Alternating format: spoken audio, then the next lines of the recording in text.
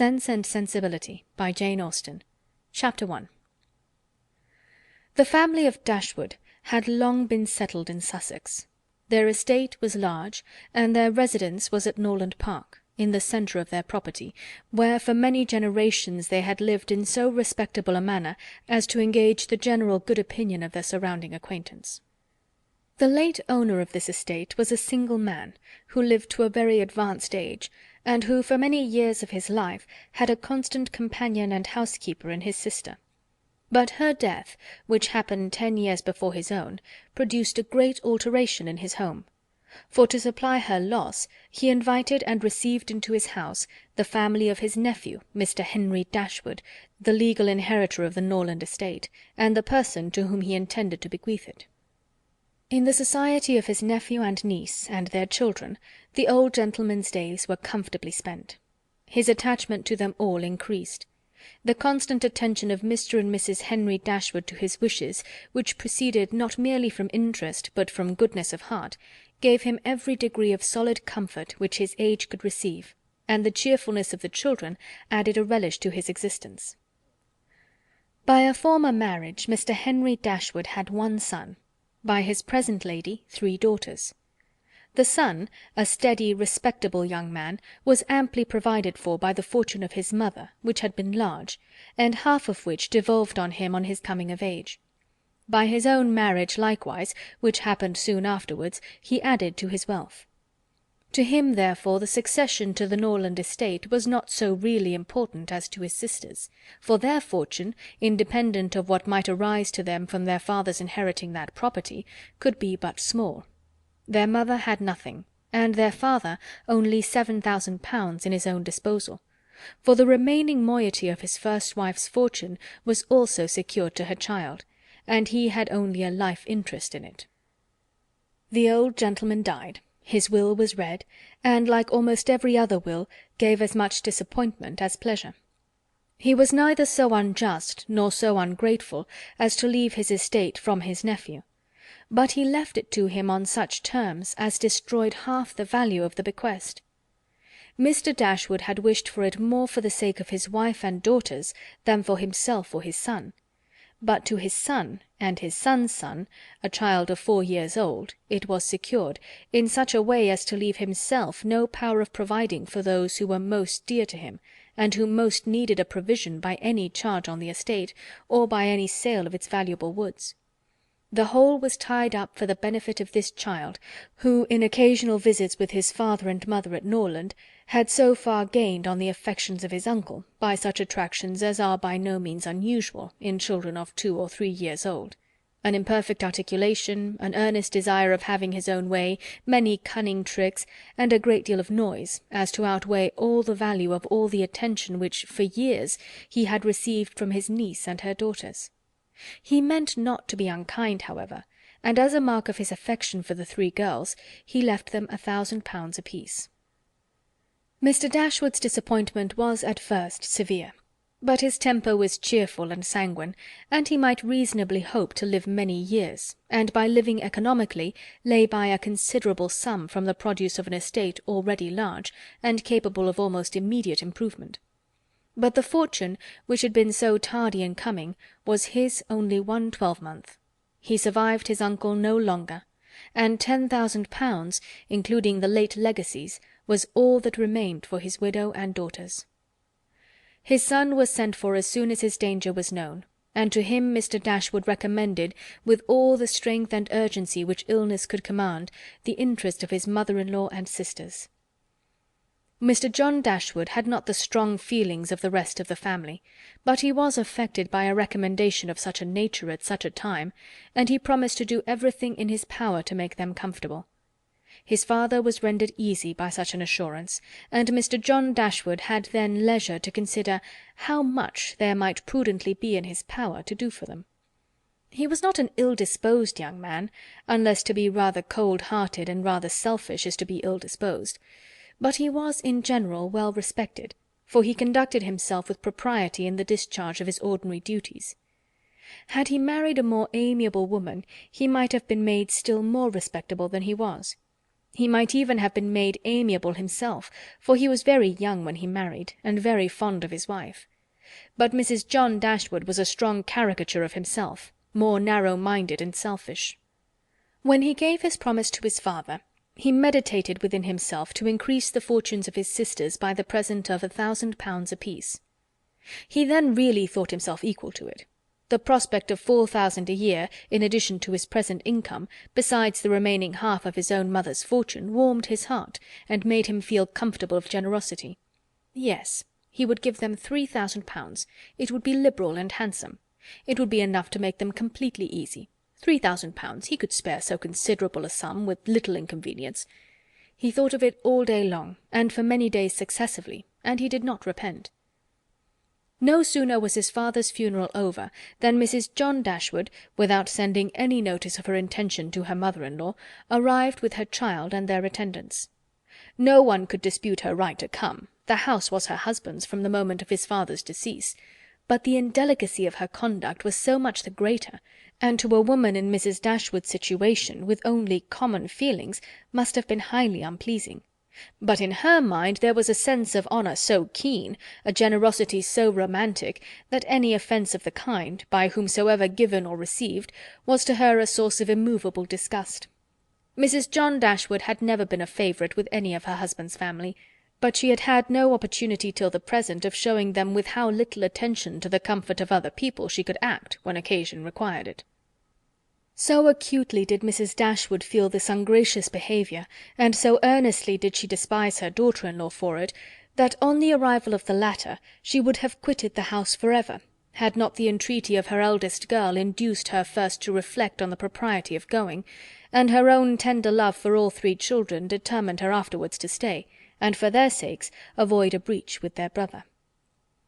Elinor, this eldest daughter, whose advice was so effectual, possessed a strength of understanding and coolness of judgment which qualified her, though only 19, to be the counsellor of her mother, and enabled her frequently to counteract, to the advantage of them all, that eagerness of mind in Mrs. Dashwood which must generally have led to imprudence.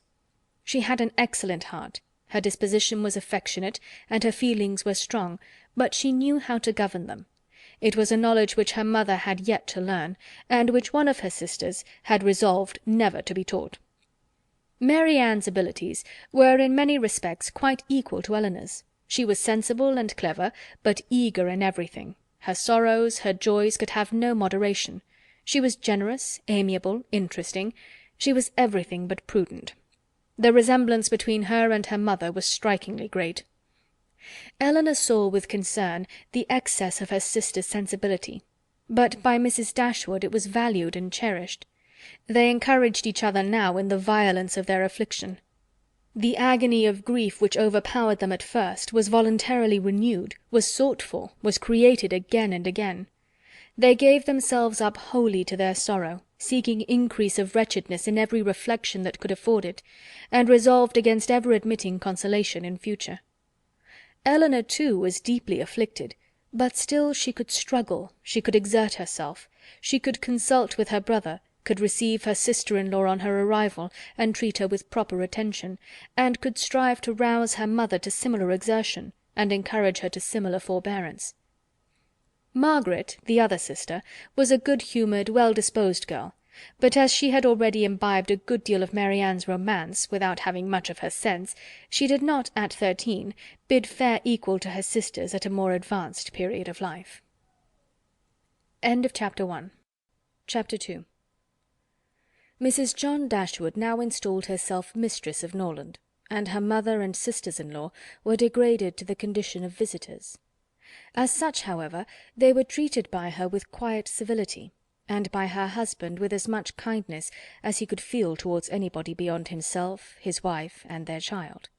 He really pressed them, with some earnestness, to consider Norland as their home, and as no plan appeared so eligible to Mrs. Dashwood as remaining there till she could accommodate herself with a house in the neighbourhood, his invitation was accepted.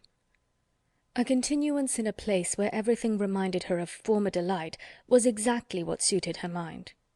In seasons of cheerfulness, no temper could be more cheerful than hers, or possess, in a greater degree, that sanguine expectation of happiness, which is happiness itself.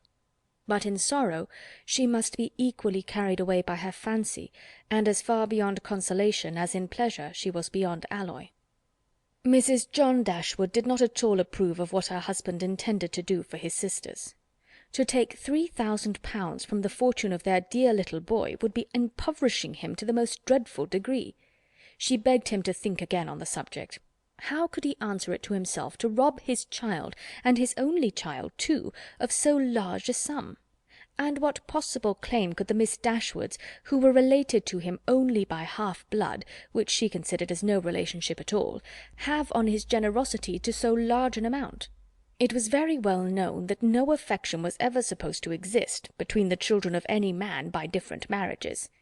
And why was he to ruin himself and their poor little Harry by giving away all his money to his half-sisters? "It was my father's last request to me," replied her husband, "that I should assist his widow and daughters." "He did not know what he was talking of, I dare say. 10 to 1, but he was light-headed at the time. Had he been in his right senses, he could not have thought of such a thing as begging you to give away half your fortune from your own child." "He did not stipulate for any particular sum, my dear Fanny. He only requested me in general terms to assist them, and make their situation more comfortable than it was in his power to do. Perhaps it would have been as well if he had left it wholly to myself. He could hardly suppose I should neglect them, but as he required the promise, I could not do less than give it. At least, I thought so at the time. The promise, therefore, was given, and must be performed. Something must be done for them, whenever they leave Norland and settle in a new home." "Well, then, let something be done for them, but that something need not be £3,000. Consider," she added, "that when the money is once parted with, it never can return. Your sisters will marry, and it will be gone for ever, if indeed it could be restored to our poor little boy." "Why, to be sure," said her husband very gravely, "that would make great difference. The time may come when Harry will regret that so large a sum was parted with. If he should have a numerous family, for instance, it would be a very convenient addition." "To be sure it would." "Perhaps, then, it would be better for all parties if the sum were diminished 1/2. £500 would be a prodigious increase to their fortunes." "Oh, beyond anything great! What brother on earth would do half so much for his sisters, even if really his sisters? And as it is only half-blood. But you have such a generous spirit." "I would not wish to do anything mean," he replied. "One had rather on such occasions do too much than too little. No one, at least, can think I have not done enough for them. Even themselves, they can hardly expect more." "There is no knowing what they may expect," said the lady. "But we are not to think of their expectations. The question is, what you can afford to do." "Certainly. And I think I may afford to give them £500 apiece. As it is, without any addition of mine, they will each have about £3,000 on their mother's death, a very comfortable fortune for any young woman." "To be sure it is. And indeed it strikes me that they can want no addition at all. They will have £10,000 divided amongst them. If they marry, they will be sure of doing well, and if they do not, they may all live very comfortably together on the interest of £10,000. "That is very true, and therefore I do not know whether, upon the whole, it would not be more advisable to do something for their mother while she lives, rather than for them, something of the annuity kind, I mean. My sisters would feel the good effects of it as well as herself. 100 a year would make them all perfectly comfortable." His wife hesitated a little, however, in giving her consent to this plan. "To be sure," said she, "it is better than parting with £1,500 at once. But then, if Mrs. Dashwood should live 15 years, we shall be completely taken in." "15 years, my dear Fanny, her life cannot be worth half that purchase." "Certainly not. But if you observe, people always live for ever when there is an annuity to be paid them, and she is very stout and healthy, and hardly 40. An annuity is a very serious business. It comes over and over every year, and there is no getting rid of it. You are not aware of what you are doing. I have known a great deal of the trouble of annuities, for my mother was clogged with the payment of 3 to old superannuated servants by my father's will, and it is amazing how disagreeable she found it. Twice every year these annuities were to be paid, and then there was the trouble of getting it to them, and then one of them was said to have died, and afterwards it turned out to be no such thing. My mother was quite sick of it. Her income was not her own, she said, with such perpetual claims on it, and it was the more unkind in my father, because otherwise the money would have been entirely at my mother's disposal, without any restriction whatever. It has given me such an abhorrence of annuities, that I am sure I would not pin myself down to the payment of one for all the world." "It is certainly an unpleasant thing," replied Mr. Dashwood, "to have those kind of yearly drains on one's income. One's fortune, as your mother justly says, is not one's own. To be tied down to the regular payment of such a sum, or every rent day, is by no means desirable. It takes away one's independence." "Undoubtedly. And after all, you have no thanks for it. They think themselves secure, you do no more than what is expected, and it raises no gratitude at all. If I were you, whatever I did should be done at my own discretion entirely. I would not bind myself to allow them anything yearly. It may be very inconvenient some years to spare 100 or even 50 pounds from our own expenses." "I believe you are right, my love. It will be better that there should be no annuity in the case. Whatever I may give them occasionally will be of far greater assistance than a yearly allowance, because they would only enlarge their style of living if they felt sure of a larger income, and would not be sixpence the richer for it at the end of the year. It will certainly be much the best way. A present of £50 now and then will prevent their ever being distressed for money, and will, I think, be amply discharging my promise to my father." "To be sure it will. Indeed, to say the truth, I am convinced within myself that your father had no idea of your giving them any money at all. The assistance he thought of, I dare say, was only such as might be reasonably expected of you. For instance, such as looking out for a comfortable small house for them, helping them to move their things, and sending them presents of fish and game and so forth whenever they are in season. I'll lay my life that he meant nothing further. Indeed, it would be very strange and unreasonable if he did. Do but consider, my dear Mr. Dashwood, how excessively comfortable your mother-in-law and her daughters may live on the interest of £7,000, besides the £1,000 belonging to each of the girls, which brings them in £50 a year apiece, and of course they will pay their mother for their board out of it, although they will have 500 a year amongst them, and what on earth can 4 women want for more than that? They will live so cheap. Their housekeeping will be nothing at all. They will have no carriage, no horses, and hardly any servants. They will keep no company, and can have no expenses of any kind. Only conceive how comfortable they will be. 500 a year! I am sure I cannot imagine how they will spend half of it. And as to your giving them more, it is quite absurd to think of it. They will be much more able to give you something." "Upon my word," said Mr. Dashwood, "I believe you are perfectly right. My father certainly could mean nothing more by his request to me than what you say. I clearly understand it now, and I will strictly fulfil my engagement by such acts of assistance and kindness to them as you have described. When my mother removes into another house, my services shall be readily given to accommodate her as far as I can. Some little present of furniture, too, may be acceptable then." "Certainly," returned Mrs. Dashwood. "But, however, one thing must be considered. When your father and mother moved to Norland, though the furniture of Stanhill was sold, all the china, plate, and linen was saved, and is now left to your mother. Her house will therefore be almost completely fitted up as soon as she takes it." "That is a material consideration, undoubtedly. A valuable legacy indeed. And yet some of the plate would have been a very pleasant addition to our own stock here." "Yes, and the set of breakfast china is twice as handsome as what belongs to this house. A great deal too handsome, in my opinion, for any place they can ever afford to live in. But, however, so it is. Your father thought only of them. And I must say this, that you owe no particular gratitude to him, nor attention to his wishes, for we very well know that if he could, he would have left almost everything in the world to them." This argument was irresistible. It gave to his intentions whatever of decision was wanting before, and he finally resolved that it would be absolutely unnecessary, if not highly indecorous, to do more for the widow and children of his father than such kind of neighbourly acts as his own wife pointed out. Chapter 3. Mrs. Dashwood remained at Norland several months, not from any disinclination to move when the sight of every well-known spot ceased to raise the violent emotion which it produced for a while; for when her spirits began to revive, and her mind became capable of some other exertion than that of heightening its affliction by melancholy remembrances, she was impatient to be gone, and indefatigable in her inquiries for a suitable dwelling in the neighbourhood of Norland, for to remove far from that beloved spot was impossible. But she could hear of no situation that at once answered her notions of comfort and ease, and suited the prudence of her eldest daughter, whose steadier judgment rejected several houses as too large for their income, which her mother would have approved. Mrs. Dashwood had been informed by her husband of the solemn promise on the part of his son in their favour, which gave comfort to his last earthly reflections.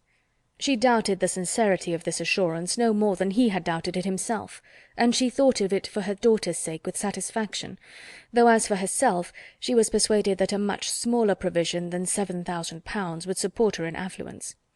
For their brother's sake too, for the sake of his own heart, she rejoiced, and she reproached herself for being unjust to his merit before in believing him incapable of generosity. His attentive behaviour to herself and his sisters convinced her that their welfare was dear to him, and for a long time she firmly relied on the liberality of his intentions. The contempt which she had, very early in their acquaintance, felt for her daughter-in-law was very much increased by the further knowledge of her character, which half a year's residence in her family afforded, and perhaps in spite of every consideration of politeness or maternal affection on the side of the former, the two ladies might have found it impossible to have lived together so long, had not a particular circumstance occurred to give still greater eligibility, according to the opinions of Mrs. Dashwood, to her daughter's continuance at Norland. This circumstance was a growing attachment between her eldest girl and the brother of Mrs. John Dashwood, a gentlemanlike and pleasing young man, who was introduced to their acquaintance soon after his sister's establishment at Norland, and who had since spent the greatest part of his time there. Some mothers might have encouraged the intimacy from motives of interest, for Edward Ferrars was the eldest son of a man who had died very rich, and some might have repressed it from motives of prudence, for, except a trifling sum, the whole of his fortune depended on the will of his mother. But Mrs. Dashwood was alike uninfluenced by either consideration. It was enough for her that he appeared to be amiable, that he loved her daughter, and that Elinor returned the partiality. It was contrary to every doctrine of hers that difference of fortune should keep any couple asunder who were attracted by resemblance of disposition, and that Elinor's merit should not be acknowledged by everyone who knew her was to her comprehension impossible. Edward Ferrars was not recommended to their good opinion by any peculiar graces of person or address. He was not handsome, and his manners required intimacy to make them pleasing. He was too diffident to do justice to himself, but when his natural shyness was overcome, his behaviour gave every indication of an open, affectionate heart. His understanding was good, and his education had given it solid improvement. But he was neither fitted by abilities nor disposition to answer the wishes of his mother and sister, who longed to see him distinguished, as they hardly knew what. They wanted him to make a fine figure in the world in some manner or other. His mother wished to interest him in political concerns, to get him into Parliament, or to see him connected with some of the great men of the day. Mrs. John Dashwood wished it likewise, but in the meanwhile, till one of these superior blessings could be attained, it would have quieted her ambition to see him driving a barouche. But Edward had no turn for great men or barouches. All his wishes centred in domestic comfort and the quiet of private life. Fortunately, he had a younger brother who was more promising. Edward had been staying several weeks in the house before he engaged much of Mrs. Dashwood's attention, for she was at that time in such affliction as rendered her careless of surrounding objects. She only saw that he was quiet and unobtrusive, and she liked him for it. He did not disturb the wretchedness of her mind by ill-timed conversation. She was first called to observe and approve him farther by a reflection which Elinor chanced one day to make on the difference between him and his sister. It was a contrast which recommended him most forcibly to her mother. "It is enough," said she, "to say that he is unlike Fanny is enough. It implies everything amiable. I love him already." "I think you will like him," said Elinor, "when you know more of him." "Like him!" replied her mother with a smile. "I feel no sentiment of approbation inferior to love." "You may esteem him." "I have never yet known what it was to separate esteem and love." Mrs. Dashwood now took pains to get acquainted with him. Her manners were attaching, and soon banished his reserve. She speedily comprehended all his merits. The persuasion of his regard for Elinor perhaps assisted her penetration, but she really felt assured of his worth, and even that quietness of manner, which militated against all her established ideas of what a young man's address ought to be, was no longer uninteresting, when she knew his heart to be warm, and his temper affectionate. No sooner did she perceive any symptom of love in his behaviour to Elinor, than she considered their serious attachment as certain, and looked forward to their marriage as rapidly approaching.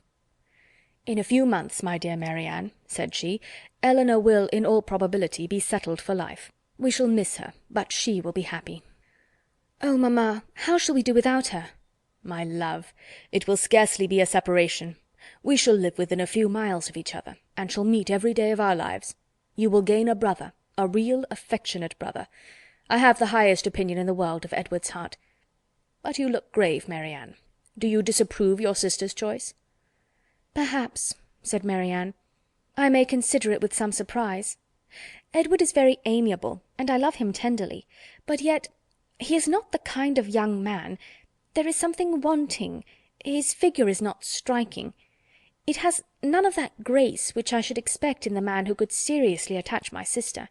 His eyes want all that spirit, that fire, which at once announce virtue and intelligence. And besides all this, I am afraid, mamma, he has no real taste. Music seems scarcely to attract him, and though he admires Elinor's drawings very much, it is not the admiration of a person who can understand their worth. It is evident, in spite of his frequent attention to her while she draws, that in fact he knows nothing of the matter. He admires as a lover, not as a connoisseur. To satisfy me, those characters must be united. I could not be happy with a man whose taste did not in every point coincide with my own. He must enter into all my feelings. The same books, the same music, must charm us both. Oh, mamma, how spiritless, how tame was Edward's manner in reading to us last night! I felt for my sister most severely. Yet she bore it with so much composure, she seemed scarcely to notice it. I could hardly keep my seat. To hear those beautiful lines, which have frequently almost driven me wild, pronounced with such impenetrable calmness, such dreadful indifference. He would certainly have done more justice to simple and elegant prose. I thought so at the time, but you would give him Cowper. Nay, mamma, if he is not to be animated by Cowper. But we must allow for difference of taste. Elinor has not my feelings, and therefore she may overlook it and be happy with him.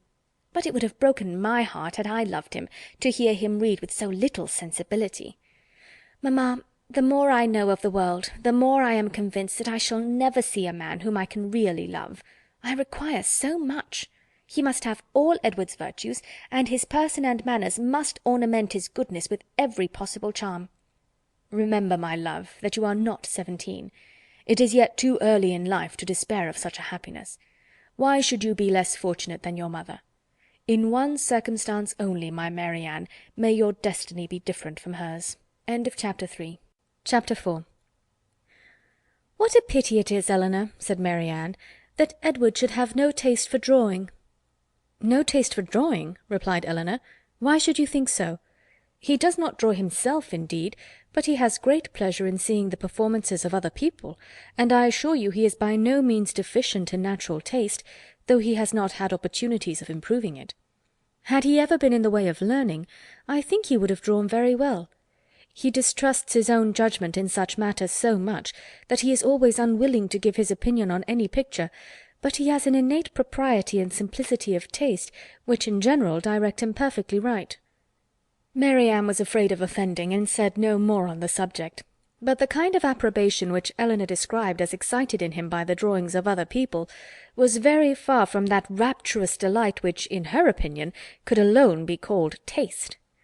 Yet, though smiling within herself at the mistake, she honoured her sister for that blind partiality to Edward which produced it. "I hope, Marianne," continued Elinor, "you do not consider him as deficient in general taste. I think I may say that you cannot, for your behaviour to him is perfectly cordial, and if that were your opinion, I am sure you could never be civil to him." Marianne hardly knew what to say. She would not wound the feelings of her sister on any account, and yet to say what she did not believe was impossible. At length she replied, Do not be offended, Elinor, if my praise of him is not in everything equal to your sense of his merits. I have not had so many opportunities of estimating the minuter propensities of his mind, his inclinations, and his tastes, as you have, but I have the highest opinion in the world of his goodness and sense. I think him everything that is worthy and amiable." "I am sure," replied Elinor with a smile, "that his dearest friends could not be dissatisfied with such commendation as that. I do not perceive how you could express yourself more warmly." Marianne was rejoiced to find her sister so easily pleased. "Of his sense and goodness," continued Elinor, "no one can, I think, be in doubt, who has seen him often enough to engage him in unreserved conversation. The excellence of his understanding and his principles can be concealed only by that shyness which too often keeps him silent. You know enough of him to do justice to his solid worth, but of his minuter propensities, as you call them, you have from peculiar circumstances been kept more ignorant than myself. He and I have been at times thrown a good deal together, while you have been wholly engrossed on the most affectionate principle by my mother. I have seen a great deal of him, have studied his sentiments, and heard his opinion on subjects of literature and taste, and upon the whole, I venture to pronounce that his mind is well informed, enjoyment of books exceedingly great, his imagination lively, his observation just and correct, and his taste delicate and pure. His abilities in every respect improve as much upon acquaintance as his manners and person. At first sight his address is certainly not striking, and his person can hardly be called handsome, till the expression of his eyes, which are uncommonly good, and the general sweetness of his countenance, is perceived. At present I know him so well that I think him really handsome, or at least almost so. What say you, Marianne?" "I shall very soon think him handsome, Elinor, if I do not now. When you tell me to love him as a brother, I shall no more see imperfection in his face than I now do in his heart." Elinor started at this declaration, and was sorry for the warmth she had been betrayed into in speaking of him. She felt that Edward stood very high in her opinion. She believed the regard to be mutual, but she required greater certainty of it to make Marianne's conviction of their attachment agreeable to her. She knew that what Marianne and her mother conjectured one moment they believed the next, that with them to wish was to hope, and to hope was to expect. She tried to explain the real state of the case to her sister. "I do not attempt to deny," said she, "that I think very highly of him, that I greatly esteem, that I like him." Marianne here burst forth with indignation. "Esteem him? Like him? Cold-hearted Elinor! Oh, worse than cold-hearted, ashamed of being otherwise! Use those words again, and I will leave the room this moment." Elinor could not help laughing. "Excuse me," said she, "and be assured that I meant no offence to you by speaking in so quiet a way of my own feelings. Believe them to be stronger than I have declared. Believe them, in short, to be such as his merit and the suspicion, the hope of his affection for me may warrant, without imprudence or folly. But farther than this you must not believe. I am by no means assured of his regard for me. There are moments when the extent of it seems doubtful, and till his sentiments are fully known, you cannot wonder at my wishing to avoid any encouragement of my own partiality by believing or calling it more than it is. In my heart I feel little, scarcely any doubt of his preference, but there are other points to be considered besides his inclination. He is very far from being independent. What his mother really is we cannot know, but from Fanny's occasional mention of her conduct and opinions, we have never been disposed to think her amiable, and I am very much mistaken if Edward is not himself aware that there would be many difficulties in his way if he were to wish to marry a woman who had not either a great fortune or a high rank. Marianne was astonished to find how much the imagination of her mother and herself had outstripped the truth. "And you really are not engaged to him?" said she. "Yet it certainly soon will happen. But two advantages will proceed from this delay. I shall not lose you so soon, and Edward will have greater opportunity of improving that natural taste for your favourite pursuit, which must be so indispensably necessary to your future felicity. Oh, if he should be so far stimulated by your genius as to learn to draw himself, how delightful it would be!" Elinor had given her real opinion to her sister. She could not consider her partiality for Edward in so prosperous a state as Marianne had believed it. There was, at times, a want of spirits about him, which, if it did not denote indifference, spoke of something almost as unpromising. A doubt of her regard, supposing him to feel it, need not give him more than inquietude. It would not be likely to produce that dejection of mind which frequently attended him. A more reasonable cause might be found in the dependent situation which forbade the indulgence of his affection. She knew that his mother neither behaved to him so as to make his home comfortable at present, nor to give him any assurance that he might form a home for himself without strictly attending to her views for his aggrandizement. With such a knowledge as this, it was impossible for Elinor to feel easy on the subject. She was far from depending on that result of his preference of her, which her mother and sister still considered as certain.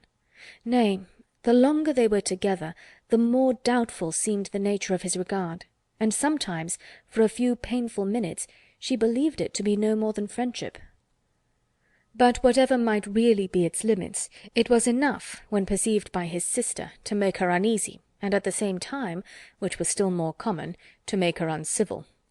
She took the first opportunity of affronting her mother-in-law on the occasion, talking to her so expressively of her brother's great expectations, of Mrs. Ferrars's resolution that both her sons should marry well, and of the danger attending any young woman who attempted to draw him in, that Mrs. Dashwood could neither pretend to be unconscious nor endeavour to be calm.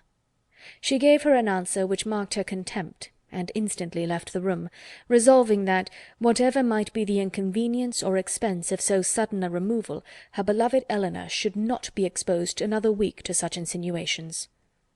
In this state of her spirits a letter was delivered to her from the post, which contained a proposal particularly well timed. It was the offer of a small house, on very easy terms, belonging to a relation of her own, a gentleman of consequence and property in Devonshire. The letter was from this gentleman himself, and written in the true spirit of friendly accommodation. He understood that she was in need of a dwelling, and though the house he now offered her was merely a cottage, he assured her that everything should be done to it which she might think necessary, if the situation pleased her. He earnestly pressed her, after giving the particulars of the house and garden, to come with her daughters to Barton Park, the place of his own residence, from whence she might judge herself whether Barton Cottage, for the houses were in the same parish, could, by any alteration, be made comfortable to her. He seemed really anxious to accommodate them, and the whole of his letter was written in so friendly a style as could not fail of giving pleasure to his cousin, more especially at a moment when she was suffering under the cold and unfeeling behaviour of her nearer connections. She needed no time for deliberation or inquiry. Her resolution was formed as she read. The situation of Barton, in a county so far distant from Sussex as Devonshire, which but a few hours before would have been a sufficient objection to outweigh every possible advantage belonging to the place, was now its first recommendation. To quit the neighbourhood of Norland was no longer an evil. It was an object of desire, it was a blessing, in comparison of the misery of continuing her daughter-in-law's guest, and to remove for ever from that beloved place would be less painful than to inhabit or visit it while such a woman was its mistress. She instantly wrote Sir John Middleton her acknowledgment of his kindness, and her acceptance of his proposal, and then hastened to show both letters to her daughters, that she might be secure of their approbation before her answer was sent. Elinor had always thought it would be more prudent for them to settle at some distance from Norland than immediately amongst their present acquaintance. On that head, therefore, it was not for her to oppose her mother's intention of removing into Devonshire. The house, too, as described by Sir John, was on so simple a scale, and the rent so uncommonly moderate, as to leave her no right of objection on either point; and therefore, though it was not a plan which brought any charm to her fancy, though it was a removal from the vicinity of Norland beyond her wishes, she made no attempt to dissuade her mother from sending a letter of acquiescence. Chapter 5. No sooner was her answer dispatched than Mrs. Dashwood indulged herself in the pleasure of announcing to her son-in-law and his wife that she was provided with a house, and should incommode them no longer than till everything were ready for her inhabiting it. They heard her with surprise. Mrs. John Dashwood said nothing, but her husband civilly hoped that she would not be settled far from Norland. She had great satisfaction in replying that she was going into Devonshire. Edward turned hastily towards her on hearing this, and in a voice of surprise and concern, which required no explanation to her, repeated, "Devonshire? Are you indeed going there? So far from hence? And to what part of it?" She explained the situation. It was within 4 miles northward of Exeter. "It is but a cottage," she continued, "but I hope to see many of my friends in it. A room or two can easily be added, and if my friends find no difficulty in travelling so far to see me, I am sure I will find none in accommodating them." She concluded with a very kind invitation to Mr and Mrs John Dashwood to visit her at Barton, and to Edward she gave one with still greater affection. Though her late conversation with her daughter-in-law had made her resolve on remaining at Norland no longer than was unavoidable, it had not produced the smallest effect on her in that point to which it principally tended. To separate Edward and Elinor was as far from being her object as ever, and she wished to show Mrs John Dashwood, by this pointed invitation to her brother, how totally she disregarded her disapprobation of the match. Mr John Dashwood told his mother again and again how exceedingly sorry he was that she had taken a house at such a distance from Norland as to prevent his being of any service to her in removing her furniture. He really felt conscientiously vexed on the occasion, for the very exertion to which he had limited the performance of his promise to his father was by this arrangement rendered impracticable. The furniture was all sent around by water. It chiefly consisted of household linen, plate, china, and books, with a handsome pianoforte of Marianne's. Mrs John Dashwood saw the packages depart with a sigh. She could not help feeling it hard that as Mrs Dashwood's income would be so trifling in comparison with their own, she should have any handsome article of furniture. Mrs Dashwood took the house for a 12-month. It was ready furnished, and she might have immediate possession. No difficulty arose on either side in the agreement, and she waited only for the disposal of her effects at Norland, and to determine her future household, before she set off for the west. And this, as she was exceedingly rapid in the performance of everything that interested her, was soon done. The horses, which were left her by her husband, had been sold soon after his death, and an opportunity now offering of disposing of her carriage, she agreed to sell that likewise at the earnest advice of her eldest daughter. For the comfort of her children, had she consulted only her own wishes, she would have kept it, but the discretion of Elinor prevailed. Her wisdom, too, limited the number of their servants to 3, 2 maids and a man, with whom they were speedily provided from amongst those who had formed their establishment at Norland. The man and one of the maids were sent off immediately into Devonshire, to prepare the house for their mistress's arrival, for as Lady Middleton was entirely unknown to Mrs Dashwood, she preferred going directly to the cottage to being a visitor at Barton Park, and she relied so undoubtingly on Sir John's description of the house as to feel no curiosity to examine it herself till she entered it as her own. Her eagerness to be gone from Norland was preserved from diminution by the evident satisfaction of her daughter-in-law in the prospect of her removal, a satisfaction which was but feebly attempted to be concealed under a cold invitation to her to defer her departure. Now was the time when her son-in-law's promise to his father might with particular propriety be fulfilled. Since he had neglected to do it on first coming to the estate, their quitting his house might be looked on as the most suitable period for its accomplishment. But Mrs Dashwood began shortly to give over every hope of the kind, and to be convinced, from the general drift of his discourse, that his assistance extended no farther than their maintenance for 6 months at Norland. He so frequently talked of the increasing expenses of housekeeping, and of the perpetual demands upon his purse, which a man of any consequence in the world was beyond calculation exposed to, that he seemed rather to stand in need of more money himself than to have any design of giving money away. In a very few weeks from the day which brought Sir John Middleton's first letter to Norland, everything was so far settled in their future abode as to enable Mrs Dashwood and her daughters to begin their journey. Many were the tears shed by them in their last adieus to a place so much beloved. "Dear, dear Norland," said Marianne, as she wandered alone before the house, on the last evening of their being there, "when shall I cease to regret you? When learn to feel a home elsewhere? Oh, happy house! Could you know what I suffer in now viewing you from this spot, from whence perhaps I may view you no more. And you, ye well-known trees, but you will continue the same. No leaf will decay because we are removed, nor any branch become motionless although we can observe you no longer. No, you will continue the same, unconscious of the pleasure or the regret you occasion, and insensible of any change in those who walk under your shade. But who will remain to enjoy you? End of chapter 5. Chapter 6. The first part of their journey was performed in too melancholy a disposition to be otherwise than tedious and unpleasant. But as they drew towards the end of it, their interest in the appearance of a country which they were to inhabit overcame their dejection, and a view of Barton Valley as they entered it gave them cheerfulness. It was a pleasant fertile spot, well wooded and rich in pasture. After winding along it for more than a mile, they reached their own house. A small green court was the whole of its domain in front, and a neat wicket gate admitted them into it. As a house, Barton Cottage, though small, was comfortable and compact. But as a cottage it was defective, for the building was regular, the roof was tiled, the window-shutters were not painted green, nor were the walls covered with honeysuckles. A narrow passage led directly through the house into the garden behind. On each side of the entrance was a sitting-room, about 16 feet square, and beyond them were the offices and the stairs. 4 bedrooms and 2 garrets formed the rest of the house.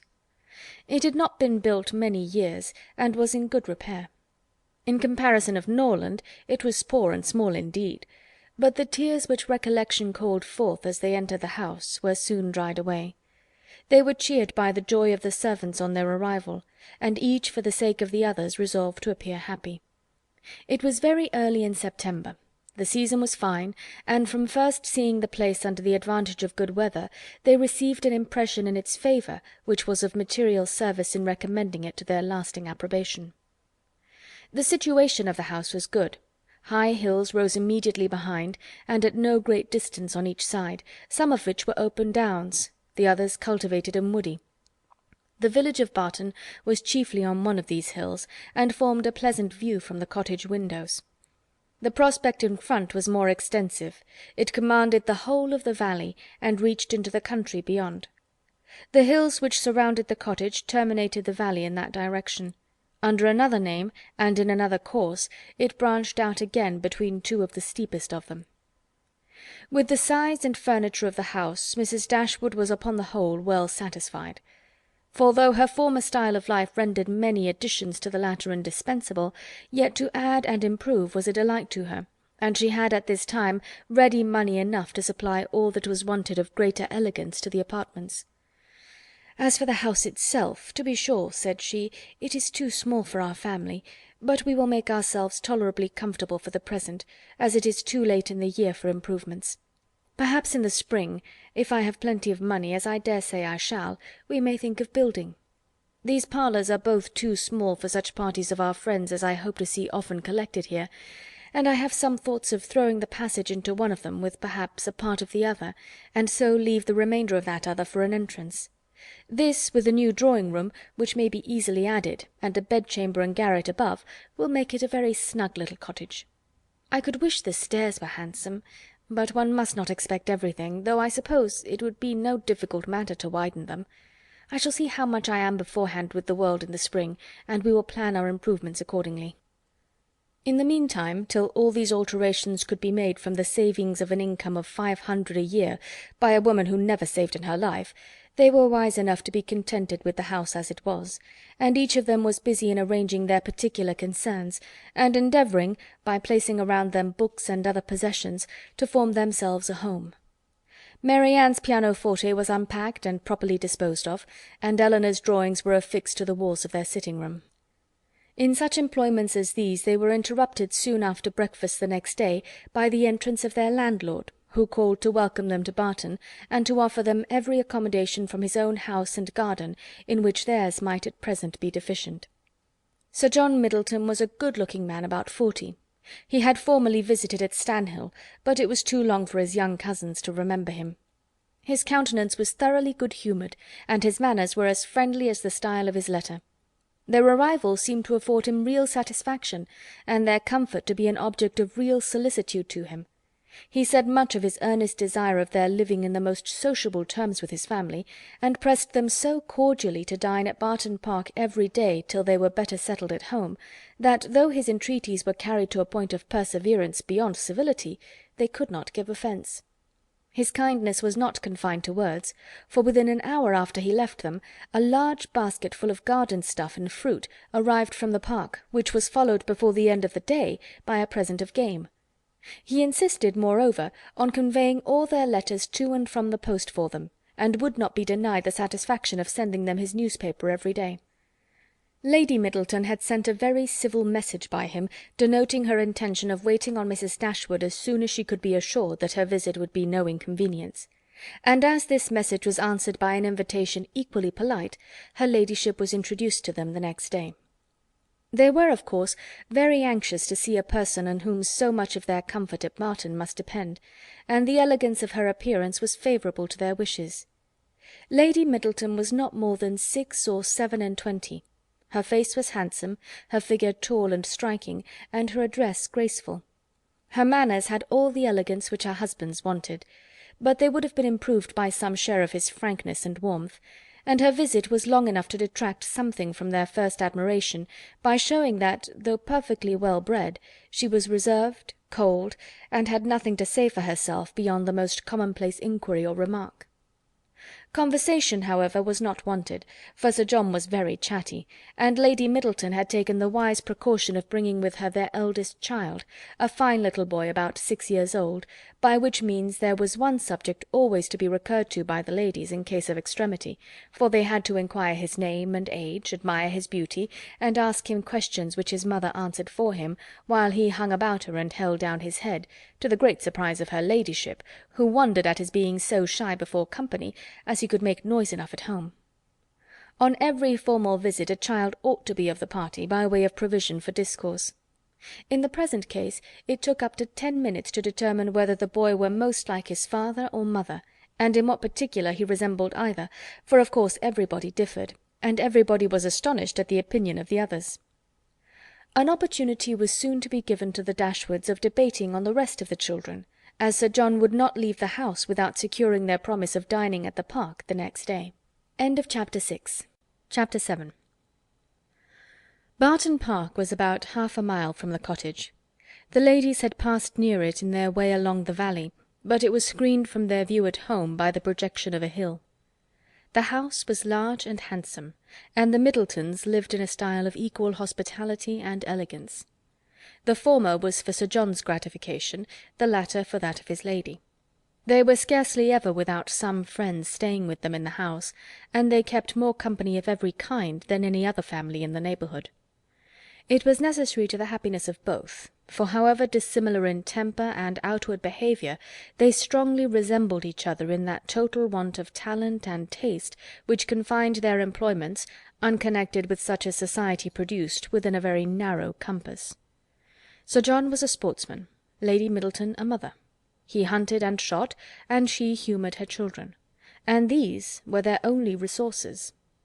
Lady Middleton had the advantage of being able to spoil her children all the year round, while Sir John's independent employments were in existence only half the time.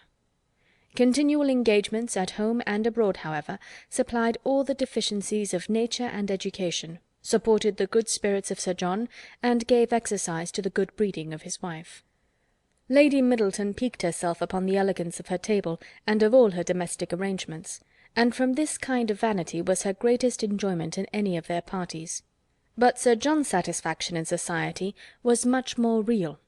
He delighted in collecting about him more young people than his house would hold, and the noisier they were, the better he was pleased.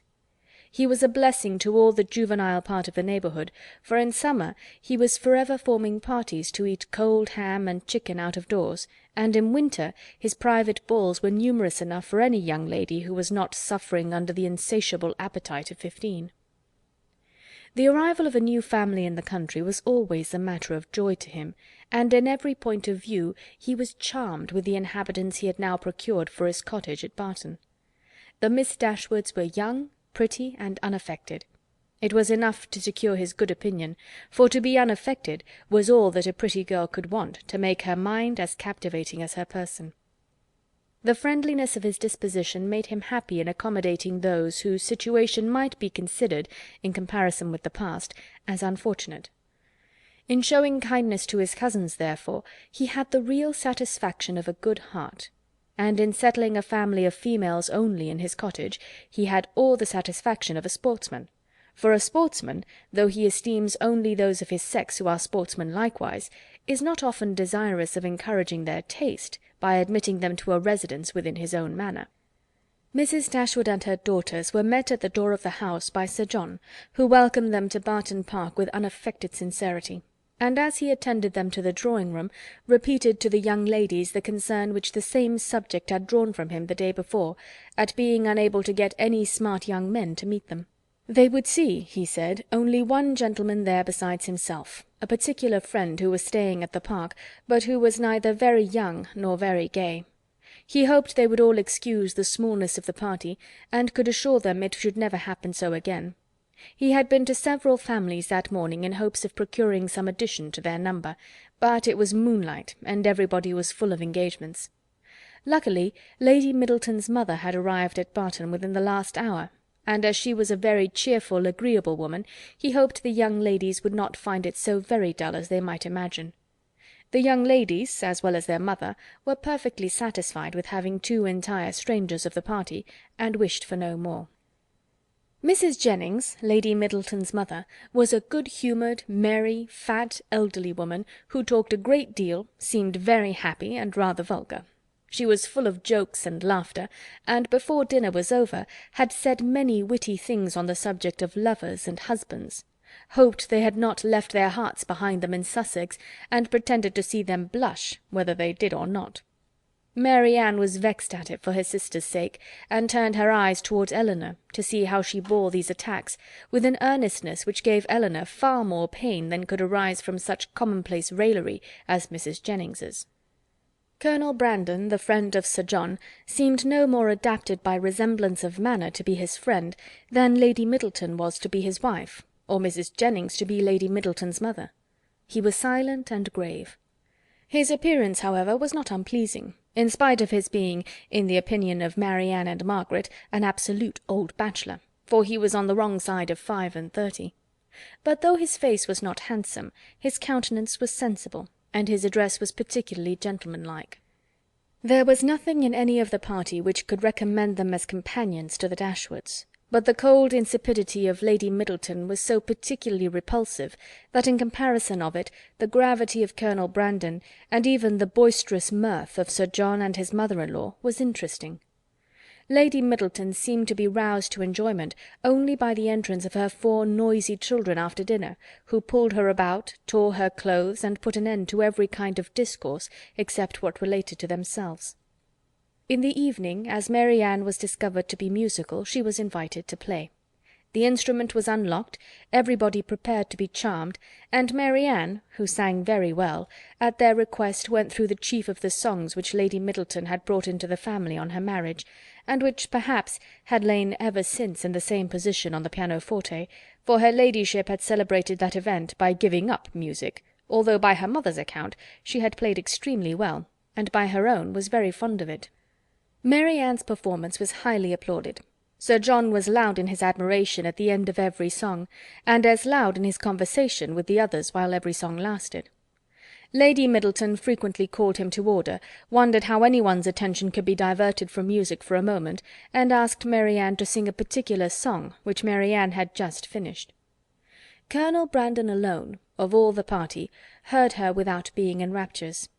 He paid her only the compliment of attention, and she felt a respect for him on the occasion, which the others had reasonably forfeited by their shameless want of taste. His pleasures in music, though it amounted not to that ecstatic delight which alone could sympathize with her own, was estimable when contrasted against the horrible insensibility of the others, and she was reasonable enough to allow that a man of 35 might well have outlived all acuteness of feeling and every exquisite power of enjoyment. She was perfectly disposed to make every allowance for the Colonel's advanced state of life which humanity required. Chapter 8. Mrs. Jennings was a widow with an ample jointure. She had only 2 daughters, both of whom she had lived to see respectably married, and she had now therefore nothing to do but to marry all the rest of the world. In the promotion of this object she was zealously active, as far as her ability reached, and missed no opportunity of projecting weddings among all the young people of her acquaintance. She was remarkably quick in the discovery of attachments, and had enjoyed the advantage of raising the blushes and the vanity of many a young lady by insinuations of her power over such a young man, and this kind of discernment enabled her soon after her arrival at Barton decisively to pronounce that Colonel Brandon was very much in love with Marianne Dashwood. She rather suspected it to be so, on the very first evening of their being together, from his listening so attentively while she sang to them, and when the visit was returned by the Middletons dining at the cottage, the fact was ascertained by his listening to her again. It must be so. She was perfectly convinced of it.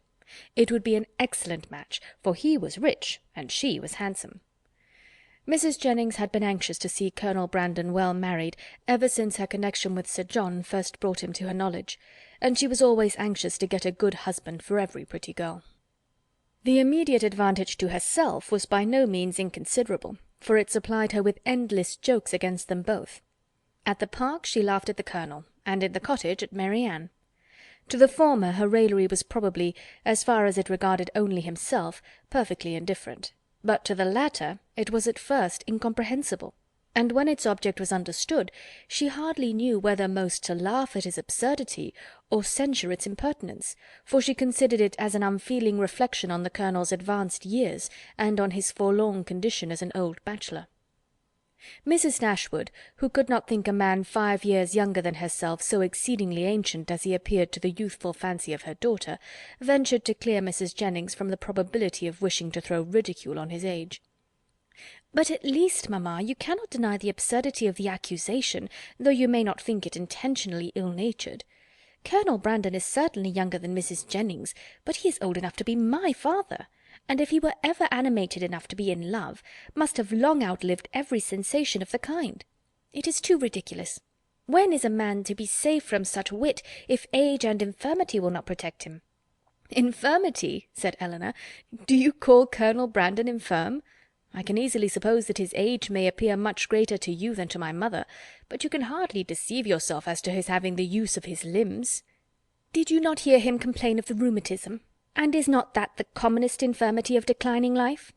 "My dearest child," said her mother, laughing, "at this rate you must be in continual terror of my decay, and it must seem to you a miracle that my life has been extended to the advanced age of 40.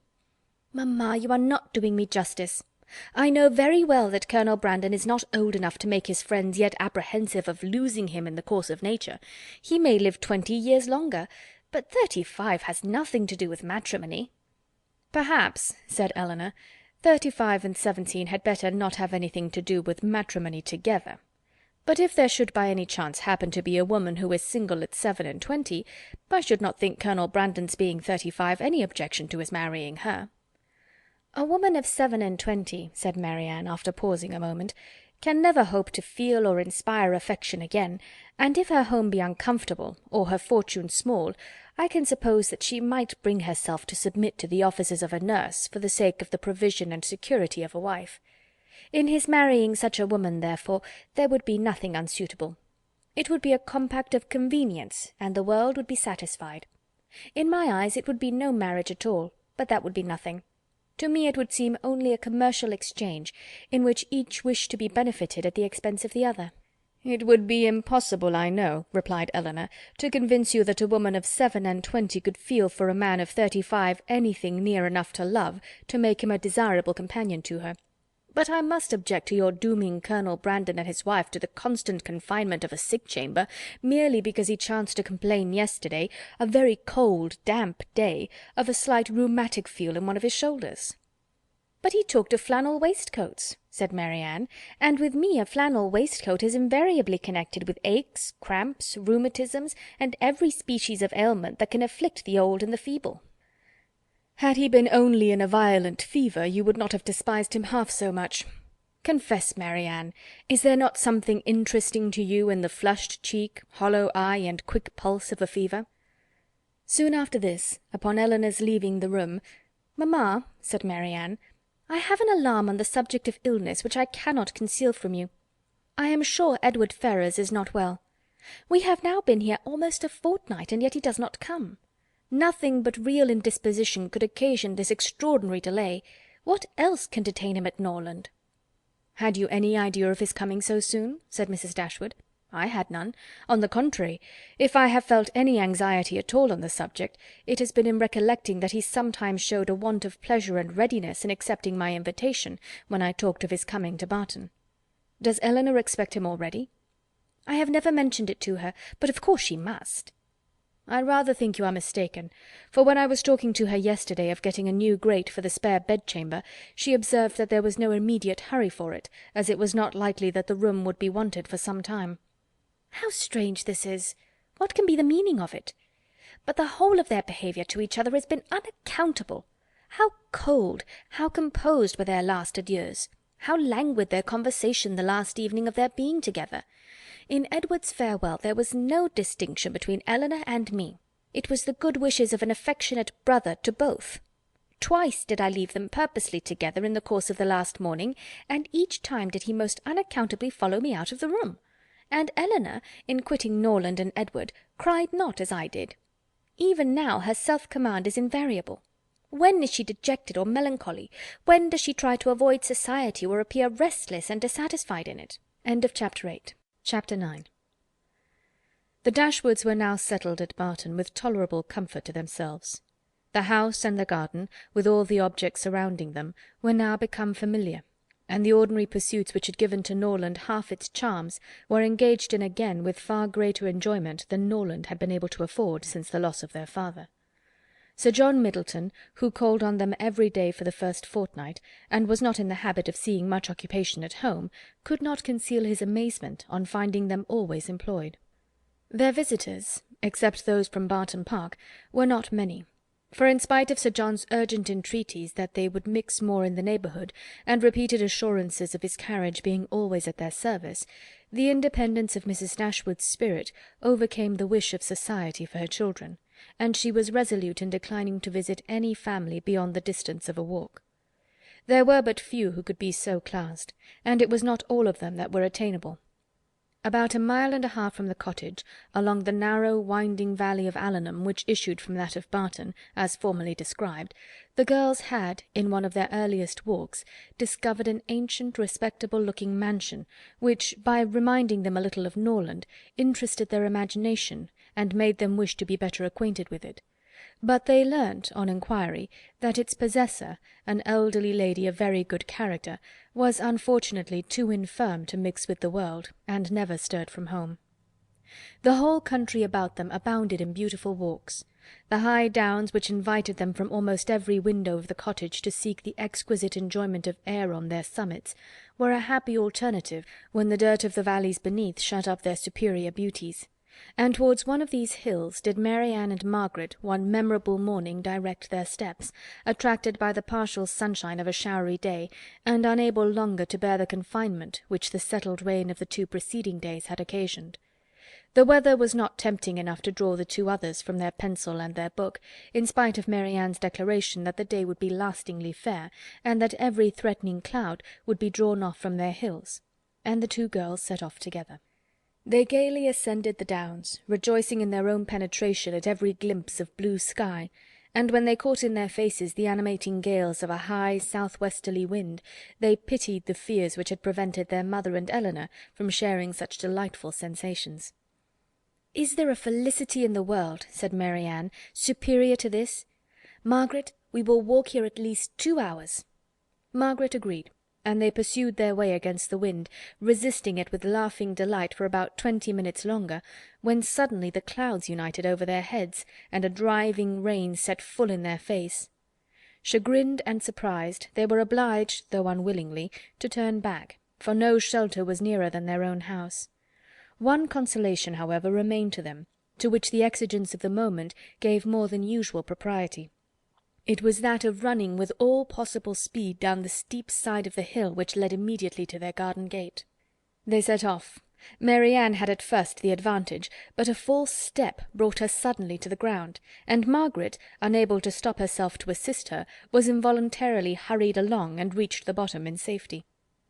A gentleman carrying a gun, with 2 pointers playing round him, was passing up the hill, and within a few yards of Marianne when her accident happened. He put down his gun and ran to her assistance. She had raised herself from the ground, but her foot had been twisted in her fall, and she was scarcely able to stand. The gentleman offered his services, and perceiving that her modesty declined what her situation rendered necessary, took her up in his arms without further delay, and carried her down the hill. Then, passing through the garden, the gate of which had been left open by Margaret, he bore her directly into the house, whither Margaret was just arrived, and quitted not his hold till he had seated her in a chair in the parlour. Elinor and her mother rose up in amazement at their entrance, and while the eyes of both were fixed on him with an evident wonder and a secret admiration, which equally sprung from his appearance, he apologized for his intrusion by relating its cause, in a manner so frank and so graceful that his person, which was uncommonly handsome, received additional charms from his voice and expression. Had he been even old, ugly, and vulgar, the gratitude and kindness of Mrs. Dashwood would have been secured by any act of attention to her child. But the influence of youth, beauty, and elegance gave an interest to the action which came home to her feelings. She thanked him again and again, and with a sweetness of address which always attended her, invited him to be seated. But this he declined, as he was dirty and wet. Mrs. Dashwood then begged to know to whom she was obliged. His name, he replied, was Willoughby, and his present home was at Allenham, from whence he hoped she would allow him the honour of calling to-morrow to inquire after Miss Dashwood. The honour was readily granted, and he then departed, to make himself still more interesting, in the midst of a heavy rain. His manly beauty and more than common gracefulness were instantly the theme of general admiration, and the laugh which his gallantry raised against Marianne received particular spirit from his exterior attractions. Marianne herself had seen less of his person than the rest, for the confusion which crimsoned over her face on his lifting her up had robbed her of the power of regarding him after their entering the house. But she had seen enough of him to join in all the admiration of the others, and with an energy which always adorned her praise. His person and air were equal to what her fancy had ever drawn for the hero of a favourite story, and in his carrying her into the house with so little previous formality, there was a rapidity of thought which particularly recommended the action to her. Every circumstance belonging to him was interesting. His name was good, his residence was in their favourite village, and she soon found out that of all manly dresses a shooting jacket was the most becoming. Her imagination was busy, her reflections were pleasant, and the pain of a sprained ankle was disregarded. Sir John called on them as soon as the next interval of fair weather that morning allowed him to get out of doors, and Marianne's accident being related to him, he was eagerly asked whether he knew any gentleman of the name of Willoughby at Allenham. "Willoughby!" cried Sir John. "What, is he in the country? That is good news, however. I will ride over to-morrow and ask him to dinner on Thursday." "You know him, then?" said Mrs. Dashwood. "Know him? To be sure I do. Why, he is down here every year." "And what sort of a young man is he?" "As good a kind of fellow as ever lived, I assure you. A very decent shot, and there is not a bolder rider in England." "And is that all you can say for him?" cried Marianne indignantly. "But what are his manners on more intimate acquaintance? What his pursuits, his talents and genius?" Sir John was rather puzzled. "Upon my soul," said he, "I do not know much about him as to all that, but he is a pleasant, good-humoured fellow, and has got the nicest little black bitch of a pointer I ever saw. Was she out with him to-day?" But Marianne could no more satisfy him as to the colour of Mr. Willoughby's pointer than he could describe to her the shades of his mind. "But who is he?" said Elinor. "Where does he come from? Has he a house at Allenham?" On this point Sir John could give more certain intelligence, and he told them that Mr. Willoughby had no property of his own in the country, that he resided there only while he was visiting the old lady at Allenham Court, to whom he was related, and whose possessions he was to inherit, adding, "Yes, yes, he is very well worth catching, I can tell you, Miss Dashwood. He has a pretty little estate of his own in Somersetshire besides, and if I were you, I would not give him up to my younger sister, in spite of all this tumbling down hills. Miss Marianne must not expect to have all the men to herself. Brandon will be jealous if she does not take care." "I do not believe," said Mrs. Dashwood, with a good-humoured smile, "that Mr. Willoughby will be incommoded by the attempts of either of my daughters towards what you call catching him. It is not an employment to which they have been brought up. Men are very safe with us, let them be ever so rich. I am glad to find, however, from what you say, that he is a respectable young man, and one whose acquaintance will not be ineligible." "He is as good a sort of fellow, I believe, as ever lived," repeated Sir John. "I remember last Christmas at a little hop in the park, he danced from 8 o'clock until 4, without once sitting down." "Did he indeed?" cried Marianne with sparkling eyes. "And with elegance? With spirit?" "Yes, and he was up again at 8 to write to Covert." "That is what I like. That is what a young man ought to be. Whatever his pursuits, his eagerness in them should show no moderation, and leave him no sense of fatigue." "Ay, ay, I see how it will be," said Sir John. "I see how it will be. You will be setting your cap at him now, and never think of poor Brandon." "That is an expression, Sir John," said Marianne warmly, "which I particularly dislike. I abhor every commonplace phrase by which wit is intended, and setting one's cap at a man, or making a conquest, are the most odious of all. Their tendency is gross and illiberal, and if their construction could ever be deemed clever, time has long ago destroyed all its ingenuity." Sir John did not much understand this reproof, but he laughed as heartily as if he did, and then replied, "You will make conquests enough, I dare say, one way or another. Poor Brandon! He is quite smitten already, and he is very well worth setting your cap at, I can tell you, in spite of all this tumbling about and spraining of ankles." Chapter 9. Chapter 10. Marianne's preserver, as Margaret, with more elegance than precision, styled Willoughby, called at the cottage early the next morning to make his personal inquiries. He was received by Mrs. Dashwood with more than politeness, with a kindness which Sir John's account of him and her own gratitude prompted, and everything that passed during the visit tended to assure him of the sense, elegance, mutual affection, and domestic comfort of the family to whom accident had now introduced him. Of their personal charms he had not required a second interview to be convinced. Miss Dashwood had a delicate complexion, regular features, and a remarkably pretty figure. Marianne was still handsomer. Her form, though not so correct as her sister's, in having the advantage of height, was more striking, and her face was so lovely that, when in the common cant of praise she was called a beautiful girl, truth was less violently outraged than usually happens. Her skin was very brown, but from its transparency her complexion was uncommonly brilliant. Her features were all good. Her smile was sweet and attractive, and in her eyes, which were very dark, there was a life, a spirit, an eagerness, which could hardly be seen without delight. From Willoughby their expression was at first held back, by the embarrassment which the remembrance of his assistance created; but when this passed away, when her spirits became collected, when she saw that to the perfect good breeding of the gentleman he united frankness and vivacity, and above all, when she heard him declare that of music and dancing he was passionately fond, she gave him such a look of approbation as secured the largest share of his discourse to herself for the rest of his stay. It was only necessary to mention any favourite amusement to engage her to talk. She could not be silent when such points were introduced, and she had neither shyness nor reserve in their discussion. They speedily discovered that their enjoyment of dancing and music was mutual, and that it arose from a general conformity of judgment in all that related to either. Encouraged by this to a further examination of his opinions, she proceeded to question him on the subject of books. Her favourite authors were brought forward and dwelt upon with so rapturous a delight that any young man of 25 must have been insensible indeed not to become an immediate convert to the excellence of such works, however disregarded before. Their taste was strikingly alike.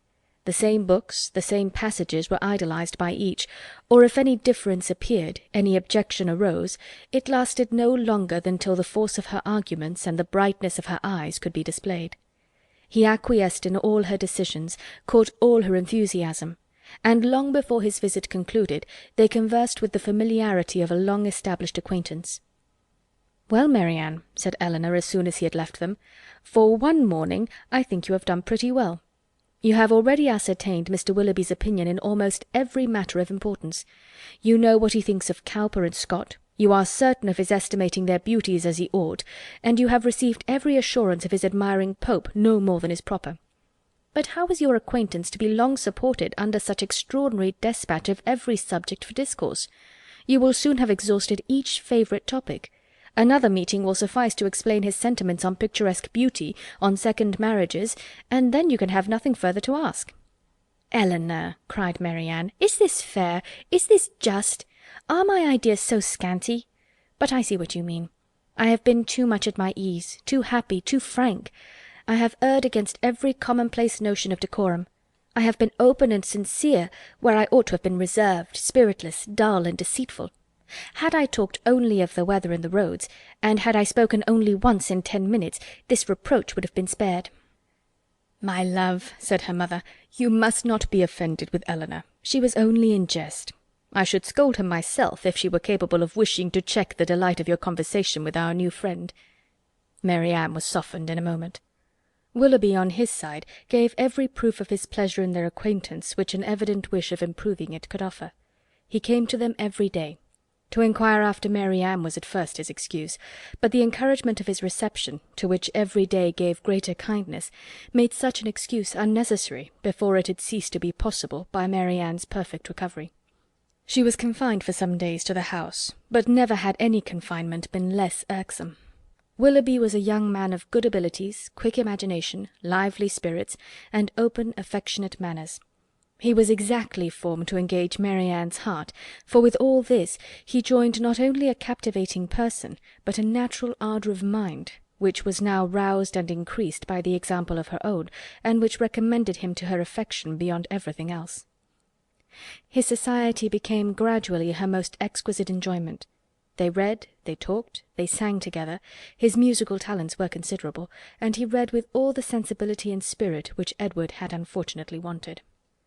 In Mrs. Dashwood's estimation he was as faultless as in Marianne's, and Elinor saw nothing to censure in him but a propensity, in which he strongly resembled and peculiarly delighted her sister, of saying too much what he thought on every occasion, without attention to persons or circumstances. In hastily forming and giving his opinion of other people, in sacrificing general politeness to the enjoyment of undivided attention where his heart was engaged, and in slighting too easily the forms of worldly propriety, he displayed a want of caution which Elinor could not approve, in spite of all that he and Marianne could say in its support. Marianne began now to perceive that the desperation which had seized her at 16 1/2, of ever seeing a man who could satisfy her ideas of perfection, had been rash and unjustifiable. Willoughby was all that her fancy had delineated in that unhappy hour, and in every brighter period, as capable of attaching her, and his behaviour declared his wishes to be in that respect as earnest as his abilities were strong. Her mother, too, in whose mind not one speculative thought of their marriage had been raised, by his prospect of riches, was led before the end of a week to hope and expect it, and secretly to congratulate herself on having gained 2 such sons-in-law as Edward and Willoughby. Colonel Brandon's partiality for Marianne, which had so early been discovered by his friends, now first became perceptible to Elinor, when it ceased to be noticed by them. Their attention and wit were drawn off to his more fortunate rival, and the raillery which the other had incurred before any partiality arose, was removed when his feelings began really to call for the ridicule so justly annexed to sensibility. Elinor was obliged, though unwillingly, to believe that the sentiments which Mrs. Jennings had assigned him for her own satisfaction were now actually excited by her sister, and that however a general resemblance of disposition between the parties might forward the affection of Mr. Willoughby, an equally striking opposition of character was no hindrance to the regard of Colonel Brandon. She saw it with concern, for what could a silent man of 35 hope when opposed to a very lively one of 25? And as she could not even wish him successful, she heartily wished him indifferent. She liked him. In spite of his gravity and reserve, she beheld in him an object of interest. His manners, though serious, were mild, and his reserve appeared rather the result of some oppression of spirits than of any natural gloominess of temper. Sir John had dropped hints of past injuries and disappointments, which justified her belief of his being an unfortunate man, and she regarded him with respect and compassion. Perhaps she pitied and esteemed him the more because he was slighted by Willoughby and Marianne, who, prejudiced against him for being neither lively nor young, seemed resolved to undervalue his merits. "Brandon is just the kind of man," said Willoughby one day, when they were talking of him together, "whom everybody speaks well of, and nobody cares about, whom all are delighted to see, and nobody remembers to talk to." "That is exactly what I think of him," cried Marianne. "Do not boast of it, however," said Elinor, "for it is injustice in both of you. He is highly esteemed by all the family at the Park, and I never see him myself without taking pains to converse with him." "That he is patronized by you," replied Willoughby, "is certainly in his favour. But as for the esteem of the others, it is a reproach in itself. Who would submit to the indignity of being approved by such a woman as Lady Middleton and Mrs. Jennings, that could command the indifference of anybody else? But perhaps the abuse of such people as yourself and Marianne will make amends for the regard of Lady Middleton and her mother. If their praise is censure, your censure may be praise, for they are not more undiscerning than you are prejudiced and unjust. In defence of your protégé, you can even be saucy. My protégé, as you call him, is a sensible man, and sense will always have attractions for me. Yes, Marianne, even in a man between 30 and 40, he has seen a great deal of the world, has been abroad, has read, and has a thinking mind. I have found him capable of giving me much information on various subjects, and he has always answered my inquiries with readiness of good breeding and good nature.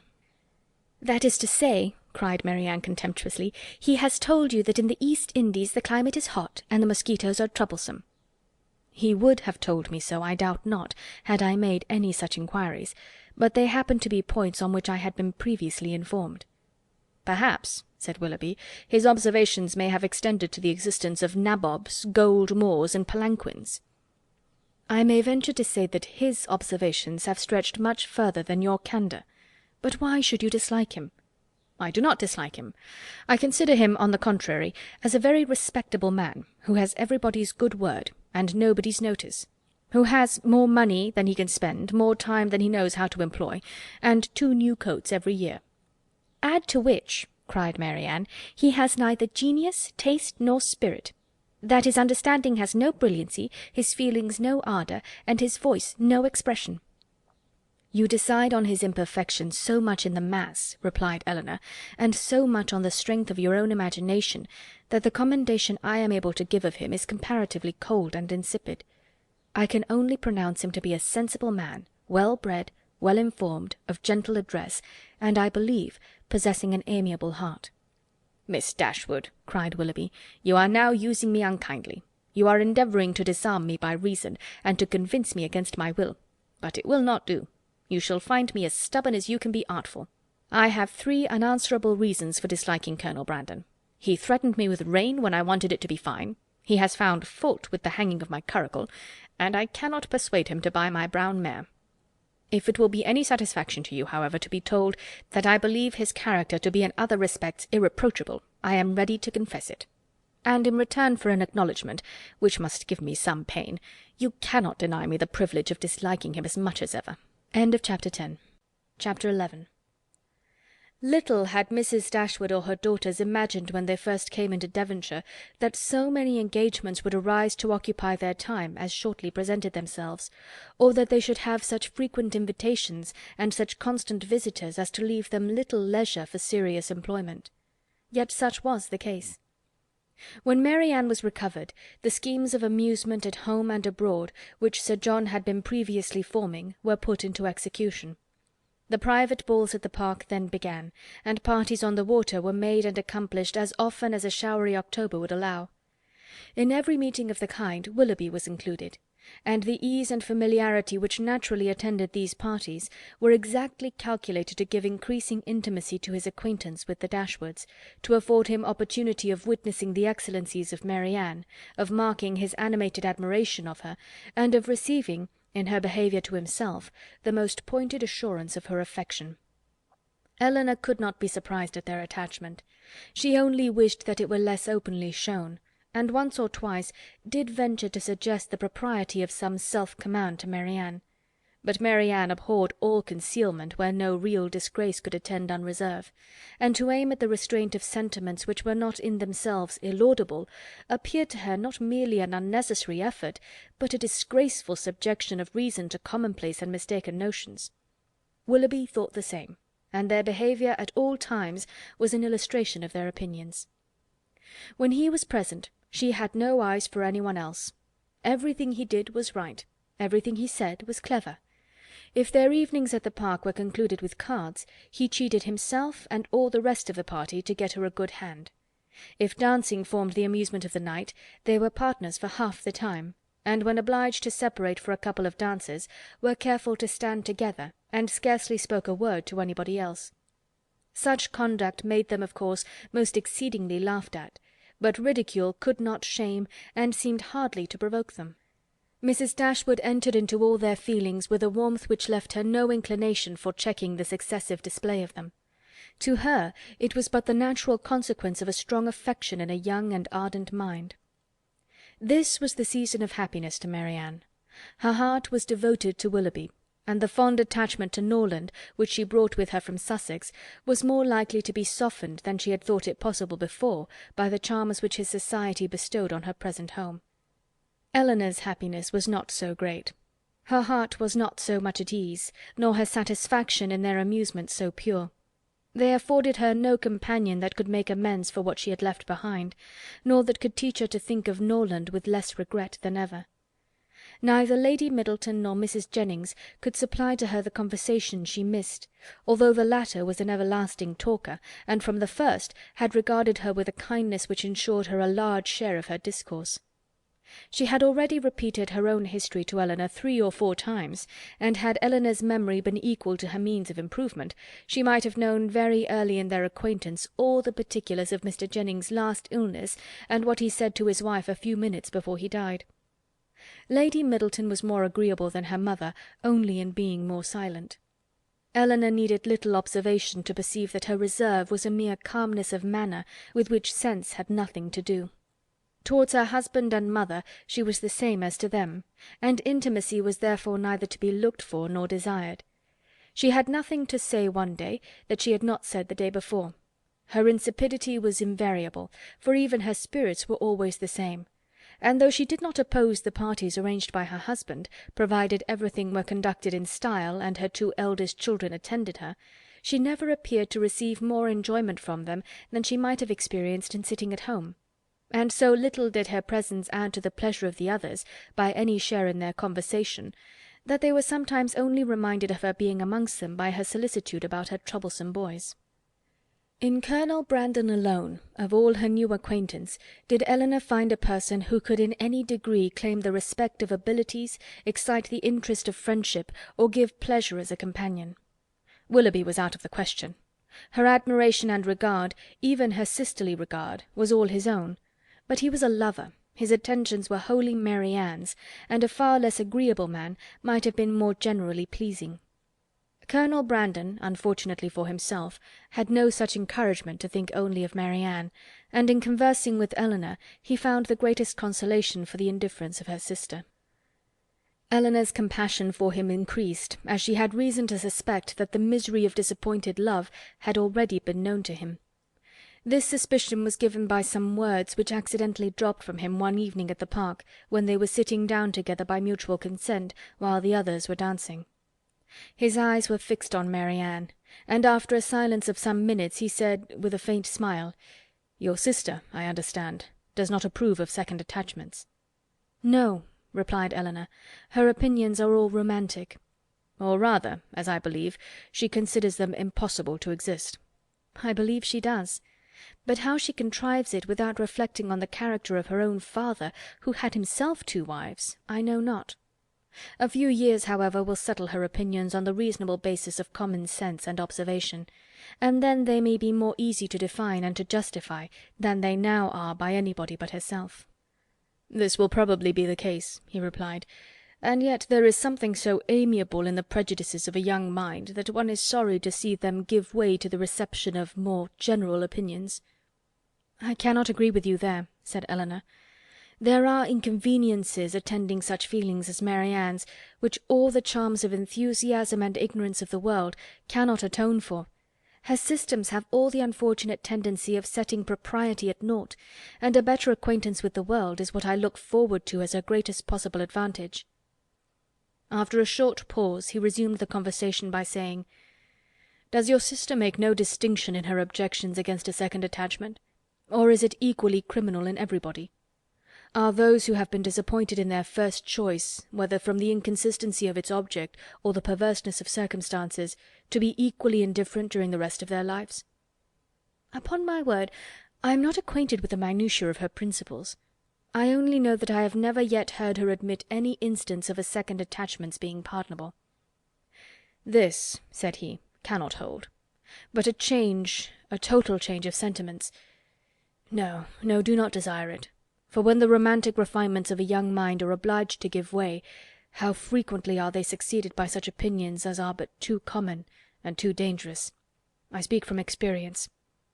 I once knew a lady who, in temper and mind, greatly resembled your sister, who thought and judged like her, but who, from an enforced change, from a series of unfortunate circumstances—" Here he stopped suddenly, appeared to think that he had said too much, and by his countenance gave rise to conjectures which might not otherwise have entered Elinor's head.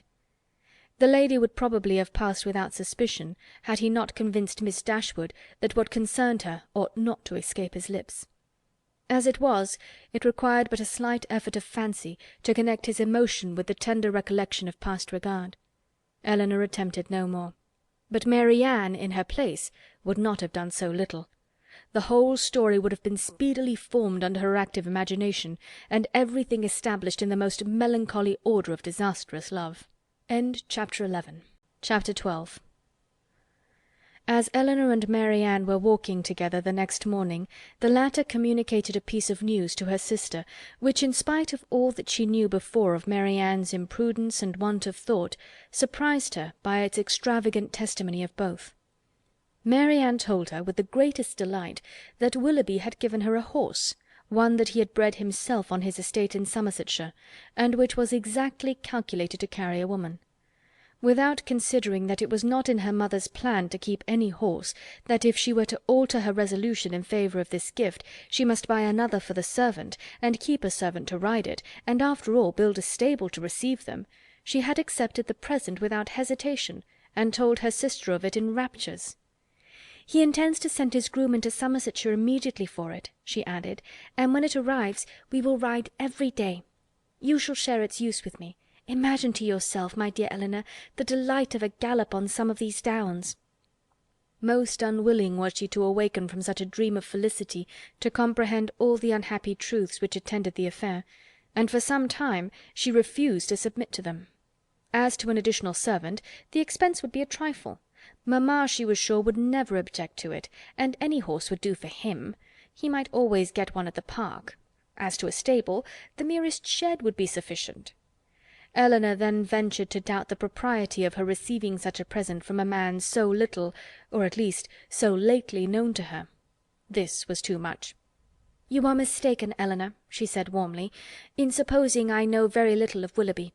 I have not known him long indeed, but I am much better acquainted with him than I am with any other creature in the world, except yourself and mamma. It is not time or opportunity that is to determine intimacy, it is disposition alone. 7 years would be insufficient to make some people acquainted with each other, and 7 days are more than enough for others.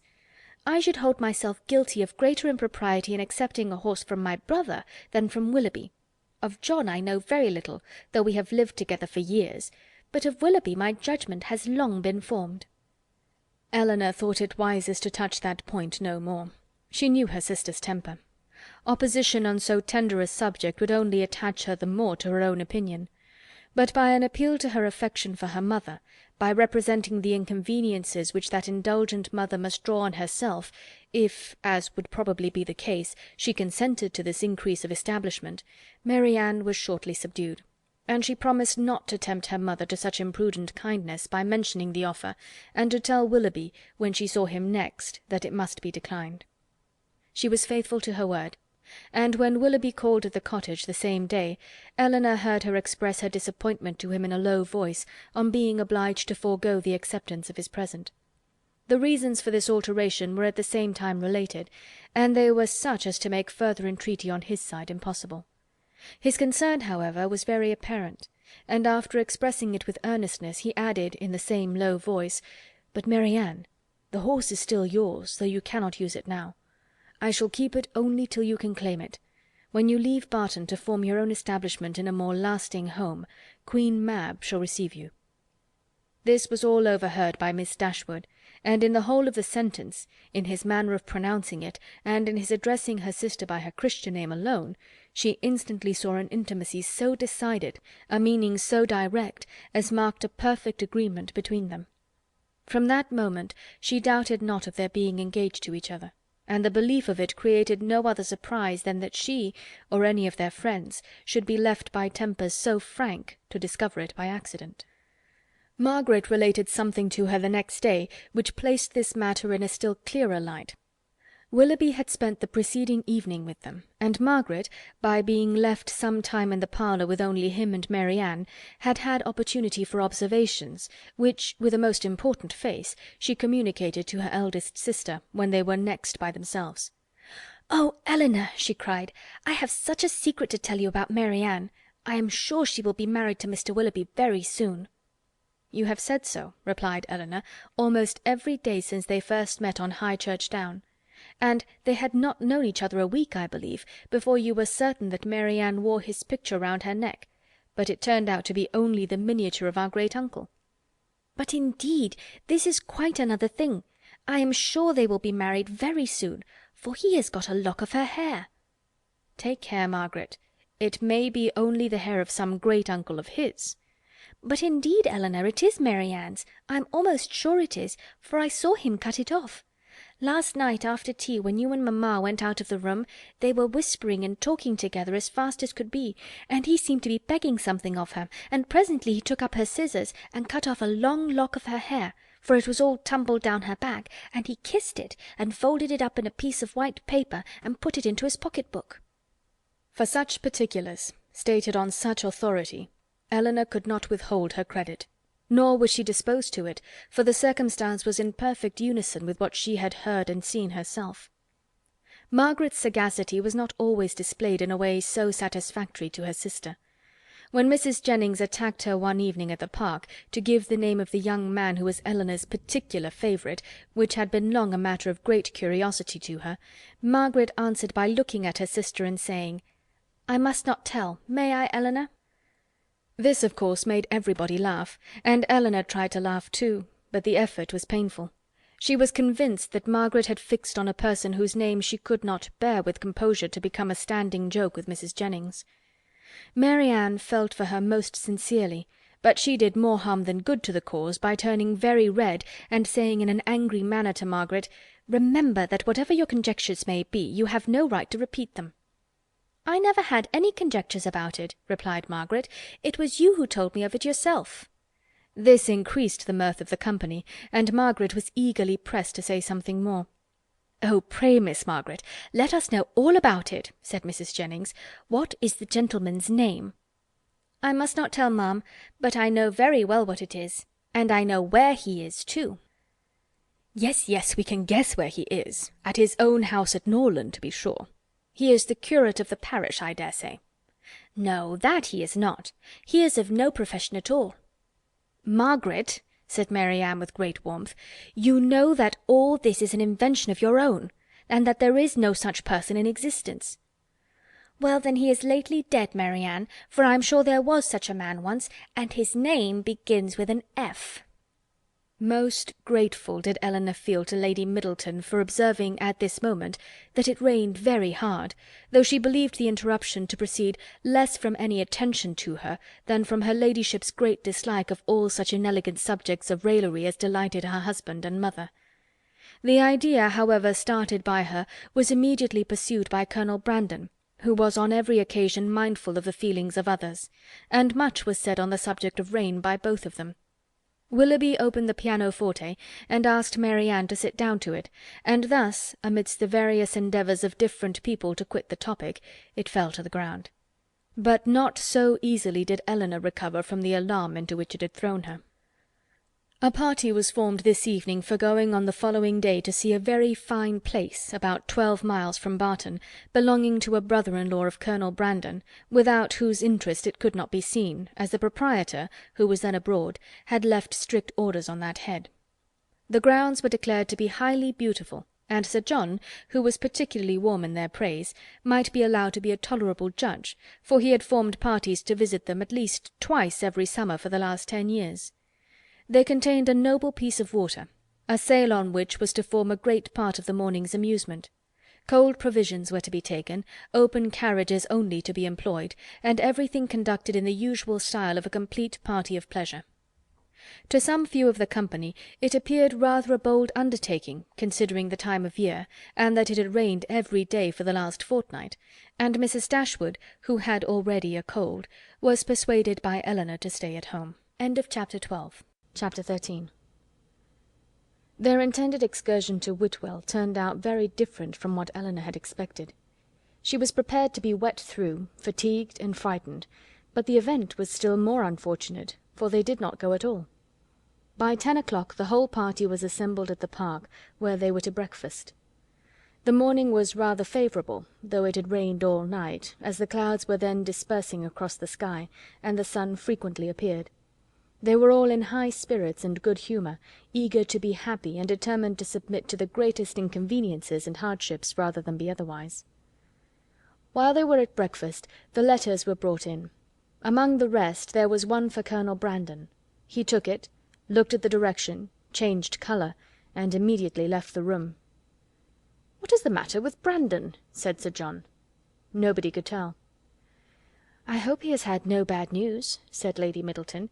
"It must be something extraordinary that could make Colonel Brandon leave my breakfast table so suddenly." In about 5 minutes he returned. "No bad news, Colonel, I hope?" said Mrs. Jennings, as soon as he entered the room. "None at all, ma'am, I thank you." "Was it from Avignon? I hope it is not to say that your sister is worse." "No, ma'am. It came from town, and is merely a letter of business." "But how came the hand to discompose you so much, if it was only a letter of business? Come, come, this won't do, Colonel, so let us hear the truth of it." "My dear madam," said Lady Middleton, "recollect what you are saying." "Perhaps it is to tell you that your cousin Fanny is married," said Mrs. Jennings, without attending to her daughter's reproof. "No, indeed, it is not." "Well, then, I know who it is from, Colonel, and I hope she is well." "Whom do you mean, ma'am?" said he, colouring a little. "Oh, you know who I mean." "I am particularly sorry, ma'am," said he, addressing Lady Middleton, "that I should receive this letter to-day, for it is on business which requires my immediate attendance in town." "In town!" cried Mrs. Jennings. "What can you have to do in town in this time of year?" "My own loss is great," he continued, "in being obliged to leave so agreeable a party, but I am the more concerned, as I fear my presence is necessary to gain your admittance at Whitwell." What a blow upon them all was this! "But if you write a note to the housekeeper, Mr. Brandon," said Marianne, eagerly, "will it not be sufficient?" He shook his head. "We must go," said Sir John. "It shall not be put off when we are so near it. You cannot go to town till to-morrow, Brandon, that is all." "I wish it could be so easily settled, but it is not in my power to delay my journey for 1 day." "If you would but let us know what your business is," said Mrs. Jennings, "we might see whether it could be put off or not." "You would not be 6 hours later," said Willoughby, "if you were to defer your journey till our return." "I cannot afford to lose 1 hour." Elinor then heard Willoughby say, in a low voice to Marianne, "There are some people who cannot bear a party of pleasure. Brandon is one of them. He was afraid of catching cold, I dare say, and invented this trick for getting out of it. I would lay 50 guineas the letter was of his own writing." "I have no doubt of it," replied Marianne.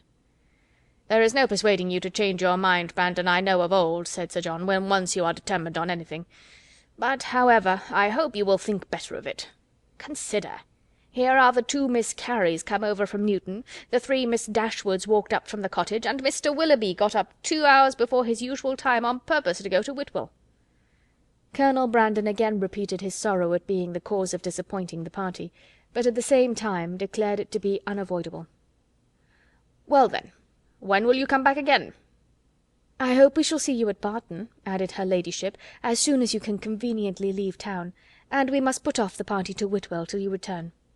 "You are very obliging, but it is so uncertain when I may have it in my power to return, that I dare not engage for it at all."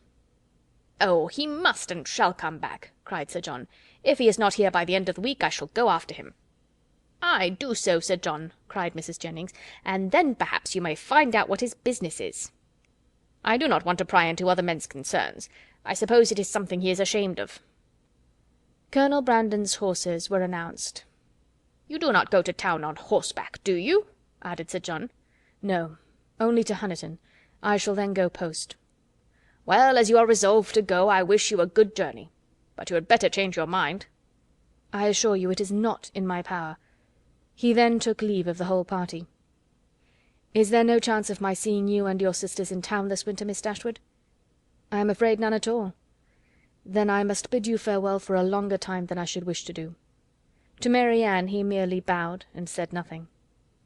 "Come, Colonel," said Mrs. Jennings, "before you go, do let us know what you are going about." He wished her a good morning, and, attended by Sir John, left the room. The complaints and lamentations which politeness had hitherto restrained now burst forth universally, and they all agreed again and again how provoking it was to be so disappointed. "I can guess what his business is, however," said Mrs. Jennings exultingly. "Can you, ma'am?" said almost everybody. "Yes, it is about Miss Williams, I am sure." "And who is Miss Williams?" asked Marianne. "What! Do not you know who Miss Williams is? I am sure you must have heard of her before. She is a relation of the Colonel's, my dear, a very near relation. We will not say how near, for fear of shocking the young ladies." Then, lowering her voice a little, she said to Elinor, "She is his natural daughter." "Indeed?" "Oh, yes, and as like him as she can stare. I dare say the Colonel will leave her all his fortune." When Sir John returned, he joined most heartily in the general regret on so unfortunate an event, concluding, however, by observing that as they were all got together, they must do something by way of being happy, and after some consultation it was agreed that, although happiness could only be enjoyed at Whitwell, they might procure a tolerable composure of mind by driving about the country. The carriages were then ordered. Willoughby's was first, and Marianne never looked happier than when she got into it. He drove through the park very fast, and they were soon out of sight, and nothing more of them was seen till their return, which did not happen till after the return of all the rest. They both seemed delighted with their drive, but said only in general terms that they had kept in the lanes, while the others went on the downs. It was settled that there should be a dance in the evening, and that everybody should be extremely merry all day long. Some more of the Careys came to dinner, and they had the pleasure of sitting down nearly 20 to table, which Sir John observed with great contentment. Willoughby took his usual place between the two elder Miss Dashwoods. Mrs. Jennings sat on Elinor's right hand, and they had not been long seated before she leant behind her and Willoughby, and said to Marianne, loud enough for them both to hear, "I have found you out in spite of all your tricks. I know where you spent the morning." Marianne coloured, and replied very hastily, "Where, pray?" "Did not you know," said Willoughby, "that we had been out in my curricle?" "Yes, yes, Mr. Impudence, I know that very well, and I was determined to find out where you had been to. I hope you like your house, Miss Marianne. It is a very large one, I know, and when I come to see you I hope you will have new furnished it, for it wanted it very much when I was there 6 years ago." Marianne turned away in great confusion. Mrs. Jennings laughed heartily, and Elinor found that in a resolution to know where they had been, she had actually made her own woman inquire of Mr. Willoughby's groom, and that she had by that method been informed that they had gone to Allenham, and spent a considerable time there in walking about the garden, and going all over the house. Elinor could hardly believe this to be true, as it seemed very unlikely that Willoughby should propose, or Marianne consent, to enter the house while Mrs. Smith was in it, with whom Marianne had not the smallest acquaintance. As soon as they had left the dining-room, Elinor inquired of her about it, and great was her surprise when she found that every circumstance related by Mrs. Jennings was perfectly true. Marianne was quite angry with her for doubting it. "Why should you imagine, Elinor, that we did not go there, or that we did not see the house? Is it not what you have often wished to do yourself?" "Yes, Marianne, but I would not go while Mrs. Smith was there, and with no other companion than Mr. Willoughby."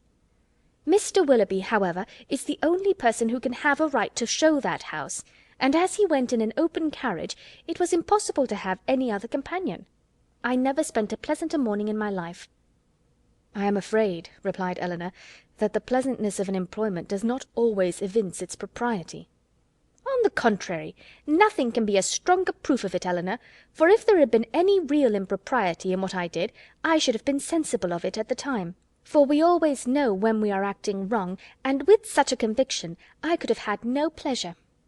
"But, my dear Marianne, as it has already exposed you to some very impertinent remarks, do you not now begin to doubt the discretion of your own conduct?" "If the impertinent remarks of Mrs. Jennings are to be the proof of impropriety in conduct, we are all offending every moment of our lives. I value not her censure any more than I should do her commendation. I am not sensible of having done anything wrong in walking over Mrs. Smith's grounds, or in seeing her house.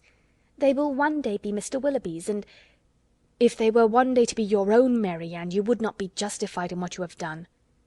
She blushed at this hint, but it was even visibly gratifying to her; and after a 10 minutes' interval of earnest thought, she came to her sister again, and said with great good humour, "Perhaps, Elinor, it was rather ill-judged in me to go to Allenham, but Mr. Willoughby wanted particularly to show me the place, and it is a charming house, I assure you. There is one remarkably pretty sitting-room upstairs, of a nice comfortable size for constant use, and with modern furniture it would be delightful. It is a corner room, and has windows on 2 sides. On one side you look across the bowling green behind the house, to a beautiful hanging wood, and on the other you have a view of the church and village, and beyond them of those fine bold hills that we have so often admired. I did not see it to advantage, for nothing could be more forlorn than the furniture. But if it were newly fitted up, a couple of £100, Willoughby says, would make it one of the pleasantest summer rooms in England." Could Elinor have listened to her without interruption from the others, she would have described every room in the house with equal delight. Chapter 14. The sudden termination of Colonel Brandon's visit at the Park, with his steadiness in concealing its cause, filled the mind and raised the wonder of Mrs. Jennings for 2 or 3 days. She was a great wonderer, as every one must be who takes a very lively interest in all the comings and goings of all their acquaintance. She wondered, with little intermission, what could be the reason of it, was sure there must be some bad news, and thought over every kind of distress that could have befallen him with a fixed determination that he should not escape them all. "Something very melancholy must be the matter, I am sure," said she. "I could see it in his face. Poor man! I am afraid his circumstances may be bad. The estate in Delaford was never reckoned more than 2,000 a year, and his brother left everything sadly involved. I do think he must have been sent for about money matters, for what else can it be? I wonder whether it is so. I could give anything to know the truth of it. Perhaps it is about Miss Williams, and by the by, I dare say it is, because he looked so conscious when I mentioned her. Maybe she is ill in town, nothing in the world more likely, for I have a notion she is always rather sickly. I would lay any wager it is about Miss Williams. It is not so very likely he should be distressed in his circumstances now, for he is a very prudent man, and to be sure must have cleared the estate by this time. I wonder what it can be. Maybe his sister is worse at Avignon, and has sent for him over. His setting off in such a hurry seems very like it. Well, I wish him out of all his trouble with all my heart, and a good wife into the bargain." So wondered, so talked Mrs. Jennings, her opinion varying with every fresh conjecture, and all seeming equally probable as they arose. Elinor, though she felt really interested in the welfare of Colonel Brandon, could not bestow all the wonder on his going so suddenly away, which Mrs. Jennings was desirous of her feeling; for besides that the circumstance did not, in her opinion, justify such lasting amazement or variety of speculation, her wonder was otherwise disposed of. It was engrossed by the extraordinary silence of her sister and Willoughby on the subject which they must know to be peculiarly interesting to them all. As this silence continued, every day made it appear more strange and more incompatible with the disposition of both. Why they should not openly acknowledge to her mother and herself what their constant behaviour to each other declared to have taken place, Elinor could not imagine. She could easily conceive that marriage might not be immediately in their power, for though Willoughby was independent, there was no reason to believe him rich. His estate had been rated by Sir John at about 600 or 700 a year, but he lived at an expense to which that income could hardly be equal, and he had himself often complained of his poverty. But for this strange kind of secrecy maintained by them relative to their engagement, which in fact concealed nothing at all, she could not account; and it was so wholly contradictory to their general opinions and practice, that a doubt sometimes entered her mind of their being really engaged, and this doubt was enough to prevent her making any inquiry of Marianne.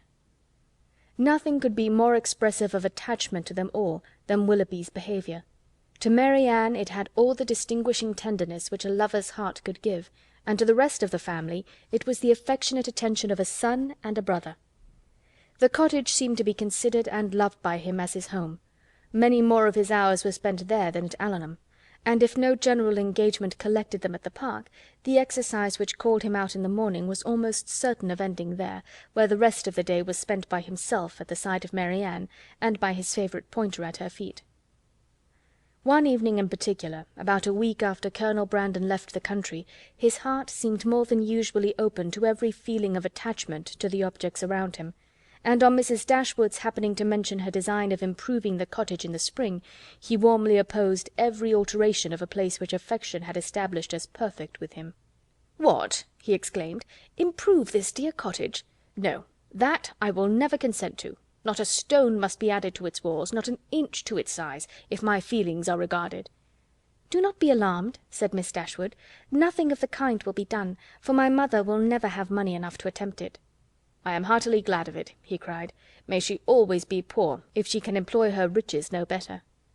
"Thank you, Willoughby, but you may be assured that I would not sacrifice one sentiment of local attachment of yours, or of any one whom I loved, for all the improvements in the world.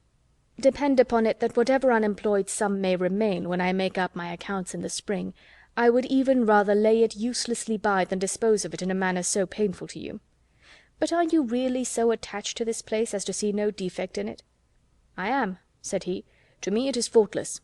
Nay, more, I consider it as the only form of building in which happiness is attainable, and were I rich enough, I would instantly pull Combe down and build it up again in the exact plan of this cottage." "With dark narrow stairs and a kitchen that smokes, I suppose," said Elinor. "Yes," cried he in the same eager tone, "with all and everything belonging to it. In no one convenience or inconvenience about it should the least variation be perceptible. Then, and then only, under such a roof, I might perhaps be as happy at Combe as I have been at Barton." "I flatter myself," replied Elinor, "that even under the disadvantage of better rooms and a broader staircase, you will hereafter find your own house as faultless as you now do this." "There certainly are circumstances," said Willoughby, "which might greatly endear it to me, but this place will always have one claim on my affection which no other can possibly share." Mrs. Dashwood looked with pleasure at Marianne, whose fine eyes were fixed so expressively on Willoughby as plainly denoted how well she understood him.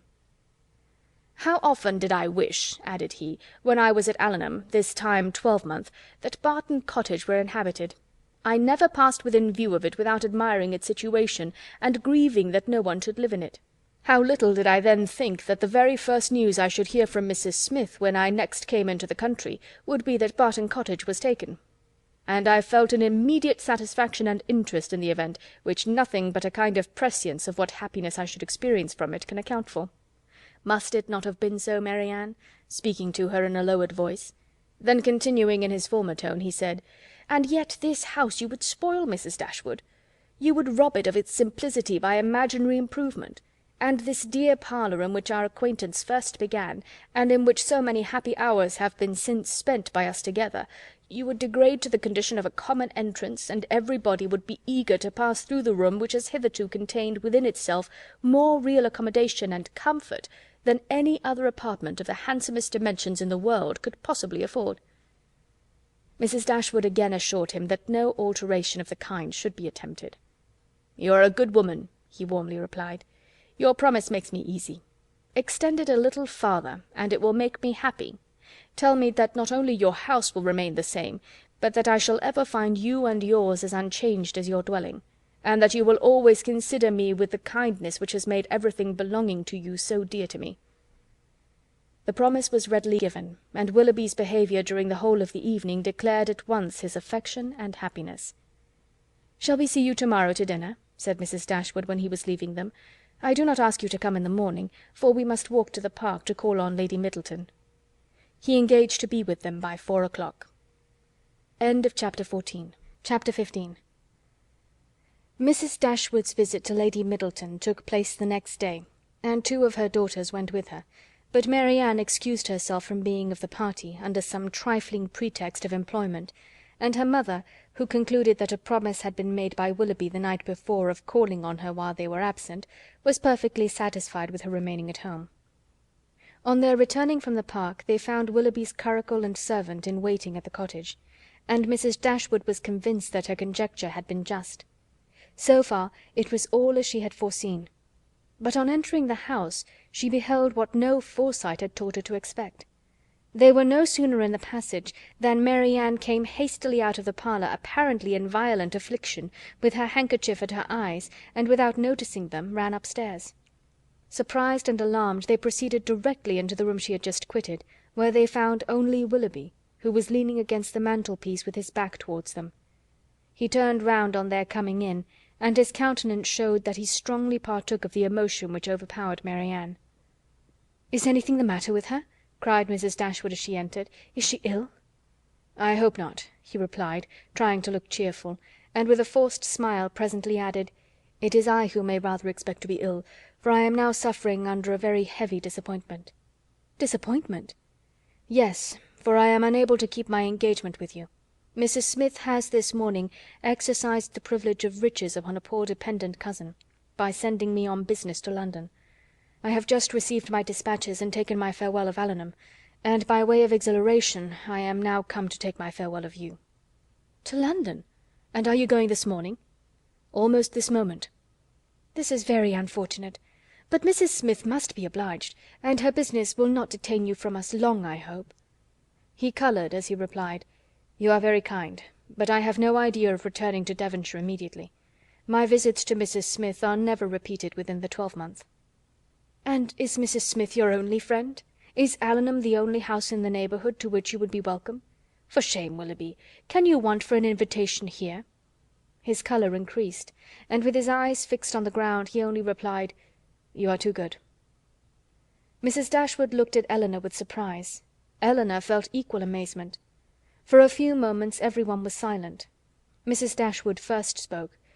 "I have only to add, my dear Willoughby, that at Barton Cottage you will always be welcome, for I will not press you to return here immediately, because you only can judge how far that might be pleasing to Mrs. Smith, and on this head I shall be no more disposed to question your judgment than to doubt your inclination.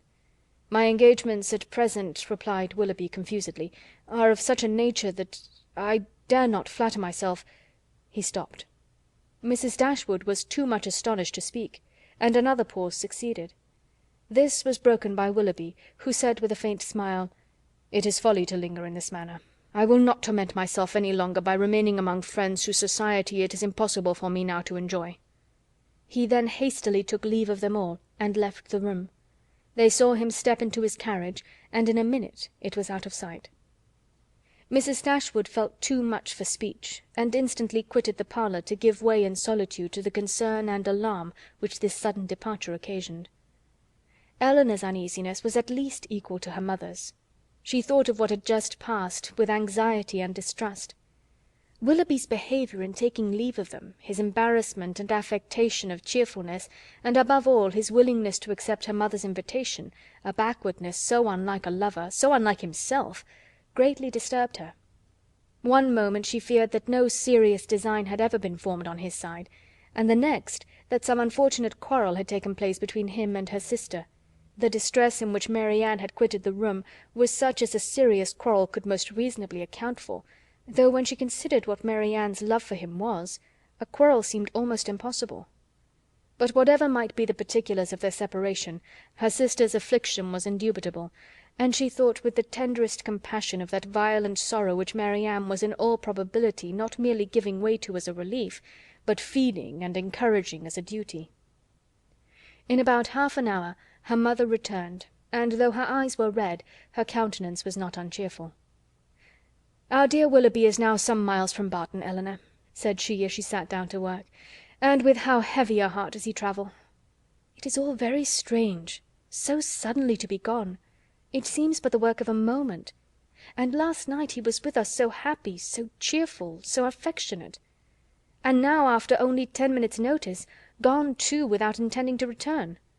Something more than what he owned to us must have happened. He did not speak, he did not behave like himself. You must have seen the difference as well as I. What can it be? Can they have quarrelled? Why else should he have shown such unwillingness to accept your invitation here?" "It was not that inclination that he wanted, Elinor. I could plainly see that. He had not the power of accepting it. I have thought it all over, I assure you, and I can perfectly account for everything that at first seems strange to me as well as to you." "Can you, indeed?"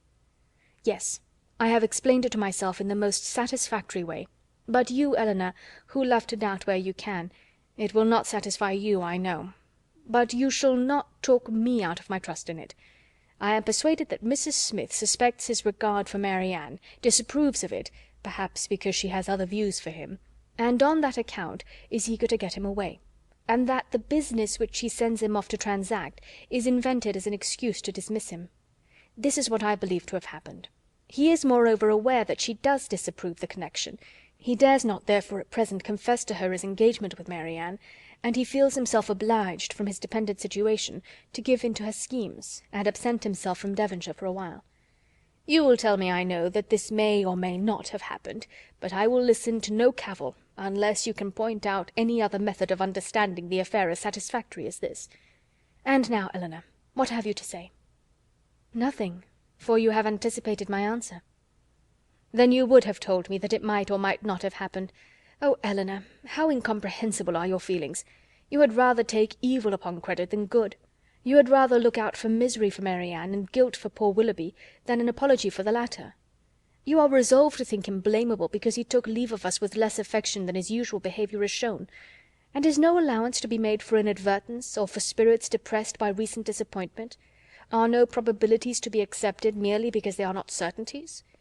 Is nothing due to the man whom we have all such reason to love, and no reason in the world to think ill of? To the possibility of motives unanswerable in themselves, though unavoidably secret for a while? And after all, what is it you suspect him of?" "I can hardly tell myself.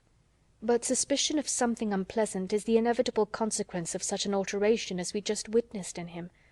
There is great truth, however, in what you have now urged of the allowances which ought to be made for him, and it is my wish to be candid in my judgment of everybody.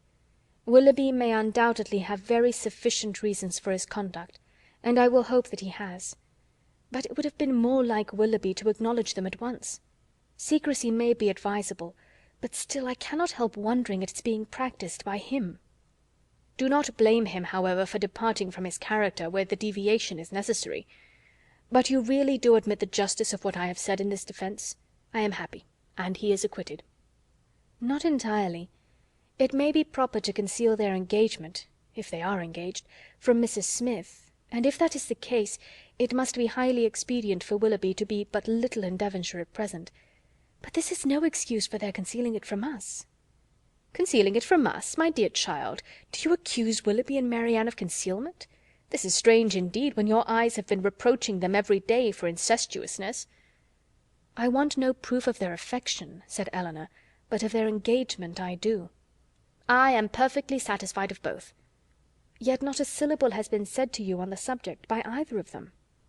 "I have not wanted syllables where actions have spoken so plainly. Has not his behaviour to Marianne, and to all of us, for at least the last fortnight, declared that he loved and considered her as his future wife, and that he felt for us the attachment of nearest relation? Have we not perfectly understood each other? Has not my consent been daily asked by his looks, his manner, his attentive and affectionate respect? My Elinor, is it possible to doubt their engagement? How could such a thought occur to you? How is it to be supposed that Willoughby, persuaded as he must be of your sister's love, should leave her, and leave her perhaps for months, without telling her of his affection, that they should part without a mutual exchange of confidence?" "I confess," replied Elinor, "that every circumstance except one is in favour of their engagement, but that one is the total silence of both on the subject, and with me it almost outweighs every other." "How strange this is! You must think wretchedly indeed of Willoughby, if after all that has openly passed between them you can doubt the nature of the terms on which they are together. Has he been acting a part in his behaviour to your sister all this time? Do you suppose him really indifferent to her?"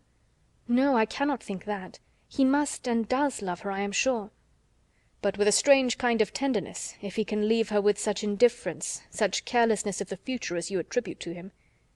"You must remember, my dear mother, that I have never considered this matter as certain. I have had my doubts, I confess, but they are fainter than they were, and they may soon be entirely done away. If we find they correspond, every fear of mine will be removed." "A mighty concession indeed! If you were to see them at the altar, you would suppose they were going to be married. Ungracious girl! But I require no such proof. Nothing, in my opinion, has ever passed to justify doubt. No secrecy has been attempted. All has been uniformly open and unreserved. You cannot doubt your sister's wishes. It must be Willoughby, therefore, whom you suspect. But why? Is he not a man of honour and feeling? Has there been any inconsistency on his side to create alarm? Can he be deceitful? "I hope not. I believe not," cried Elinor. "I love Willoughby, sincerely love him, and suspicion of his integrity cannot be more painful to yourself than to me. It has been involuntary, and I will not encourage it. I was startled, I confess, by the alteration in his manners this morning. He did not speak like himself, and did not return your kindness with any cordiality. But all this may be explained by such a situation of his affairs as you have supposed.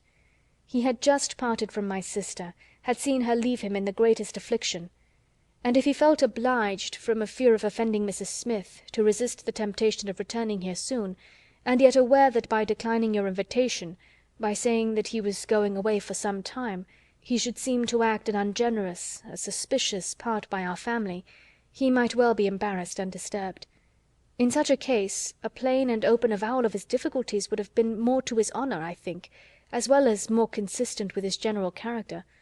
But I will not raise objections against anyone's conduct on so illiberal a foundation as a difference in judgment from myself, or a deviation from what I may think right and consistent." "You speak very properly. Willoughby certainly does not deserve to be suspected. Though we have not known him long, he is no stranger in this part of the world, and who has ever spoken to his disadvantage? Had he been in a situation to act independently and marry immediately, it might have been odd that he should leave us without acknowledging everything to me at once, but this is not the case. It is an engagement in some respects not prosperously begun, for their marriage must be at a very uncertain distance, and even secrecy, as far as it can be observed, may now be very advisable." They were interrupted by the entrance of Margaret, and Elinor was then at liberty to think over the representations of her mother, to acknowledge the probability of many, and hope for the justice of all. They saw nothing of Marianne till dinner-time, when she entered the room and took her place at the table without saying a word. Her eyes were red and swollen, and it seemed as if her tears were even then restrained with difficulty. She avoided the looks of them all, could neither eat nor speak, and after some time, on her mother's silently pressing her hand with tender compassion, her small degree of fortitude was quite overcome. She burst into tears and left the room. This violent oppression of spirits continued the whole evening. She was without any power, because she was without any desire of command over herself.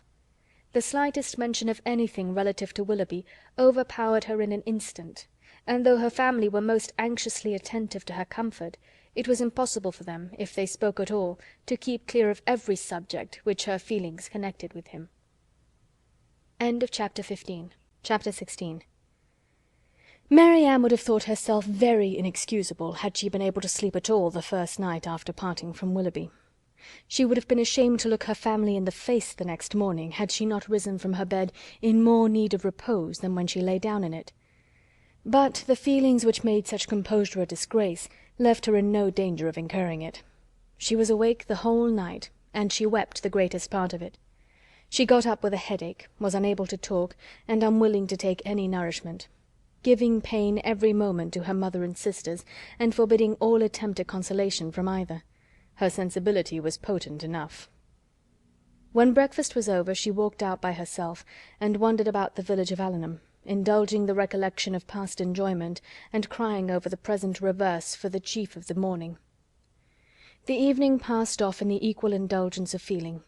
She played over every favourite song that she had been used to play to Willoughby, every air in which their voices had been oftenest joined, and sat at the instrument gazing on every line of music that he had written out for her, till her heart was so heavy that no further sadness could be gained.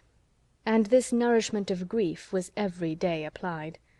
She spent whole hours at the pianoforte, alternately singing and crying, her voice often totally suspended by her tears. In books, too, as well as in music, she courted the misery which a contrast between the past and present was certain of giving. She read nothing but what they had been used to read together. Such violence of affliction indeed could not be supported for ever. It sunk within a few days into a calmer melancholy, but these employments, to which she daily recurred, her solitary walks and silent meditations, still produced occasional effusions of sorrow as lively as ever. No letter from Willoughby came, and none seemed expected by Marianne.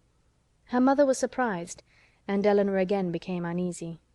But Mrs. Dashwood could find explanations whenever she wanted them, which at least satisfied herself. "Remember, Elinor," said she, "how very often Sir John fetches our letters himself from the post, and carries them to it. We have already agreed that secrecy may be necessary, and we must acknowledge that it could not be maintained if their correspondence were to pass through Sir John's hands." Elinor could not deny the truth of this, and she tried to find in it a motive sufficient for their silence. But there was one method so direct, so simple, and in her opinion so eligible of knowing the real state of the affair, and of instantly removing all mystery, that she could not help suggesting it to her mother. "Why do you not ask Marianne at once," said she, "whether she is or she is not engaged to Willoughby? From you, her mother, and so kind, so indulgent a mother, the question could not give offence. It would be the natural result of your affection for her. She used to be all unreserve, and to you more especially." "I would not think to ask such a question for the world. Supposing it possible that they are not engaged, what distress would not such an inquiry inflict? At any rate, it would be most ungenerous. I should never deserve her confidence again after forcing from her a confession of what is meant at present to be unacknowledged to anyone. I know Marianne's heart. I know that she dearly loves me, and that I shall not be the last to whom the affair is made known, when circumstances make the revealment of it eligible. I would not attempt to force the confidence of anyone, of a child much less, because a sense of duty would prevent the denial which her wishes might direct." Elinor thought this generosity overstrained, considering her sister's youth, and urged the matter farther, but in vain. Common sense, common care, common prudence, were all sunk in Mrs. Dashwood's romantic delicacy. It was several days before Willoughby's name was mentioned before Marianne by any of her family. Sir John and Mrs. Jennings indeed were not so nice. Their witticisms added pain to many a painful hour. But one evening Mrs. Dashwood, accidentally taking up a volume of Shakespeare, exclaimed, "We have never finished Hamlet, Marianne. Our dear Willoughby went away before we could get through it. We will put it by, that when he comes again... but it may be months, perhaps, before that happens." "Months!" cried Marianne, with strong surprise. "No, nor many weeks." Mrs. Dashwood was sorry for what she had said, but it gave Elinor pleasure, as it produced a reply from Marianne so expressive of confidence in Willoughby and knowledge of his intentions.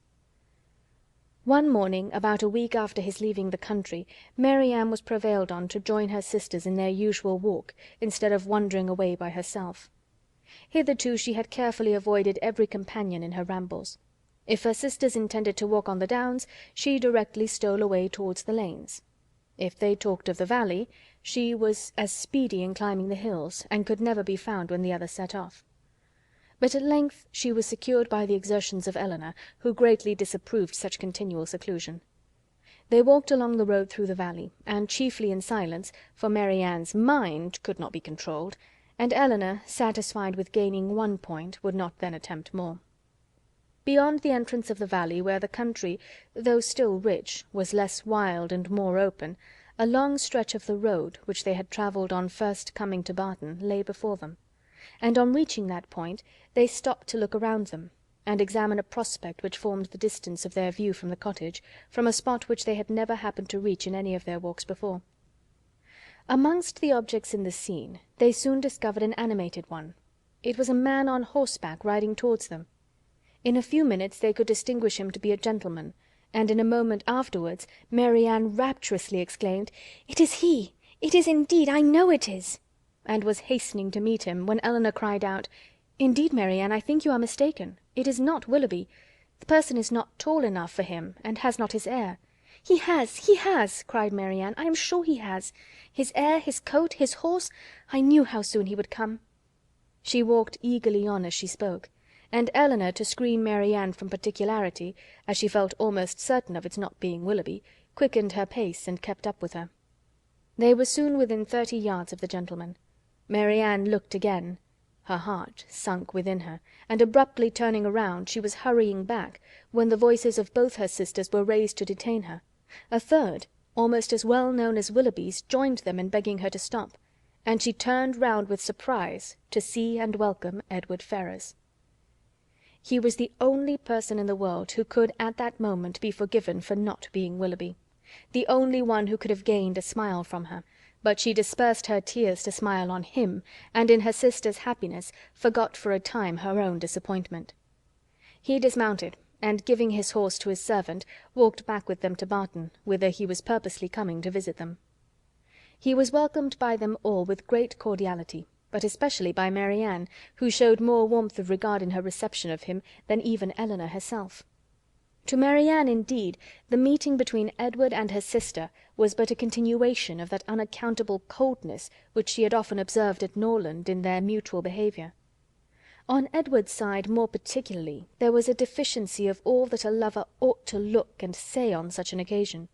He was confused, seemed scarcely sensible of pleasure in seeing them, looked neither rapturous nor gay, said little but what was forced from him by questions, and distinguished Elinor by no mark of affection.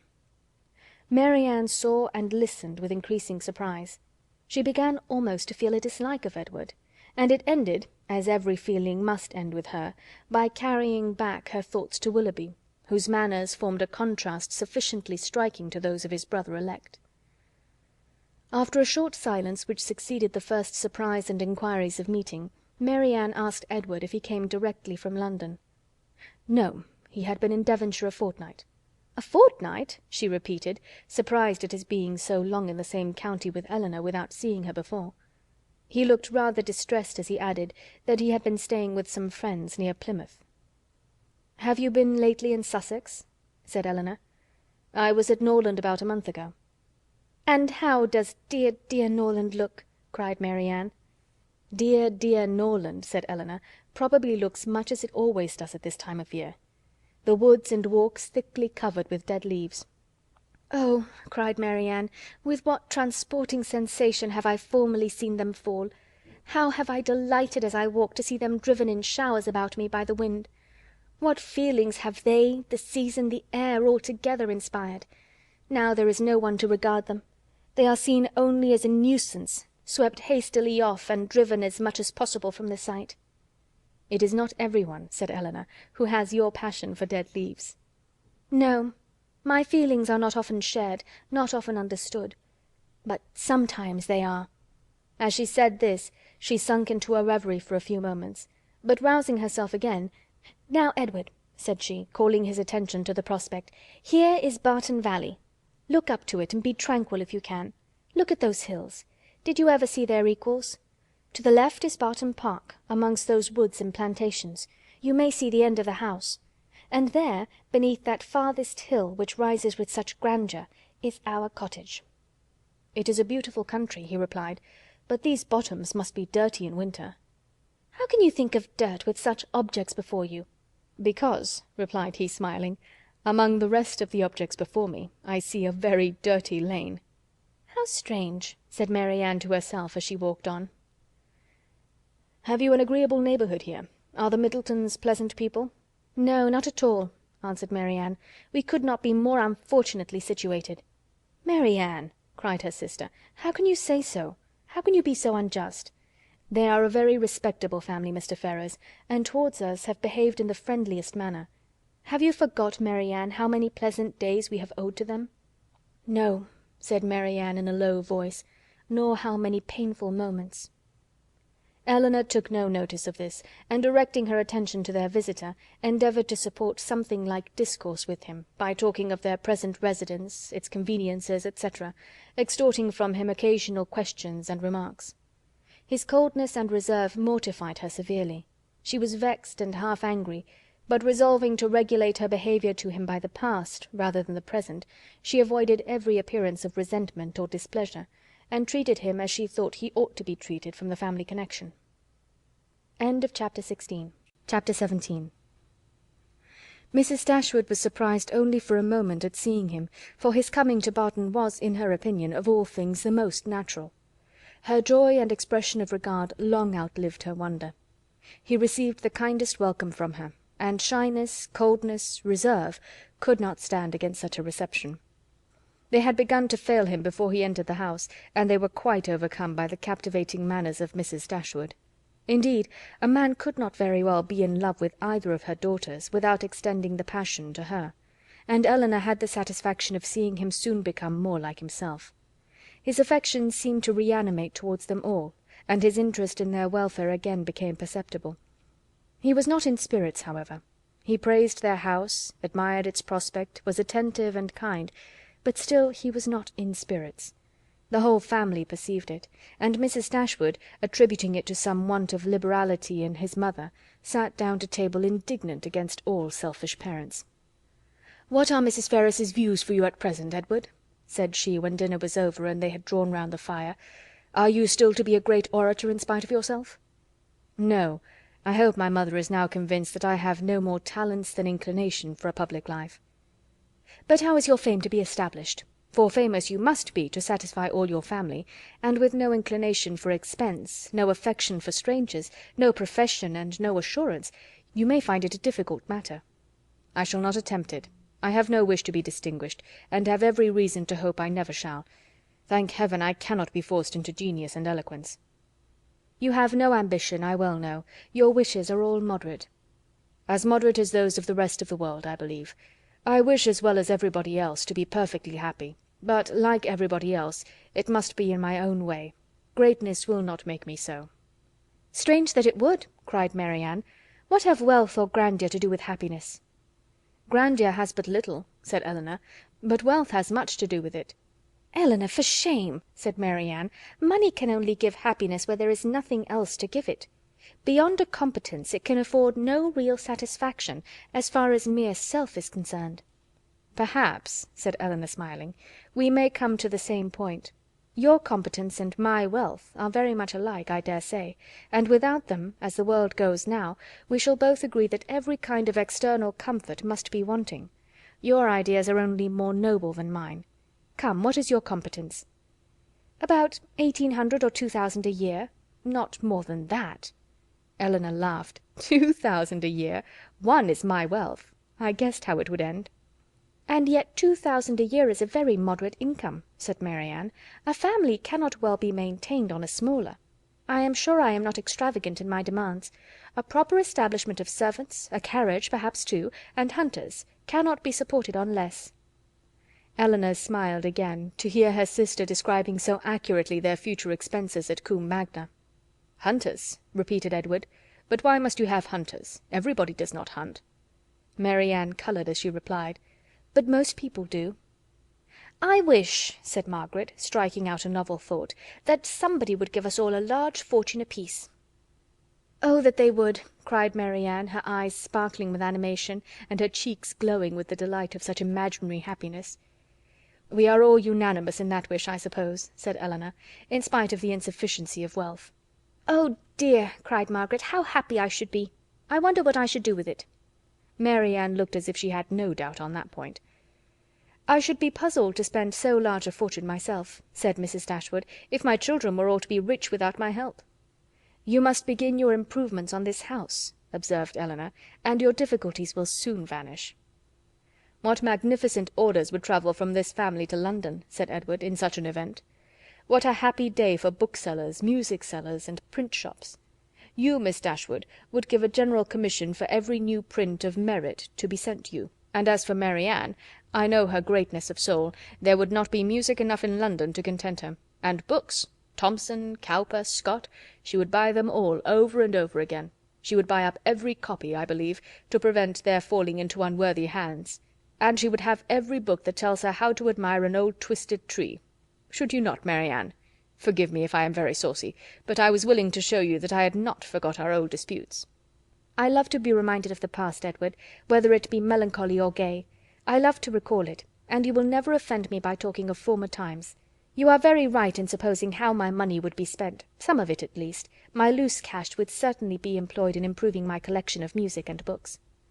"And the bulk of your fortune would be laid out in annuities on the authors or their heirs." "No, Edward, I should have something else to do with it."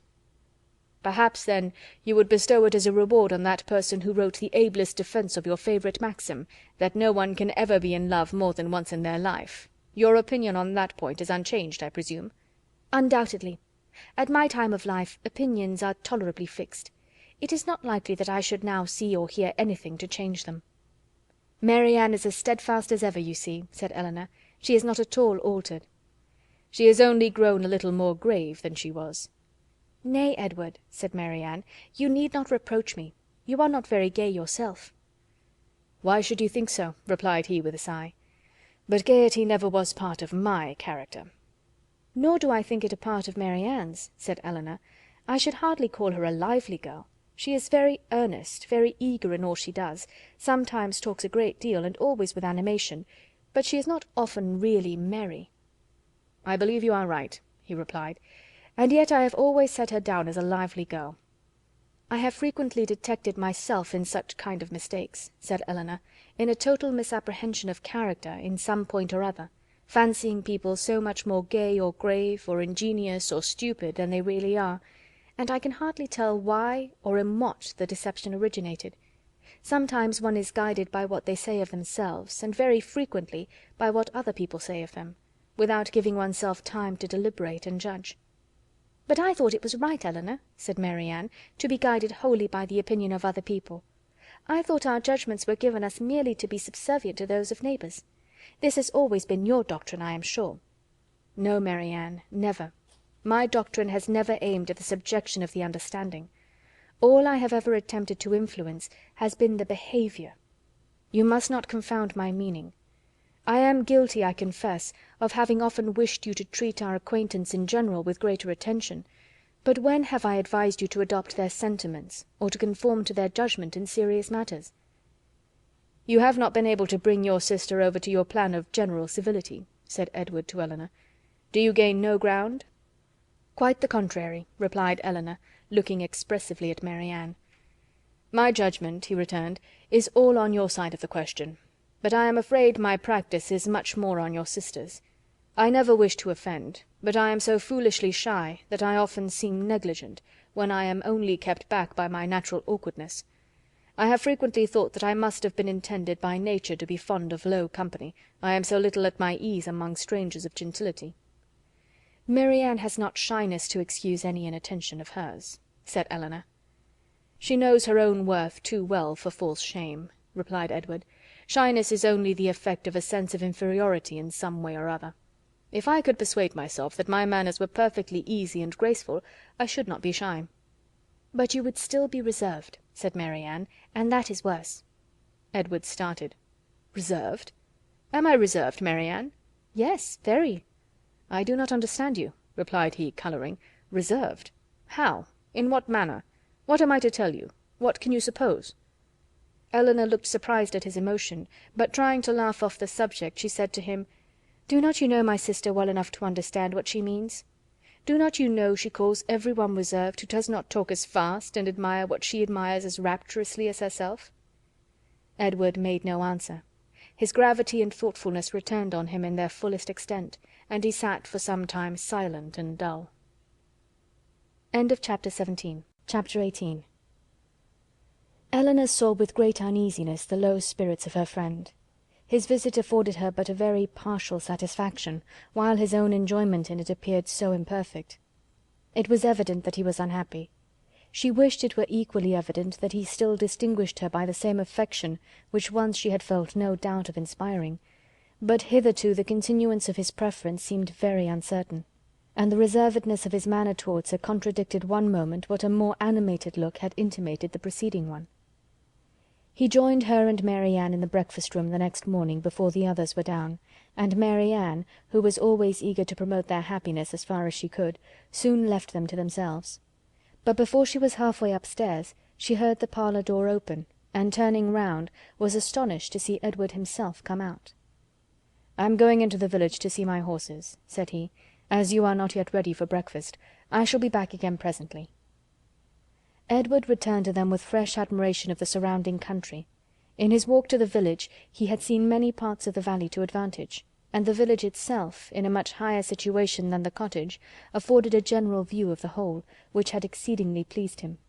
This was a subject which ensured Marianne's attention, and she was beginning to describe her own admiration of these scenes, and to question him more minutely on the objects that had particularly struck him, when Edward interrupted her by saying, "You must not inquire too far, Marianne. Remember, I have no knowledge in the picturesque, and I shall offend you by my ignorance and want of taste, if we come to particulars. I shall call hills steep, which ought to be bold, surfaces strange and uncouth, which ought to be irregular and rugged, and distant objects out of sight, which ought to be only indistinct through the soft medium of a hazy atmosphere. You must be satisfied with such admiration as I can honestly give. I call it a very fine country. The hills are steep, the woods seem full of fine timber, and the valley looks comfortable and snug, with rich meadows and several neat farmhouses scattered here and there. It exactly answers my idea of a fine country, because it unites beauty with utility, and I dare say it is a picturesque one too, because you admire it. I can easily believe it to be full of rocks and promontories, grey moss and brushwood, but these are all lost on me. I know nothing of the picturesque." "I am afraid it is but too true," said Marianne. "But why should you boast of it?" "I suspect," said Elinor, "that to avoid one kind of affectation, Edward here falls into another. Because he believes many people pretend to more admiration of the beauties of nature than they really feel, and is disgusted with such pretensions, he affects greater indifference and less discrimination in viewing them himself than he possesses. He is fastidious, and will have an affectation of his own." "It is very true," said Marianne, "that admiration of landscape scenery has become a mere jargon. Everybody pretends to feel, and tries to describe, with the taste and elegance of him who first defined what picturesque beauty was. I detest jargon of every kind, and sometimes I have kept my feelings to myself, because I could find no language to describe them in but what was worn and hackneyed out of all sense and meaning." "I am convinced," said Edward, "that you really feel all the delight in a fine prospect which you profess to feel. But in return, your sister must allow me to feel no more than I profess. I like a fine prospect, but not on picturesque principles. I do not like crooked, twisted, blasted trees. I admire them much more if they are tall, straight, and flourishing. I do not like ruined, tattered cottages. I am not fond of nettles, or thistles, or heath blossoms. I have more pleasure in a snug farmhouse than a watch-tower, and a troop of tidy, happy villages please me better than the finest banditti in the world." Marianne looked with amazement at Edward, with compassion at her sister. Elinor only laughed. The subject was continued no further, and Marianne remained thoughtfully silent till a new object suddenly engaged her attention. She was sitting by Edward, and in taking his tea from Mrs. Dashwood, his hand passed so directly before her as to make a ring, with a plait of hair in the centre, very conspicuous on one of his fingers. "I never saw you wear a ring before, Edward," she cried. "Is that Fanny's hair? I remember her promising to give you some, but I should have thought her hair had been darker." Marianne spoke inconsiderately what she really felt, but when she saw how much she had pained Edward, her own vexation at her want of thought could not be surpassed by his. He coloured very deeply, and giving a momentary glance at Elinor, replied, "Yes, it is my sister's hair. The setting always casts a different shade on it, you know." Elinor had met his eye, and looked conscious otherwise. That the hair was her own, she instantaneously felt as well satisfied as Marianne. The only difference in their conclusions was, that what Marianne considered as a free gift from her sister, Elinor was conscious must have been procured by some theft or contrivance unknown to herself. She was not in a humour, however, to regard it as an affront, and affecting to take no notice of what passed, by instantly talking of something else, she internally resolved henceforward to catch every opportunity of eyeing the hair, and of satisfying herself beyond all doubt that it was exactly the shade of her own. Edward's embarrassment lasted some time, and it ended in an absence of mind still more settled. He was particularly grave the whole morning. Marianne severely censured herself for what she had said, but her own forgiveness might have been more speedy had she known how little offence it had given her sister.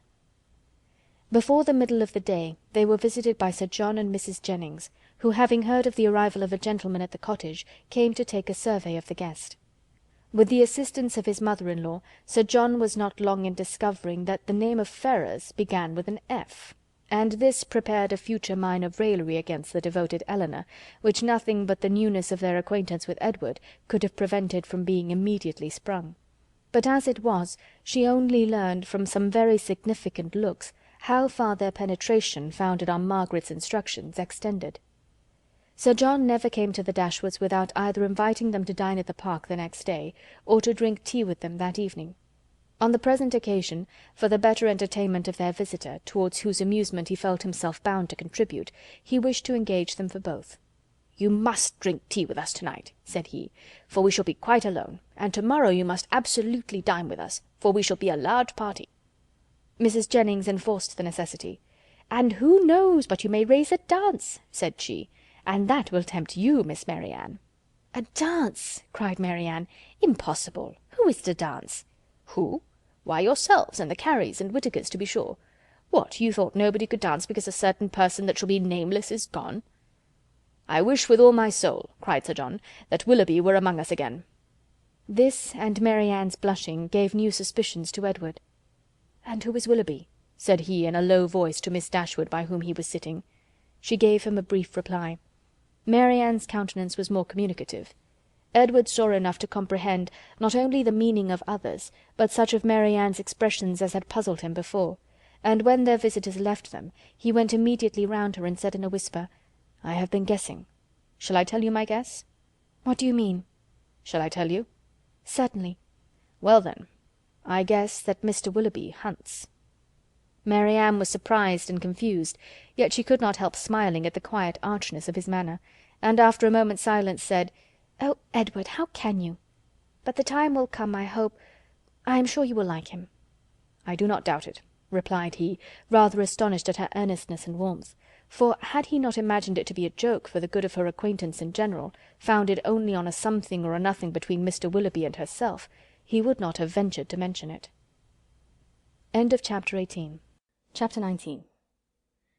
Edward remained a week at the cottage. He was earnestly pressed by Mrs. Dashwood to stay longer, but, as if he were bent only on self-mortification, he seemed resolved to be gone when his enjoyment among his friends was at the height.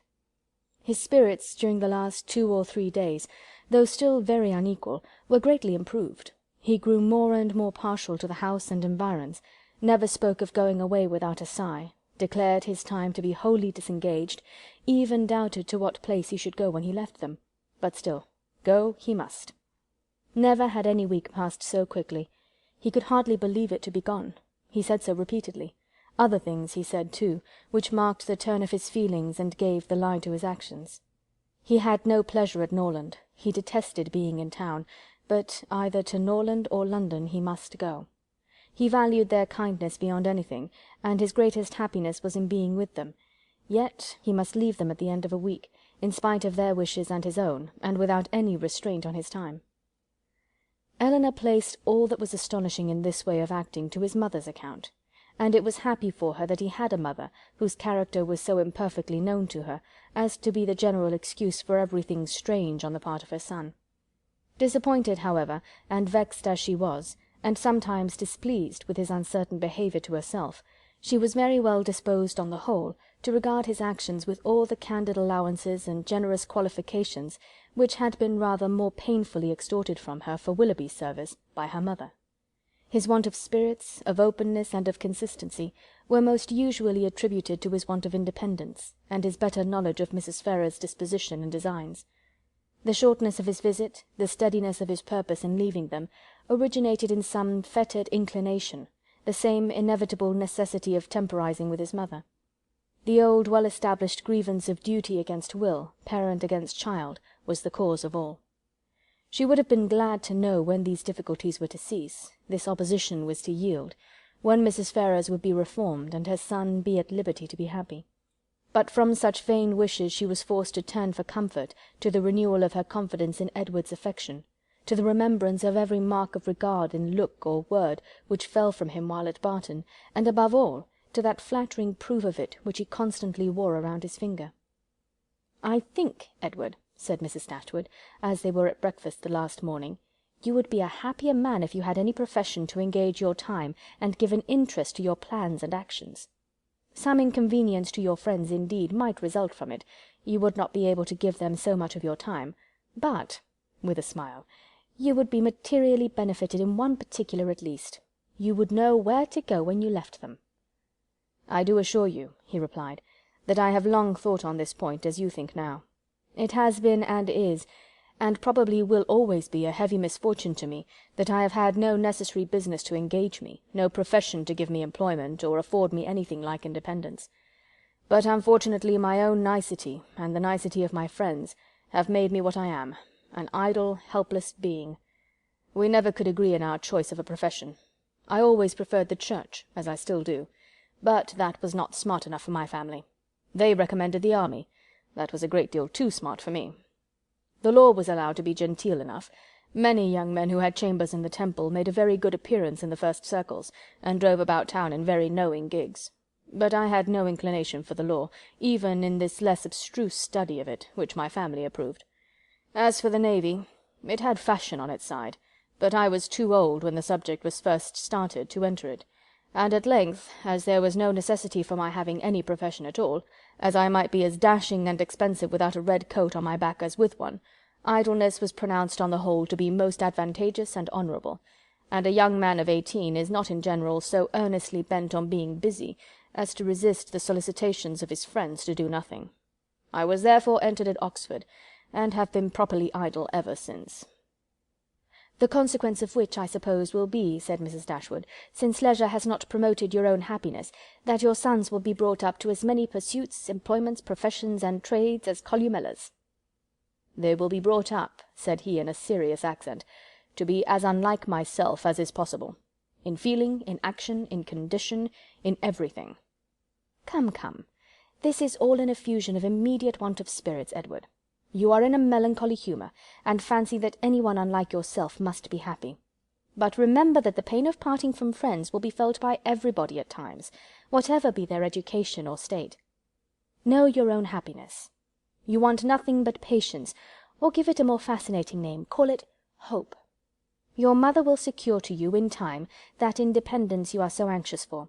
It is her duty, and it must, ere long, become her happiness to prevent your whole youth from being wasted in discontent. How much may not a few months do?" "I think," replied Edward, "that I may defy many months to produce any good to me." This desponding turn of mind, though it could not be communicated to Mrs. Dashwood, gave additional pain to them all in the parting, which shortly took place, and left an uncomfortable impression on Elinor's feelings especially, which required some trouble and time to subdue. But as it was her determination to subdue it, and to prevent herself from appearing to suffer more than what all her family suffered on his going away, she did not adopt the method so judiciously employed by Marianne on a similar occasion, to augment and fix her sorrow by seeking silence, solitude, and idleness. Their means were as different as their objects, and equally suited to the advancement of each. Elinor sat down to her drawing-table as soon as he was out of the house, busily employed herself the whole day, neither sought nor avoided the mention of his name, appeared to interest herself almost as much as ever in the general concerns of the family, and if, by this conduct, she did not lessen her own grief, it was at least prevented from unnecessary increase, and her mother and sisters were spared much solicitude on her account. Such behaviour as this, so exactly the reverse of her own, appeared no more meritorious to Marianne than her own had seemed faulty to her. The business of self-command she settled very easily. With strong affections it was impossible. With calm ones it could have no merit. That her sister's affections were calm she dared not deny, though she blushed to acknowledge it, and of the strength of her own she gave a very striking proof, by still loving and respecting that sister, in spite of this mortifying conviction. Without shutting herself up from her family, or leaving the house in determined solitude to avoid them, or lying awake the whole night to indulge meditation, Elinor found every day afforded her leisure enough to think of Edward, and of Edward's behaviour, in every possible variety which the different state of her spirits at different times could produce, with tenderness, pity, approbation, censure, and doubt. There were moments in abundance when, if not by the absence of her mother and sisters, at least by the nature of their employments, conversation was forbidden among them, and every effect of solitude was produced. Her mind was inevitably at liberty, her thoughts could not be chained elsewhere, and the past and the future, on a subject so interesting, must be before her, must force her attention and engross her memory, her reflection, and her fancy. From a reverie of this kind, as she sat at her drawing-table, she was roused one morning, soon after Edward's leaving them, by the arrival of company. She happened to be quite alone. The closing of the little gate, at the entrance of the green court in front of the house, drew her eyes to the window, and she saw a large party walking up to the door. Amongst them were Sir John and Lady Middleton and Mrs. Jennings, but there were two others, a gentleman and lady, who were quite unknown to her. She was sitting near the window, and as soon as Sir John perceived her, he left the rest of the party to the ceremony of knocking at the door, and stepping across the turf, obliged her to open the casement to speak to him, though the space was so short between the door and the window as to make it hardly possible to speak at one without being heard at the other. "Well," said he, "we have brought you some strangers. How do you like them?" "Hush, they will hear you." "Never mind if they do. It is only the Palmers. Charlotte is very pretty, I can tell you. You may see her if you look this way." As Elinor was certain of seeing her in a couple of minutes without taking that liberty, she begged to be excused. "Where is Marianne? Has she run away because we are come? I see her instrument is open." "She is walking, I believe." They were now joined by Mrs. Jennings, who had not patience enough to wait till the door was opened before she told her story. She came hallooing to the window. "How do you do, my dear? How does Mrs. Dashwood do? And where are your sisters? What, all alone? You will be glad of a little company to sit with you. I have brought my other son and daughter to see you. Only think of their coming so suddenly. I thought I heard a carriage last night while we were drinking our tea, but it never entered my head that it could be them. I thought of nothing but whether it might not be Colonel Brandon come back again, so I said to Sir John, 'I do think I hear a carriage. Perhaps it is Colonel Brandon come back again.'" Elinor was obliged to turn from her in the middle of her story to receive the rest of the party. Lady Middleton introduced the two strangers. Mrs. Dashwood and Margaret came downstairs at the same time, and they all sat down to look at one another, while Mrs. Jennings continued her story as she walked through the passage into the parlour, attended by Sir John. Mrs. Palmer was several years younger than Lady Middleton, and totally unlike her in every respect. She was short and plump, had a very pretty face, and the finest expression of good humour in it that could possibly be. Her manners were by no means so elegant as her sister's, but they were much more prepossessing. She came in with a smile, smiled all the time of her visit, except when she laughed, and smiled when she went away. Her husband was a grave-looking young man of 5 or 26, with an air of more fashion and sense than his wife, but of less willingness to please or be pleased. He entered the room with a look of self-consequence, slightly bowed to the ladies without speaking a word, and after briefly surveying them and their apartments, took up a newspaper from the table, and continued to read it as long as he stayed. Mrs. Palmer, on the contrary, who was strongly endowed by nature with a turn for being uniformly civil and happy, was hardly seated before her admiration of the parlour and everything in it burst forth. "Well, what a delightful room this is! I never saw anything so charming. Only think, mamma, how it is improved since I was here last. I always thought it such a sweet place, ma'am," turning to Mrs. Dashwood, "but you have made it so charming. Only look, sister, how delightful everything is. How I should like such a house for myself. Should not you, Mr. Palmer?" Mr. Palmer made her no answer, and did not even raise his eyes from the newspaper. "Mr. Palmer does not hear me," said she, laughing. "He never does sometimes. It is so ridiculous." This was quite a new idea to Mrs. Dashwood. She had never been used to find wit in the inattention of anyone, and could not help looking with surprise at them both. Mrs. Jennings, in the meantime, talked on as loud as she could, and continued her account of their surprise the evening before on seeing their friends, without ceasing till everything was told. Mrs. Palmer laughed heartily at the recollection of their astonishment, and everybody agreed, 2 or 3 times over, that it had been quite an agreeable surprise. "You may believe how glad we all were to see them," added Mrs. Jennings, leaning forward towards Elinor, and speaking in a low voice as if she meant to be heard by no one else, though they were seated on different sides of the room. "But, however, I can't help wishing they had not travelled quite so fast, nor made such a long journey of it, for they came all round by London upon account of some business, for you know," nodding significantly and pointing to her daughter, "it was wrong in her situation. I wanted her to stay at home and rest this morning, but she would come with us. She longed so much to see you all."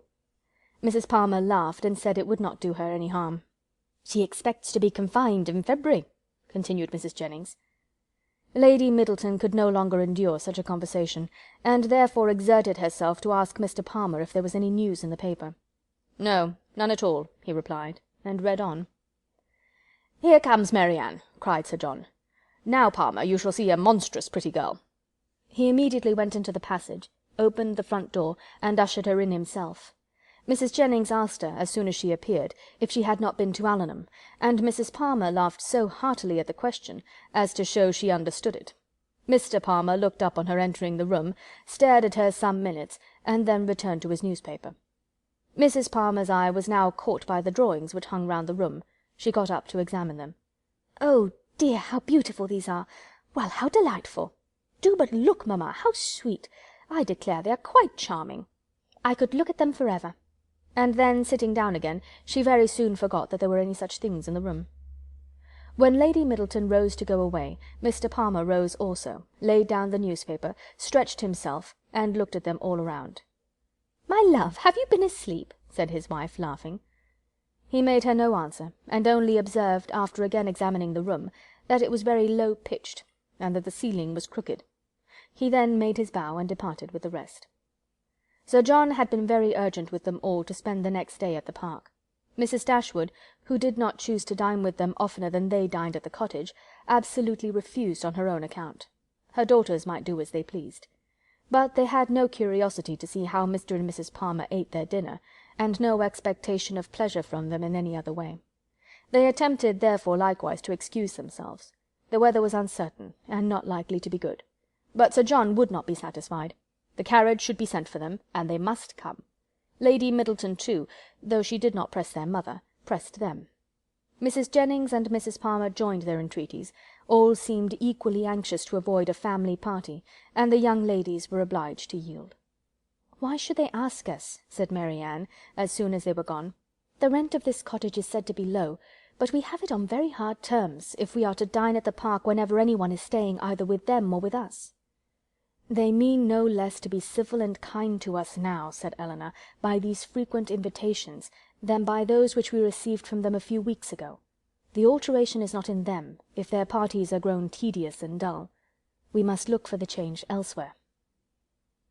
Chapter 20. As the Miss Dashwoods entered the drawing-room of the park the next day at one door, Mrs. Palmer came running in at the other, looking as good-humoured and merry as before. She took them all most affectionately by the hand, and expressed great delight in seeing them again. "I am so glad to see you," said she, seating herself between Elinor and Marianne, "for it is so bad a day I was afraid you might not come, which would be a shocking thing, as we go away again to-morrow. We must go, for the Westons come to us next week, you know. It was quite a sudden thing, our coming at all, and I knew nothing of it till the carriage was coming to the door, and then Mr. Palmer asked me if I would go with him to Barton. He is so droll. He never tells me anything. I am so sorry we cannot stay longer. However, we shall meet again in town very soon, I hope." They were obliged to put an end to such an expectation. "Not go to town!" cried Mrs. Palmer with a laugh. "I shall be quite disappointed if you do not. I could get the nicest house in the world for you, next door to ours, in Hanover Square. You must come, indeed. I am sure I shall be very happy to chaperon you at any time till I am confined, if Mrs. Dashwood should not like to go into public." They thanked her, but were obliged to resist all her entreaties. "Oh, my love!" cried Mrs. Palmer to her husband, who just then entered the room, "you must help me to persuade the Miss Dashwoods to go to town this winter." Her love made no answer, and after slightly bowing to the ladies, began complaining of the weather. "How horrid all this is!" said he. "Such weather makes everything and everybody disgusting. Dullness is as much produced within doors as without by rain. It makes one detest all one's acquaintance. What the devil does Sir John mean by not having a billiard-room in his house? How few people know what comfort is! Sir John is as stupid as the weather." The rest of the company soon dropped in. "I am afraid, Miss Marianne," said Sir John, "you have not been able to take your usual walk to Allenham to-day." Marianne looked very grave, and said nothing. "Oh, don't be so sly before us," said Mrs. Palmer, "for we know all about it, I assure you, and I admire your taste very much, for I think he is extremely handsome. We do not live a great way from him in the country, you know. Not above 10 miles, I dare say." "Much nearer 30, said her husband. "Ah, well, there is not much difference. I never was at his house, but they say it is a sweet, pretty place." "As vile a spot as I ever saw in my life," said Mr. Palmer. Marianne remained perfectly silent, though her countenance betrayed her interest in what was said. "Is it very ugly?" continued Mrs. Palmer. "Then it must be some other place that is so pretty, I suppose." When they were seated in the dining-room, Sir John observed with regret that they were only 8 altogether. "My dear," said he to his lady, "it is very provoking that we should be so few. Why did not you ask the Gilberts to come to us to-day?" "Did not I tell you, Sir John, when you spoke to me about it before, that it could not be done? They dined with us last." "You and I, Sir John," said Mrs. Jennings, "should not stand upon such ceremony." "Then you would be very ill-bred," cried Mr. Palmer. "My love, you contradict everybody," said his wife with her usual laugh. "Do you know that you are quite rude?" "I did not know I contradicted anybody in calling your mother ill-bred." "Aye, you may abuse me as you please," said the good-natured old lady. "You have taken Charlotte off my hands, and cannot give her back again. So there I have the whip-hand of you." Charlotte laughed heartily to think that her husband could not get rid of her, and exultingly said she did not care how cross he was to her, as they must live together. It was impossible for anyone to be more thoroughly good-natured or more determined to be happy than Mrs. Palmer. The studied indifference, insolence, and discontent of her husband gave her no pain, and when he scolded or abused her, she was highly diverted. "Mr. Palmer is so droll," said she in a whisper to Elinor. "He is always out of humour." Elinor was not inclined, after a little observation, to give him credit for being so genuinely and unaffectedly ill-natured or ill-bred as he wished to appear. His temper might perhaps be a little soured by finding, like many others of his sex, that through some unaccountable bias in favour of beauty, he was the husband of a very silly woman. But she knew that this kind of blunder was too common for any sensible man to be lastingly hurt by it. It was rather a wish of distinction, she believed, which produced his contemptuous treatment of everybody, and his general abuse of everything before him. It was the desire of appearing superior to other people. The motive was too common to be wondered at, but the means, however they might succeed by establishing his superiority and ill-breeding, were not likely to attach anyone to him except his wife. "Oh, my dear Miss Dashwood," said Mrs. Palmer soon afterwards, "I have got such a favour to ask of you and your sister. Will you come and spend some time at Cleveland this Christmas? Now, pray do. And come while the Westons are with us. You cannot think how happy I shall be. It will be quite delightful. My love," applying to her husband, "don't you long to have the Miss Dashwoods come to Cleveland?" "Certainly," he replied with a sneer. "I came into Devonshire with no other view." "There now," said his lady, "you see Mr. Palmer expects you, so you cannot refuse to come." They both eagerly and resolutely declined her invitation. "But indeed you must and shall come. I am sure you will like it of all things. The Westons will be with us, and it will be quite delightful.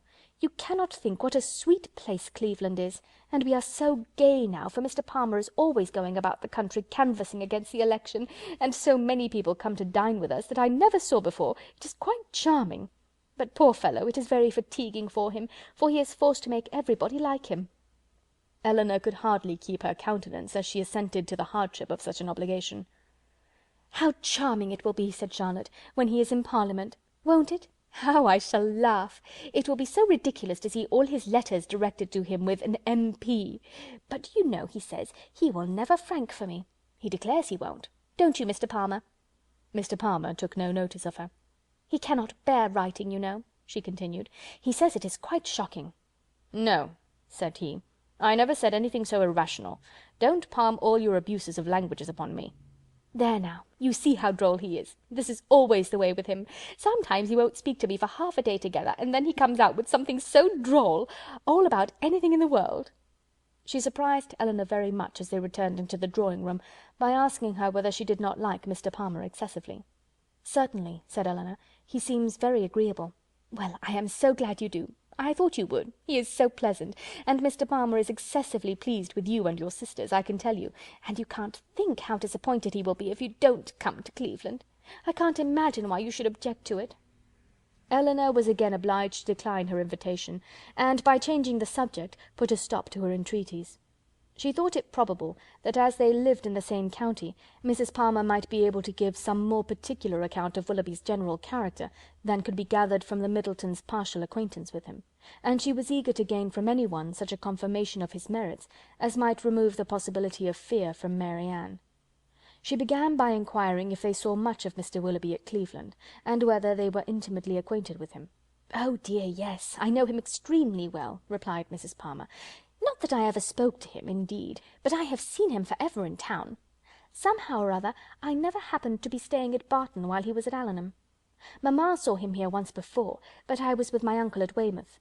However, I dare say we should have seen a great deal of him at Somersetshire, if it had not happened very unluckily that we should never have been in the country together.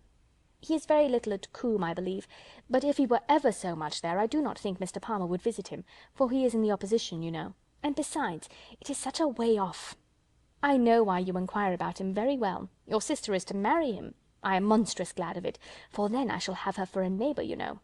"Upon my word," replied Elinor, "you know much more of the matter than I do, if you have any reason to expect such a match."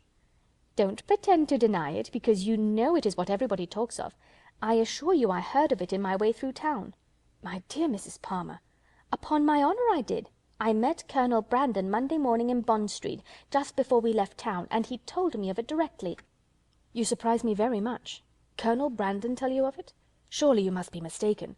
To give such intelligence to a person who could not be interested in it, even if it were true, is not what I should expect Colonel Brandon to do." "But I do assure you it was so, for all that, and I will tell you how it happened. When we met him, he turned back and walked with us, and so we began talking of my brother and sister, and one thing and another, and I said to him, 'So, Colonel, there is a new family come to Barton Cottage, I hear, and mamma sends me word that they are very pretty, and that one of them is going to be married to Mr. Willoughby of Combe Magna. Is it true, pray? For of course you must know, as you have been in Devonshire so lately.'" "And what did the Colonel say?" "Oh, he did not say very much, but he looked as if he knew it to be true. So from that moment I set it down as certain. It will be quite delightful, I declare. When is it to take place?" "Mr. Brandon was very well, I hope?" "Oh, yes, quite well, and so full of your praises, he did nothing but say fine things of you." "I am flattered by his commendation. He seems an excellent man, and I think him uncommonly pleasing." "So do I. He is such a charming man, that it is quite a pity he should be so grave and so dull. Mamma says he was in love with your sister too. I assure you it was a great compliment if he was, for he hardly ever falls in love with anybody." "Is Mr. Willoughby much known in your part of Somersetshire?" said Elinor. "Oh, yes, extremely well. That is, I do not believe many people are acquainted with him, because Combe Magna is so far off, but they all think him extremely agreeable, I assure you. Nobody is more liked than Mr. Willoughby wherever he goes, and so you may tell your sister. She is a monstrous lucky girl to get him, upon my honour. Not but that he is much more lucky in getting her, because she is so very handsome and agreeable, that nothing can be good enough for her. However, I don't think her hardly at all handsomer than you, I assure you, for I think you both excessively pretty, and so does Mr. Palmer too, I am sure, though we could not get him to own it last night." Mrs. Palmer's information respecting Willoughby was not very material, but any testimony in his favour, however small, was pleasing to her. "I am so glad we are got acquainted at last," continued Charlotte, "and now I hope we shall always be great friends. You can't think how much I long to see you. It is so delightful that you should live at the cottage. Nothing can be like it, to be sure, and I am so glad your sister is going to be well married. I hope you will be a great deal at Combe Magna. It is a sweet place by all accounts." "You have been long acquainted with Colonel Brandon, have you not?" "Yes, a great while, ever since my sister married. He was a particular friend of Sir John's, I believe," she added in a low voice. "He would have been very glad to have had me, if he could. Sir John and Lady Middleton wished it very much, but mamma did not think the match good enough for me, otherwise Sir John would have mentioned it to the Colonel, and we should have been married immediately." "Did not Colonel Brandon know of Sir John's proposal to your mother before it was made? Had he never owned his affection to yourself?"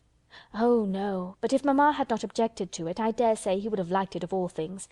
He had not seen me then above twice, for it was before I left school. However, I am much happier as I am. Mr. Palmer is the kind of man I like." Chapter 21. The Palmers returned to Cleveland the next day, and the two families at Barton were again left to entertain each other. But this did not last long. Elinor had hardly got their last visitors out of her head, had hardly done wondering at Charlotte's being so happy without a cause, at Mr. Palmer's acting so simply, with good abilities, and at the strange unsuitableness which often existed between husband and wife, before Sir John's and Mrs. Jennings's active zeal in the cause of society procured her some other new acquaintance to see and observe. In a morning's excursion to Exeter, they had met with two young ladies, whom Mrs. Jennings had the satisfaction of discovering to be her relations, and this was enough for Sir John to invite them directly to the park, as soon as their present engagements at Exeter were over. Their engagements at Exeter instantly gave way before such an invitation, and Lady Middleton was thrown into no little alarm on the return of Sir John by hearing that she was very soon to receive a visit from two girls whom she had never seen in her life, and of whose elegance, whose tolerable gentility even, she could have no proof, for the assurances of her husband and mother on that subject went for nothing at all. Their being her relations too made it so much the worse, and Mrs. Jennings's attempts at consolation were therefore unfortunately founded when she advised her daughter not to care about their being so fashionable, because they were all cousins, and must put up with one another. As it was impossible, however, now to prevent their coming, Lady Middleton resigned herself to the idea of it, with all the philosophy of a well-bred woman, contenting herself with merely giving her husband a gentle reprimand on the subject 5 or 6 times every day. The young ladies arrived. Their appearance was by no means ungenteel or unfashionable. Their dress was very smart, their manners very civil. They were delighted with the house, and in raptures with the furniture, and they happened to be so dotingly fond of children, that Lady Middleton's good opinion was engaged in their favour before they had been an hour at the park. She declared them to be very agreeable girls indeed, which for her ladyship was enthusiastic admiration. Sir John's confidence in his own judgment rose with this animated praise, and he set off directly for the cottage, to tell the Miss Dashwoods of the Miss Steeles' arrival, and to assure them of their being the sweetest girls in the world. From such commendation as this, however, there was not much to be learned. Elinor well knew that the sweetest girls in the world were to be met with in every part of England, under every possible variation of form, face, temper, and understanding. Sir John wanted the whole family to walk to the park directly and look at his guests. Benevolent, philanthropic man! It was painful to him even to keep a third cousin to himself. "Do come now," said he. "Pray come, you must come. I declare you shall come. You can't think how you will like them. Lucy is monstrous pretty, and so good-humoured and agreeable. The children are all hanging about her already, as if she was an old acquaintance, and they both long to see you of all things, for they have heard at Exeter that you are the most beautiful creatures in the world, and I have told them it is all very true, and a great deal more. You will be delighted with them, I am sure. They have brought the whole coach full of playthings for the children. How can you be so cross as not to come? Why, they are your cousins, you know, after a fashion. You are my cousins, and they are my wife's, so you must be related." But Sir John could not prevail. He could only obtain a promise of their calling at the park within a day or two, and then left them in amazement at their indifference, to walk home and boast anew of their attractions to the Miss Steeles, as he had been already boasting of the Miss Steeles to them. When their promised visit to the park, and consequent introduction to these young ladies, took place, they found in the appearance of the eldest, who was nearly 30, with a very plain and not a sensible face, nothing to admire. But in the other, who was not more than 2 or 3 and 20, they acknowledged considerable beauty. Her features were pretty, and she had a sharp, quick eye, and a smartness of air, which, though it did not give actual elegance or grace, gave distinction to her person. Their manners were particularly civil, and Elinor soon allowed them credit for some kind of sense, when she saw with what constant and judicious attention they were making themselves agreeable to Lady Middleton.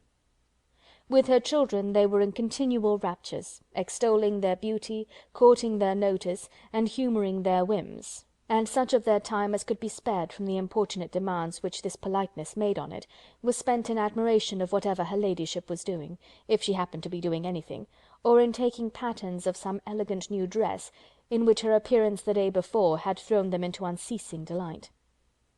Fortunately for those who pay their court through such foibles, a fond mother, though in pursuit of praise for her children the most rapacious of human beings, is likewise the most credulous. Her demands are exorbitant, but she will swallow anything, and the excessive affection and endurance of the Miss Steeles towards her offspring were viewed therefore by Lady Middleton without the smallest surprise or distrust.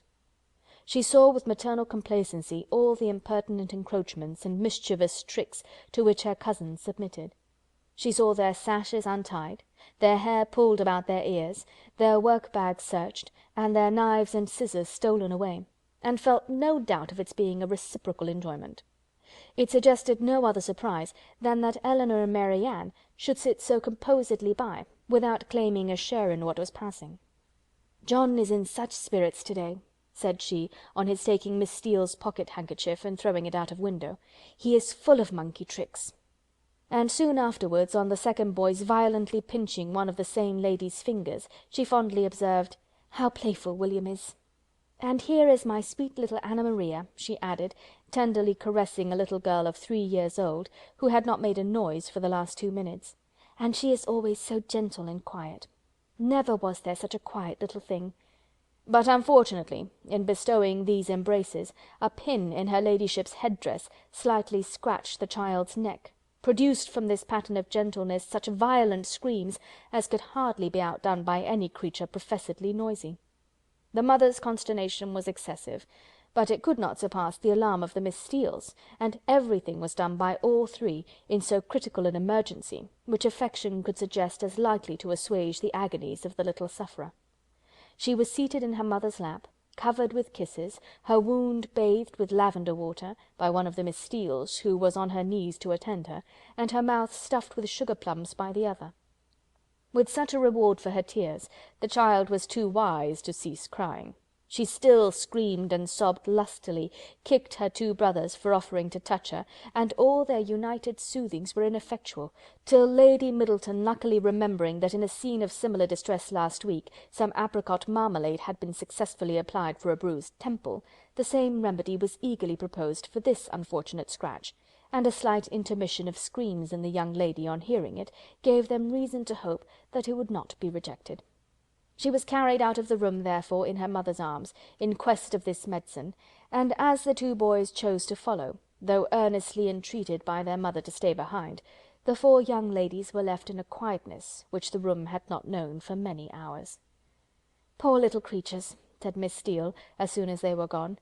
"It might have been a very sad accident." "Yet I hardly know how," cried Marianne, "unless it had been under totally different circumstances. But this is the usual way of heightening alarm, where there is nothing to be alarmed at in reality." "What a sweet woman Lady Middleton is," said Lucy Steele. Marianne was silent. It was impossible for her to say what she did not feel, however trivial the occasion, and upon Elinor, therefore, the whole task of telling lies when politeness required it, always fell. She did her best, when thus called on, by speaking of Lady Middleton with more warmth than she felt, though with far less than Miss Lucy. "And Sir John too," cried the eldest sister. "What a charming man he is!" Here too Miss Dashwood's commendation, being only simple and just, came in without any eclat. She merely observed that he was perfectly good-humoured and friendly. "And what a charming little family they have! I never saw such fine children in my life.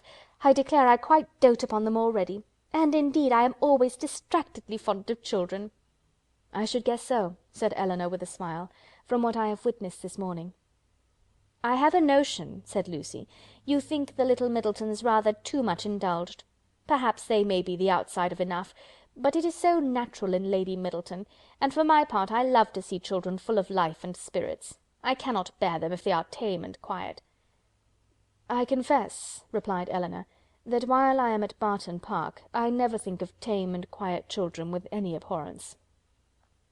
A short pause succeeded this speech, which was first broken by Miss Steele, who seemed very much disposed for conversation, and who now said rather abruptly, "And how do you like Devonshire, Miss Dashwood? I suppose you were very sorry to leave Sussex." In some surprise at the familiarity of this question, or at least of the manner in which it was spoken, Elinor replied that she was. "Norland is a prodigious beautiful place, is not it?" added Miss Steele. "We have heard Sir John admire it excessively," said Lucy, who seemed to think some apology necessary for the freedom of her sister. "I think every one must admire it," replied Elinor, "whoever saw the place, though it is not to be supposed that any one can estimate its beauties as we do." "And you had a great many smart beaux there. I suppose you have not so many in this part of the world. For my part, I think they are a vast addition always." "But why should you think," said Lucy, looking ashamed of her sister, "that there are not as many genteel young men in Devonshire as Sussex?" "Nay, my dear, I'm sure I don't pretend to say that there aren't. I'm sure there's a vast many smart beaux in Exeter, but you know, how could I tell what smart beaux there might be about Norland? And I was only afraid the Miss Dashwoods might find it dull at Barton, if they had not so many as they used to have. But perhaps you young ladies may not care about the beaux, and had as lief be without them as with them. For my part, I think they are vastly agreeable, provided they dress smart and behave civil. But I can't bear to see them dirty and nasty. Now there's Mr. Rose at Exeter, a prodigious smart young man, quite a beau, clerk to Mr. Simpson, you know, and yet if you do but meet him of a morning, he is not fit to be seen." "I suppose your brother was quite a beau, Miss Dashwood, before he married, as he was so rich?" "Upon my word," replied Elinor, "I cannot tell you, for I do not perfectly comprehend the meaning of the word.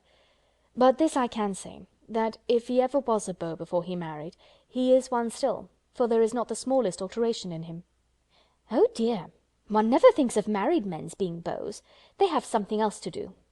"Lord, Anne!" cried her sister, "you can talk of nothing but beaux. You will make Miss Dashwood believe you think of nothing else." And then, to turn the discourse, she began admiring the house and the furniture. This specimen of the Miss Steeles was enough.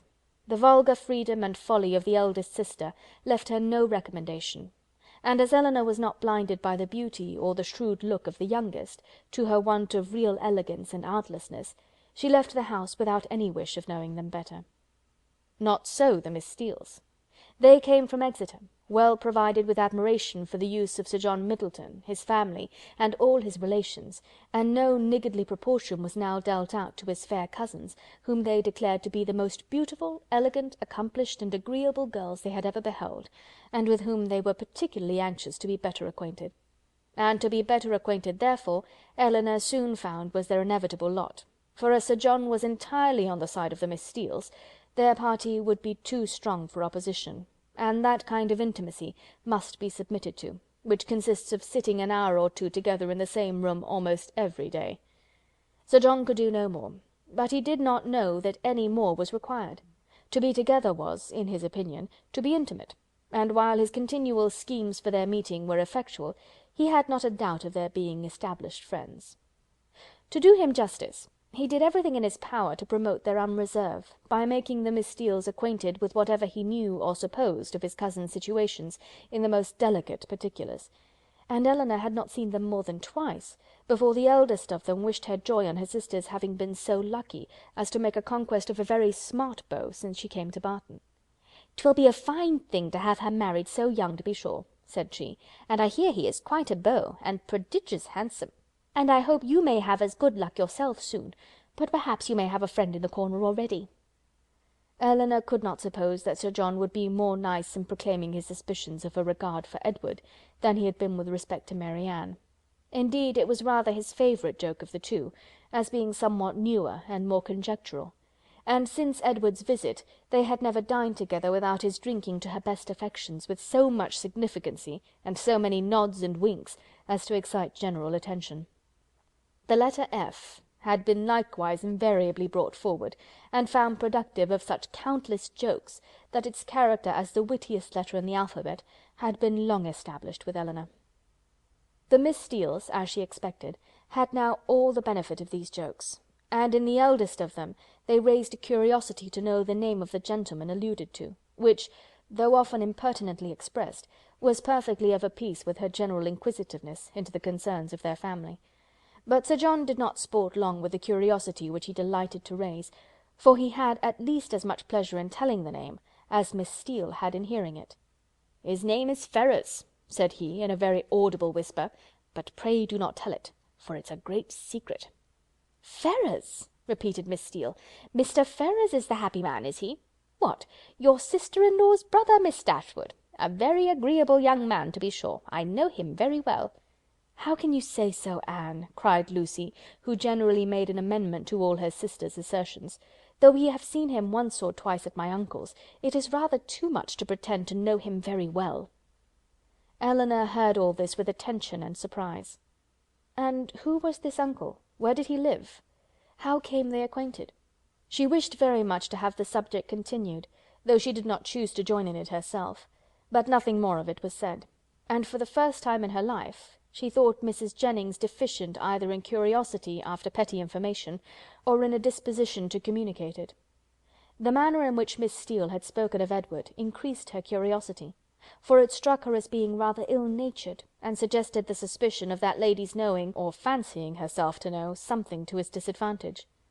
But her curiosity was unavailing, for no farther notice was taken of Mr. Ferrars's name by Miss Steele when alluded to, or even openly mentioned by Sir John. Chapter 22.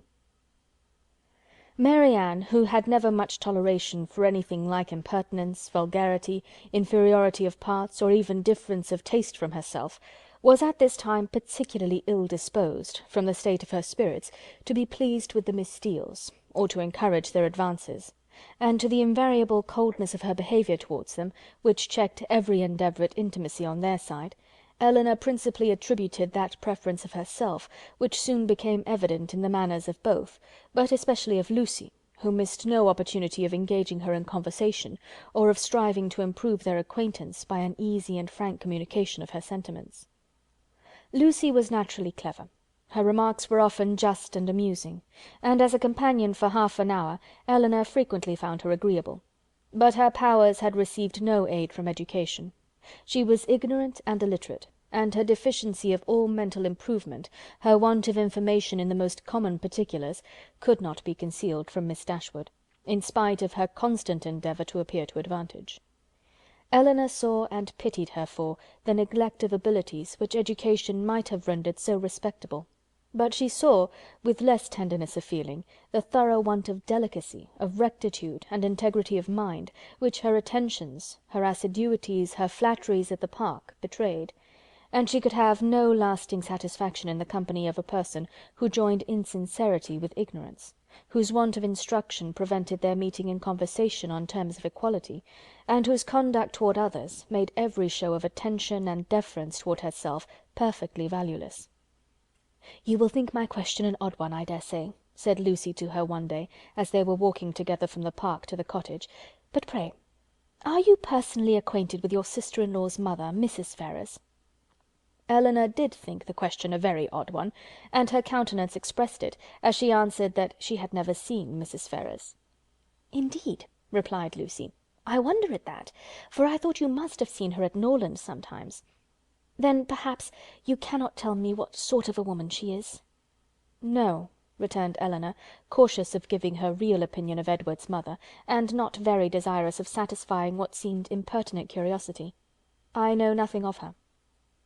"I am sure you think me very strange for inquiring about her in such a way," said Lucy, eyeing Elinor attentively as she spoke, "but perhaps there may be reasons. I wish I might venture. But, however, I hope you will do me the justice of believing that I do not mean to be impertinent." Elinor made her a civil reply, and they walked on for a few minutes in silence. It was broken by Lucy, who renewed the subject again by saying, with some hesitation, "I cannot bear to have you think me impertinently curious. I am sure I would rather do anything in the world than be thought so by a person whose good opinion is so well worth having as yours. And I am sure I should not have the smallest fear of trusting you. Indeed, I should be very glad of your advice how to manage in such an uncomfortable situation as I am. But, however, there is no occasion to trouble you. I am sorry you do not happen to know Mrs. Ferrars." "I am sorry I do not," said Elinor, in great astonishment, "if it could be of any use to you to know my opinion of her. But really I never understood that you were at all connected with that family, and therefore I am a little surprised, I confess, at so serious an inquiry into her character." "I dare say you are, and I am sure I do not at all wonder at it. But if I dared tell you all, you would not be so much surprised. Mrs. Ferrars is certainly nothing to me at present, but the time may come, how soon it will come must depend upon herself, when we may be very intimately connected." She looked down as she said this, amiably bashful, with only one side glance at her companion to observe its effect on her. "Good heavens!" cried Elinor, "what do you mean? Are you acquainted with Mr. Robert Ferrars? Can you be?" And she did not feel much delighted with the idea of such a sister-in-law. "No," replied Lucy, "not to Mr. Robert Ferrars, I never saw him in my life, but," fixing her eyes upon Elinor, "to his eldest brother." What felt Elinor at that moment? Astonishment, that would have been as painful as it was strong, had not an immediate disbelief at the assertion attended it. She turned towards Lucy in silent amazement, unable to divine the reason or object of such a declaration, and though her complexion varied, she stood firm in incredulity, and felt in no danger of an hysterical fit or a swoon. "You may well be surprised," continued Lucy, "for to be sure you could have had no idea of it before, for I dare say he never dropped the smallest hint of it to you or any of your family, because it was always meant to be a great secret, and I am sure has been faithfully kept so by me to this hour. Not a soul of all my relations know of it but Anne, and I should never have mentioned it to you if I had not felt the greatest dependence in the world upon your secrecy. And I really thought my behaviour in asking so many questions about Mrs. Ferrars must seem odd, that it ought to be explained. And I do not think Mr. Ferrars can be displeased when he knows I have trusted you, because I know he has the highest opinion in the world of all your family, and looks upon yourself and the other Miss Dashwoods quite as his own sisters." She paused. Elinor for a few moments remained silent. Her astonishment at what she heard was at first too great for words, but at length, forcing herself to speak, and to speak cautiously, she said, with calmness of manner, which tolerably well concealed her surprise and solicitude, "May I ask if your engagement is of long standing?" "We have been engaged these 4 years." "4 years?" "Yes." Elinor, though greatly shocked, still felt unable to believe it. "I did not know," said she, "that you were even acquainted till the other day." "Our acquaintance, however, is of many years' date. He was under my uncle's care, you know, a considerable while." "Your uncle?" "Yes, Mr. Pratt. Did you never hear him talk of Mr. Pratt?" "I think I have," replied Elinor, with an exertion of spirits which increased with her increase of emotion. "He was 4 years with my uncle, who lives at Longstaple, near Plymouth. It was there our acquaintance begun, for my sister and me was often staying with my uncle, and it was there our engagement was formed, though not till a year after he had quitted as a pupil, but he was almost always with us afterwards. I was very unwilling to enter into it, as you may imagine, without the knowledge and approbation of his mother, but I was too young, and loved him too well, to be so prudent as I ought to have been. Though you do not know him so well as me, Miss Dashwood, you must have seen enough of him to be sensible he is very capable of making a woman sincerely attached to him." "Certainly," answered Elinor, without knowing what she said; but after a moment's reflection she added, with revived security of Edward's honour and love, and her companion's falsehood, "Engaged to Mr. Edward Ferrars! I confess myself so totally surprised at what you tell me, that really, I beg your pardon, but surely there must be some mistake of person or name. We cannot mean the same Mr. Ferrars." "We can mean no other," cried Lucy, smiling. "Mr. Edward Ferrars, the eldest son of Mrs. Ferrars of Park Street, and brother of your sister-in-law, Mrs. John Dashwood, is the person I mean. You must allow that I am not likely to be deceived as to the name of the man on whom all my happiness depends." "It is strange," replied Elinor, in a most painful perplexity, "that I should never have heard him even mention your name." "No, considering our situation, it was not strange. Our first care has been to keep the matter secret. You knew nothing of me or my family, and therefore there could be no occasion for ever mentioning my name to you. And as he was always particularly afraid of his sister suspecting anything, that was reason enough for his not mentioning it." She was silent. Elinor's security sunk, but her self-command did not sink with it. "4 years you have been engaged," said she with a firm voice. "Yes, and heaven knows how much longer we may have to wait. Poor Edward! It puts him quite out of heart." Then taking a small miniature from her pocket, she added, "To prevent the possibility of mistake, be so good as to look at this face. It does not do him justice, to be sure, but yet I think you cannot be deceived as to the person it was drew for. I have had it above these 3 years."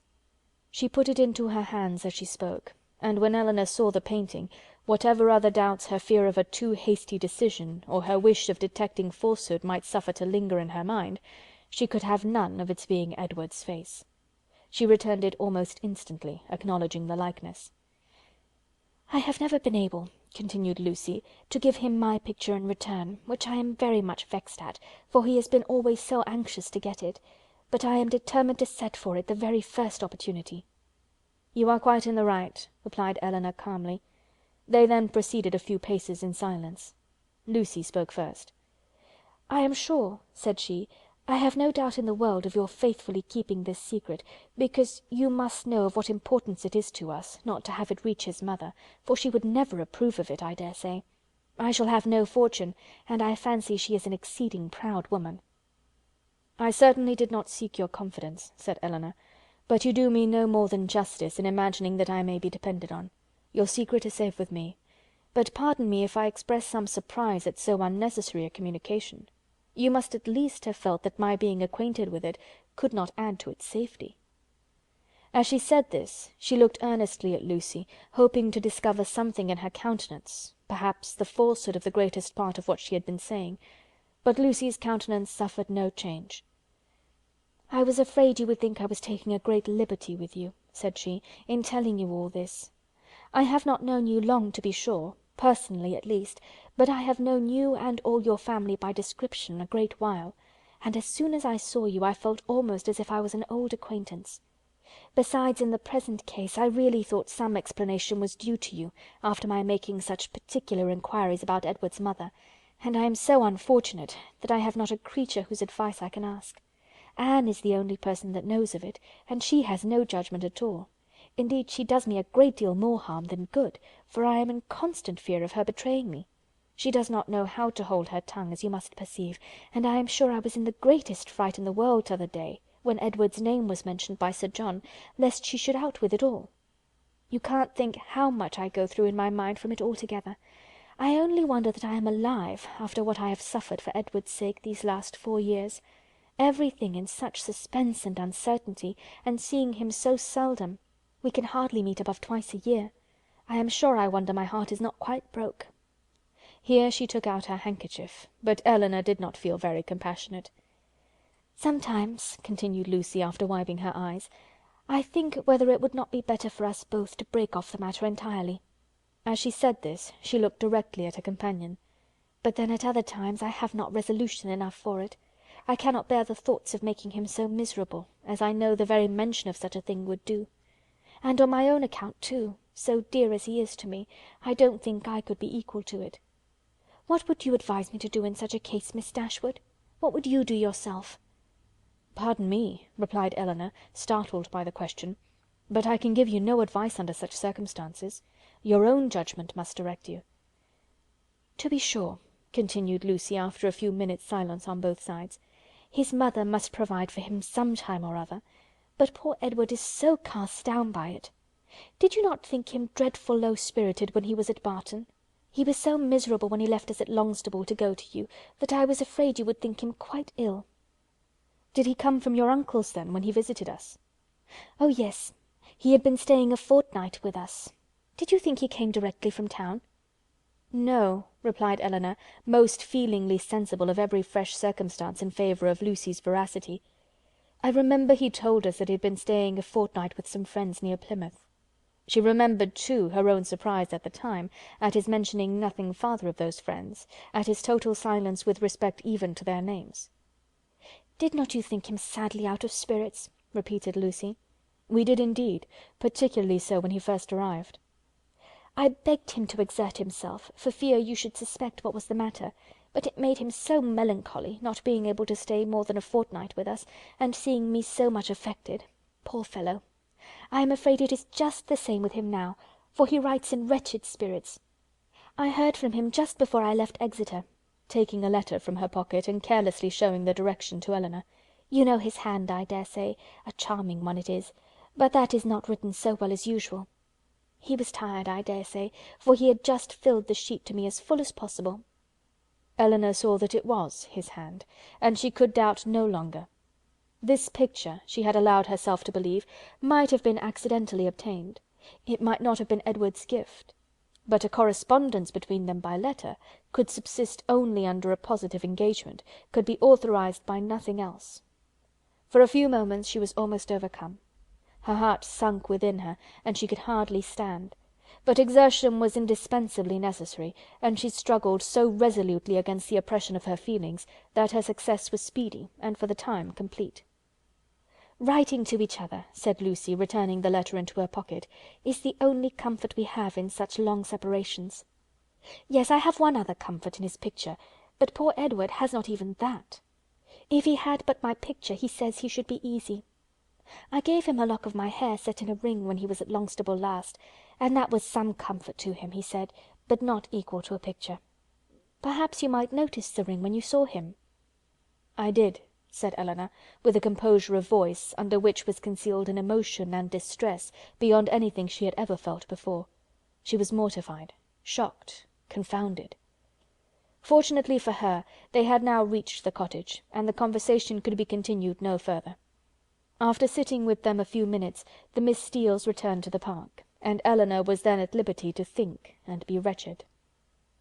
Chapter 23. However small Elinor's general dependence on Lucy's veracity might be, it was impossible for her, on serious reflection, to suspect it in the present case, where no temptation could be answerable to the folly of inventing a falsehood of such a description. What Lucy had asserted to be true, therefore, Elinor could not, dared not, longer doubt, supported as it was too on every side by such probabilities and proofs, and contradicted by nothing but her own wishes.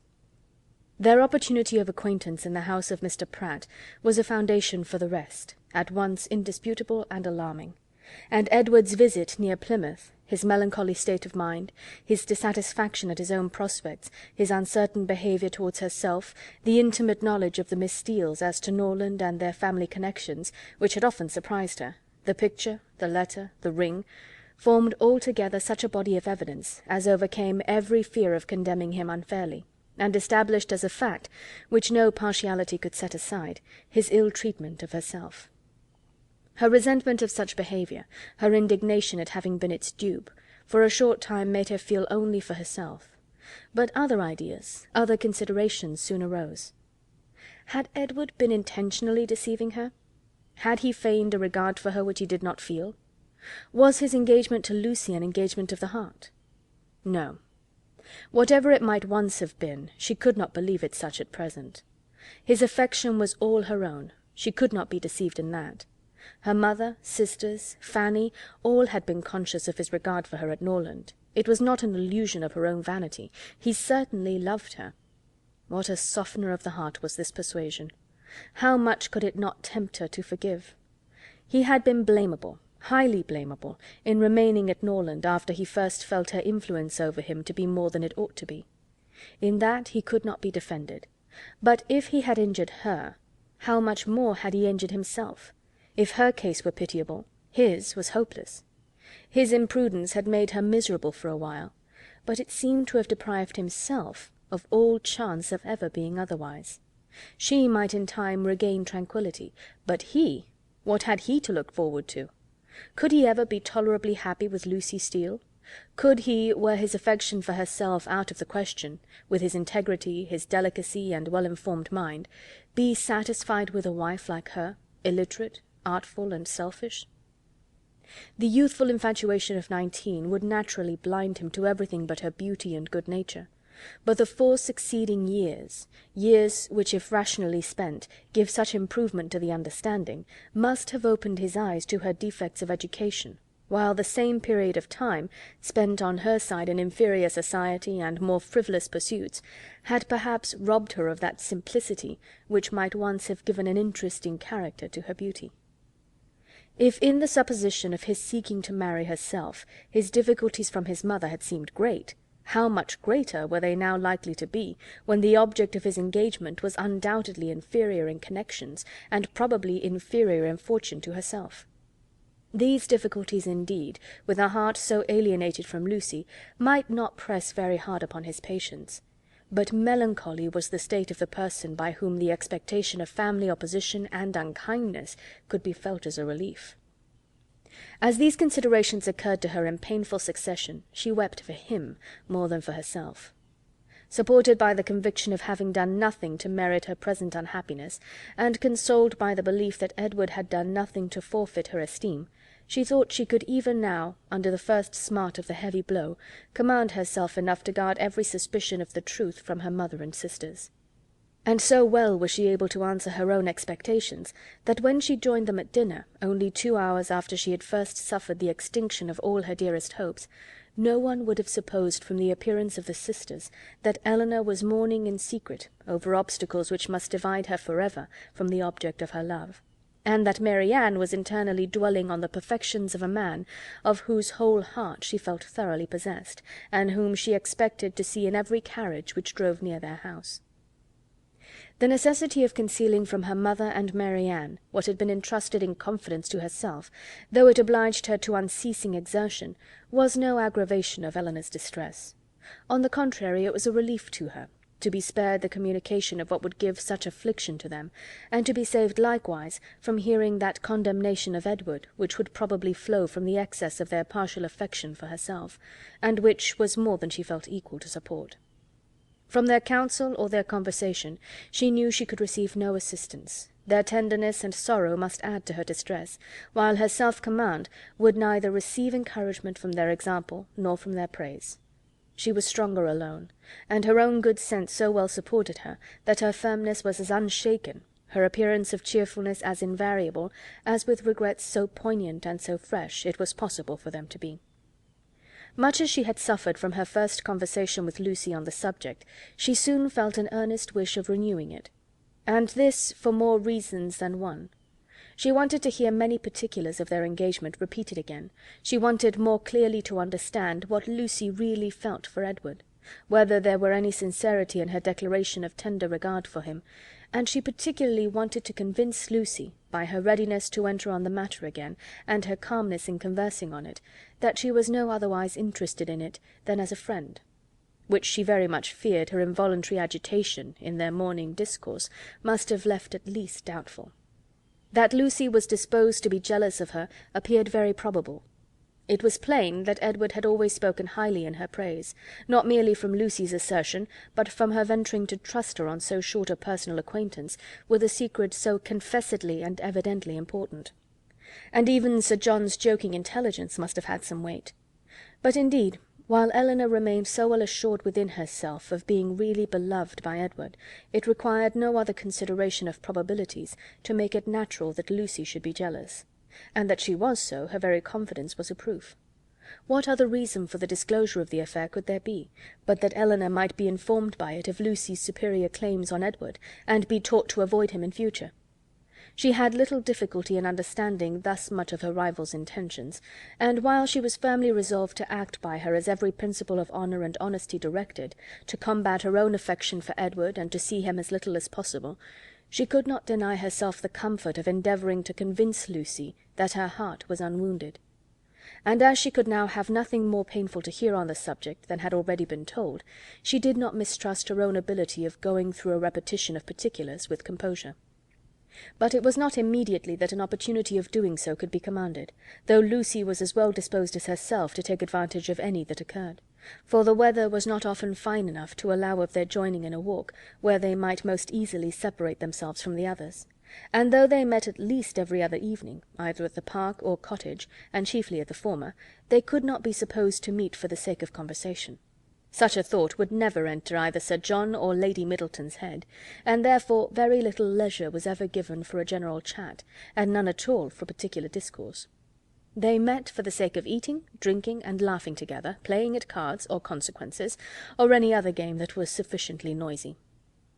One or two meetings of this kind had taken place, without affording Elinor any chance of engaging Lucy in private, when Sir John called at the cottage one morning to beg, in the name of charity, that they would all dine with Lady Middleton that day, as he was obliged to attend the club at Exeter, and she would otherwise be quite alone, except her mother and the two Miss Steeles. Elinor, who foresaw a fairer opening for the point she had in view, in such a party as this was likely to be, more at liberty among themselves under the tranquil and well-bred direction of Lady Middleton than when her husband united them together in one noisy purpose, immediately accepted the invitation. Margaret, with her mother's permission, was equally compliant, and Marianne, though always unwilling to join any of their parties, was persuaded by her mother, who could not bear to have her seclude herself from any chance of amusement, to go likewise. The young ladies went, and Lady Middleton was happily preserved from the frightful solitude which had threatened her. The insipidity of the meeting was exactly such as Elinor had expected. It produced not one novelty of thought or expression, and nothing could be less interesting than the whole of their discourse, both in the dining-parlour and drawing-room. To the latter the children accompanied them, and while they remained there she was too well convinced of the impossibility of engaging Lucy's attention to attempt it. They quitted it only with the removal of the tea-things. The card-table was then placed, and Elinor began to wonder at herself for ever having entertained a hope of finding time for conversation at the park. They all rose up in preparation for a round game. "I am glad," said Lady Middleton to Lucy, "you are not going to finish poor little Anna Maria's basket this evening, for I am sure it must hurt your eyes to work filigree by candlelight. And we will make the dear little love some amends for her disappointment to-morrow, and then I hope she will not much mind it." The hint was enough. Lucy recollected herself instantly, and replied, "Indeed, you are very much mistaken, Lady Middleton. I am only waiting to know whether you can make your party without me, or I should have been at my filigree already. I would not disappoint the little angel for all the world, and if you want me at the card table now, I am resolved to finish the basket after supper." "You are very good. I hope it won't hurt your eyes.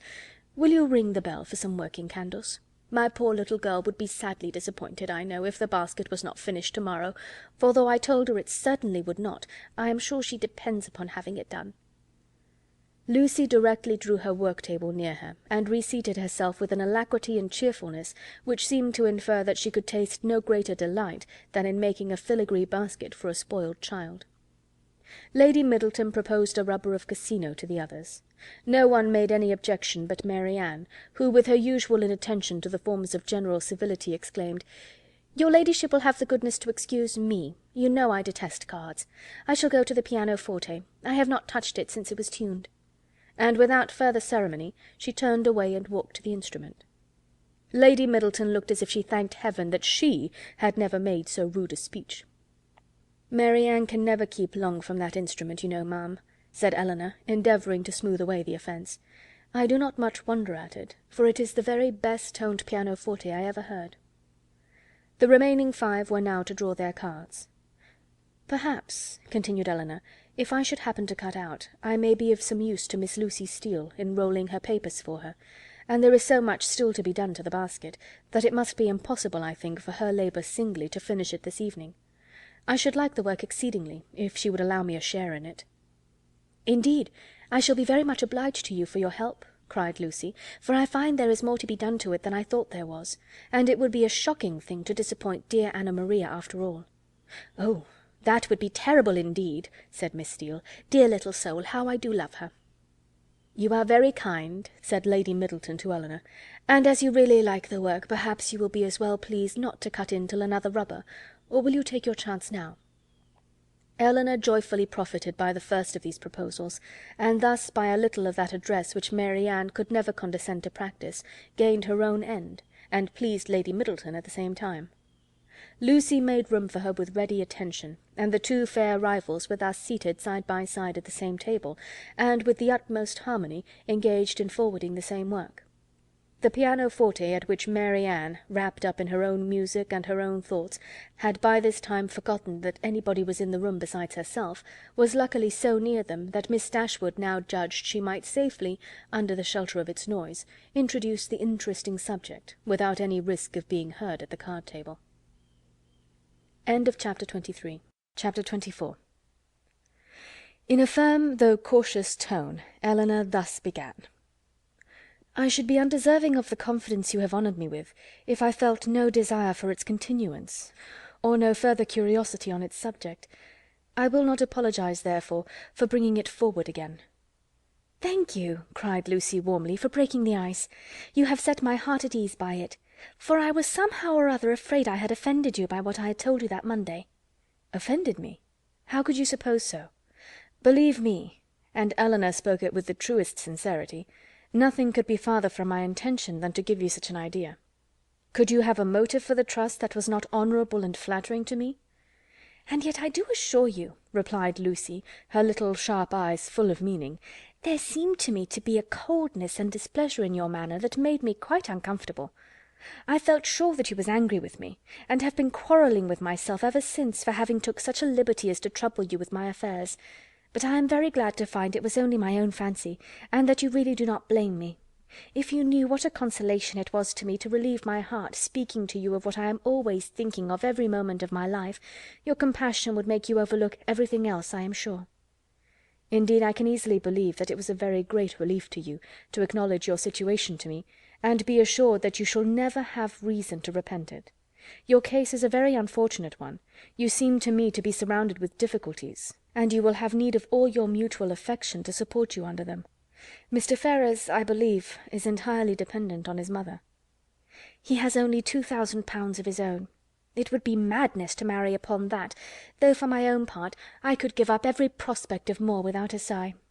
I have always been used to a very small income, and could struggle with any poverty for him, but I love him too well to be the selfish means of robbing him, perhaps, of all that his mother might give him if he married to please her.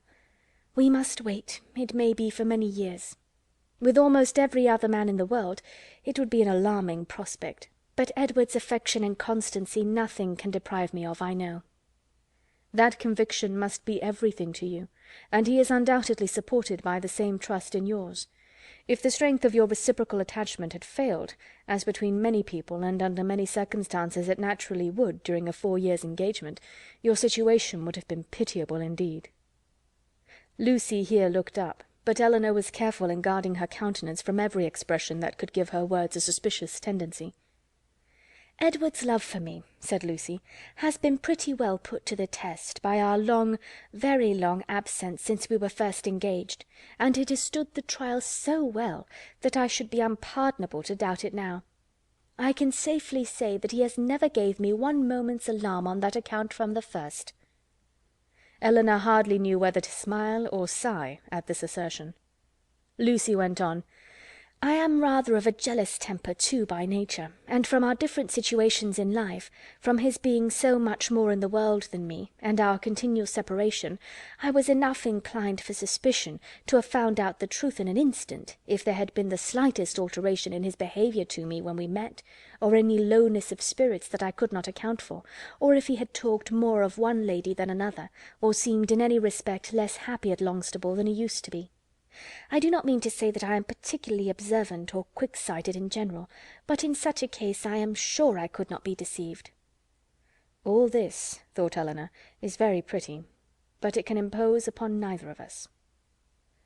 "But what," said she after a short silence, "are your views? Or have you none but that of waiting for Mrs. Ferrars's death, which is a melancholy and shocking extremity? Is her son determined to submit to this, and to all the tediousness of the many years of suspense in which it may involve you, rather than run the risk of her displeasure for a while by owning the truth?" "If we could be certain that it would be only for a while. But Mrs. Ferrars is a very headstrong, proud woman, and in her first fit of anger upon hearing it, would very likely secure everything to Robert, and the idea of that, for Edward's sake, frightens away all my inclination for hasty measures." "And for your own sake too, or are you carrying your disinterestedness beyond reason?" Lucy looked at Elinor again, and was silent. "Do you know Mr. Robert Ferrars?" asked Elinor. "Not at all. I never saw him, but I fancy he is very unlike his brother. Silly, and a great coxcomb." "A great coxcomb!" repeated Miss Steele, whose ear had caught those words by a sudden pause in Marianne's music. "Oh, they are talking of their favourite beaux, I dare say." "No, sister," cried Lucy, "you are mistaken there. Our favourite beaux are not great coxcombs." "I can answer for it that Miss Dashwood's is not," said Mrs. Jennings, laughing heartily, "for he is one of the modestest, prettiest behaved young men I ever saw. But as for Lucy, she is such a sly little creature, there is no finding out who she likes." "Oh!" cried Miss Steele, looking significantly round at them, "I dare say Lucy's beau is quite as modest and pretty behaved as Miss Dashwood's." Elinor blushed in spite of herself. Lucy bit her lip and looked angrily at her sister. A mutual silence took place for some time. Lucy first put an end to it by saying in a lower tone, though Marianne was then giving them the powerful protection of a very magnificent concerto, "I will honestly tell you of one scheme which has lately come into my head for bringing matters to bear. Indeed, I am bound to let you into the secret, for you are a party concerned. I dare say you have seen enough of Edward to know that he would prefer the church to every other profession. Now, my plan is that he should take orders as soon as he can, and then through your interest, which I am sure you would be kind enough to use out of friendship for him, and I hope out of some regard to me, your brother might be persuaded to give him Norland living, which I understand is a very good one, and the present incumbent not likely to live a great while. That would be enough for us to marry upon, and we might trust to time and chance for the rest." "I should always be happy," replied Elinor, "to show any mark of esteem and friendship for Mr. Ferrars. But do you not perceive that my interest on such an occasion would be perfectly unnecessary? He is brother to Mrs. John Dashwood. That must be recommendation enough to her husband. But Mrs. John Dashwood would not much approve of Edward's going into orders. Then I rather suspect that my interest would do very little. They were again silent for many minutes. At length Lucy exclaimed with a deep sigh, "I believe it would be the wisest way to put an end to the business at once by dissolving the engagement. We seem so beset with difficulties on every side, that though it would make us miserable for a time, we should be happier perhaps in the end. But you will not give me your advice, Miss Dashwood?" "No," answered Elinor with a smile which concealed very agitated feelings. "On such a subject I certainly will not. You know very well that my opinion would have no weight with you, unless it were on the side of your wishes." "Indeed you wrong me," replied Lucy with great solemnity. "I know nobody of whose judgment I think so highly as I do of yours. And I do really believe that if you was to say to me, 'I advise you by all means to put an end to your engagement with Edward Ferrars, it will be more for the happiness of both of you,' I should resolve upon doing it immediately." Elinor blushed for the insincerity of Edward's future wife, and replied, "This compliment would effectually frighten me from giving any opinion on the subject, had I formed one. It raises my influence much too high.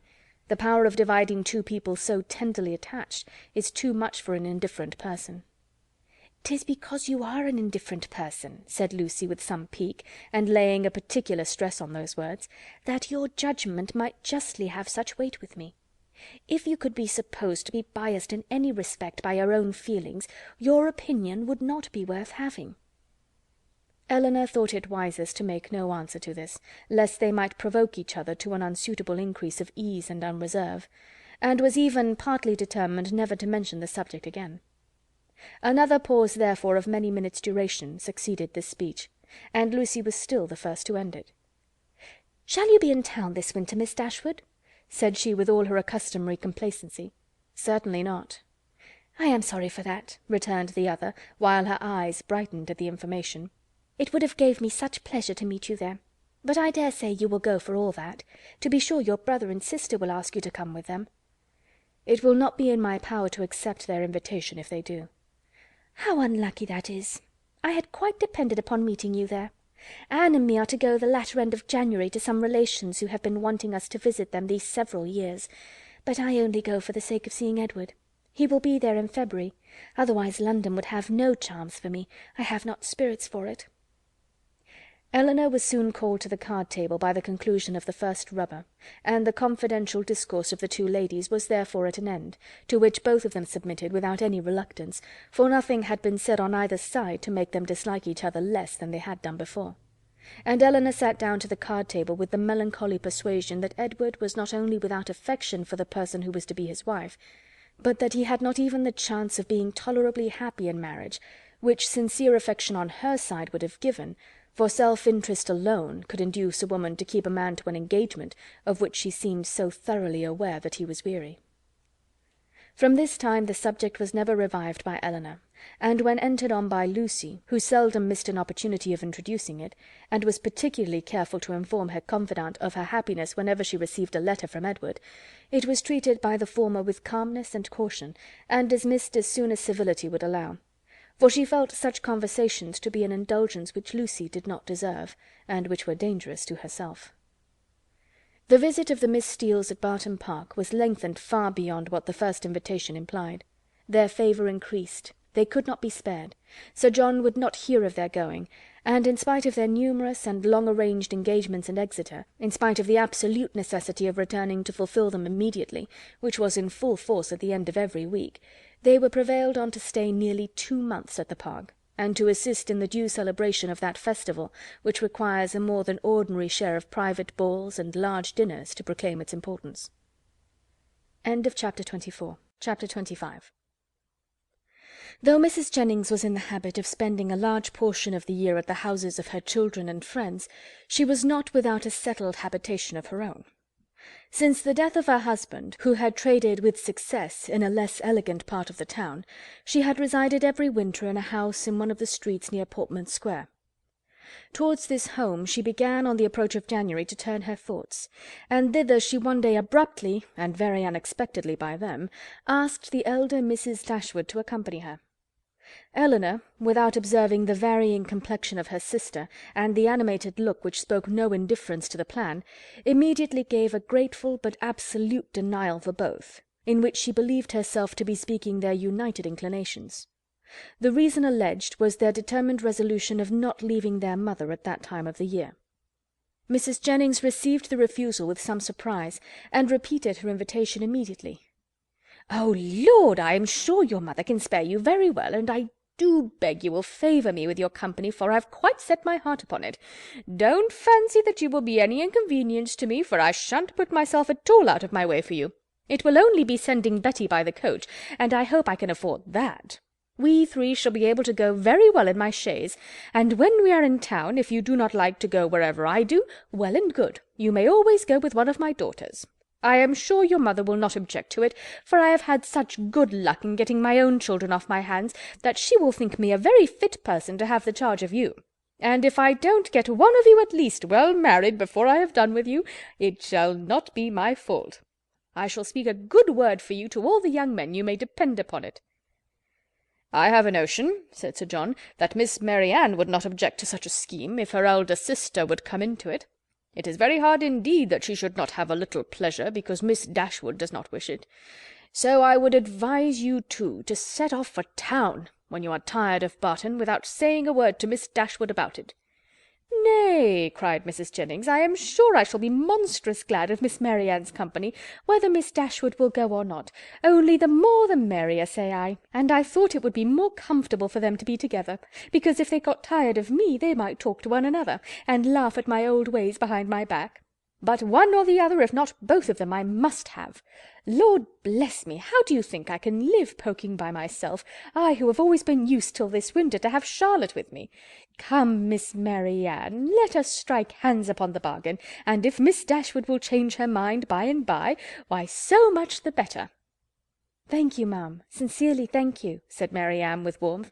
"Your invitation has assured my gratitude for ever, and it would give me such happiness, yes, almost the greatest happiness I am capable of, to be able to accept it. But my mother, my dearest, kindest mother, I feel the justice of what Elinor has urged, and if she were to be made less happy, less comfortable by our absence, oh no, nothing should tempt me to leave her. It should not, must not be a struggle." Mrs. Jennings repeated her assurance that Mrs. Dashwood could spare them perfectly well, and Elinor, who now understood her sister, and saw to what indifference to almost everything else she was carried by her eagerness to be with Willoughby again, made no further direct opposition to the plan, and merely referred it to her mother's decision, from whom, however, she scarcely expected to receive any support in her endeavour to prevent a visit, which she could not approve of from Marianne, and which, on her own account, she had particular reasons to avoid. Whatever Marianne was desirous of, her mother would be eager to promote. She could not expect to influence the latter to cautiousness of conduct in an affair respecting which she had never been able to inspire her with distrust, and she dared not explain the motive of her own disinclination for going to London. That Marianne, fastidious as she was, thoroughly acquainted with Mrs. Jennings's manners, and invariably disgusted by them, should overlook every inconvenience of that kind, should disregard whatever must be most wounding to her irritable feelings, in her pursuit of one object, was such a proof, so strong, so full, of the importance of that object to her, as Elinor, in spite of all that had passed, was not prepared to witness. On being informed of the invitation, Mrs. Dashwood, persuaded that such an excursion would be productive of much amusement to both her daughters, and perceiving through all her affectionate attention to herself how much the heart of Marianne was in it, would not hear of their declining the offer upon her account, insisted on their both accepting it directly, and then began to foresee, with her usual cheerfulness, a variety of advantages that would accrue to them all from this separation. "I am delighted with the plan," she cried. "It is exactly what I could wish. Margaret and I shall be as much benefited by it as yourselves. When you and the Middletons are gone, we shall go on so quietly and happily together with our books and our music. You will find Margaret so improved when you come back again. I have a little plan of alteration for your bedrooms too, which may now be performed without any inconvenience to anyone. It is very right that you should go to town. I would have every young woman of your condition in life acquainted with the manners and amusements of London. You will be under the care of a motherly good sort of woman, of whose kindness to you I can have no doubt. And in all probability you will see your brother, and whatever may be his faults, or the faults of his wife, when I consider whose son he is, I cannot bear to have you so wholly estranged from each other." "Though with your usual anxiety for our happiness," said Elinor, "you have been obviating every impediment to the present scheme which occurred to you, there is still one objection which, in my opinion, cannot be so easily removed." Marianne's countenance sunk. "And what," said Mrs. Dashwood, "is my dear prudent Elinor going to suggest? What formidable obstacle is she now to bring forward? Do let me hear a word about the expense of it." "My objection is this. Though I think very well of Mrs. Jennings's heart, she is not a woman whose society can afford us pleasure, or whose protection will give us consequence." "That is very true," replied her mother; "but of her society, separately from that of other people, you will scarcely have anything at all, and you will almost always appear in public with Lady Middleton." "If Elinor is frightened away by her dislike of Mrs. Jennings," said Marianne, "at least it need not prevent my accepting her invitation. I have no such scruples, and I am sure I could put up with every unpleasantness of that kind with very little effort." Elinor could not help smiling at this display of indifference towards the manner of a person to whom she had often had difficulty in persuading Marianne to behave with tolerable politeness, and resolved within herself that if her sister persisted in going, she would go likewise, as she did not think it proper that Marianne should be left to the sole guidance of her own judgment, or that Mrs. Jennings should be abandoned to the mercy of Marianne for all the comfort of her domestic hours. To this determination she was the more easily reconciled by recollecting that Edward Ferrars, by Lucy's account, was not to be in town before February, and that their visit, without any unreasonable abridgment, might be previously finished. "I will have you both go," said Mrs. Dashwood. "These objections are nonsensical. You will have much pleasure in being in London, and especially in being together; and if Elinor would ever condescend to anticipate enjoyment, she would foresee it there from a variety of sources. She would, perhaps, expect some from improving her acquaintance with her sister-in-law's family." Elinor had often wished for an opportunity of attempting to weaken her mother's dependence on the attachment of Edward and herself, that the shock might be less when the whole truth were revealed; and now on this attack, though almost hopeless of success, she forced herself to begin her design by saying, as calmly as she could, "I like Edward Ferrars very much, and shall always be glad to see him; but as to the rest of the family, it is a matter of perfect indifference to me whether I am ever known to them or not." Mrs. Dashwood smiled and said nothing. Marianne lifted up her eyes in astonishment, and Elinor conjectured that she might as well have held her tongue. After very little further discourse, it was finally settled that the invitation should be fully accepted. Mrs. Jennings received the information with a great deal of joy, and many assurances of kindness and care. Nor was it a matter of pleasure merely to her. Sir John was delighted, for to a man whose prevailing anxiety was the dread of being alone, the acquisition of 2 to the number of inhabitants in London was something. Even Lady Middleton took the trouble of being delighted, which was putting herself rather out of the way; and as for the Miss Steeles, especially Lucy, they had never been so happy in their lives as this intelligence made them. Elinor submitted to the arrangement which counteracted her wishes, with less reluctance than she had expected to feel. With regard to herself, it was now a matter of unconcern whether she went to town or not; and when she saw her mother so thoroughly pleased with the plan, and her sister exhilarated by it in look, voice, and manner, restored to all her usual animation, and elevated to more than her usual gaiety, she could not be dissatisfied with the cause, and would hardly allow herself to distrust the consequence. Marianne's joy was almost a degree beyond happiness, so great was the perturbation of her spirits, and her impatience to be gone. Her unwillingness to quit her mother was her only restorative to calmness, and at the moment of parting her grief on that score was excessive. Her mother's affliction was hardly less, and Elinor was the only one of the 3 who seemed to consider the separation as anything short of eternal. Their departure took place in the first week of January. The Middletons were to follow in about a week. The Miss Steeles kept their station at the park, and were to quit it only with the rest of the family. Chapter 25. Chapter 26. Elinor could not find herself in the carriage with Mrs. Jennings, and beginning a journey to London under her protection and as her guest, without wondering at her own situation, so short had their acquaintance with the lady been, so wholly unsuited were they in age and disposition, and so many had been her objections against such a measure only a few days before.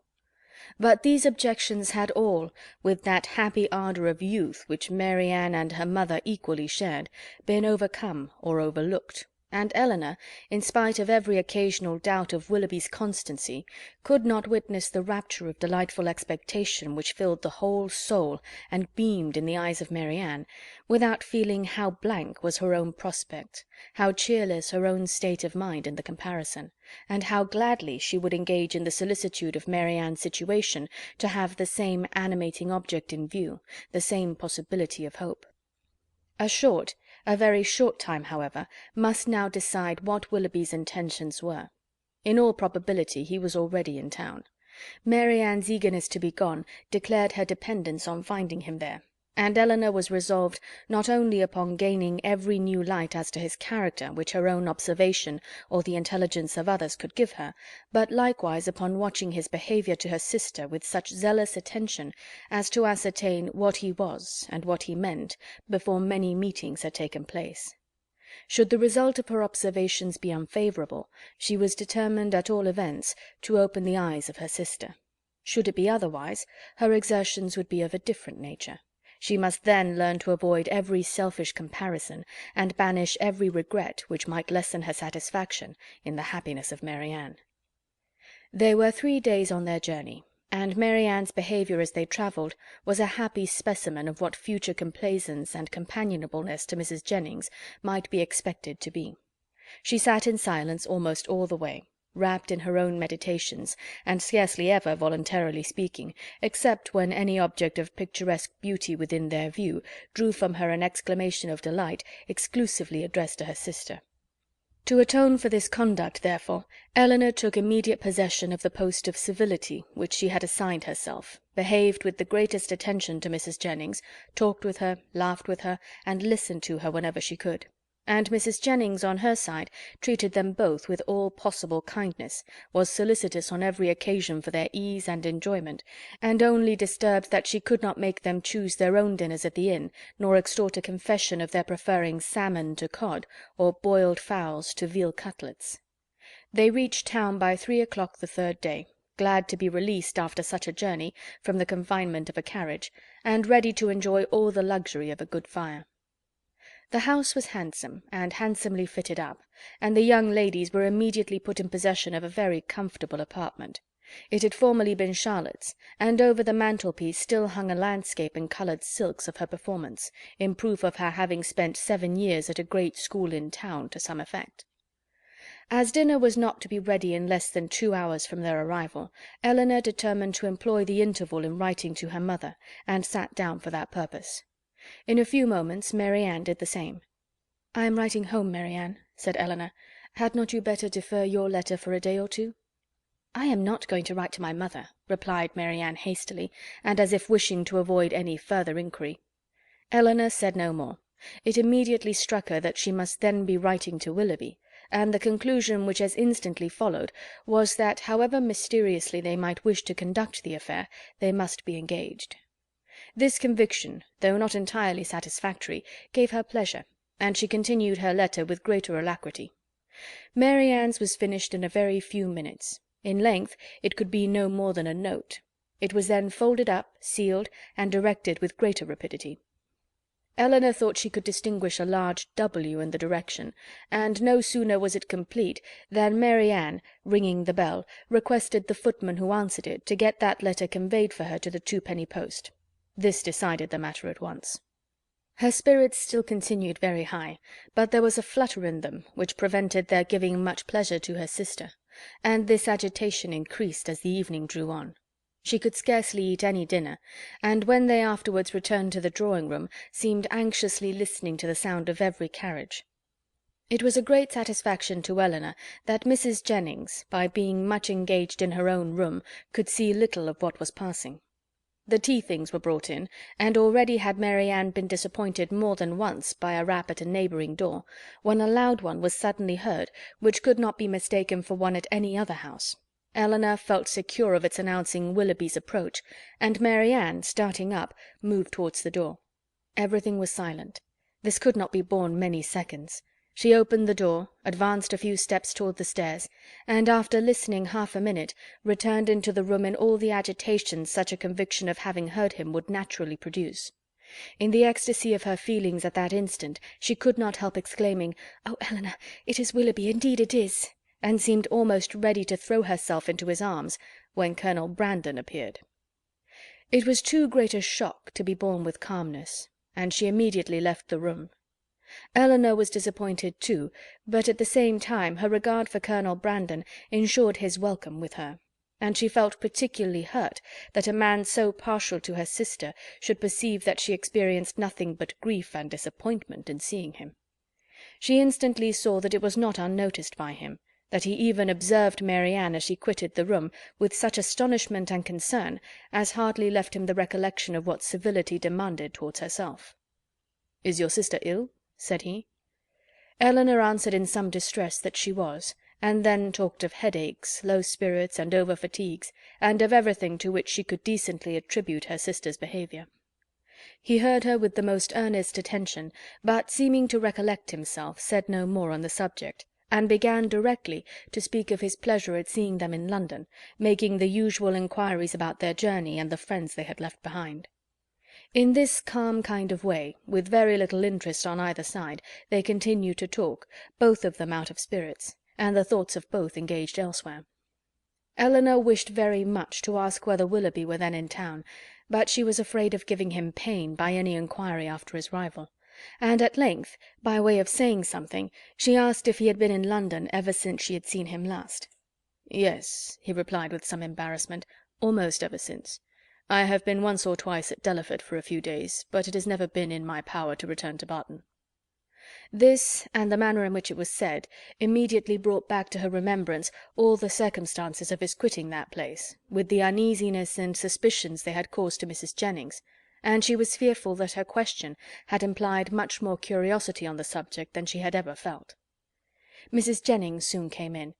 "Oh, Colonel," said she, with her usual noisy cheerfulness, "I am monstrous glad to see you. Sorry I could not come before. Beg your pardon, but I have been forced to look about me a little and settle my matters, for it is a long while since I have been at home, and you know one has always a world of little odd things to do after one has been away for a time. And then I have had Cartwright to settle with. Lord, I have been as busy as a bee ever since dinner. But pray, Colonel, how came you to conjure out that I should be in town to-day?" "I had the pleasure of hearing it at Mrs. Palmer's, where I have been dining." "Oh, you did? Well, and how do they all at their house? How does Charlotte do? I warrant you she is a fine size by this time." "Mrs. Palmer appeared quite well, and I am commissioned to tell you that you will certainly see her to-morrow." "Ay, to be sure, I thought as much. Well, Colonel, I have brought 2 young ladies with me, you see. That is, you see but one of them now, but there is another somewhere. Your friend Miss Marianne, too, which you will not be sorry to hear. I do not know what you and Mr. Willoughby will do between you about her. Ay, it is a fine thing to be young and handsome. Well, I was young once, but I never was very handsome, worse luck for me. However, I got a very good husband, and I don't know what the greatest beauty can do more. Ah, poor man, he has been dead these 8 years and better. But, Colonel, where have you been to since we parted? And how does your business go on? Come, come, let's have no secrets among friends." He replied with his customary mildness to all her inquiries, but without satisfying her in any. Elinor now began to make the tea, and Marianne was obliged to appear again. After her entrance, Colonel Brandon became more thoughtful and silent than he had been before, and Mrs. Jennings could not prevail on him to stay long. No other visitor appeared that evening, and the ladies were unanimous in agreeing to go early to bed. Marianne rose the next morning with recovered spirits and happy looks. The disappointment of the evening before seemed forgotten in the expectation of what was to happen that day. They had not long finished their breakfast before Mrs. Palmer's barouche stopped at the door, and in a few minutes she came laughing into the room, so delighted to see them all that it was hard to say whether she received most pleasure from meeting her mother or the Miss Dashwoods again. so surprised at their coming to town, though it was what she had rather expected all along, so angry at their accepting her mother's invitation after having declined her own, though at the same time she would never have forgiven them if they had not come. "Mr. Palmer will be so happy to see you," said she. "What do you think he said when he heard of your coming with mamma? I forget what it was now, but it was something so droll." After an hour or two spent in what her mother called comfortable chat, or in other words, in every variety of inquiry concerning all their acquaintance on Mrs. Jennings's side, and in laughter without cause on Mrs. Palmer's, it was proposed by the latter that they should all accompany her to some shops where she had business that morning, to which Mrs. Jennings and Elinor readily consented, as having likewise some purchases to make themselves, and Marianne, though declining it at first, was induced to go likewise. Wherever they went, she was evidently always on the watch. In Bond Street especially, where much of their business lay, her eyes were in constant inquiry; and in whatever shop the party were engaged, her mind was equally abstracted from everything actually before them, from all that interested and occupied the others. Restless and dissatisfied everywhere, her sister could never obtain her opinion of any article of purchase, however it might equally concern them both. She received no pleasure from anything, was only impatient to be at home again, and could with difficulty govern her vexation at the tediousness of Mrs. Palmer, whose eye was caught by everything pretty, expensive, or new, who was wild to buy all, could determine on none, and dawdled away her time in rapture and indecision. It was late in the morning before they returned home, and no sooner had they entered the house than Marianne flew eagerly upstairs, and when Elinor followed, she found her turning from the table with a sorrowful countenance, which declared that no Willoughby had been there. "Has no letter been left here for me since we went out?" she said to the footman who then entered with the parcels. She was answered in the negative. "Are you quite sure of it?" she replied. "Are you certain that no servant, no porter, has left any letter or note?" The man replied that none had. "How very odd," said she in a low and disappointed voice, as she turned away to the window. "How odd indeed," repeated Elinor within herself, regarding her sister with uneasiness. If she had not known him to be in town, she would not have written to him as she did. She would have written to Combe Magna. And if he is in town, how odd that he should neither come nor write. Oh, my dear mother, you must be wrong in permitting an engagement between a daughter so young, a man so little known, to be carried on in so doubtful, so mysterious a manner. I long to inquire, and how will my interference be borne?" She determined, after some consideration, that if appearances continued many days longer as unpleasant as they now were, she would represent in the strongest manner to her mother the necessity of some serious inquiry into the affair. Mrs. Palmer and two elderly ladies of Mrs. Jennings's intimate acquaintance, whom she had met and invited in the morning, dined with them. The former left them soon after tea to fulfil her evening engagements, and Elinor was obliged to assist in making a whist table for the others. Marianne was of no use on these occasions, as she would never learn the game, but though her time was therefore at her own disposal, the evening was by no means more productive of pleasure to her than to Elinor, for it was spent in all the anxiety of expectation and the pain of disappointment. She sometimes endeavoured for a few minutes to read, but the book was soon thrown aside, and she returned to the more interesting employment of walking backwards and forwards across the room, pausing for a moment whenever she came to the window, in hopes of distinguishing the long-expected rap. Chapter 27. "If this open weather holds much longer," said Mrs. Jennings, when they met at breakfast the following morning, "Sir John will not like leaving Barton next week. 'Tis a sad thing for sportsmen to lose a day's pleasure, poor souls. I always pity them when they do. They seem to take it so much to heart." "That is true," cried Marianne in a cheerful voice, and walking to the window as she spoke to examine the day. "I had not thought of that. This weather will keep many sportsmen in the country." It was a lucky recollection. All her good spirits were restored by it. "It is charming weather for them, indeed," she continued as she sat down to the breakfast table with a happy countenance. "How much they must enjoy it! But," with a little return of anxiety, "it cannot be expected to last long. At this time of year, and after such a series of rain, we shall certainly have very little more of it. Frosts will soon set in, and in all probability with severity. Another day or two, perhaps. This extreme mildness can hardly last longer, Nay, perhaps it may freeze to-night." "At any rate," said Elinor, wishing to prevent Mrs. Jennings from seeing her sister's thoughts as clearly as she did, "I dare say we shall have Sir John and Lady Middleton in town by the end of next week."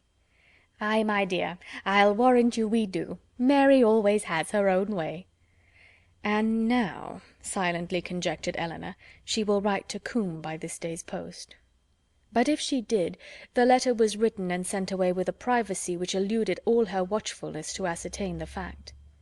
Whatever the truth of it might be, and as far as Elinor was from feeling thorough contentment about it, yet while she saw Marianne in spirits, she could not be very uncomfortable herself. And Marianne was in spirits, happy in the mildness of the weather, and still happier in her expectation of a frost. The morning was chiefly spent in leaving cards at the houses of Mrs. Jennings's acquaintance to inform them of her being in town, and Marianne was all the time busy in observing the direction of the wind, watching the variations of the sky, and imagining an alteration in the air. "Don't you find it cooler than it was in the morning, Elinor? There seems to me a very decided difference. I can hardly keep my hands warm, even in my muff. It was not so yesterday, I think. The clouds seem parting too. The sun will be out in a moment, and we shall have a clear afternoon." Elinor was alternately diverted and pained, but Marianne persevered, and saw every night, in the brightness of the fire, and every morning, in the appearance of the atmosphere, the certain symptoms of approaching frost. The Miss Dashwoods had no greater reason to be dissatisfied with Mrs. Jennings's style of living and set of acquaintance than with her behaviour to themselves, which was invariably kind. Everything in her household arrangements was conducted on the most liberal plan, and excepting a few old city friends, whom to Lady Middleton's regret she had never dropped, she visited no one to whom an introduction could at all discompose the feelings of her young companions. Pleased to find herself more comfortably situated in that particular than she had expected, Elinor was very willing to compound for the want of much real enjoyment from any of their evening parties, which, whether at home or abroad, formed only for cards, could have little to amuse her. Colonel Brandon, who had a general invitation to the house, was with them almost every day. He came to look at Marianne and talk to Elinor, who often derived more satisfaction from conversing with him than from any other daily occurrence, but who saw at the same time, with much concern, his continued regard for her sister. She feared it was a strengthening regard. It grieved her to see the earnestness with which he often watched Marianne, and his spirits were certainly worse than when at Barton. About a week after their arrival, it became certain that Willoughby was also arrived. His card was on the table when they came in from the morning's drive. "Good God!" cried Marianne. "He has been here while we were out." Elinor, rejoiced to be assured of his being in London, now ventured to say, "Depend upon it, he will call again to-morrow." But Marianne seemed hardly to hear her, and on Mrs. Jennings's entrance escaped with the precious card. This event, while it raised the spirits of Elinor, restored to those of her sister all, and more than all, their former agitation. From this moment her mind was never quiet. The expectation of seeing him every hour of the day made her unfit for anything. She insisted on being left behind the next morning when the others went out.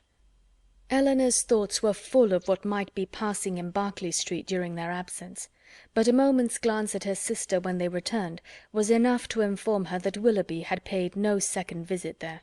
A note was just then brought in and laid on the table. "For me?" cried Marianne, stepping hastily forward. "No, ma'am, for my mistress." But Marianne, not convinced, took it instantly up. "It is indeed for Mrs. Jennings. How provoking!" "You are expecting a letter, then?" said Elinor, unable to be longer silent. "Yes, a little. Not much." After a short pause, "You have no confidence in me, Marianne?" "Nay, Elinor, this reproach from you, you who have confidence in no one?" "Me?" returned Elinor in some confusion. "Indeed, Marianne, I have nothing to tell." "Nor I," answered Marianne with energy.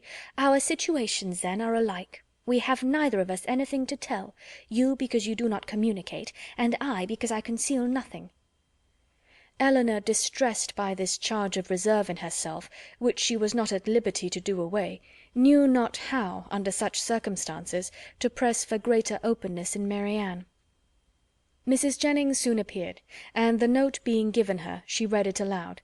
It was from Lady Middleton, announcing their arrival in Conduit Street the night before, and requesting the company of her mother and cousins the following evening. Business on Sir John's part, and a violent cold on her own, prevented their calling in Berkeley Street. The invitation was accepted, but when the hour of appointment drew near, necessary as it was in common civility to Mrs. Jennings that they should both attend her on such a visit, Elinor had some difficulty in persuading her sister to go, for still she had seen nothing of Willoughby, and therefore was not more indisposed for amusement abroad than unwilling to run the risk of his calling again in her absence. Elinor found, when the evening was over, that disposition is not materially altered by a change of abode; for although scarcely settled in town, Sir John had contrived to collect around him nearly 20 young people, and to amuse them with a ball. This was an affair of which Lady Middleton did not approve.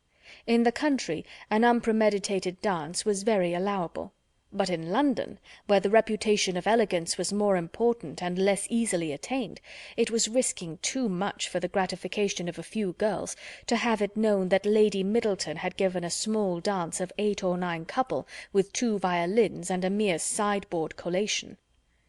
Mr. and Mrs. Palmer were of the party. From the former, whom they had not seen before since their arrival in town, as he was careful to avoid the appearance of any attention to his mother-in-law, and therefore never came near her, they received no mark of recognition on their entrance. He looked at them slightly, without seeming to know who they were, and merely nodded to Mrs. Jennings from the other side of the room.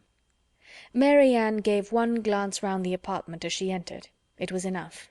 He was not there, and she sat down, equally ill-disposed to receive or communicate pleasure.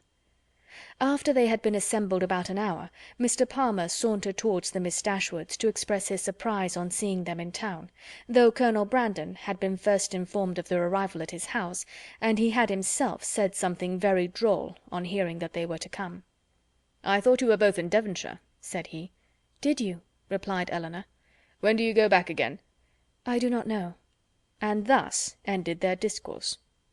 Never had Marianne been so unwilling to dance in her life as she was that evening, and never so much fatigued by the exercise.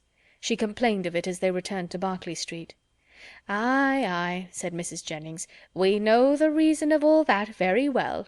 If a certain person, who shall be nameless, had been there, you would not have been a bit tired. And to say the truth, it was not very pretty of him not to give you the meeting when he was invited." "Invited!" cried Marianne. "So my daughter Middleton told me, for it seems Sir John met him somewhere in the street this morning." Marianne said no more, but looked exceedingly hurt. Impatient in this situation to be doing something that might lead to her sister's relief, Elinor resolved to write the next morning to her mother, and hoped, by awakening her fears for the health of Marianne, to procure those inquiries which had been so long delayed; and she was still more eagerly bent on this measure by perceiving after breakfast on the morrow that Marianne was again writing to Willoughby, for she could not suppose it to be to any other person. About the middle of the day Mrs. Jennings went out by herself on business, and Elinor began her letter directly, while Marianne, too restless for employment, too anxious for conversation, walked from one window to the other, or sat down by the fire in melancholy meditation. Elinor was very earnest in her application to her mother, relating all that had passed, her suspicions of Willoughby's inconstancy, urging her by every plea of duty and affection to demand from Marianne an account of her real situation with respect to him. Her letter was scarcely finished when a rap foretold a visitor, and Colonel Brandon was announced. Marianne, who had seen him from the window, and who hated company of any kind, left the room before he entered it. He looked more than usually grave, and though expressing satisfaction at finding Miss Dashwood alone, as if he had somewhat in particular to tell her, sat for some time without saying a word. Elinor, persuaded that he had some communication to make in which her sister was concerned, impatiently expected its opening. It was not the first time of her feeling the same kind of conviction, for more than once before, beginning with the observation of "Your sister looks unwell to-day," or your sister seems out of spirits, he had appeared on the point either of disclosing or of inquiring something particular about her. After a pause of several minutes, their silence was broken by his asking her, in a voice of some agitation, when he was to congratulate her on the acquisition of a brother. Elinor was not prepared for such a question, and having no answer ready, was obliged to adopt the simple and common expedient of asking what he meant. He tried to smile as he replied, "Your sister's engagement to Mr. Willoughby is very generally known." "It cannot be generally known," returned Elinor, "for her own family do not know it." He looked surprised, and said, "I beg your pardon. I am afraid my inquiry has been impertinent, but I had not supposed any secrecy intended, as they openly correspond, and their marriage is universally talked of." "How can that be? By whom can you have heard it mentioned?" "By many. By some of whom you know nothing, by others with whom you are most intimate, Mrs. Jennings, Mrs. Palmer, and the Middletons. But still I might not have believed it, for where the mind is perhaps rather unwilling to be convinced, it will always find something to support its doubts. If I had not, when the servant let me in to-day, accidentally seen a letter in his hand, directed to Mr. Willoughby in your sister's writing. I came to inquire, but I was convinced before I could ask the question. Is everything finally settled?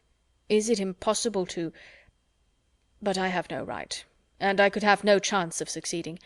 Excuse me, Miss Dashwood, I believe I have been wrong in saying so much, but I hardly know what to do, and on your prudence I have the strongest dependence. Tell me that it is all absolutely resolved on, that any attempt, that, in short, concealment, if concealment be possible, is all that remains." These words, which conveyed to Elinor a direct avowal of his love for her sister, affected her very much. She was not immediately able to say anything, and even when her spirits were recovered, she debated for a short time on the answer it would be most proper to give. The real state of things between Willoughby and her sister was so little known to herself that in endeavouring to explain it she might be as liable to say too much as too little. Yet as she was convinced that Marianne's affection for Willoughby could leave no hope of Colonel Brandon's success, whatever the event of that affection might be, and at the same time wished to shield her conduct from censure, she thought it most prudent and kind, after some consideration, to say more than she really knew or believed.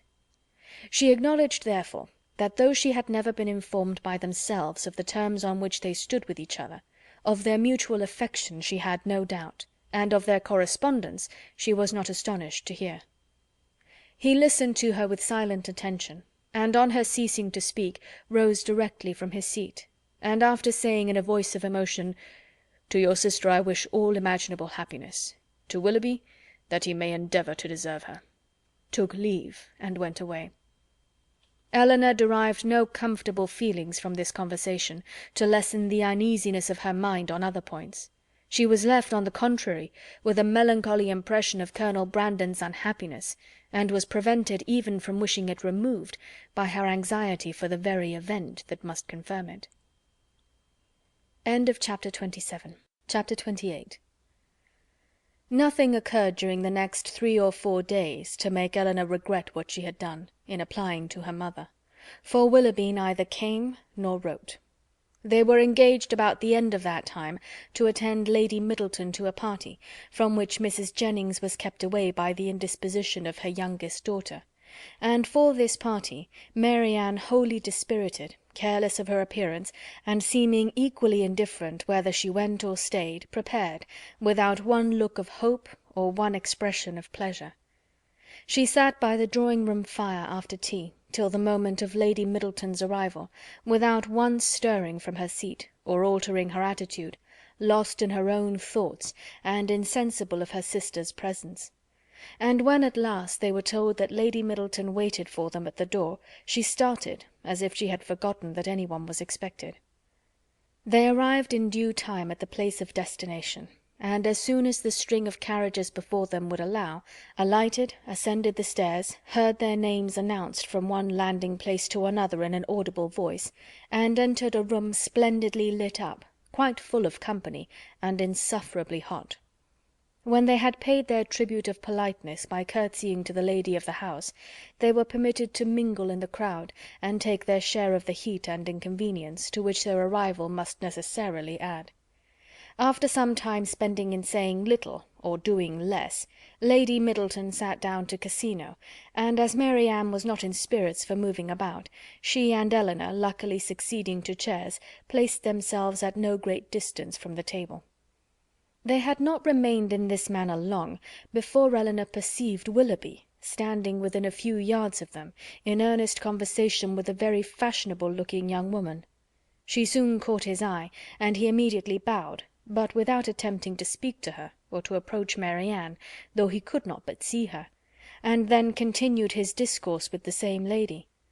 Elinor turned involuntarily to Marianne, to see whether it could be unobserved by her. At that moment she first perceived him, and her whole countenance glowing with sudden delight, she would have moved towards him instantly, had not her sister caught hold of her. "Good heavens!" she exclaimed, "he is here! He is here! Oh, why does he not look at me? Why cannot I speak to him?" "Pray, pray be composed," cried Elinor, "and do not betray what you feel to everybody present. Perhaps he has not observed you yet." This, however, was more than she could believe herself, and to be composed at such a moment was not only beyond the reach of Marianne, it was beyond her wish. She sat in an agony of impatience which affected every feature. At last he turned round again and regarded them both. She started up, and pronouncing his name in a tone of affection, held out her hand to him. He approached, and addressing himself rather to Elinor than Marianne, as if wishing to avoid her eye, and determined not to observe her attitude, inquired in a hurried manner after Mrs. Dashwood, and asked how long they had been in town. Elinor was robbed of all presence of mind by such an address, and was unable to say a word. But the feelings of her sister were instantly expressed. Her face was crimsoned over, and she exclaimed in a voice of the greatest emotion, "Good God, Willoughby, what is the meaning of this? Have you not received my letters? Will you not shake hands with me?" He could not then avoid it, but her touch seemed painful to him, and he held her hand only for a moment. During all this time he was evidently struggling for composure. Elinor watched his countenance, and saw its expression becoming more tranquil. After a moment's pause he spoke with calmness. "I did myself the honour of calling in Berkeley Street last Tuesday, and very much regretted that I was not fortunate enough to find yourselves and Mrs. Jennings at home. My card was not lost, I hope." "But have you not received my notes?" cried Marianne in the wildest anxiety. "Here is some mistake, I am sure, some dreadful mistake.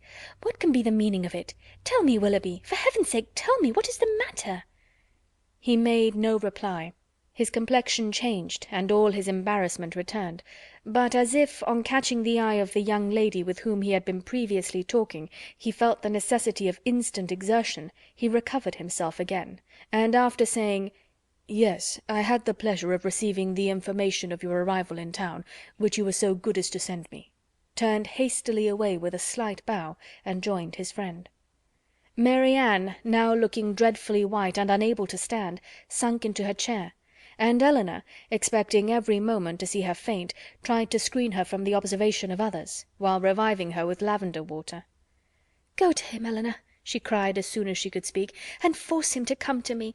Tell him I must see him again, must speak to him instantly. I cannot rest. I shall not have a moment's peace till this is explained. Some dreadful misapprehension or other. Oh, go to him this moment." "How can that be done? No, my dearest Marianne, you must wait. This is not the place for explanations. Wait only till to-morrow." With difficulty, however, could she prevent her from following him herself, and to persuade her to check her agitation, to wait, at least, with the appearance of composure, till she might speak to him with more privacy and more effect, was impossible; for Marianne continued incessantly to give way in a low voice to the misery of her feelings, by exclamations of wretchedness. In a short time Elinor saw Willoughby quit the room by the door towards the staircase, and telling Marianne that he was gone, urged the impossibility of speaking to him again that evening, as a fresh argument for her to be calm. She instantly begged her sister would entreat Lady Middleton to take them home, as she was too miserable to stay a minute longer. Lady Middleton, though in the middle of a rubber, on being informed that Marianne was unwell, was too polite to object for a moment to her wish of going away, and making over her cards to a friend, they departed as soon as the carriage could be found. Scarcely a word was spoken during their return to Berkeley Street. Marianne was in a silent agony, too much oppressed even for tears; but as Mrs. Jennings was luckily not come home, they could go directly to their own room, where Hartshorn restored her a little to herself. She was soon undressed and in bed, and as she seemed desirous of being alone, her sister then left her, and while she waited the return of Mrs. Jennings, had leisure enough for thinking over the past.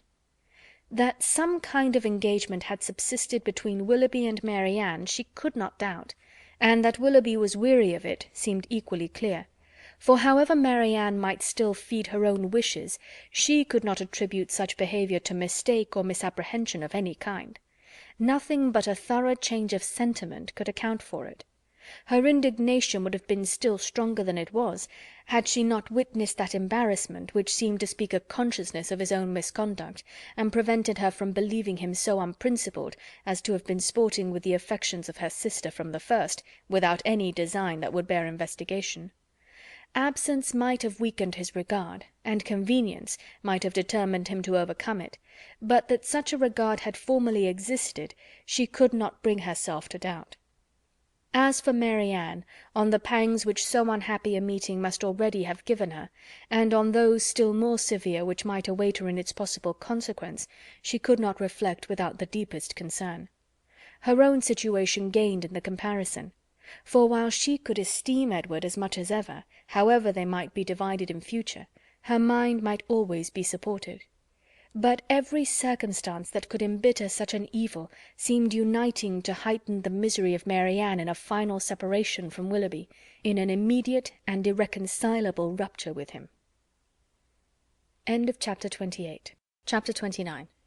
Before the housemaid had lit their fire the next day, or the sun gained any power over a cold, gloomy morning in January, Marianne, only half dressed, was kneeling against one of the window-seats for the sake of all the little light she could command from it, and writing as fast as a continual flow of tears would permit her.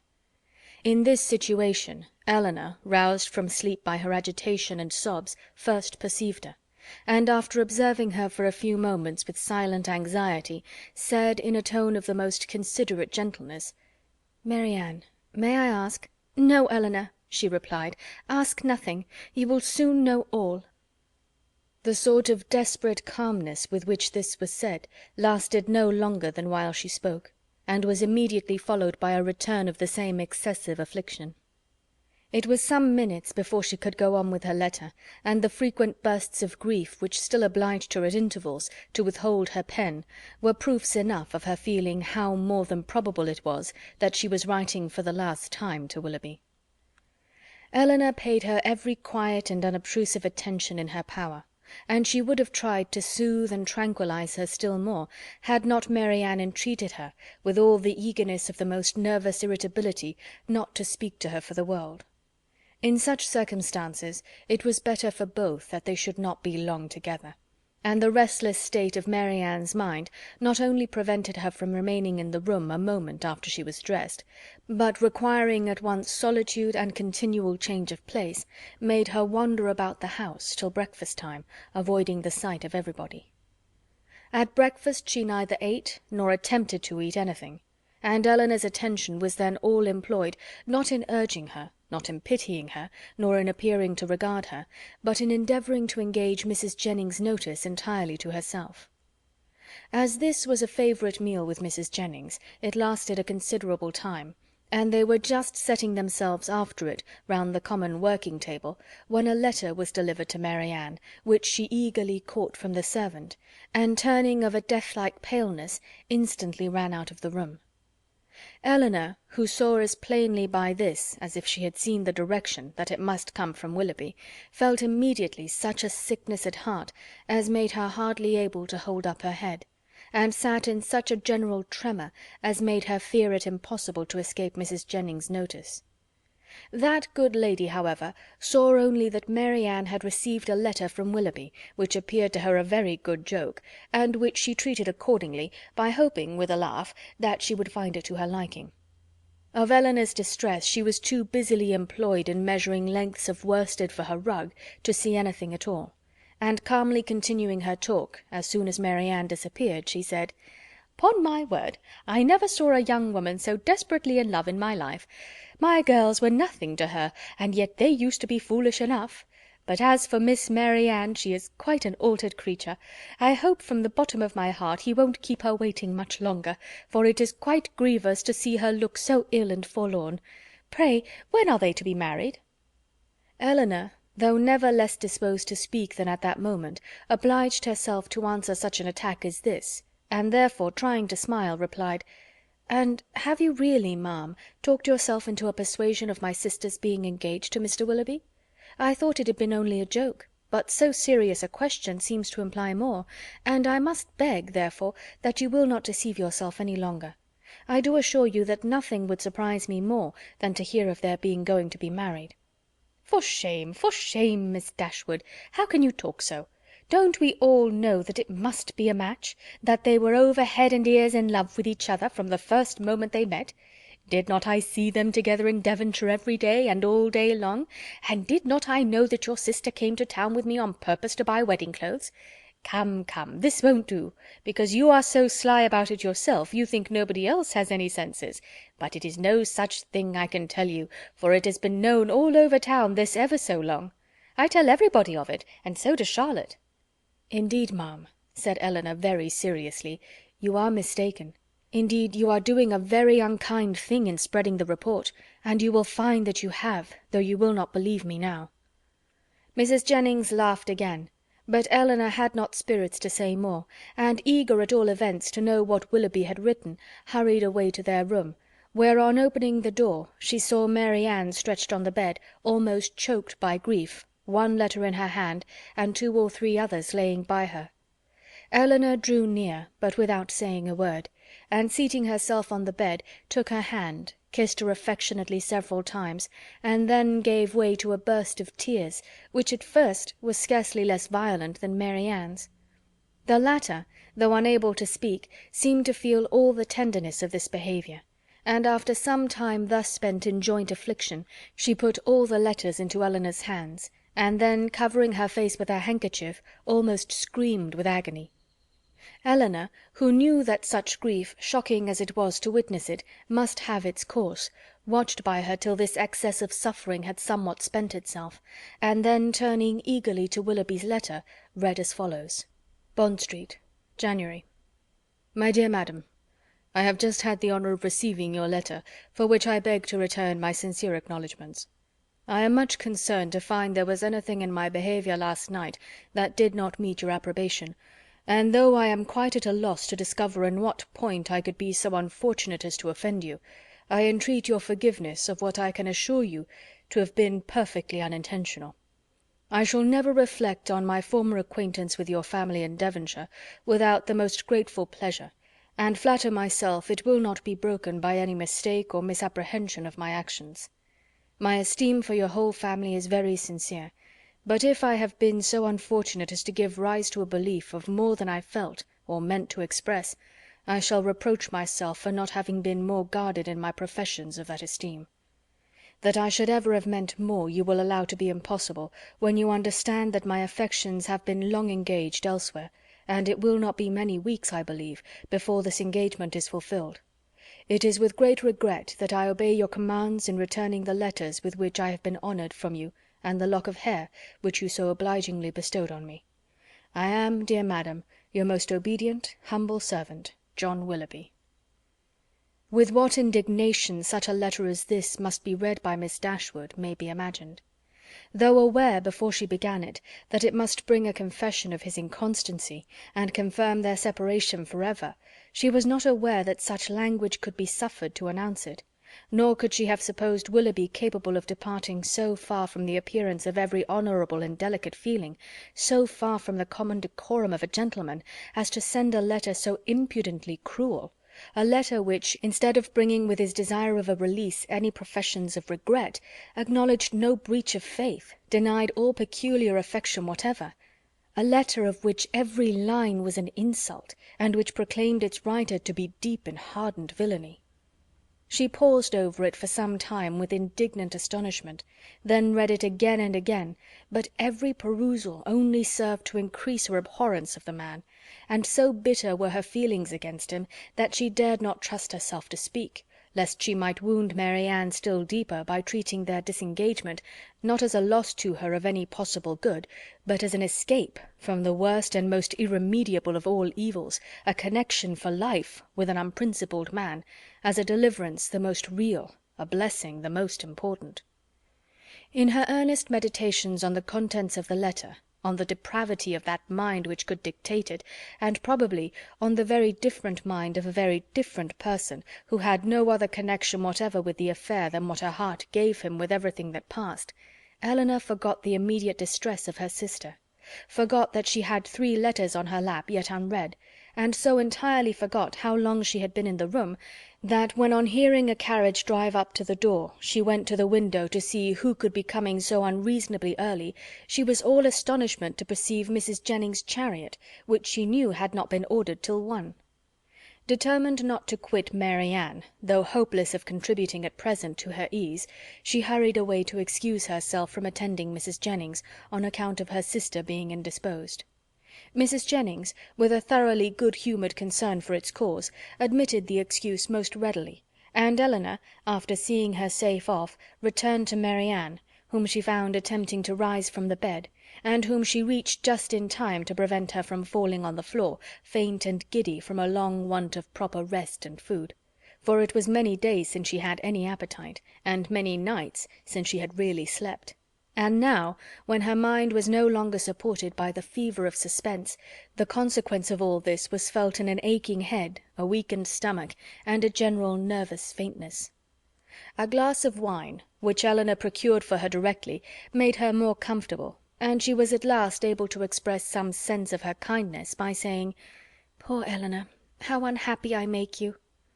"I only wish," replied her sister, "there were anything I could do which might be of comfort to you." This, as everything else would have been, was too much for Marianne, who could only exclaim, in the anguish of her heart, "Oh, Elinor, I am miserable indeed," before her voice was entirely lost in sobs. Elinor could no longer witness this torrent of unresisted grief in silence. "Exert yourself, dear Marianne," she cried. "If you would not kill yourself and all who love you, think of your mother. Think of her misery while you suffer. For her sake you must exert yourself." "I cannot, I cannot," cried Marianne. Leave me if I distress you. Leave me, hate me, forget me, but do not torture me so. Oh, how easy for those who have no sorrow of their own to talk of exertion! Happy, happy Elinor! You cannot have an idea of what I suffer."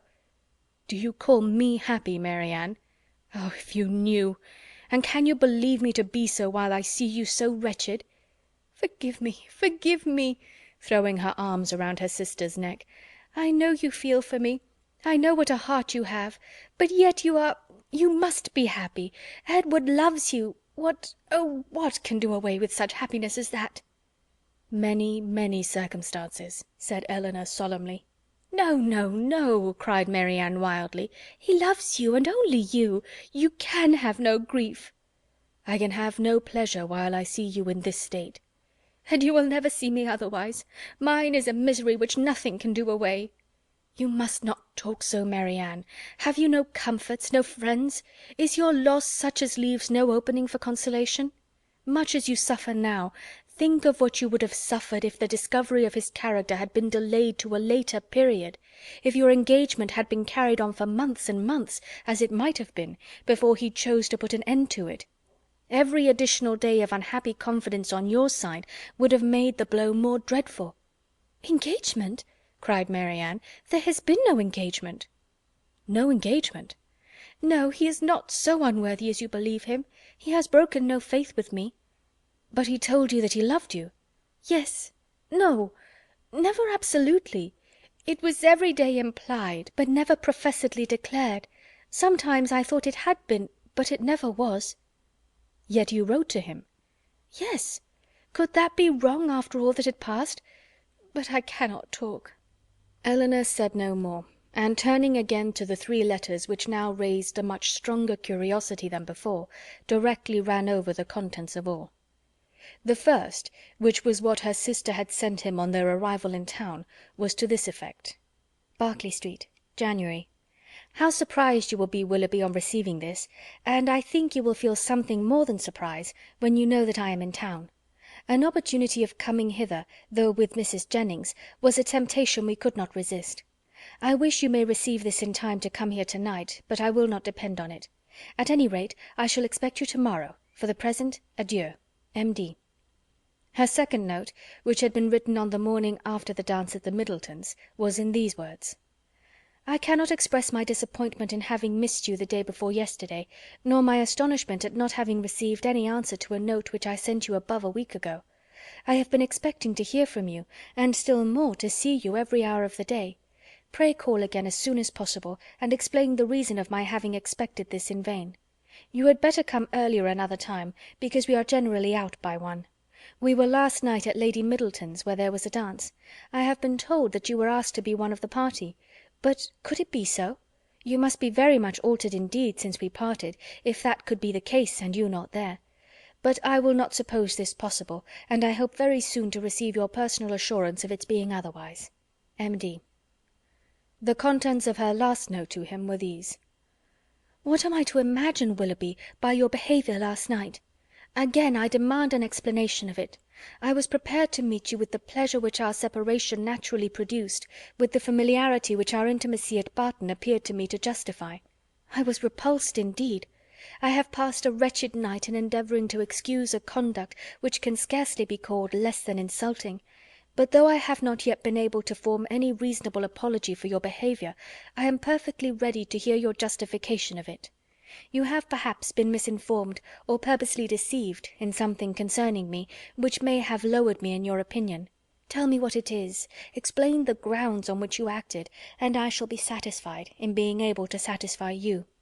It would grieve me indeed to be obliged to think ill of you, but if I am to do it, if I am to learn that you are not what we have hitherto believed you, that your regard for us all was insincere, that your behaviour to me was intended only to deceive, let it be told as soon as possible. My feelings are at present in a state of dreadful indecision. I wish to acquit you, but certainty on either side will be ease to what I now suffer.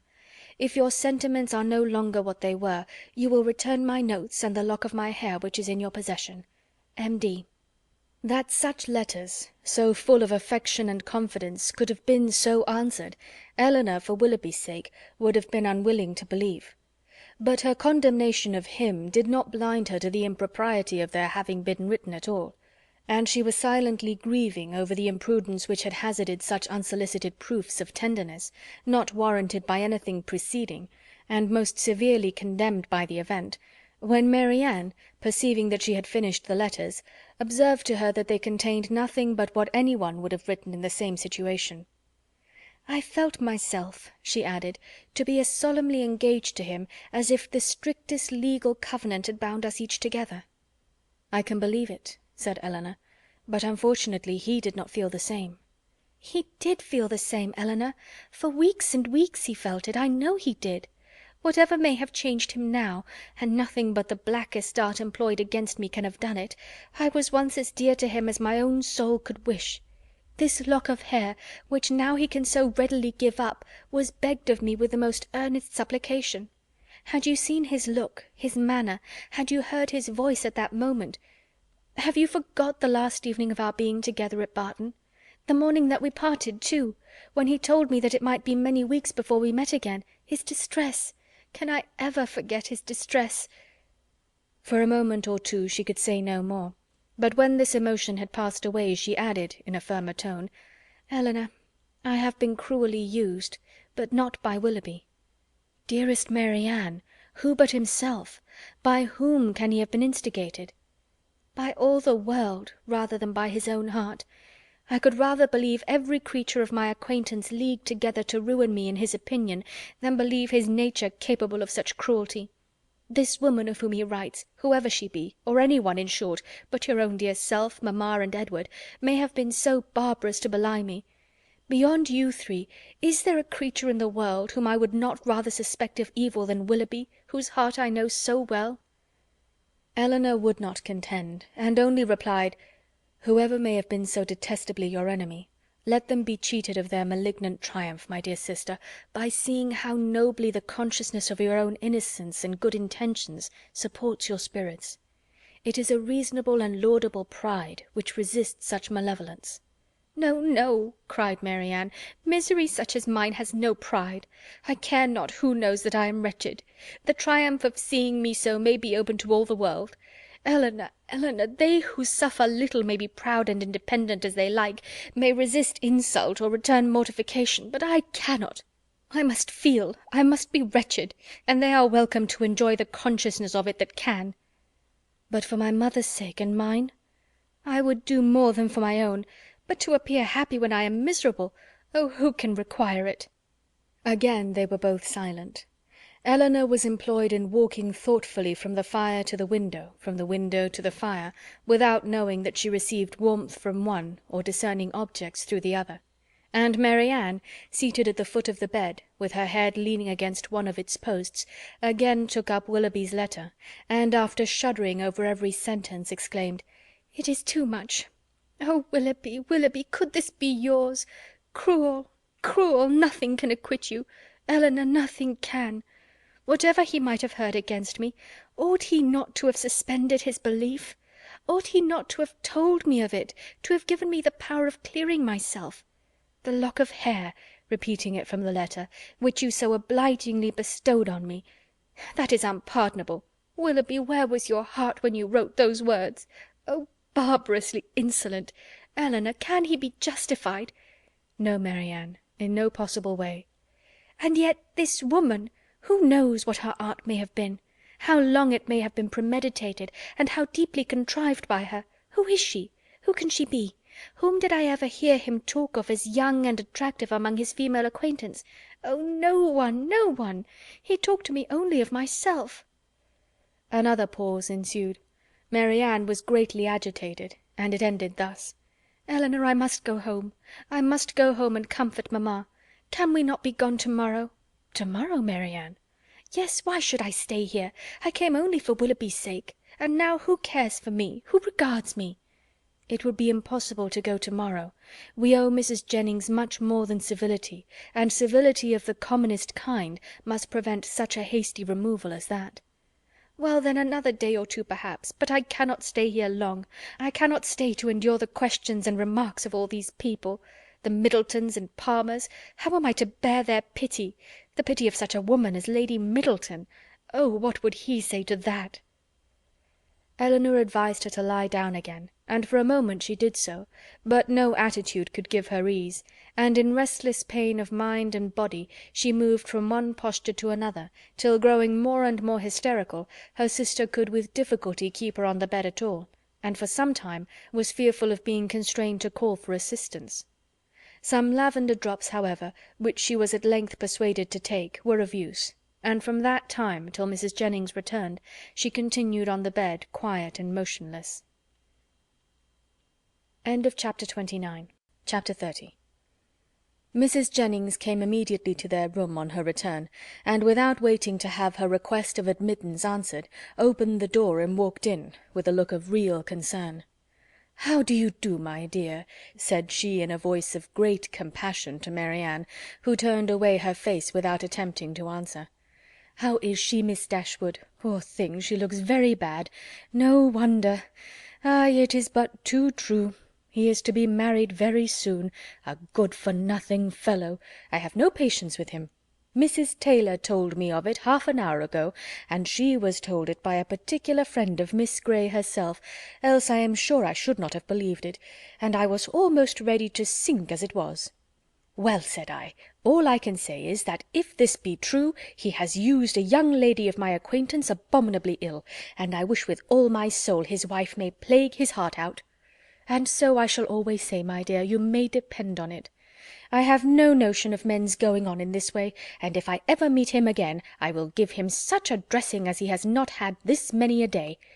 But there is one comfort, my dear Miss Marianne, he is not the only young man in the world worth having, and with your pretty face you will never want admirers.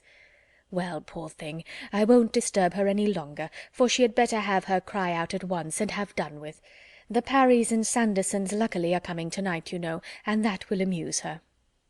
She then went away, walking on tiptoe out of the room, as if she supposed her young friend's affliction could be increased by noise. Marianne, to the surprise of her sister, determined on dining with them. Elinor even advised her against it, but no, she would go down, she could bear it very well, and the bustle about her would be less. Elinor, pleased to have her governed for a moment by such a motive, though believing it hardly possible that she could sit out the dinner, said no more, and adjusting her dress for her as well as she could, while Marianne still remained on the bed, was ready to assist her into the dining-room as soon as they were summoned to it. When there, though looking most wretchedly, she ate more and was calmer than her sister had expected. Had she tried to speak, or had she been conscious of half Mrs. Jennings's well-meant but ill-judged attentions to her, this calmness could not have been maintained. But not a syllable escaped her lips, and the abstraction of her thoughts preserved her in ignorance of everything that was passing before her. Elinor, who did justice to Mrs. Jennings's kindness, though its effusions were often distressing, and sometimes almost ridiculous, made her those acknowledgments, and returned her those civilities, which her sister could not make or return for herself. Their good friend saw that Marianne was unhappy, and felt that everything was due to her which might make her at all less so. She treated her, therefore, with all the indulgent fondness of a parent towards a favourite child on the last day of its holidays. Marianne was to have the best place by the fire, was to be tempted to eat by every delicacy in the house, and to be amused by the relation of all the news of the day. Had not Elinor, in the sad countenance of her sister, seen a check to all mirth, she could have been entertained by Mrs. Jennings's endeavours to cure a disappointment in love by a variety of sweetmeats and olives, and a good fire. As soon, however, as the consciousness of all this was forced by continual repetition on Marianne, she could stay no longer. With a hasty exclamation of misery, and a sign to her sister not to follow her, she directly got up and hurried out of the room. "Poor soul!" cried Mrs. Jennings, as soon as she was gone. "How it grieves me to see her! And I declare, if she is not gone away without finishing her wine! And the dried cherries, too! Lord, nothing seems to do her any good. I am sure if I knew of anything she would like, I would send all over the town for it. Well, it is the oddest thing to me that a man should use such a pretty girl so ill. But when there is plenty of money on one side, and next to none on the other, Lord bless you, they care no more about such things." "The lady, then, Miss Grey, I think you called her, is very rich?" "£50,000, my dear. Did you ever see her? A smart, stylish girl, they say, but not handsome. I remember her aunt very well, Biddy Henshaw. She married a very wealthy man, but the family are all rich together. £50,000, and by all accounts it won't come before it's wanted, for they say he is all to pieces. No wonder, dashing about with his curricle and hunters. Well, it don't signify talking, but when a young man, be who he will, comes and makes love to a pretty girl and promises marriage, he has no business to fly off from his word only because he grows poor, and a richer girl is ready to have him. Why don't he, in such a case, sell his horses, let his house, turn off his servants, and make a thorough reform at once? I warrant you, Miss Marianne would have been ready to wait till matters came round, but that won't do nowadays. Nothing in the way of pleasure can ever be given up by the young men of this age." "Do you know what kind of a girl Miss Grey is? Is she said to be amiable?" "I never heard any harm of her. Indeed, I hardly ever heard her mentioned, except that Mrs. Taylor did say this morning that one day Miss Walker hinted to her that she believed Mr. and Mrs. Ellison would not be sorry to have Miss Grey married, for she and Mrs. Ellison could never agree." "And who are the Ellisons?" "Her guardians, my dear. But now she is of age and may choose for herself, and a pretty choice she has made. What now?" after pausing a moment, "your poor sister is gone to her own room, I suppose to moan by herself. Is there nothing one can get to comfort her? Poor dear, it seems quite cruel to let her be alone. Well, by and by we shall have a few friends, and that will amuse her a little. What shall we play at? She hates whist, I know, but is there no round game she cares for?" "Dear ma'am, this kindness is quite unnecessary. Marianne, I dare say, will not leave her room again this evening. I shall persuade her, if I can, to go early to bed, for I am sure she wants rest." "Ay, I believe that will be best for her. Let her name her own supper and go to bed.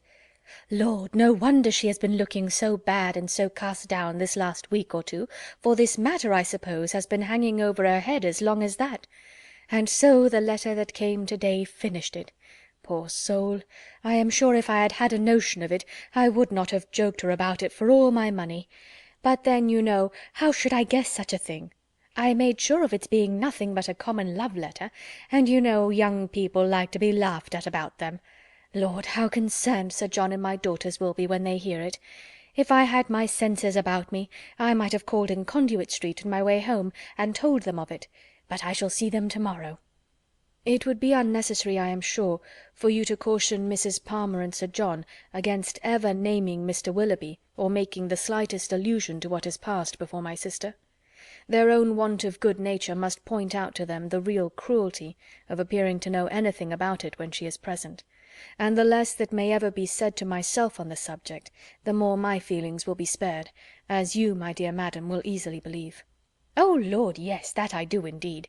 It must be terrible for you to hear it talked of, and as for your sister, I am sure I would not mention a word about it to her for the world. You saw I did not all dinner time.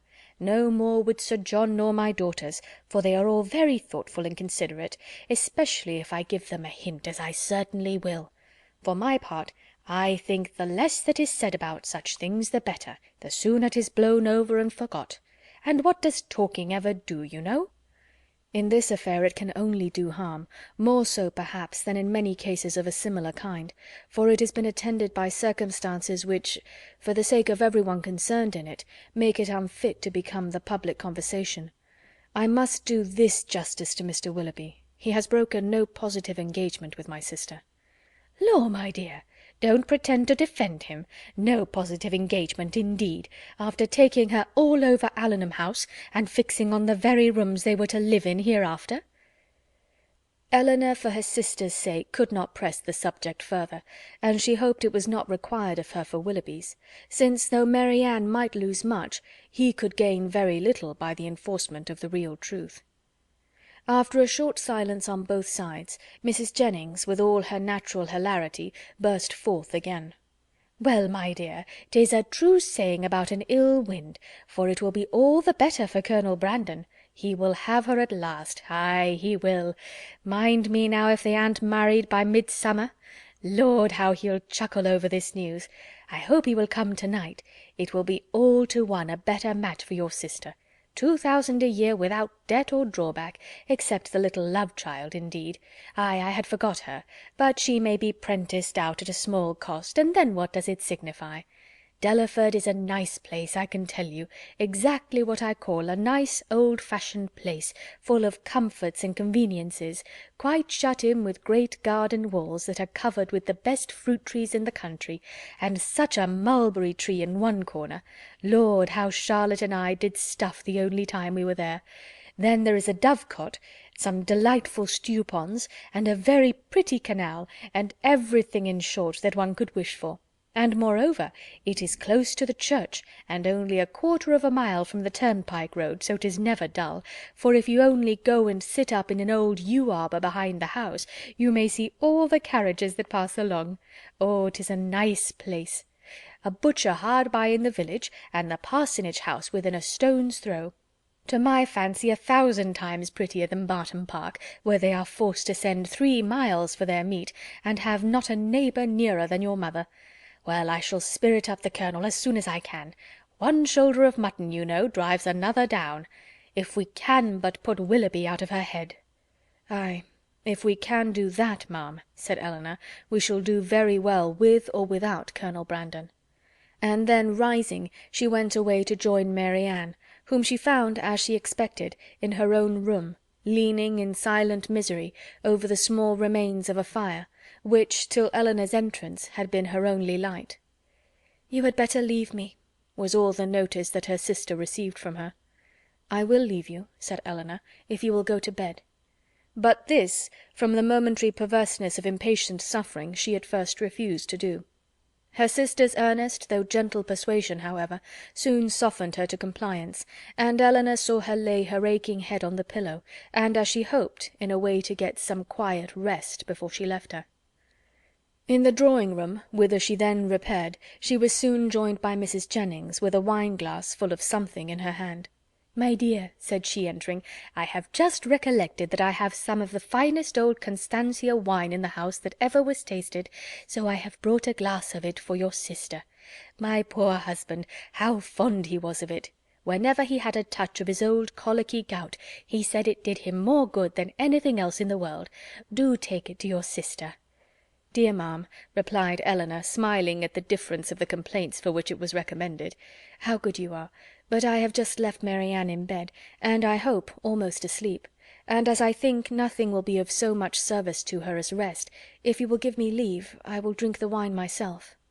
Mrs. Jennings, though regretting that she had not been 5 minutes earlier, was satisfied with the compromise, and Elinor, as she swallowed the chief of it, reflected that though its effects on a colicky gout were at present of little importance to her, its healing powers on a disappointed heart might be as reasonably tried on herself as on her sister. Colonel Brandon came in while the party were at tea, and by his manner of looking round the room for Marianne, Elinor immediately fancied that he neither expected nor wished to see her there, and in short, that he was already aware of what occasioned her absence.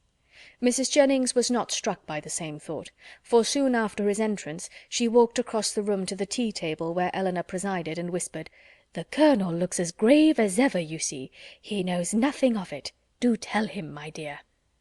He shortly afterwards drew a chair close to hers, and with a look which perfectly assured her of his good information, inquired after his sister. "Marianne is not well," said she. "She has been indisposed all day, and we have persuaded her to go to bed." "Perhaps, then," he hesitatingly replied, "what I heard this morning may be... there may be more truth in it than I could believe possible at first." "What did you hear?" "That a gentleman, whom I had reason to think... in short, that a man whom I knew to be engaged... but how shall I tell you? If you know it already, as surely you must, I may be spared." "You mean," answered Elinor, with forced calmness, "Mr. Willoughby's marriage with Miss Grey. Yes, we do know it all. This seems to have been a day of general elucidation, for this very morning first unfolded it to us. Mr. Willoughby is unfathomable. Where did you hear it?" "In a stationer's shop in Pall Mall, where I had business. 2 ladies were waiting for their carriage, and one of them was giving the other an account of the intended match, in a voice so little attempting concealment that it was impossible for me not to hear all. The name of Willoughby, John Willoughby, frequently repeated, first caught my attention, and what followed was a positive assertion that everything was now finally settled respecting his marriage with Miss Grey. It was no longer to be a secret. It would take place even within a few weeks, with many particulars of preparations and other matters. One thing especially I remember, because it served to identify the man still more. As soon as the ceremony was over, they were to go to Combe Magna, his seat in Somersetshire. My astonishment! But it would be impossible to describe what I felt. The communicative lady I learnt on inquiry, for I stayed in the shop till they were gone, was a Mrs. Ellison, and that, as I have been since informed, is the name of Miss Grey's guardian." "It is. But have you likewise heard that Miss Grey has £50,000? In that, if in anything, we may find an explanation." "It may be so. But Willoughby is capable... at least I think..." He stopped for a moment, then added in a voice which seemed to distrust itself, "And your sister, how did she..." "Her sufferings have been very severe. I have only to hope that they may be proportionately short. It is a most cruel affliction. Till yesterday, I believe, she never doubted his regard, and even now, perhaps... but I am almost convinced that he never was really attached to her. He has been very deceitful, and in some points there seems a hardness of heart about him." "Ah," said Colonel Brandon, "there is indeed. But your sister does not, I think you said so, she does not consider quite as you do." "You know her disposition, and you may believe how eagerly she would still justify him if she could." He made no answer, and soon afterwards, by the removal of the tea things and the arrangement of the card parties, the subject was necessarily dropped. Mrs. Jennings, who had watched them with pleasure while they were talking, and who expected to see the effect of Miss Dashwood's communication in such an instantaneous gaiety on Colonel Brandon's side, as might have become a man in the bloom of youth, of hope and happiness, saw him, with amazement, remain the whole evening more serious and thoughtful than usual. End of chapter 30. Chapter 31. From a night of more sleep than she had expected, Marianne awoke the next morning to the same consciousness of misery in which she had closed her eyes. Elinor encouraged her as much as possible to talk of what she felt, and before breakfast was ready they had gone through the subject again and again, and with the same steady conviction and affectionate counsel on Elinor's side, the same impetuous feelings and varying opinions on Marianne's as before. Sometimes she could believe Willoughby to be as unfortunate and as innocent as herself, and at others lost every consolation in the impossibility of acquitting him. At one moment she was absolutely indifferent to the observation of all the world, at another she would seclude herself from it for ever, and at a third could resist it with energy. In one thing, however, she was uniform when it came to the point, in avoiding, where it was possible, the presence of Mrs. Jennings, and in a determined silence when obliged to endure it. Her heart was hardened against the belief of Mrs. Jennings entering into her sorrows with any compassion. "No, no, no, it cannot be," she cried. "She cannot feel. Her kindness is not sympathy, her good nature is not tenderness. All that she wants is gossip, and she only likes me now because I supply it." Elinor had not needed this to be assured of the injustice to which her sister was often led in her opinion of others, by the irritable refinement of her own mind, and the too great importance placed by her on the delicacies of a strong sensibility and the graces of a polished manner. Like half the rest of the world, if more than half there be that are clever and good, Marianne, with excellent abilities and an excellent disposition, was neither reasonable nor candid. She expected from other people the same opinions and feelings as her own, and she judged of their motives by the immediate effect of their actions on herself. Thus a circumstance occurred, while the sisters were together in their room after breakfast, which sunk the heart of Mrs. Jennings still lower in her estimation, because through her own weakness it chanced to prove a source of fresh pain to herself, though Mrs. Jennings was governed in it by an impulse of the utmost goodwill. With a letter in her outstretched hand, and countenance gaily smiling, from the persuasion of bringing comfort, she entered their room, saying, "Now, my dear, I bring you something that I am sure will do you good." Marianne heard enough. In one moment her imagination placed before her a letter from Willoughby, full of tenderness and contrition, explanatory of all that had passed, satisfactory, convincing, and instantly followed by Willoughby himself rushing eagerly into the room to enforce at her feet, by the eloquence of his eyes, the assurances of his letter. The work of one moment was destroyed by the next. The handwriting of her mother, never till then unwelcome, was before her, and in the acuteness of the disappointment which followed such an ecstasy of more than hope, she felt as if, till that instant, she had never suffered. The cruelty of Mrs. Jennings no language, within her reach in her moments of happiest eloquence, could have expressed, and now she could reproach her only by the tears which streamed from her eyes with passionate violence, a reproach, however, so entirely lost on its object, that after many expressions of pity she withdrew, still referring her to the letter of comfort. But the letter, when she was calm enough to read it, brought little comfort. Willoughby filled every page. Her mother, still confident of their engagement, and relying as warmly as ever on his constancy, had only been roused by Elinor's application to entreat from Marianne greater openness towards them both, and this with such tenderness towards her, such affection for Willoughby, and such a conviction of their future happiness in each other, that she wept with agony through the whole of it. All her impatience to be at home again now returned. Her mother was dearer to her than ever, dearer through the very excess of her mistaken confidence in Willoughby, and she was wildly urgent to be gone. Elinor, unable herself to determine whether it were better for Marianne to be in London or at Barton, offered no counsel of her own, except of patience till their mother's wishes could be known, and at length she obtained her sister's consent to wait for that knowledge. Mrs. Jennings left them earlier than usual, for she could not be easy till the Middletons and Palmers were able to grieve as much as herself, and positively refusing Elinor's offered attendance, went out alone for the rest of the morning.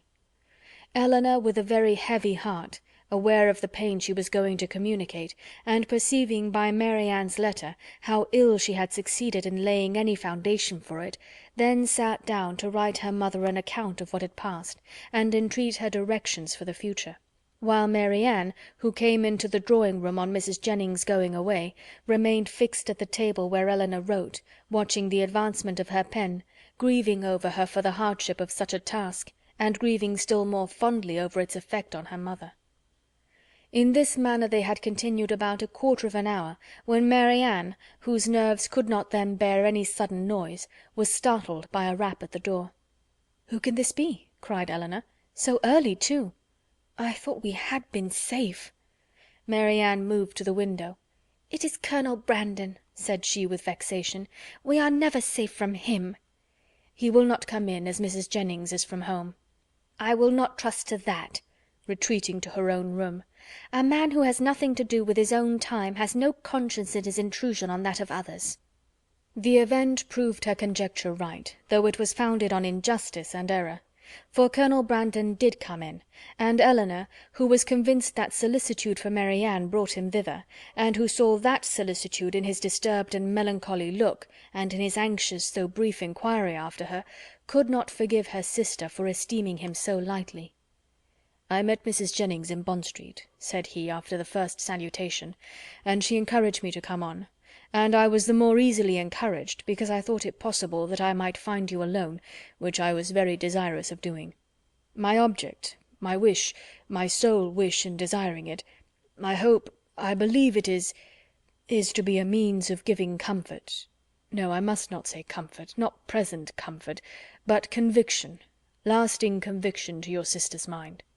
My regard for her, for yourself, for your mother— will you allow me to prove it by relating some circumstances which nothing but a very sincere regard, nothing but an earnest desire of being useful— I think I am justified— though where so many hours have been spent in convincing myself that I am right, is there not some reason to fear that I may be wrong?"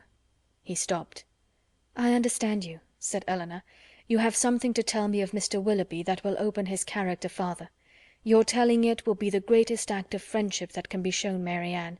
My gratitude will be ensured immediately by any information tending to that end, and hers must be gained by it in time. Pray, pray let me hear it." "You shall. And to be brief, when I quitted Barton last October— but this will give you no idea. I must go further back. You will find me a very awkward narrator, Miss Dashwood. I hardly know where to begin. A short account of myself, I believe, will be necessary, and it shall be a short one. On such a subject," sighing heavily, "can I have little temptation to be diffuse." He stopped a moment for recollection, and then with another sigh went on. "You have probably entirely forgotten a conversation— it is not to be supposed that it could make any impression on you— a conversation between us one evening at Barton Park. It was the evening of a dance, in which I alluded to a lady I had once known, as resembling in some measure your sister Marianne." "Indeed," answered Elinor, "I have not forgotten it." He looked pleased by this remembrance, and added, "If I am not deceived by the uncertainty, the partiality of tender recollection, there is a very strong resemblance between them, as well in mind as person. The same warmth of heart, the same eagerness of fancy and spirits. This lady was one of my nearest relations, an orphan from her infancy, and under the guardianship of my father. Our ages were nearly the same, and from our earliest years we were playfellows and friends. I cannot remember the time when I did not love Eliza, and my affection for her as we grew up was such as perhaps, judging from my present forlorn and cheerless gravity, you might think me incapable of having ever felt. Hers for me was, I believe, fervent as the attachment of your sister to Mr. Willoughby, and it was, though from a different cause, no less unfortunate. At 17 she was lost to me forever. She was married against her inclination to my brother. Her fortune was large, and our family estate much encumbered, and this, I fear, is all that can be said for the conduct of one who was at once her uncle and guardian. My brother did not deserve her. He did not even love her. I had hoped that her regard for me would support her under any difficulty, and for some time it did. But at last the misery of her situation, for she experienced great unkindness, overcame all her resolution, and though she had promised me that nothing— But how blindly I relate! I have never told you how this was brought on. We were within a few hours of eloping together for Scotland. The treachery or the folly of my cousin's maid betrayed us. I was banished to the house of a relation far distant, and she was allowed no liberty, no society, no amusement, till my father's point was gained. I had depended on her fortitude too far, and the blow was a severe one. But had her marriage been happy, so young as I then was, a few months must have reconciled me to it, or at least I should not have now to lament it. This, however, was not the case. My brother had no regard for her. His pleasures were not what they ought to have been, and from the first he treated her unkindly. The consequence of this upon a mind so young, so lively, so inexperienced as Mrs. Brandon's, was but too natural. She resigned herself at first to all the misery of her situation, and happy had it been if she had not lived to overcome those regrets which the remembrance of me occasioned. But can we wonder that, with such a husband to provoke inconstancy, and without a friend to advise or restrain her, for my father lived only a few months after their marriage, and I was with my regiment in the East Indies, she should fall? Had I remained in England, perhaps— But I meant to promote the happiness of both by removing from her for years, and for that purpose had procured my exchange. The shock which her marriage had given me," he continued, in a voice of great agitation, "was of trifling weight, was nothing to what I felt when I heard, about 2 years afterwards, of her divorce. It was that which threw this gloom. Even now the recollection of what I suffered—" He could say no more, and rising hastily walked for a few minutes about the room. Elinor, affected by his relation, and still more by his distress, could not speak. He saw her concern, and coming to her took her hand, pressed it, and kissed it with grateful respect. A few minutes more of silent exertion enabled him to proceed with composure. "It was nearly 3 years after this unhappy period before I returned to England. My first care when I did arrive was of course to seek for her, but the search was as fruitless as it was melancholy. I could not trace her beyond her first seducer, and there was every reason to fear that she had removed from him only to sink deeper in a life of sin. Her legal allowance was not adequate to her fortune, nor sufficient for her comfortable maintenance, and I learned from my brother that the power of receiving it had been made over some months before to another person. He imagined, and calmly could he imagine it, that her extravagance and consequent distress had obliged her to dispose of it for some immediate relief. At last, however, and after I had been 6 months in England, I did find her. Regard for a former servant of my own, who had since fallen into misfortune, carried me to visit him in a sponging house, where he was confined for debt, and there, the same house, under a similar confinement, was my unfortunate sister, so altered, so faded, worn down by acute suffering of every kind. Hardly could I believe the melancholy and sickly figure before me to be the remains of the lovely, blooming, healthful girl on whom I had once doted. What I endured in so beholding her— But I have no right to wound your feelings by attempting to describe it. I have pained you too much already. That she was, to all appearance, in the last stage of a consumption was— Yes, in such a situation it was my greatest comfort. Life could do nothing for her, beyond giving time for a better preparation for death, and that was given. I saw her placed in comfortable lodgings, and under proper attendance. I visited her every day during the rest of her short life. I was with her in her last moments." Again he stopped to recover himself, and Elinor spoke her feelings in an exclamation of tender concern at the fate of his unfortunate friend. "Your sister, I hope, cannot be offended," said he, "by the resemblance I have fancied between her and my poor disgraced relation. Their fates, their fortunes, cannot be the same, and had the natural sweet disposition of the one been guarded by a firmer mind, or a happier marriage, she might have been all that you will live to see the other be. But to what does all this lead? I seem to have been distressing you for nothing. Ah, Miss Dashwood, a subject such as this, untouched for 14 years, it is dangerous to handle it at all. I will be more collected, more concise. She left to my care her only child, a little girl, the offspring of her first guilty connection, who was then about 3 years old. She loved the child, and had always kept it with her. It was a valued, a precious trust to me, and gladly would I have discharged it in the strictest sense by watching over her education myself, had the nature of our situations allowed it. But I had no family, no home, and my little Eliza was therefore placed at school. I saw her there whenever I could, and after the death of my brother, which happened about 5 years ago, and which left to me the possession of the family property, she visited me at Delaford. I called her a distant relation, but I am well aware that I have in general been suspected of a much nearer connection with her. It is now 3 years ago, she had just reached her 14th year, that I removed her from school, to place her under the care of a very respectable woman residing in Dorsetshire, who had the charge of 4 or 5 other girls of about the same time of life, and for 2 years I had every reason to be pleased with her situation. But last February, almost a 12-month back, she suddenly disappeared. I had allowed her, imprudently as it turned out, at her earnest desire, to go to Bath with one of her young friends, who was attending her father there for his health. I knew him to be a very good sort of man, and I thought well of his daughter, better than she deserved, for with a most obstinate and ill-judged secrecy she would tell nothing, would give no clue, though she certainly knew all. He, her father, a well-meaning but not a quick-sighted man, could really, I believe, give no information, for he had been generally confined to the house, while the girls were ranging over the town and making what acquaintance they chose. And he tried to convince me, as thoroughly as he was convinced himself, of his daughter's being entirely unconcerned in the business. In short, I could learn nothing but that she was gone. All the rest, for 8 long months, was left to conjecture.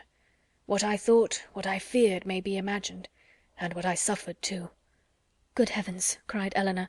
"Could Willoughby—" "The first news that reached me of her," he continued, "came in a letter from herself last October.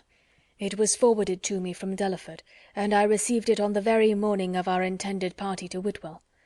And this was the reason of my leaving Barton so suddenly, which I am sure must at the time have appeared strange to everybody, and which I believe gave offence to some. Little did Mr. Willoughby imagine, I suppose, when his looks censured me for incivility in breaking up the party, that I was called away to the relief of one whom he had made poor and miserable. But had he known it, what would it have availed? Would he have been less gay or less happy in the smiles of your sister? No, he had already done that which no man who can feel for another would do. He had left the girl, whose youth and innocence he had seduced, in a situation of the utmost distress, with no creditable home, no help, no friends, ignorant of his address. He had left her, promising to return. He neither returned, nor wrote, nor relieved her." "This is beyond everything!" exclaimed Elinor. "His character is now before you, expensive, dissipated, and worse than both. Knowing all this, as I have now known it many weeks, guess what I must have felt on seeing your sister as fond of him as ever, and on being assured that she was to marry him. Guess what I must have felt for all your sakes. When I came to you last week and found you alone, I came determined to know the truth, though irresolute to what to do when it was known. My behaviour must have seemed strange to you then, but now you will comprehend it. To suffer you all to be so deceived, to see your sister— But what could I do? I had no hope of interfering with success, and sometimes I thought your sister's influence might yet reclaim him. But now, after such dishonourable usage, who can tell what were his designs on her?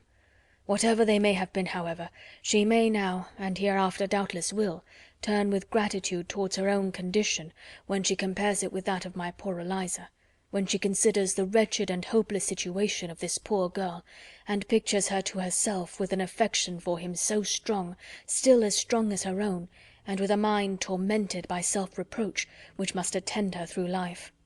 Surely this comparison must have its use with her. She will feel her own sufferings to be nothing. They proceed from no misconduct, and can bring no disgrace. On the contrary, every friend must still be made more her friend by them. Concern for her unhappiness and respect for her fortitude under it must strengthen every attachment. Use your own discretion, however, in communicating to her what I have told you. You must know best what will be its effect, but had I not seriously, and from my heart, believed it might be of service, might lessen her regrets, I would not have suffered myself to trouble you with this account of my family afflictions, with a recital which may seem to have been intended to raise myself at the expense of others." Elinor's thanks followed this speech with grateful earnestness, attended too with the assurance of her expecting material advantage to Marianne from the communication of what had passed. "I have been more pained," said she, "by her endeavours to acquit him than by all the rest, for it irritates her mind more than the most perfect conviction of his unworthiness can do. Now, though at first she will suffer much, I am sure she will soon become easier. Have you," she continued after a short silence, "ever seen Mr. Willoughby since you left him at Barton?" "Yes," he replied gravely, "once I have. One meeting was unavoidable." Elinor, startled by his manner, looked at him anxiously, saying, "What, have you met him to—" "I could meet him no other way. Eliza had confessed to me, though most reluctantly, the name of her lover, and when he returned to town, which was within a fortnight after myself, we met by appointment, he to defend, I to punish his conduct. We returned unwounded, and the meeting therefore never got abroad." Elinor sighed over the fancied necessity of this, but to a man and a soldier she presumed not to censure it. "Such," said Colonel Brandon after a pause, "has been the unhappy resemblance between the fate of mother and daughter, and so imperfectly have I discharged my trust." "Is she still in town?" "No. As soon as she recovered from her lying in, for I found her near her delivery, I removed her and her child into the country, and there she remains." Recollecting soon afterwards that he was probably dividing Elinor from her sister, he put an end to his visit, receiving from her again the same grateful acknowledgments, and leaving her full of compassion and esteem for him. Chapter 32. When the particulars of this conversation were repeated by Miss Dashwood to her sister, as they very soon were, the effect on her was not entirely such as the former had hoped to see. Not that Marianne appeared to distrust the truth of any part of it, for she listened to it all with the most steady and submissive attention, made neither objection nor remark, attempted no vindication of Willoughby, and seemed to show by her tears that she felt it to be impossible. But though this behaviour assured Elinor that the conviction of this guilt was carried home to her mind, though she saw with satisfaction the effect of it in her no longer avoiding Colonel Brandon when he called, in her speaking to him, even voluntarily speaking, with a kind of compassionate respect, and though she saw her spirits less violently irritated than before, she did not see her less wretched. Her mind did become settled, but it was settled in a gloomy dejection. She felt the loss of Willoughby's character yet more heavily than she had felt the loss of his heart. His seduction and desertion of Miss Williams, the misery of that poor girl, and the doubt of what his designs might once have been on herself, preyed altogether so much on her spirits that she could not bring herself to speak of what she felt even to Elinor, and brooding over her sorrows in silence gave more pain to her sister than could have been communicated by the most open and most frequent confession of them. To give the feelings or the language of Mrs. Dashwood on receiving and answering Elinor's letter would be only to give a repetition of what her daughters had already felt and said, of a disappointment hardly less painful than Marianne's, and an indignation even greater than Elinor's. Long letters from her, quickly succeeding each other, arrived to tell all that she suffered and thought, to express her anxious solicitude for Marianne, and entreat she would bear up with fortitude under this misfortune. Bad indeed must the nature of Marianne's affliction be, when her mother could talk of fortitude. Mortifying and humiliating must be the origin of those regrets which she could wish her not to indulge. Against the interest of her own individual comfort, Mrs. Dashwood had determined that it would be better for Marianne to be anywhere at that time than at Barton, where everything within her view would be bringing back the past in the strongest and most afflicting manner, by constantly placing Willoughby before her, such as she had always seen him there. She recommended it to her daughters, therefore, by all means not to shorten their visit to Mrs. Jennings, the length of which, though never exactly fixed, had been expected by all to comprise at least 5 or 6 weeks. A variety of occupations, of objects, and of company, which could not be procured at Barton, would be inevitable there, and might yet, she hoped, cheat Marianne at times into some interest beyond herself, and even into some amusement, much as the ideas of both might now be spurned by her.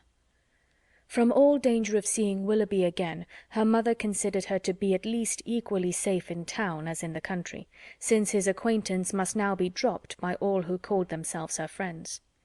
Design could never bring them in each other's way, negligence could never leave them exposed to a surprise, and chance had less in its favour in the crowd of London than even in the retirement of Barton, where it might force him before her while paying that visit at Allenham on his marriage, which Mrs. Dashwood, from foreseeing at first as a probable event, had brought herself to expect as a certain one.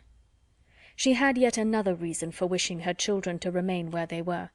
A letter from her son-in-law had told her that he and his wife were to be in town before the middle of February, and she judged it right that they should sometime see their brother.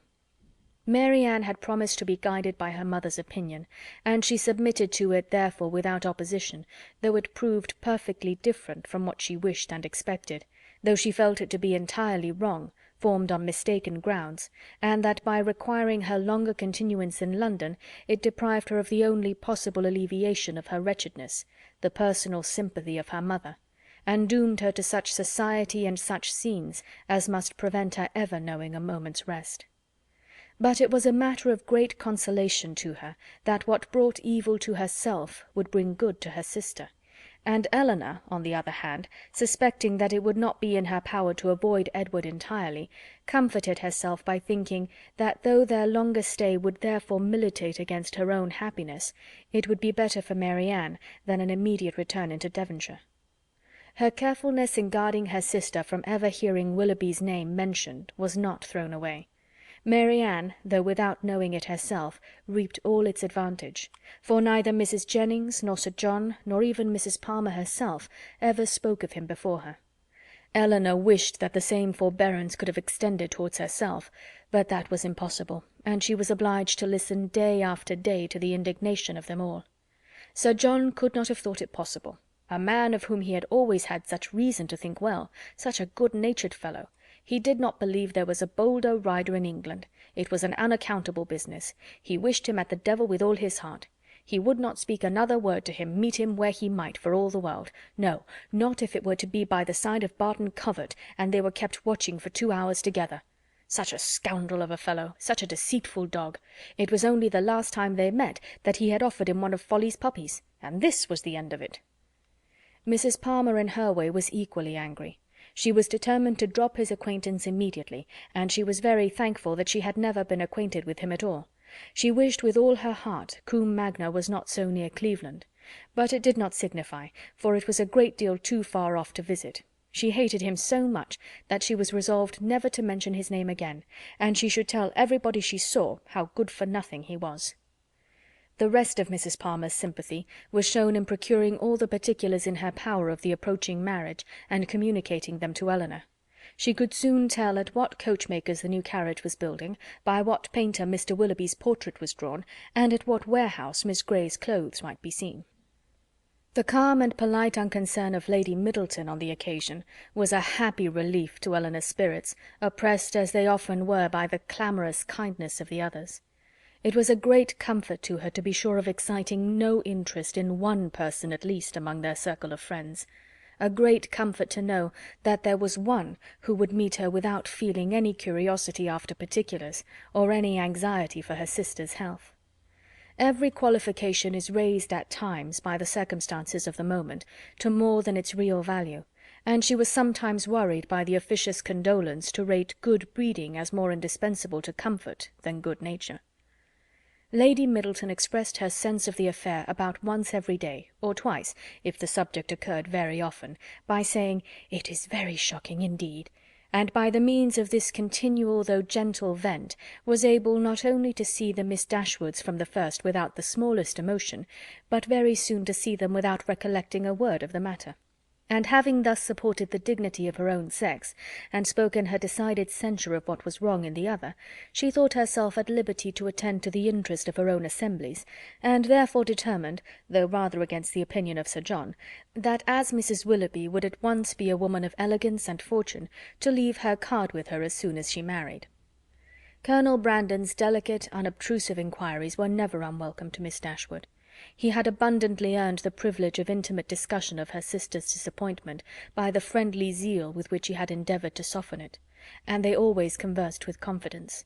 His chief reward for the painful exertion of disclosing past sorrows and present humiliations was given in the pitying eye with which Marianne sometimes observed him, and the gentleness of her voice whenever, though it did not happen often, she was obliged, or could oblige herself, to speak to him. These assured him that his exertion had produced an increase of goodwill towards himself, and these gave Elinor hopes of its being farther augmented hereafter. But Mrs. Jennings, who knew nothing of all this, who knew only that the Colonel continued as grave as ever, and that she could neither prevail on him to make the offer himself, nor commission her to make it for him, began, at the end of 2 days, to think that instead of midsummer they would not be married till Michaelmas, and by the end of a week that it would not be a match at all.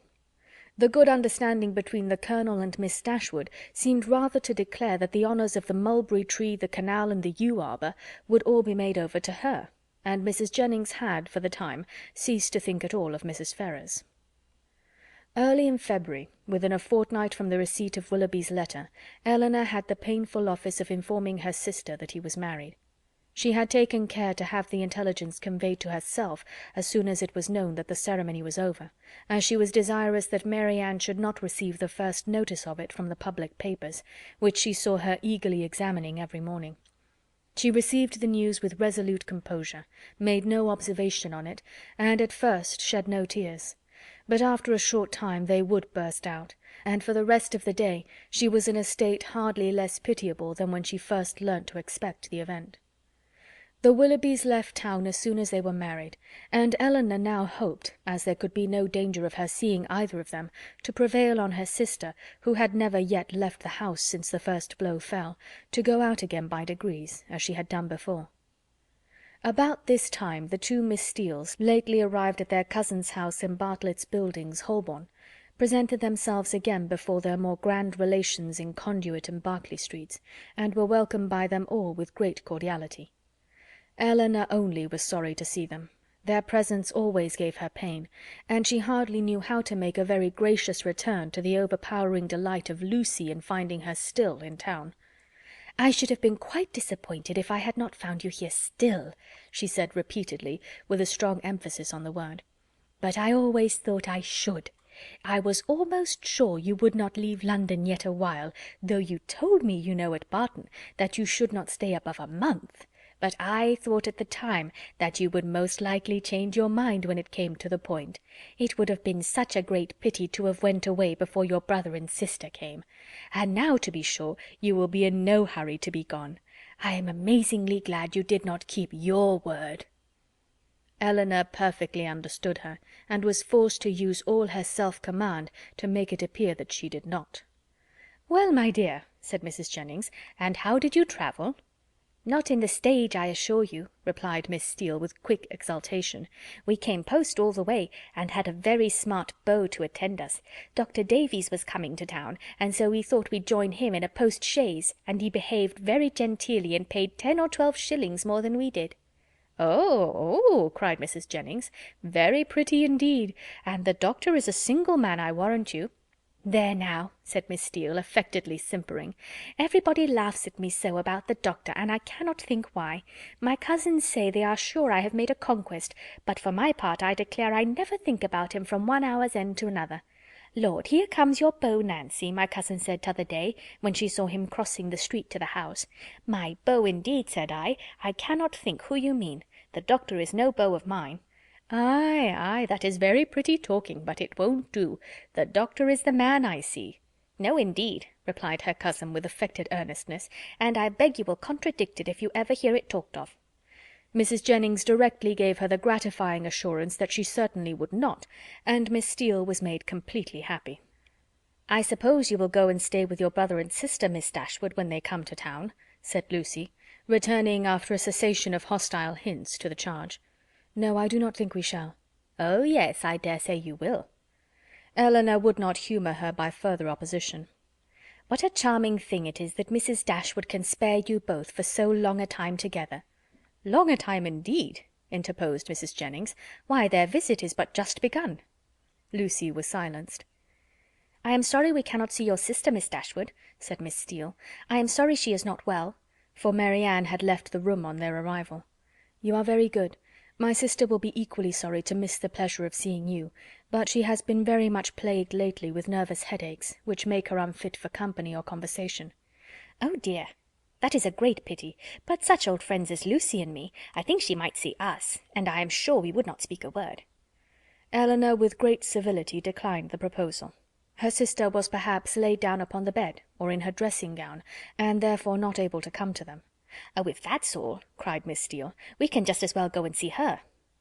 Elinor began to find this impertinence too much for her temper, but she was saved the trouble of checking it by Lucy's sharp reprimand, which now, as on many occasions, though it did not give much sweetness to the manners of one sister, was of advantage in governing those of the other. Chapter 33. After some opposition, Marianne yielded to her sister's entreaties, and consented to go out with her and Mrs. Jennings one morning for half an hour. She expressly conditioned, however, for paying no visits, and would do no more than accompany them to Gray's in Sackville Street, where Elinor was carrying on a negotiation for the exchange of a few old-fashioned jewels of her mother. When they stopped at the door, Mrs. Jennings recollected that there was a lady at the other end of the street on whom she ought to call, and as she had no business at Gray's, it was resolved that while her young friends transacted theirs, she should pay her visit and return for them. On ascending the stairs, the Miss Dashwoods found so many people before them in the room that there was not a person at liberty to tend to their orders, and they were obliged to wait. All that could be done was to sit down at that end of the counter which seemed to promise the quickest succession. One gentleman only was standing there, and it is probable that Elinor was not without hope of exciting his politeness to a quicker despatch. But the correctness of his eye and the delicacy of his taste proved to be beyond his politeness. He was giving orders for a toothpick case for himself, and till its size, shape, and ornaments were determined, all of which, after examining and debating for a quarter of an hour over every toothpick case in the shop, were finally arranged by his own inventive fancy, he had no leisure to bestow any other attention on the two ladies than what was comprised in 3 or 4 very broad stares, a kind of notice which served to imprint on Elinor the remembrance of a person and face, of strong, natural, sterling insignificance, though adorned in the first style of fashion. Marianne was spared from the troublesome feelings of contempt and resentment on this impertinent examination of their features, and on the puppyism of his manner in deciding on all the different horrors of the different toothpick cases presented to his inspection, by remaining unconscious of it all. For she was as well able to collect her thoughts within herself, and be as ignorant of what was passing around her in Mr. Gray's shop as in her own bedroom. At last the affair was decided. The ivory, the gold, and the pearls all received their appointment, and the gentleman, having named the last day on which his existence could be continued without the possession of the toothpick case, drew on his gloves with leisurely care, and bestowing another glance on the Miss Dashwoods, but such a one as seemed rather to demand than express admiration, walked off with a happy air of real conceit and affected indifference. Elinor lost no time in bringing her business forward, was on the point of concluding it, when another gentleman presented himself at her side. She turned her eyes towards his face, and found him with some surprise to be her brother. Their affection and pleasure in meeting was just enough to make a very creditable appearance in Mr. Gray's shop. John Dashwood was really far from being sorry to see his sisters again. It rather gave them satisfaction, and his inquiries after their mother were respectful and attentive. Elinor found that he and Fanny had been in town 2 days. "I wished very much to call upon you yesterday," said he, "but it was impossible, for we were obliged to take Harry to see the wild beasts at Exeter Exchange, and we spent the rest of the day with Mrs. Ferrars. Harry was vastly pleased. This morning I had fully intended to call on you, if I could possibly find a spare half-hour, but one has always so much to do on first coming to town. I am come here to bespeak Fanny a seal, but to-morrow I think I shall certainly be able to call in Berkeley Street, and be introduced to your friend Mrs. Jennings. I understand she is a woman of very good fortune. And the Middletons, too, you must introduce me to them. As my mother-in-law's relations, I shall be happy to show them every respect. They are excellent neighbours to you in the country, I understand." "Excellent indeed. Their attention to our comfort, their friendliness in every particular, is more than I can express."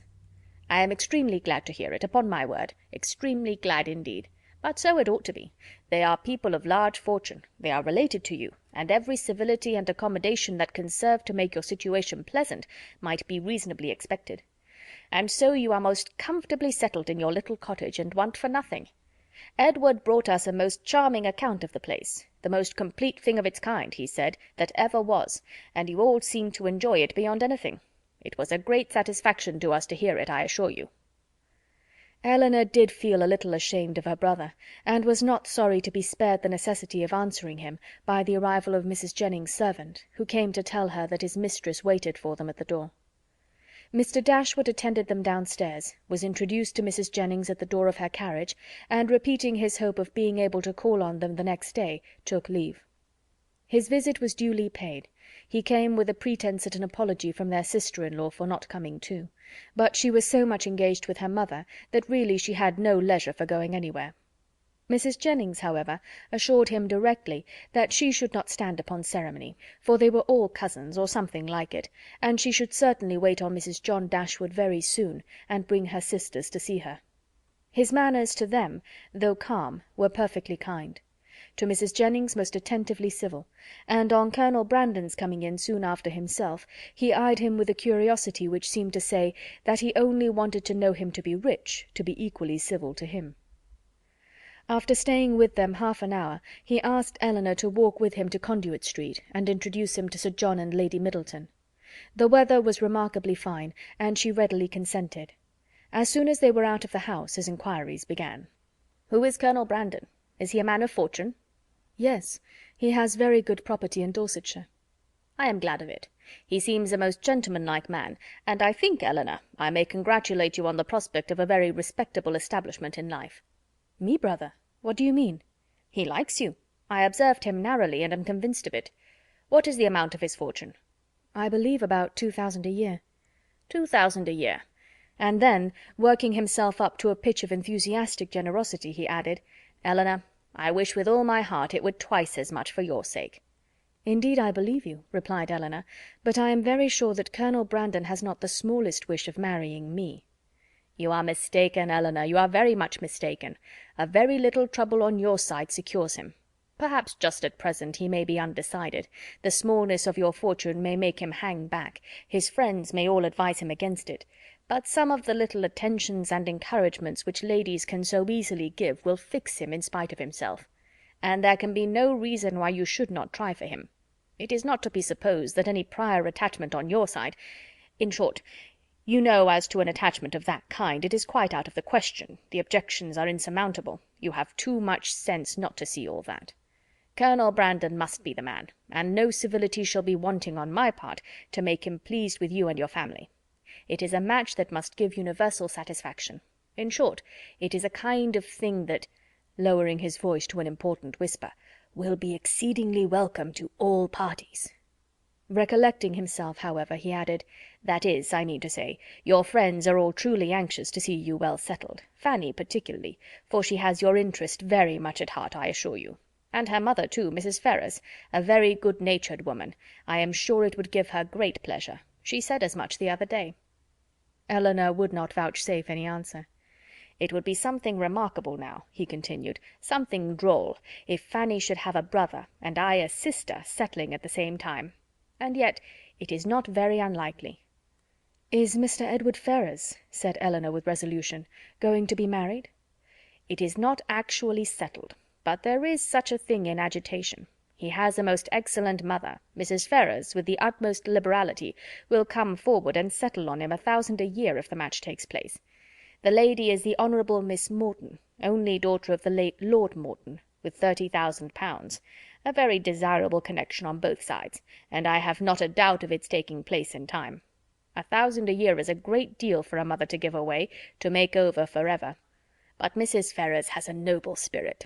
To give you another instance of her liberality, the other day, as soon as we came to town, aware that money could not be very plenty with us just now, she put bank-notes into Fanny's hands to the amount of 200 pounds, and extremely acceptable it is, for we must live at a great expense while we are here." He paused for her assent and compassion, and she forced herself to say, "Your expenses both in town and country must certainly be considerable, but your income is a large one." "Not so large, I dare say, as many people suppose. I do not mean to complain, however. It is undoubtedly a comfortable one, and I hope will in time be better. The enclosure of Norland Common, now carrying on, is a most serious drain, and then I have made a little purchase within this half year, East Kingham Farm, you must remember the place, where old Gibson used to live. The land was so very desirable for me in every respect, so immediately adjoining my own property, that I felt it my duty to buy it. I could not have answered it to my conscience to let it fall into any other hands. A man must pay for his convenience, and it has cost me a vast deal of money." "More than you think it really and intrinsically worth?" "Why, I hope not that.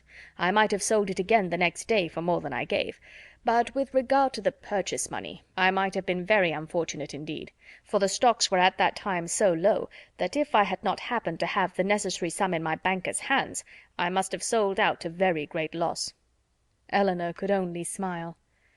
"Other great and inevitable expenses, too, we have had on first coming to Norland. Our respected father, as you well know, bequeathed all the Stanhill effects that remained at Norland, and very valuable they were, to your mother. Far be it from me to repine at his doing so. He had an undoubted right to dispose of his own property as he chose. But in consequence of it, we have been obliged to make large purchases of linen, china, etc., to supply the place of what was taken away. You may guess, after all these expenses, how very far we must be from being rich, and how acceptable Mrs. Ferrars's kindness is." "Certainly," said Elinor, "and assisted by her liberality, I hope you may yet live to be in easy circumstances." "Another year or two may do much towards it," he gravely replied. "But, however, there is still a great deal to be done. There is not a stone laid of Fanny's greenhouse, and nothing but the plan of the flower garden marked out." "Where is the greenhouse to be?" "Upon the knoll behind the house. The old walnut trees are all come down to make room for it. It will be a very fine object from many parts of the park, and the flower garden will slope down just before it, and be exceedingly pretty. We have cleared away all the old thorns that grew in patches over the brow."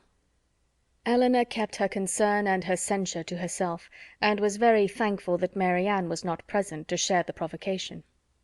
Having now said enough to make his poverty clear, and to do away the necessity of buying a pair of earrings for each of his sisters, in his next visit at Gray's, his thoughts took a cheerfuller turn, and he began to congratulate Elinor on having such a friend as Mrs. Jennings. "She seems a most valuable woman indeed. Her house, her style of living, all bespeak an exceeding good income, and it is an acquaintance that has not only been of great use to you hitherto, but in the end may prove materially advantageous. Her inviting you to town is certainly a vast thing in your favor, and indeed it speaks altogether so great a regard for you that in all probability when she dies you will not be forgotten. She must have a great deal to leave." "Nothing at all, I should rather suppose, for she has only her jointure, which will descend to her children." "But it is not to be imagined that she lives up to her income. Few people of common prudence will do that, and whatever she saves she will be able to dispose of." "And do you not think it more likely that she should leave it to her daughters than to us?" "Her daughters are both exceedingly well married, and therefore I cannot perceive the necessity of her remembering them farther. Whereas, in my opinion, by her taking so much notice of you, and treating you in this kind of way, she has given you a sort of claim on her future consideration, which a conscientious woman would not disregard. Nothing can be kinder than her behavior, and she can hardly do all this without being aware of the expectation it raises." "But she raises none in those most concerned. Indeed, brother, your anxiety for our welfare and prosperity carries you too far." "Why, to be sure," said he, seeming to recollect himself, "people have little, very little, in their power. But, my dear Elinor, what is the matter with Marianne? She looks very unwell, has lost her color, and is grown quite thin. Is she ill?" "She is not well. She has had a nervous complaint on her for several weeks." "I am sorry for that. At her time of life anything of an illness destroys the bloom forever. Hers has been a very short one. She was as handsome a girl last September as ever I saw, and as likely to attract the man. There was something in her style of beauty to please them particularly. I remember Fanny used to say that she would marry sooner and better than you did. Not but what she is exceedingly fond of you, but so it happened to strike her. She will be mistaken, however. I question whether Marianne now will marry a man worth more than 500 or 600 a year at the utmost, and I am very much deceived if you do not do better. Dorsetshire. I know very little of Dorsetshire, but, my dear Elinor, I shall be exceedingly glad to know more of it, and I think I can answer for your having Fanny and myself among the earliest and best pleased of your visitors." Elinor tried very seriously to convince him that there was no likelihood of her marrying Colonel Brandon, but it was an expectation of too much pleasure to himself to be relinquished, and he was really resolved on seeking an intimacy with that gentleman, and promoting the marriage by every possible attention. He had just compunction enough for having done nothing for his sisters himself, to be exceedingly anxious that everybody else should do a great deal, and an offer from Colonel Brandon, or a legacy from Mrs. Jennings, was the easiest means of atoning for his own neglect. They were lucky enough to find Lady Middleton at home, and Sir John came in before their visit ended. Abundance of civilities passed on all sides. Sir John was ready to like anybody, and though Mr. Dashwood did not seem to know much about horses, he soon set him down as a very good-natured fellow, while Lady Middleton saw enough of fashion in his appearance to think his acquaintance worth having, and Mr. Dashwood went away delighted with both.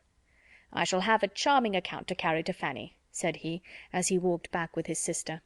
"Lady Middleton is really a most elegant woman, such a woman as I am sure Fanny will be glad to know; and Mrs. Jennings, too, an exceedingly well-behaved woman, though not so elegant as her daughter. Your sister need not have any scruple even of visiting her, which, to say the truth, has been a little the case, and very naturally, for we only knew that Mrs. Jennings was the widow of a man who had got all his money in a low way, and Fanny and Mrs. Ferrars were both strongly prepossessed, that neither she nor her daughters were such kind of women as Fanny would like to associate with. But now I can carry her a most satisfactory account of both." Chapter 34. Mrs. John Dashwood had so much confidence in her husband's judgment that she waited the very next day on both Mrs. Jennings and her daughter, and her confidence was rewarded by finding even the former, even the woman with whom her sisters were staying, by no means unworthy of her notice; and as for Lady Middleton, she found her one of the most charming women in the world. Lady Middleton was equally pleased with Mrs. Dashwood. There was a kind of cold-hearted selfishness on both sides which mutually attracted them, and they sympathized with each other in an insipid propriety of demeanour and a general want of understanding.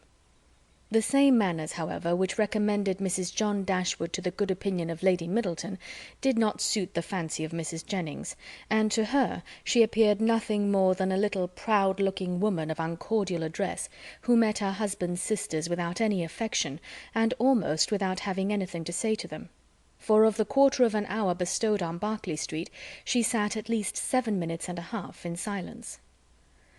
Elinor wanted very much to know, though she did not choose to ask, whether Edward was then in town; but nothing would have induced Fanny voluntarily to mention his name before her, till able to tell her that his marriage with Miss Morton was resolved on, or till her husband's expectations on Colonel Brandon were answered, because she believed them still so very much attached to each other that they could not be too sedulously divided in word and deed on every occasion.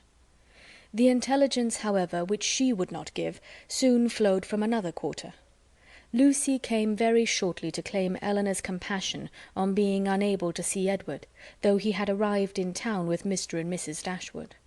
He dared not come to Bartlett's Buildings for fear of detection, and though their mutual impatience to meet was not to be told, they could do nothing at present but write. Edward assured them himself of his being in town, within a very short time, by twice calling in Berkeley Street. Twice was his card found on the table when they returned from their morning's engagements. Elinor was pleased that he had called, and still more pleased that she had missed him. The Dashwoods were so prodigiously delighted with the Middletons, that though not much in the habit of giving anything, they determined to give them a dinner, and soon after their acquaintance began, invited them to dine in Harley Street, where they had taken a very good house for 3 months. Their sisters and Mrs. Jennings were invited likewise, and John Dashwood was careful to secure Colonel Brandon, who, always glad to be where the Miss Dashwoods were, received his eager civilities with some surprise, but much more pleasure. They were to meet Mrs. Ferrars, but Elinor could not learn whether her sons were to be of the party. The expectation of seeing her, however, was enough to make her interested in the engagement, for though she could now meet Edward's mother without that strong anxiety which had once promised to attend such an introduction, though she could now see her with perfect indifference as to her opinion of herself, her desire of being in company with Mrs. Ferrars, her curiosity to know what she was like, was as lively as ever. The interest with which she thus anticipated the party was soon afterwards increased, more powerfully than pleasantly, by her hearing that the Miss Steeles were also to be at it.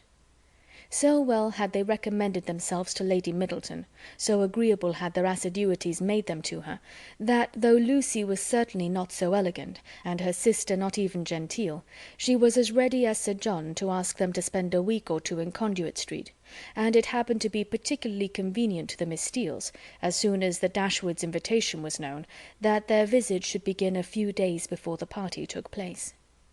Their claims to the notice of Mrs. John Dashwood, as the nieces of the gentleman who for many years had had the care of her brother, might not have done much, however, towards procuring them seats at her table; but as Lady Middleton's guests they must be welcome; and Lucy, who had long wanted to be personally known to the family, to have a nearer view of their characters and her own difficulties, and to have an opportunity of endeavouring to please them, had seldom been happier in her life than she was on receiving Mrs. John Dashwood's card. On Elinor its effect was very different. She began immediately to determine that Edward, who lived with his mother, must be asked, as his mother was, to a party given by his sister, and to see him for the first time, after all that passed, in the company of Lucy, she hardly knew how she could bear it. These apprehensions, perhaps, were not founded entirely on reason, and certainly not at all on truth. They were relieved, however, not by her own recollection, but by the good will of Lucy, who believed herself to be inflicting a severe disappointment when she told her that Edward certainly would not be in Harley Street on Tuesday, and even hoped to be carrying the pain still farther by persuading her that he was kept away by the extreme affection for herself which he could not conceal when they were together. The important Tuesday came that was to introduce the two young ladies to this formidable mother-in-law. "Pity me, dear Miss Dashwood," said Lucy, as they walked up the stairs together, for the Middletons arrived so directly after Mrs. Jennings that they all followed the servant at the same time. "There is nobody here but you that can feel for me. I declare I can hardly stand. Good gracious!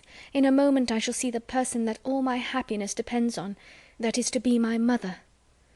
Elinor could have given her immediate relief by suggesting the possibility of its being Miss Morton's mother, rather than her own, whom they were about to behold; but instead of doing that, she assured her, and with great sincerity, that she did pity her, to the utter amazement of Lucy, who, though really uncomfortable herself, hoped at least to be an object of irrepressible envy to Elinor. Mrs. Ferrars was a little thin woman, upright even to formality in her figure, and serious even to sourness in her aspect. Her complexion was sallow, and her features small, without beauty, and naturally without expression; but a lucky contraction of the brow had rescued her countenance from the disgrace of insipidity, by giving it the strong characters of pride and ill nature. She was not a woman of many words, for unlike people in general, she proportioned them to the number of her ideas, and of the few syllables that did escape her, not one fell to the share of Miss Dashwood, whom she eyed with the spirited determination of disliking her at all events. Elinor could not now be made unhappy by this behaviour. A few months ago it would have hurt her exceedingly, but it was not in Mrs. Ferrars's power to distress her by it now; and the difference of her manners to the Miss Steeles, a difference which seemed purposely made to humble her more, only amused her. She could not but smile to see the graciousness of both mother and daughter towards the very person, for Lucy was particularly distinguished, whom of all others, had they known as much as she did, they would have been most anxious to mortify; while she herself, who had comparatively no power to wound them, sat pointedly slighted by both.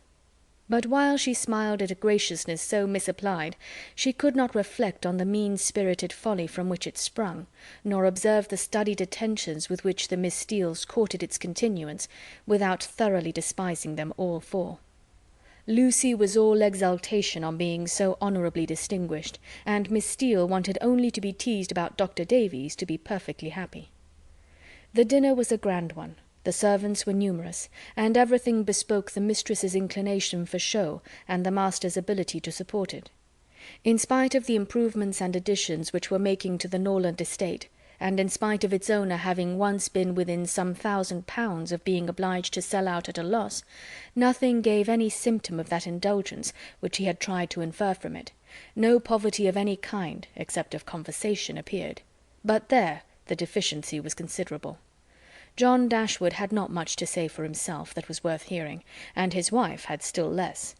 But there was no peculiar disgrace in this, for it was very much the case with the chief of their visitors, who almost all laboured under one or other of these disqualifications for being agreeable: want of sense, either natural or improved, want of elegance, want of spirits, or want of temper.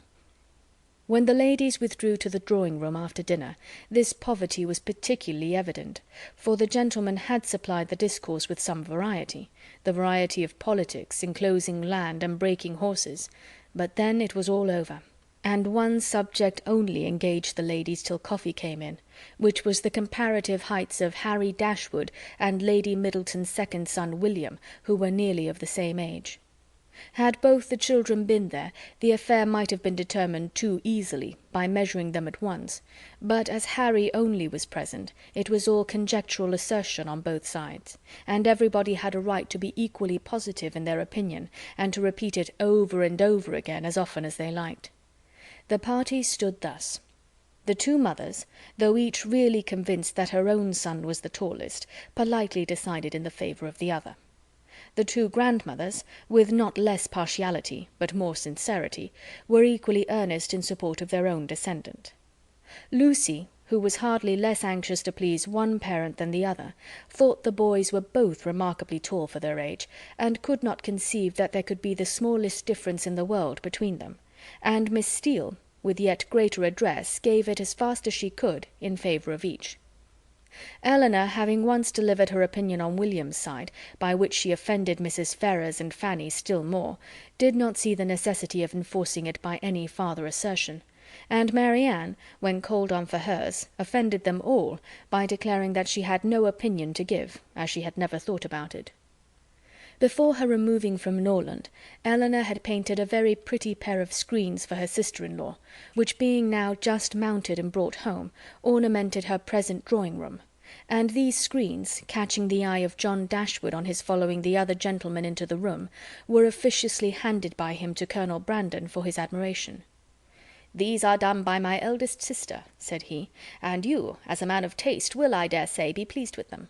I do not know whether you have ever happened to see any of her performances before, but she is in general reckoned to draw extremely well." The Colonel, though disclaiming all pretensions to connoisseurship, warmly admired the screens, as he would have done anything painted by Miss Dashwood, and on the curiosity of the others being of course excited, they were handed round for general inspection. Mrs. Ferrars, not aware of their being Elinor's work, particularly requested to look at them, and after they had received gratifying testimony of Lady Middleton's approbation, Fanny presented them to her mother, considerately informing her at the same time that they were done by Miss Dashwood. Said Mrs. Ferrars, "very pretty," and without regarding them at all, returned them to her daughter. Perhaps Fanny thought for a moment that her mother had been quite rude enough, for, colouring a little, she immediately said, "They are very pretty, ma'am, aren't they?" But then again, the dread of having been too civil, too encouraging herself, probably came over her, for she presently added, "Do you not think they are something in Miss Morton's style of painting, ma'am? She does paint most delightfully. How beautifully her last landscape is done." "Beautifully indeed, but she does everything well." Marianne could not bear this.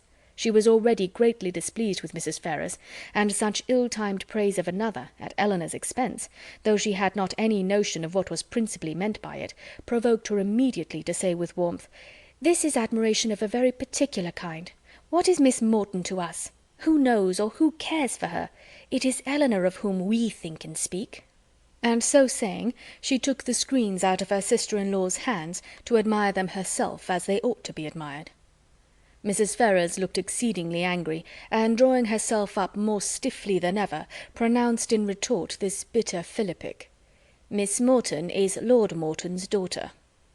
Fanny looked very angry too, and her husband was all in a fright at his sister's audacity. Elinor was much more hurt by Marianne's warmth than she had been by what produced it, but Colonel Brandon's eyes, as they were fixed on Marianne, declared that he noticed only what was amiable in it, the affectionate heart which could not bear to see a sister slighted in the smallest point. Marianne's feelings did not stop there. The cold insolence of Mrs. Ferrars's general behaviour to her sister seemed to her to foretell such difficulties and distresses to Elinor as her own wounded heart taught her to think of with horror, and urged by a strong impulse of affectionate sensibility, she moved, after a moment, to her sister's chair, and putting one arm round her neck and one cheek close to hers, said in a low but eager voice, "Dear, dear Elinor, don't mind them. Don't let them make you unhappy." She could say no more. Her spirits were quite overcome, and hiding her face on Elinor's shoulder, she burst into tears. Everybody's attention was called, and almost everybody was concerned. Colonel Brandon rose up and went to them without knowing what he did. Mrs. Jennings, with a very intelligent "Ah, poor dear," immediately gave her salts, and Sir John felt so desperately enraged against the author of this nervous distress that he instantly changed his seat to one close by Lucy Steele, and gave her, in a whisper, a brief account of the whole shocking affair. In a few minutes, however, Marianne was recovered enough to put an end to the bustle, and sit down among the rest, though her spirits retained the impression of what had passed the whole evening. "Poor Marianne," said her brother to Colonel Brandon, in a low voice, as soon as he could secure his attention. "She has not such good health as her sister. She is very nervous.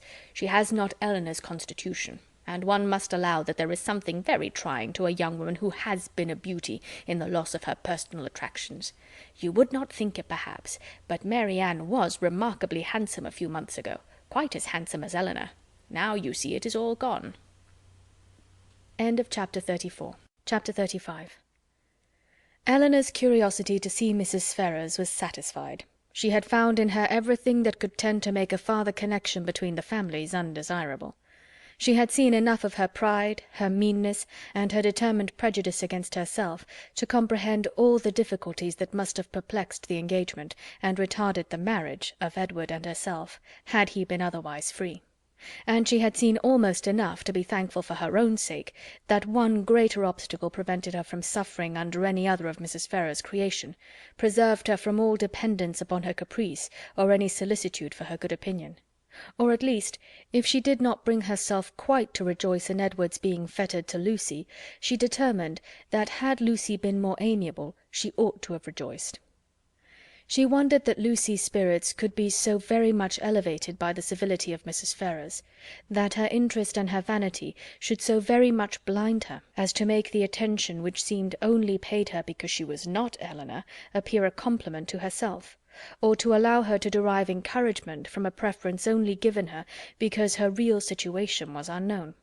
But that it was so had not only been declared by Lucy's eyes at the time, but was declared over again the next morning more openly, for at her particular desire Lady Middleton set her down in Berkeley Street, on the chance of seeing Elinor alone, to tell her how happy she was. The chance proved a lucky one, for a message from Mrs. Palmer soon after she arrived carried Mrs. Jennings away. "My dear friend," cried Lucy, as soon as they were by themselves, "I come to talk to you of my happiness. Could anything be so flattering as Mrs. Ferrars's way of treating me yesterday? So exceeding affable as she was. You know how I dreaded the thoughts of seeing her, but the very moment I was introduced there was such an affability in her behaviour as really should seem to say she had took quite a fancy to me. Now was it not so? You saw it all, and was not you quite struck with it?" "She was certainly very civil to you." "Civil! Did you see nothing but only civility? I saw a vast deal more. Such kindness as fell to the share of nobody but me. No pride, no hauteur, and your sister just the same, all sweetness and affability." Elinor wished to talk of something else, but Lucy still pressed her to own that she had reason for her happiness, and Elinor was obliged to go on. "Undoubtedly, if they had known your engagement," said she, "nothing could be more flattering than their treatment of you; but as that was not the case—" "I guessed you would say so," replied Lucy quickly, "but there was no reason in the world why Mrs. Ferrars should seem to like me, if she did not, and her liking me is everything. You shan't talk me out of my satisfaction. I am sure it will all end well, and there will be no difficulties at all to what I used to think. Mrs. Ferrars is a charming woman, and so is your sister. They are both delightful women indeed. I wonder I should never hear you say how agreeable Mrs. Dashwood was." To this Elinor had no answer to make, and did not attempt any. "Are you ill, Miss Dashwood? You seem low. You don't speak. Sure you aren't well?" "I never was in better health." "I am glad of it with all my heart. But really you did not look it. I should be sorry to have you ill, you that have been the greatest comfort to me in the world. Heaven knows what I should have done without your friendship." Elinor tried to make a civil answer, though doubting her own success. But it seemed to satisfy Lucy, for she directly replied, "Indeed, I am perfectly convinced of your regard for me, and next to Edward's love, it is the greatest comfort I have. Poor Edward! But now there is one good thing, we shall be able to meet, and meet pretty often, for Lady Middleton's delighted with Mrs. Dashwood, so we shall be a good deal in Harley Street, I dare say, and Edward spends half his time with his sister. Besides, Lady Middleton and Mrs. Ferrars will visit now, and Mrs. Ferrars and your sister were both so good to say more than once they should always be glad to see me. They are such charming women. I am sure if ever you tell your sister what I think of her, you cannot speak too high." But Elinor would not give her any encouragement to hope that she should tell her sister. Lucy continued, "I am sure I should have seen it in a moment if Mrs. Ferrars had took a dislike to me. If she had only made me a formal courtesy, for instance, without saying a word, and never after had took any notice of me, and never looked at me in a pleasant way, you know what I mean. If I had been treated in that forbidding sort of way, I should have gave it all up in despair. I could not have stood it. For where she does dislike, I know it is most violent." Elinor was prevented from making any reply to this civil triumph by the doors being thrown open, the servants announcing Mr. Ferrars, and Edwards immediately walking in. It was a very awkward moment, and the countenance of each showed that it was so. They all looked exceedingly foolish, and Edward seemed to have as great an inclination to walk out of the room again as to advance farther into it. The very circumstance, in its unpleasantest form, which they would each have been most anxious to avoid, had fallen on them. They were not only all three together, but were together without the relief of any other person. The ladies recovered themselves first. It was not Lucy's business to put herself forward, and the appearance of secrecy must still be kept up.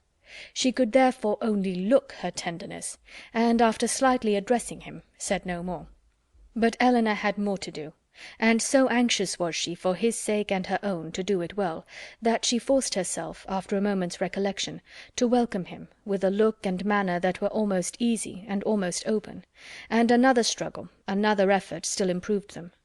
She would not allow the presence of Lucy, nor the consciousness of some injustice towards herself, deter her from saying that she was happy to see him, and that she had very much regretted being from home when he called before in Berkeley Street. She would not be frightened from paying him those attentions which, as a friend and almost a relation, were his due, by the observant eyes of Lucy, though she soon perceived them to be narrowly watching her. Her manners gave some reassurance to Edward, and he had courage enough to sit down, but his embarrassment still exceeded that of the ladies in a proportion which the case rendered reasonable, though his sex might make it rare, for his heart had not the indifference of Lucy's, nor could his conscience have quite the ease of Elinor's. Lucy, with a demure and settled air, seemed determined to make no contribution to the comfort of the others, and would not say a word, and almost everything that was said proceeded from Elinor, who was obliged to volunteer all the information about her mother's health, their coming to town, etc., which Edward ought to have inquired about, but never did. Her exertions did not stop there, for she soon afterwards felt herself so heroically disposed as to determine, under pretence of fetching Marianne, to leave the others by themselves; and she really did it, and that in the handsomest manner, for she loitered away several minutes on the landing-place with the most high-minded fortitude before she went to her sister. When that was once done, however, it was time for the raptures of Edward to cease, for Marianne's joy hurried her into the drawing-room immediately. Her pleasure in seeing him was like every other of her feelings, strong in itself and strongly spoken. She met him with a hand that would be taken, and a voice that expressed the affection of a sister. "Dear Edward," she cried, "this is a moment of great happiness. This would almost make amends for everything. Edward tried to return her kindness as it deserved, but before such witnesses he dared not say half what he really felt. Again they all sat down, and for a moment or two all were silent, while Marianne was looking with the most speaking tenderness, sometimes at Edward and sometimes at Elinor, regretting only that their delight in each other should be checked by Lucy's unwelcome presence. Edward was the first to speak, and it was to notice Marianne's altered looks, and express his fear of her not finding London agree with her. "Oh, don't think of me," she replied with spirited earnestness, though her eyes were filled with tears as she spoke. "Don't think of my health. Elinor is well, you see. That must be enough for us both." This remark was not calculated to make Edward or Elinor more easy, nor to conciliate the good will of Lucy, who looked up at Marianne with no very benignant expression. "Do you like London?" said Edward, willing to say anything that might introduce another subject. "Not at all. I expected much pleasure in it, but I have found none. The sight of you, Edward, is the only comfort it has afforded, and thank heaven, you are what you always were." She paused. No one spoke. "I think, Elinor," she presently added, "we must employ Edward to take care of us in our return to Barton. In a week or two, I suppose, we shall be going, and I trust Edward will not be very unwilling to accept the charge." Poor Edward muttered something, but what it was nobody knew, not even himself. But Marianne, who saw his agitation, and could easily trace it to whatever cause best pleased herself, was perfectly satisfied, and soon talked of something else. "We spent such a day, Edward, in Harley Street yesterday. So dull, so wretchedly dull. But I have much to say to you on that head which cannot be said now." And with this admirable discretion did she defer the assurance of her finding their mutual relatives more disagreeable than ever, and of her being particularly disgusted with his mother, till they were more in private. "But why were you not there, Edward? Why did not you come?" "I was engaged elsewhere." "Engaged? But what was that, when such friends were to be met?" "Perhaps, Miss Marianne," cried Lucy, eager to take some revenge on her, "you think young men never stand upon engagements if they have no mind to keep them, little as well as great." Elinor was angry, but Marianne seemed entirely insensible of the sting, for she calmly replied, "Not so indeed, for seriously speaking, I am very sure that conscience only kept Edward from Harley Street, and I really believe he has the most delicate conscience in the world, the most scrupulous in performing every engagement, however minute, and however it may make against his interest or pleasure. He is the most fearful of giving pain, of wounding expectation, and the most incapable of being selfish of anybody I ever saw. Edward, it is so, and I will say it. What, are you never to hear yourself praised? Then you must be no friend of mine, for those who will accept of my love and esteem must submit to my open commendation." The nature of her commendation in the present case, however, happened to be particularly ill-suited to the feelings of 2/3 of her auditors, and was so very unexhilarating to Edward that he very soon got up to go away. "Going so soon?" said Marianne. "My dear Edward, this must not be." And drawing him a little aside, she whispered her persuasion that Lucy could not stay much longer. But even this encouragement failed, for he would go away, and Lucy, who would have outstayed him had his visit lasted 2 hours, soon afterwards went away. "What can bring her here so often?" said Marianne on her leaving them. "Could not she see that we wanted her gone? How teasing to Edward!" "Why so? We were all his friends, and Lucy has been the longest known to him of any. It is but natural that he should like to see her as well as ourselves." Marianne looked at her steadily and said, "You know, Elinor, that this is a kind of talking which I cannot bear. If you only hope to have your assertion contradicted, as I must suppose to be the case, you ought to recollect that I am the last person in the world to do it. I cannot descend to be tricked out of assurances that are not really wanted." She then left the room, and Elinor dared not follow her to say more, for bound as she was by her promise of secrecy to Lucy, she could give no information that would convince Marianne; and painful as the consequences of her still continuing in an error might be, she was obliged to submit to it. All that she could hope was that Edward would not often expose her or himself to the distress of hearing Marianne's mistaken warmth, nor to the repetition of any other part of the pain that had attended their recent meeting, and this she had every reason to expect. Chapter 36. Within a few days after this meeting, the newspapers announced to the world that the lady of Thomas Palmer, Esquire, was safely delivered of a son and heir, a very interesting and satisfactory paragraph, at least to all those intimate connections who knew it before. This event, highly important to Mrs. Jennings's happiness, produced a temporary alteration in the disposal of her time, and influenced in a like degree the engagements of her young friends; for as she wished to be as much as possible with Charlotte, she went thither every morning as soon as she was dressed, and did not return till late in the evening, and the Miss Dashwoods, at the particular request of the Middletons, spent the whole of every day in Conduit Street. For their own comfort, they would much rather have remained, at least all the morning, in Mrs. Jennings's house, but it was not a thing to be urged against the wishes of everybody. Their hours were therefore made over to Lady Middleton and the two Miss Steeles, by whom their company in fact was as little valued as it was professedly sought.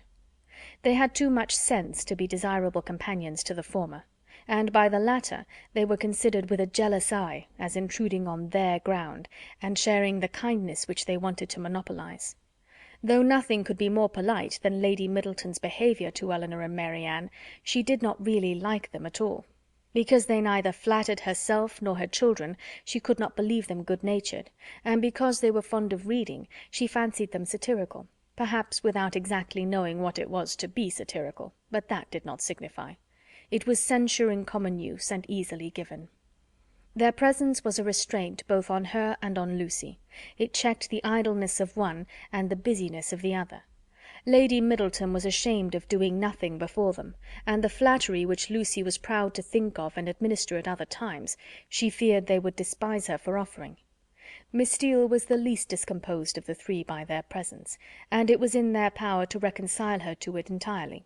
Would either of them only have given her a full and minute account of the whole affair between Marianne and Mr. Willoughby, she would have thought herself amply rewarded for the sacrifice of the best place by the fire after dinner, which their arrival occasioned. But this conciliation was not granted, for though she often threw out expressions of pity for her sister to Elinor, and more than once dropped a reflection on the inconstancy of beaux before Marianne, no effect was produced but a look of indifference from the former, or of disgust in the latter. An effort even yet lighter might have made her their friend. Would they only have laughed at her about the doctor? But so little were they, any more than the others, inclined to oblige her, that if Sir John dined from home, she might spend a whole day without hearing any other raillery on the subject than what she was kind enough to bestow on herself. All these jealousies and discontents, however, were so totally unsuspected by Mrs. Jennings, that she thought it a delightful thing for the girls to be together, and generally congratulated her young friends every night on having escaped the company of a stupid old woman so long.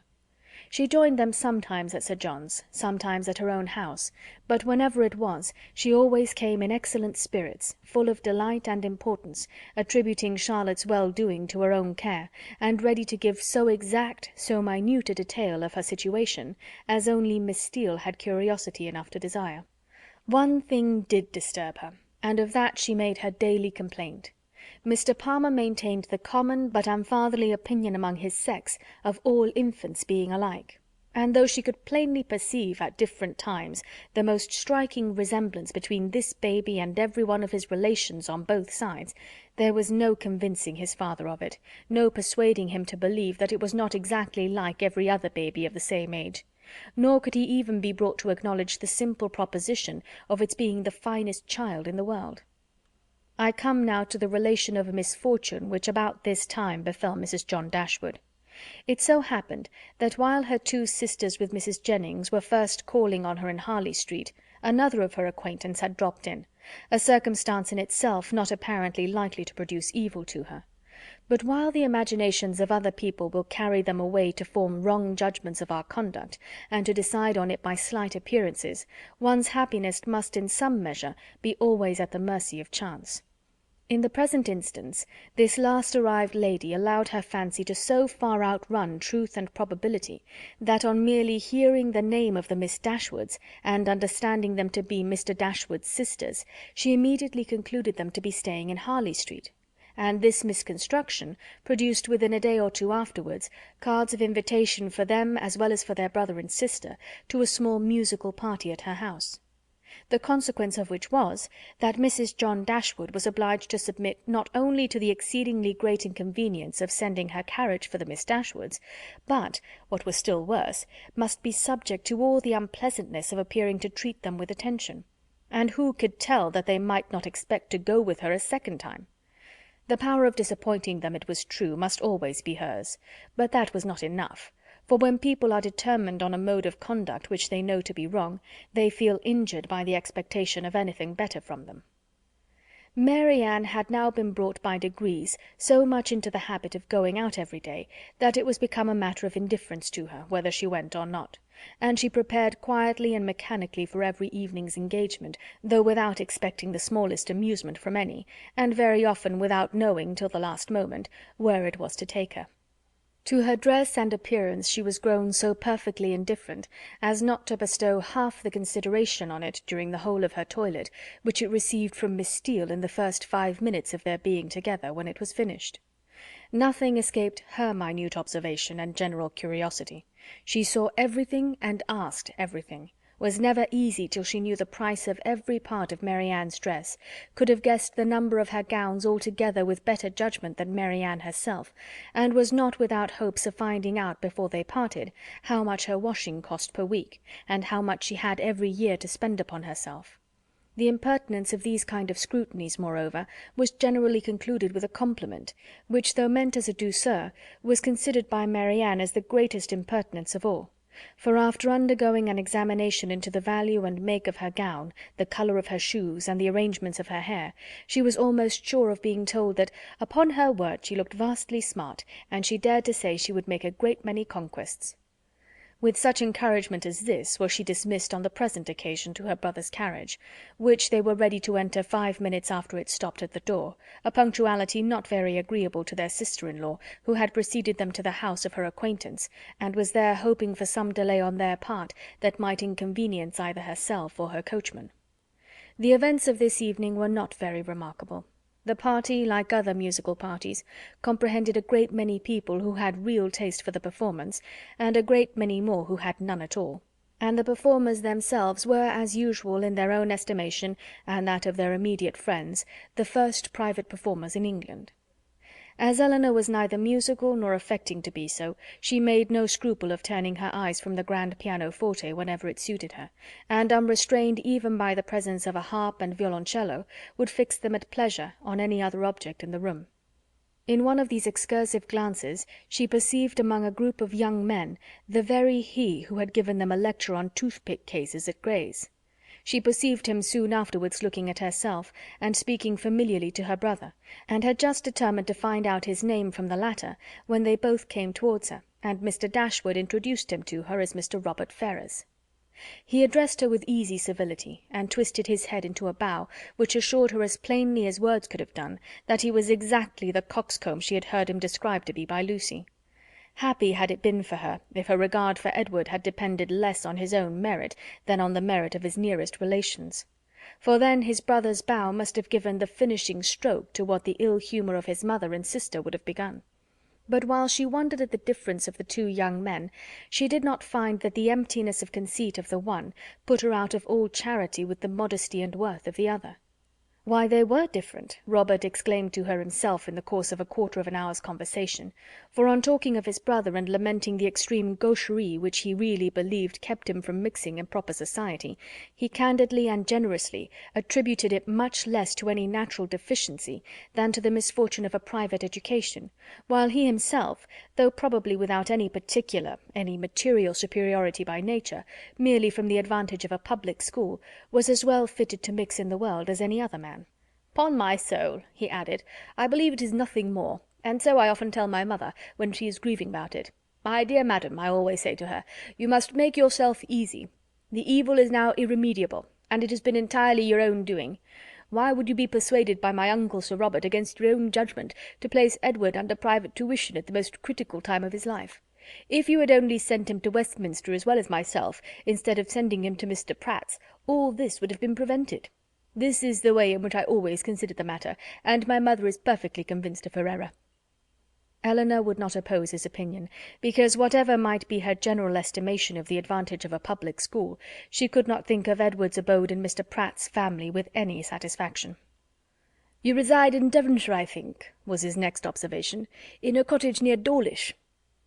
Elinor set him right as to its situation, and it seemed rather surprising to him that anybody could live in Devonshire without living near Dawlish. He bestowed his hearty approbation, however, on their species of house.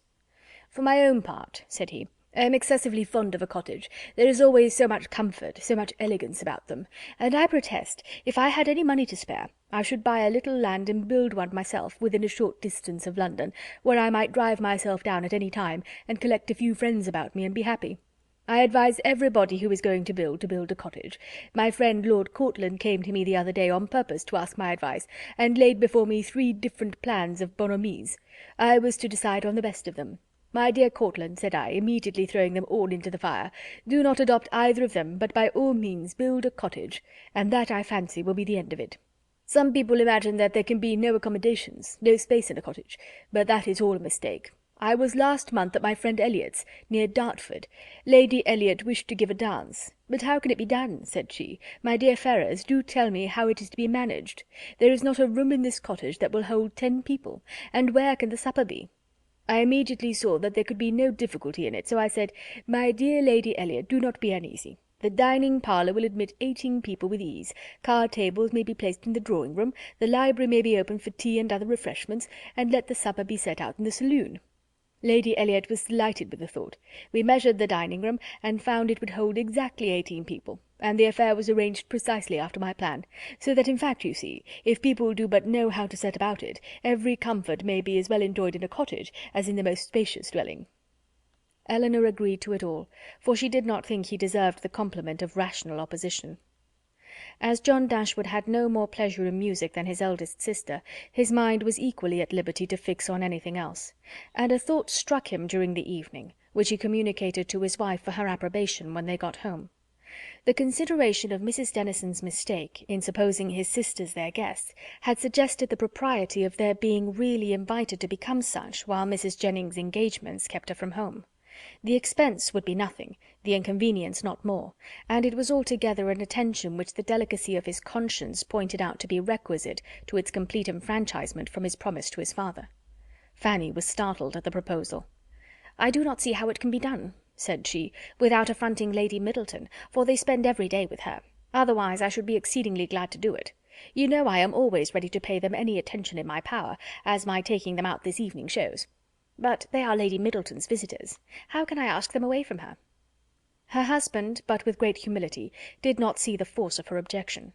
They had already spent a week in this manner in Conduit Street, and Lady Middleton could not be displeased at their giving the same number of days to such near relations. Fanny paused a moment, and then with fresh vigour said, "My love, I would ask them with all my heart, if it was in my power. But I had just settled with it myself to ask the Miss Steeles to spend a few days with us. They are very well behaved, good kind of girls, and I think the attention is due to them, as their uncle did so very well by Edward. We can ask your sister some other year, you know, but the Miss Steeles may not be in town any more. I am sure you will like them. Indeed you do like them, you know, very much already, and so does my mother, and they are such favourites with Harry." Mr. Dashwood was convinced. He saw the necessity of inviting the Miss Steeles immediately, and his conscience was pacified by the resolution of inviting his sisters another year. At the same time, however, slyly suspecting that another year would make the invitation needless, by bringing Elinor to town as Colonel Brandon's wife, and Marianne as their visitor. Fanny rejoiced in her escape, and, proud of the ready wit that had procured it, wrote the next morning to Lucy to request her company and her sister's for some days in Harley Street, as soon as Lady Middleton could spare them. This was enough to make Lucy really and reasonably happy. Mrs. Dashwood seemed actually working for her herself, cherishing all her hopes and promoting all her views. Such an opportunity of being with Edward and his family was, above all things, the most material to her interest, and such an invitation the most gratifying to her feelings. It was an advantage that could not be too gratefully acknowledged, nor too speedily made use of, and the visit to Lady Middleton, which had not before had any precise limits, was immediately discovered to have been always meant to end in 2 days' time. When the note was shown to Elinor, as it was within 10 minutes after its arrival, it gave her, for the first time, some share in the expectations of Lucy, for such a mark of uncommon kindness, vouchsafed on so short an acquaintance, seemed to declare that the good-will towards her arose from something more than merely malice against herself, and might be brought, by time and address, to do everything that Lucy wished. Her flattery had already subdued the pride of Lady Middleton, and made an entry into the close heart of Mrs. John Dashwood, and these were effects that laid open the probability of greater. The Miss Steeles removed to Harley Street, and all that reached Elinor of their influence there strengthened her expectation of the event. Sir John, who called on them more than once, brought home such accounts of the favour they were in as must be universally striking. Mrs. John Dashwood had never been so much pleased with any young women in her life as she was with them, had given each of them a needle-book made by some emigrant, called Lucy by her Christian name, and did not know whether she should ever be able to part with them. Chapter 37. Mrs. Palmer was so well at the end of a fortnight that her mother felt it no longer necessary to give up the whole of her time to her, and contenting herself with visiting her once or twice a day, returned from that period to her own home and her own habits, in which she found the Miss Dashwoods very ready to resume their former share. About the third or fourth morning after being thus resettled in Berkeley Street, Mrs. Jennings, on returning from her ordinary visit to Mrs. Palmer, entered the drawing-room, where Elinor was sitting by herself, with an air of such hurrying importance as prepared her to hear something wonderful, and giving her only time to form that idea, began directly to justify it by saying, "Lord, my dear Miss Dashwood, have you heard the news?" "No, ma'am. What is it?" "Something so strange, but you shall hear it all. When I got to Mr. Palmer's, I found Charlotte quite in a fuss about the child. She was sure it was very ill. It cried and fretted, and was all over pimples. So I looked at it directly, and, 'Lord, my dear,' says I, 'it is nothing in the world but the red gum,' and nurse said just the same, but Charlotte, she would not be satisfied, so Mr. Donovan was sent for, and luckily he happened to just come in from Harley Street, so he stepped over directly, and as soon as ever he saw the child, he said, just as we did, that it was nothing in the world but the red gum, and then Charlotte was easy. And so, just as he was going away again, it came into my head, I am sure I do not know how I happened to think of it, but it came into my head to ask him if there was any news. So upon that he smirked and simpered and looked grave, and seemed to know something or other, and at last he said in a whisper, 'For fear any unpleasant report should reach the young ladies under your care as to their sister's indisposition, I think it advisable to say that I believe there is no great reason for alarm. I hope Mrs. Dashwood will do very well.'"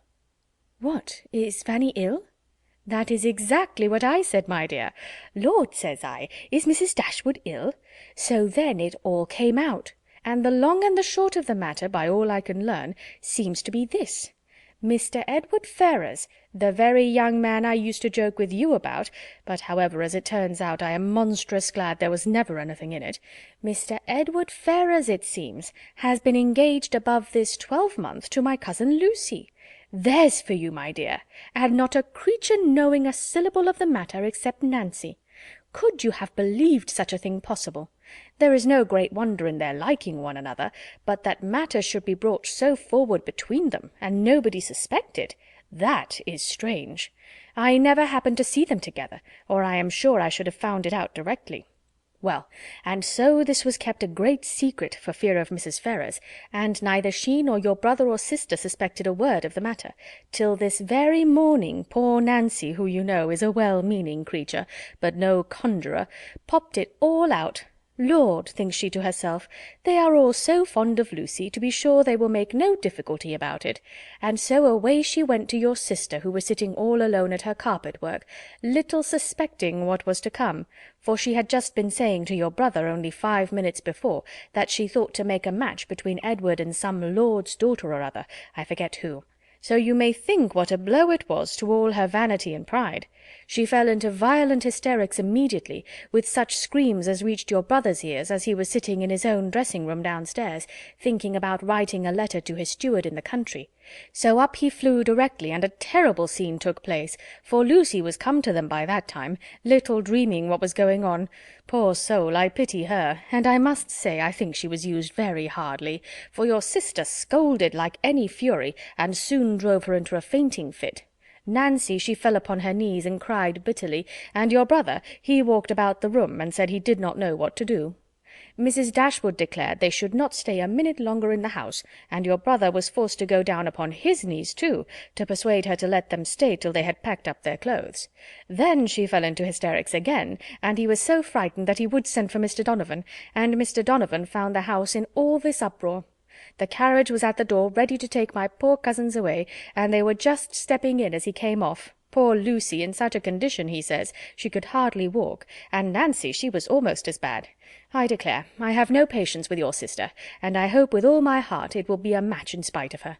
Lord, what a taking poor Mr. Edward will be in when he hears of it. To have his love used so scornfully, for they say he is monstrous fond of her, as well he may. I should not wonder if he was to be in the greatest passion. And Mr. Donovan thinks just the same.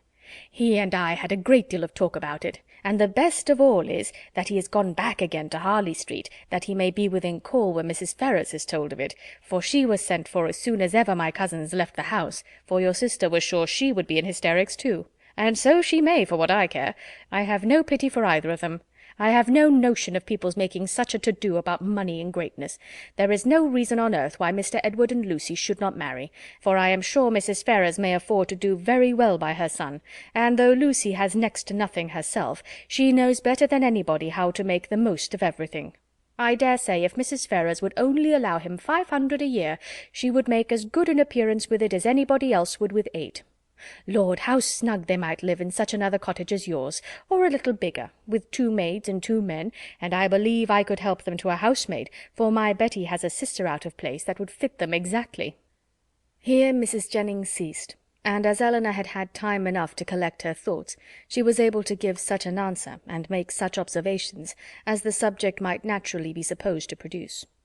Happy to find that she was not suspected of any extraordinary interest in it, that Mrs. Jennings, as she had of late often hoped might be the case, had ceased to imagine her at all attached to Edward, and happy, above all the rest, in the absence of Marianne, she felt very well able to speak of the affair without embarrassment, and to give her judgment, as she believed, with impartiality on the conduct of every one concerned in it. She could hardly determine what her own explanation of its event really was, though she earnestly tried to drive away the notion of its being possible to end otherwise, at least, than in the marriage of Edward and Lucy. What Mrs. Ferrars would say and do, though there could be no doubt of its nature, she was anxious to hear, and still more anxious to know how Edward would conduct himself. For him she felt much compassion, for Lucy very little, and it cost her some pains to procure that little. For the rest of the party, none at all. As Mrs. Jennings could talk of no other subject, Elinor soon saw the necessity of preparing Marianne for its discussion.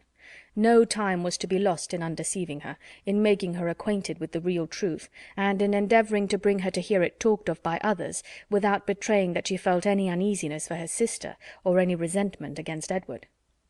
Elinor's office was a painful one. She was going to remove what she really believed to be her sister's chief consolation, to give such particulars of Edward as she feared would ruin him for ever in her good opinion, and to make Marianne, by a resemblance in their situations, which to her fancy would seem strong, feel all her own disappointment over again. But unwelcome as such a task must be, it was necessary to be done, and Elinor therefore hastened to perform it. She was very far from wishing to dwell on her own feelings, or to represent herself as suffering much, any otherwise than as the self-command she had practised since her first knowledge of Edward's engagement might suggest a hint of what was practicable to Marianne. Her narration was clear and simple, and though it could not be given without emotion, it was not accompanied by violent agitation nor impetuous grief. That belonged rather to the hearer, for Marianne listened with horror and cried excessively. Elinor was to be the comforter of others in her own distresses no less than in theirs, and all the comfort that could be given by assurances of her own composure of mind, and a very earnest vindication of Edward from every charge but of imprudence, was readily offered. But Marianne for some time would give credit to neither. Edward seemed a second Willoughby, and acknowledging, as Elinor did, that she had loved him most sincerely, could she feel less than herself? As for Lucy Steele, she considered her so totally unamiable, so absolutely incapable of attaching a sensible man, that she could not be persuaded at first to believe, and afterwards to pardon, any former affection of Edward for her. She would not even admit it to have been natural, and Elinor left her to be convinced that it was so, by that which only could convince her, a better knowledge of mankind. Her first communication had reached no farther than to state the fact of the engagement and the length of time it had existed. Marianne's feelings had then broken in and put an end to all regularity of detail, and for some time all that could be done was to soothe her distress, lessen her alarms, and combat her resentment. The first question on her side, which led to further particulars, was, "How long has this been known to you, Elinor? Has he written to you?" "I have known it these 4 months. When Lucy first came to Barton Park last November, she told me in confidence of her engagement." At these words Marianne's eyes expressed the astonishment which her lips could not utter. After a pause of wonder, she exclaimed, "4 months? Have you known of this 4 months?" Elinor confirmed it. "What, while attending me in all my misery, has this been on your heart, and I have reproached you for being happy? It was not fit that you should then know how much I was the reverse." "4 months!" cried Marianne again. "So calm, so cheerful! How have you been supported?" "By feeling that I was doing my duty. My promise to Lucy obliged me to be secret. I owed it to her, therefore, to avoid giving any hint of the truth, and I owed it to my family and friends not to create in them a solicitude about me which it could not be in my power to satisfy." Marianne seemed much struck. "I have very often wished to undeceive yourself and my mother," added Elinor, "and once or twice I have attempted it, but without betraying my trust I never could have convinced you." "4 months! And yet you loved him!" "Yes, but I did not love only him, and while the comfort of others was dear to me, I was glad to spare them from knowing how much I felt. Now I can think and speak of it with little emotion. I would not have you suffer on my account, for I assure you I no longer suffer materially myself. I have many things to support me. I am not conscious of having provoked the disappointment by any imprudence of my own. I have borne it as much as possible without spreading it farther. I acquit Edward of essential misconduct. I wish him very happy, and I am so sure of his always doing his duty, that, though now he may harbour some regret, in the end he must become so. Lucy does not want sense, and that is the foundation on which everything good may be built. And after all, Marianne, after all that is bewitching in the idea of a single and constant attachment, and all that can be said of one's happiness depending entirely on one particular person, it is not meant, it is not fit, it is not possible that it should be so. Edward will marry Lucy. He will marry a woman superior in person and understanding to half her sex, and time and habit will teach him to forget that he ever thought another superior to her." "If such is your way of thinking," said Marianne, "if the loss of what is most valued is so easily to be made up by something else, your resolution, your self-command, are perhaps a little less to be wondered at. They are brought more within my comprehension." "I understand you. You do not suppose that I have ever felt much. For 4 months, Marianne, I have had all this hanging on my mind without being at liberty to speak of it to a single creature, knowing that it would make you and my mother most unhappy whenever it were explained to you, yet unable to prepare you for it in the least. It was told me, it was in a manner forced on me by the very person herself whose prior engagement ruined all my prospects, and told me, as I thought, with triumph. This person's suspicions, therefore, I have had to oppose by endeavouring to appear indifferent where I have been most deeply interested. And it has not been only once. I have had her hopes and exultation to listen to again and again. I have known myself to be divided from Edward forever, without hearing one circumstance that could make me less desire the connection. Nothing has proved him unworthy, nor has anything declared him indifferent to me. I have had to contend with the unkindness of his sister and the insolence of his mother, and have suffered the punishment of an attachment without enjoying its advantages. And all this has been going on at a time when, as you know too well, it has not been my only unhappiness. If you can think me capable of ever feeling, surely you may suppose that I have suffered now. The composure of mind with which I have brought myself at present to consider the matter, the consolation that I have been willing to admit, have been the effect of constant and painful exertion. They did not spring up of themselves. They did not occur to relieve my spirits at first. No, Marianne. Then, if I had not been bound to silence, perhaps nothing could have kept me entirely, not even what I owed to my dearest friends, from openly showing that I was very unhappy." Marianne was quite subdued. "Oh, Elinor," she cried, "you have made me hate myself forever. How barbarous have I been to you, you who have been my only comfort, who have borne with me in all my misery, who have seemed to be only suffering for me. Is this my gratitude?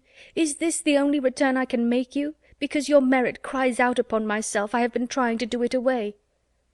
The tenderest caresses followed this confession. In such a frame of mind as she was now in, Elinor had no difficulty in obtaining from her whatever promise she required, and at her request Marianne engaged never to speak of the affair to any one with the least appearance of bitterness, to meet Lucy without betraying the smallest increase of dislike to her, and even to see Edward himself, if chance should bring them together, without any diminution of her usual cordiality. These were great concessions, but where Marianne felt that she had injured, no reparation could be too much for her to make. She performed her promise of being discreet to admiration. She attended to all that Mrs. Jennings had to say upon the subject with an unchanging complexion, dissented from her in nothing, and was heard 3 times to say, "Yes, ma'am." She listened to her praise of Lucy with only moving from one chair to another, and when Mrs. Jennings talked of Edward's affection, it cost her only a spasm in her throat. Such advances towards heroism in her sister made Elinor feel equal to anything herself. The next morning brought a farther trial of it in a visit from their brother, who came with a most serious aspect to talk over the dreadful affair, and bring them news of his wife. "You have heard, I suppose," said he with great solemnity, as soon as he was seated, "of the very shocking discovery that took place under our roof yesterday." They all looked their assent. It seemed too awful a moment for speech. "Your sister," he continued, "has suffered dreadfully. Mrs. Ferrars, too. In short, it has been a scene of such complicated distress, but I will hope that the storm may be weathered without our being any of us quite overcome. Poor Fanny! She was in hysterics all yesterday, but I would not alarm you too much. Donovan says there is nothing materially to be apprehended. Her constitution is a good one, and her resolution equal to anything. She has borne it all with the fortitude of an angel. She says she never shall think well of anybody again, and one cannot wonder at it, after being so deceived. Meeting with such ingratitude, where so much kindness had been shown, so much confidence had been placed.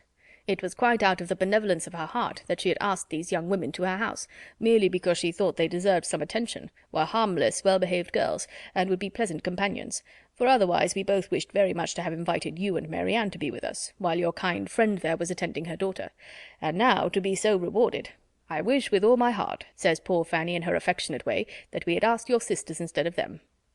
Here he stopped to be thanked, which being done, he went on. "What poor Mrs. Ferrars has suffered, when first Fanny broke it to her, is not to be described. While she with the truest affection had been planning a most eligible connection for him, was it to be supposed that he could be all the time secretly engaged to another person? Such a suspicion could never have entered her head. If she suspected any prepossession elsewhere, it could not be in that quarter. There, to be sure, she said, I might have thought myself safe. She was quite in an agony. We consulted together, however, as to what should be done, and at last she determined to send for Edward. He came, but I am sorry to relate what ensued. All that Mrs. Ferrars could say to make him put an end to the engagement, assisted too, as you may well suppose, by my arguments, and Fanny's entreaties, was of no avail. Duty, affection, everything was disregarded. I never thought Edward so stubborn, so unfeeling before. His mother explained to him her liberal designs, in case of his marrying Miss Morton, told him she would settle on him the Norfolk estate, which, clear of land tax, brings in a good 1,000 a year. Offered even, when matters grew desperate, to make it 1,200, and in opposition to this, if he still persisted in this low connection, represented to him the certain penury that must attend the match. His own £2,000, she protested, should be his all. She would never see him again, and so far would she be from affording him the smallest assistance, that if he were to enter into any profession with a view of better support, she would do all in her power to prevent him advancing in it. Here Marianne, in an ecstasy of indignation, clapped her hands together and cried, "Gracious God, can this be possible?" "You may well wonder, Marianne," replied her brother, "at the obstinacy which could resist such arguments as these. Your exclamation is very natural." Marianne was going to retort, but she remembered her promises and forbore. "All this, however," he continued, "was urged in vain. Edward said very little, but what he did say was in the most determined manner. Nothing should prevail on him to give up his engagement. He would stand to it, cost him what it might." "Then," cried Mrs. Jennings with blunt sincerity, no longer able to be silent, "he has acted like an honest man. I beg your pardon, Mr. Dashwood, but if he had done otherwise, I should have thought him a rascal. I have some little concern in the business, as well as yourself, for Lucy Steele is my cousin, and I believe there is not a better kind of girl in the world, nor one who more deserves a good husband." John Dashwood was greatly astonished, but his nature was calm, not open to provocation, and he never wished to offend anybody, especially anybody of good fortune. He therefore replied without any resentment, "I would by no means speak disrespectfully of any relation of yours, madam. Miss Lucy Steele is, I dare say, a very deserving young woman, but in the present case, you know, the connection must be impossible. And to have entered into a secret engagement with a young man under her uncle's care, the son of a woman especially of such very large fortune as Mrs. Ferrars, is perhaps altogether a little extraordinary. In short, I do not mean to reflect upon the behaviour of any person whom you have a regard for, Mrs. Jennings.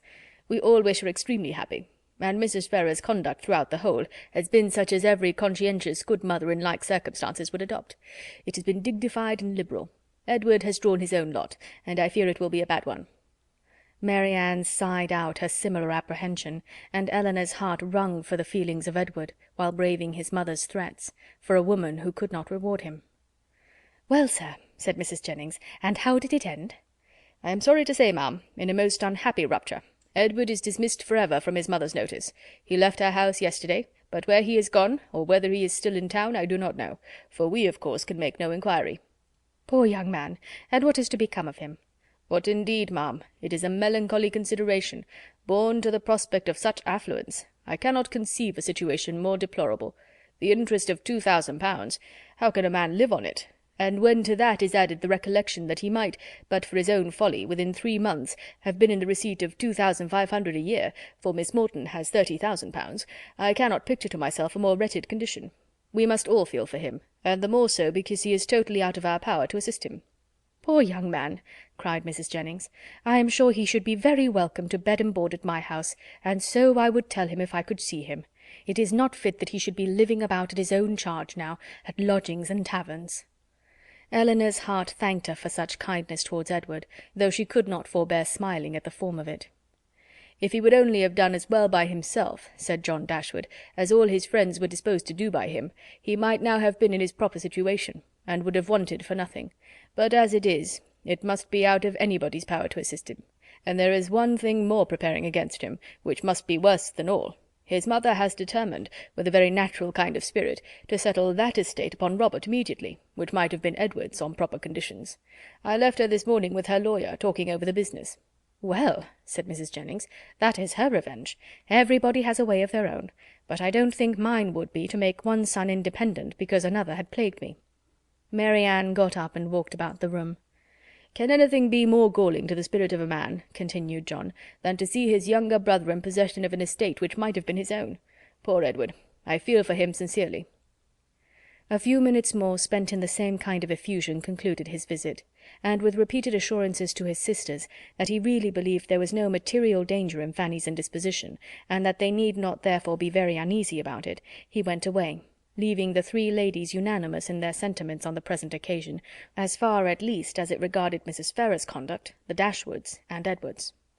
Marianne's indignation burst forth as soon as he quitted the room, and as her vehemence made reserve impossible in Elinor, and unnecessary in Mrs. Jennings, they all joined in a very spirited critique upon the party. Chapter 37. Chapter 38. Mrs. Jennings was very warm in her praise of Edward's conduct, but only Elinor and Marianne understood its true merit. They only knew how little he had had to tempt him to be disobedient, and how small was the consolation, beyond the consciousness of doing right, that could remain to him in the loss of friends and fortune. Elinor gloried in his integrity, and Marianne forgave him all his offences in compassion for his punishment.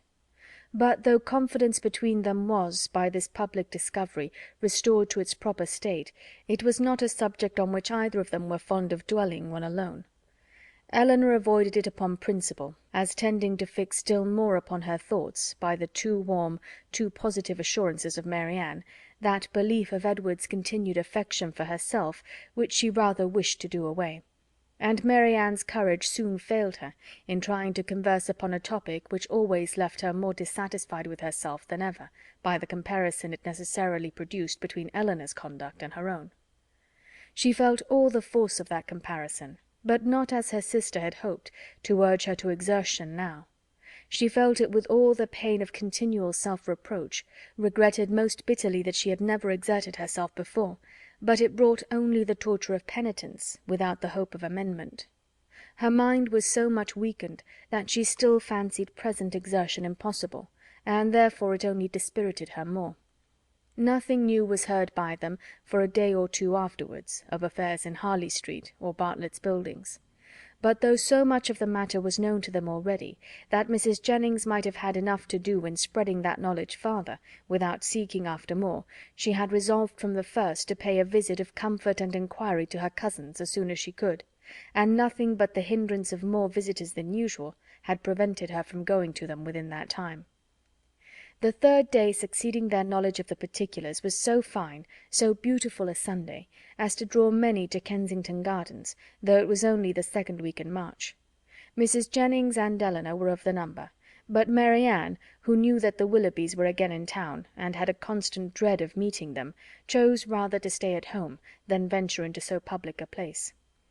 An intimate acquaintance of Mrs. Jennings joined them soon after they entered the gardens, and Elinor was not sorry that by her continuing with them, and engaging all Mrs. Jennings' conversation, she was herself left to quiet reflection.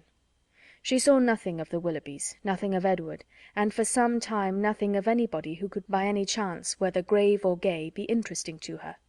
But at last she found herself with some surprise accosted by Miss Steele, who, though looking rather shy, expressed great satisfaction in meeting them, and on receiving encouragement from the particular kindness of Mrs. Jennings, left her own party for a short time to join theirs.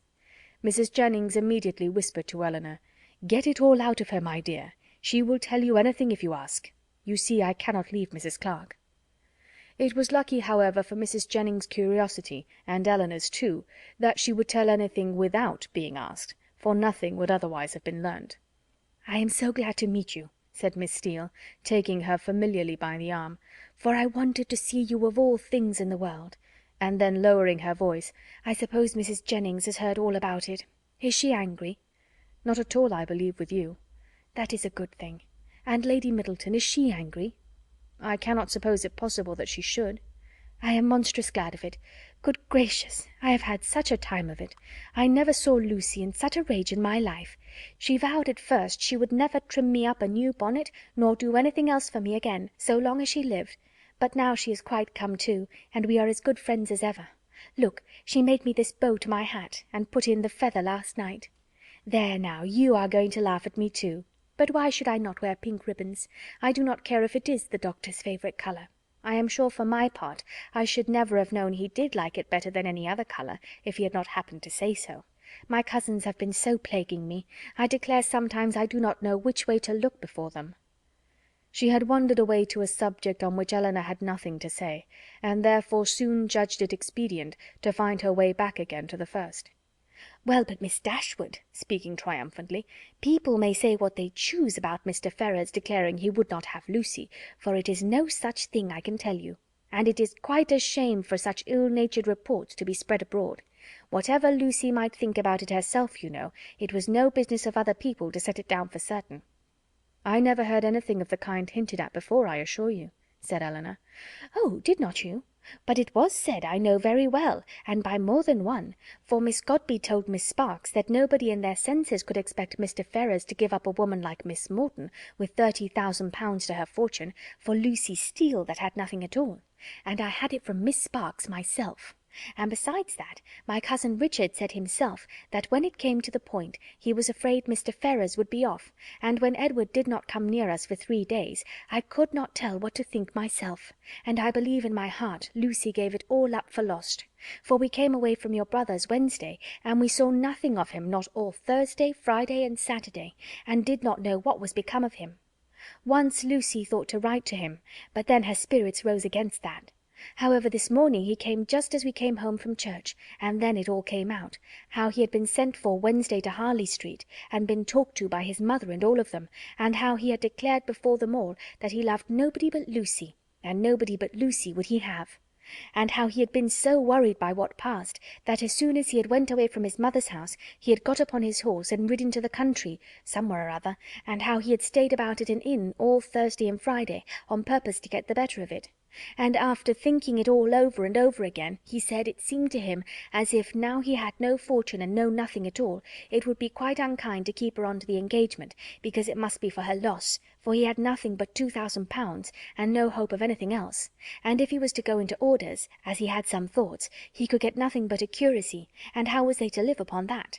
He could not bear to think of her doing no better, and so he begged, if she had the least mind for it, to put an end to the matter directly, and leave him shift for himself.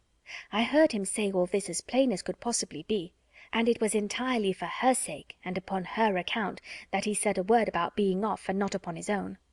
I will take my oath he never dropped a syllable of being tired of her, or of wishing to marry Miss Morton, or anything like that. But to be sure, Lucy would not give ear to such kind of talking, so she told him directly, with a great deal about sweet and love, you know, and all that. Oh la! one can't repeat such kind of things, you know. She told him directly she had not the least mind in the world to be off, for she could live with him upon a trifle, and how little soever he might have, she would be very glad to have it all, you know, or something of the kind. So then he was monstrous happy, and talked on some time about what they should do, and they agreed he should take orders directly, and they must wait to be married till he got a living. And just then I could not hear any more, for my cousin called from below to tell me Mrs. Richardson was come in her coach, and would take one of us to Kensington Gardens, so I was forced to go into the room and interrupt them, to ask Lucy if she would like to go, but she did not care to leave Edward, so I just run upstairs and put on a pair of silk stockings and come off with the Richardsons." "I do not understand what you mean by interrupting them," said Elinor. "You were all in the same room together, were not you?" "No, indeed, not us. La, Miss Dashwood, do you think people make love when anybody else is by? Oh, for shame! To be sure you must know better than that," laughing affectedly. "No, no. They were shut up in the drawing-room together, and all I heard was only by listening at the door." "How?" cried Elinor. "Have you been repeating to me what you only learnt yourself by listening at the door? I am sorry I did not know it before, for I certainly would not have suffered you to give me particulars of a conversation which you ought not to have known yourself. How could you behave so unfairly by your sister?" "Oh la, there is nothing in that. I only stood at the door and heard what I could, and I am sure Lucy would have done just the same by me, for a year or two back, when Martha Sharp and I had so many secrets together, she never made any bones of hiding in a closet or behind a chimney-board on purpose to hear what we said." Elinor tried to talk of something else, but Miss Steele could not be kept beyond a couple of minutes from what was uppermost in her mind. "Edward talks of going to Oxford soon," said she, "but now he is lodging at No. Pall Mall. What an ill-natured woman his mother is, ain't she? And your brother and sister were not very kind. However, I shan't say anything against them to you, and to be sure they did send us home in their own chariot, which was more than I looked for. And for my part, I was all in a fright for fear your sister should ask us for the huswife she gave us a day or two before, but however nothing was said about them, and I took care to keep mine out of sight. Edward have got some business at Oxford, he says, so we must go there for a time, and after that, as soon as he can light upon a bishop, he will be ordained. I wonder what curacy he will get. Good gracious!" giggling as she spoke, "I'd lay my life to know what my cousins will say when they hear of it. They will tell me I should write to the doctor to get Edward the curacy of his new living. I know they will, but I am sure I would not do such a thing for all the world. La, I shall say directly, I wonder how you could think of such a thing. I write to the doctor, indeed." "Well," said Elinor, "it is a comfort to be prepared against the worst. You have got your answer ready." Miss Steele was going to reply on the same subject, but the approach of her own party made another more necessary. "Oh la, here come the Richardsons. I had a vast deal more to say to you, but I must not stay away from them not any longer. I assure you they are very genteel people. He makes a monstrous deal of money, and they keep their own coach. I have not time to speak to Mrs. Jennings about it myself, but pray tell her I am quite happy to hear she is not in anger against us, and Lady Middleton the same. And if anything should happen to take you and your sister away, and Mrs. Jennings should want company, I am sure we should be very glad to come and stay with her for as long a time as she likes. I suppose Lady Middleton won't ask us any more this bout.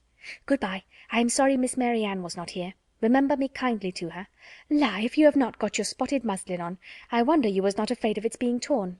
Such was her parting concern, for after this she had time only to pay her farewell compliments to Mrs. Jennings before her company was claimed by Mrs. Richardson, and Elinor was left in possession of knowledge which might feed her powers of reflection some time, though she had learnt very little more than what had been already foreseen and foreplanned in her own mind.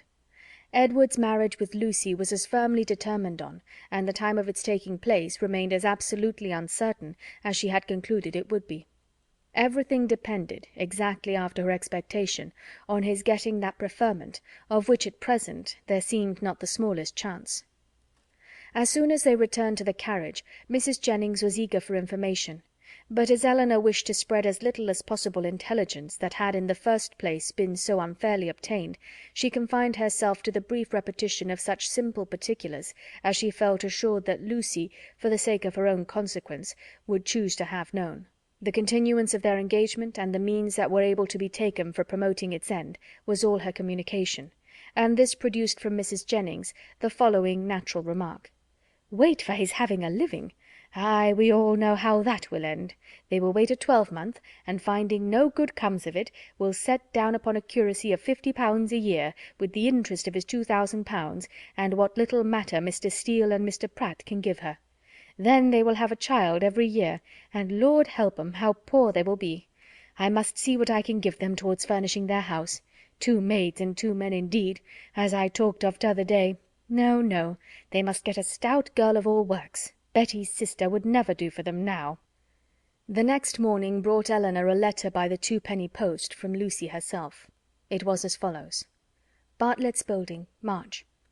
I hope my dear Miss Dashwood will excuse the liberty I take of writing to her, but I know your friendship for me will make you pleased to hear such a good account of myself and my dear Edward, after all the troubles we have went through lately, therefore will make no apologies, but proceed to say that, thank God, though we have suffered dreadfully, we are both quite well now, and as happy as we must always be in one another's love.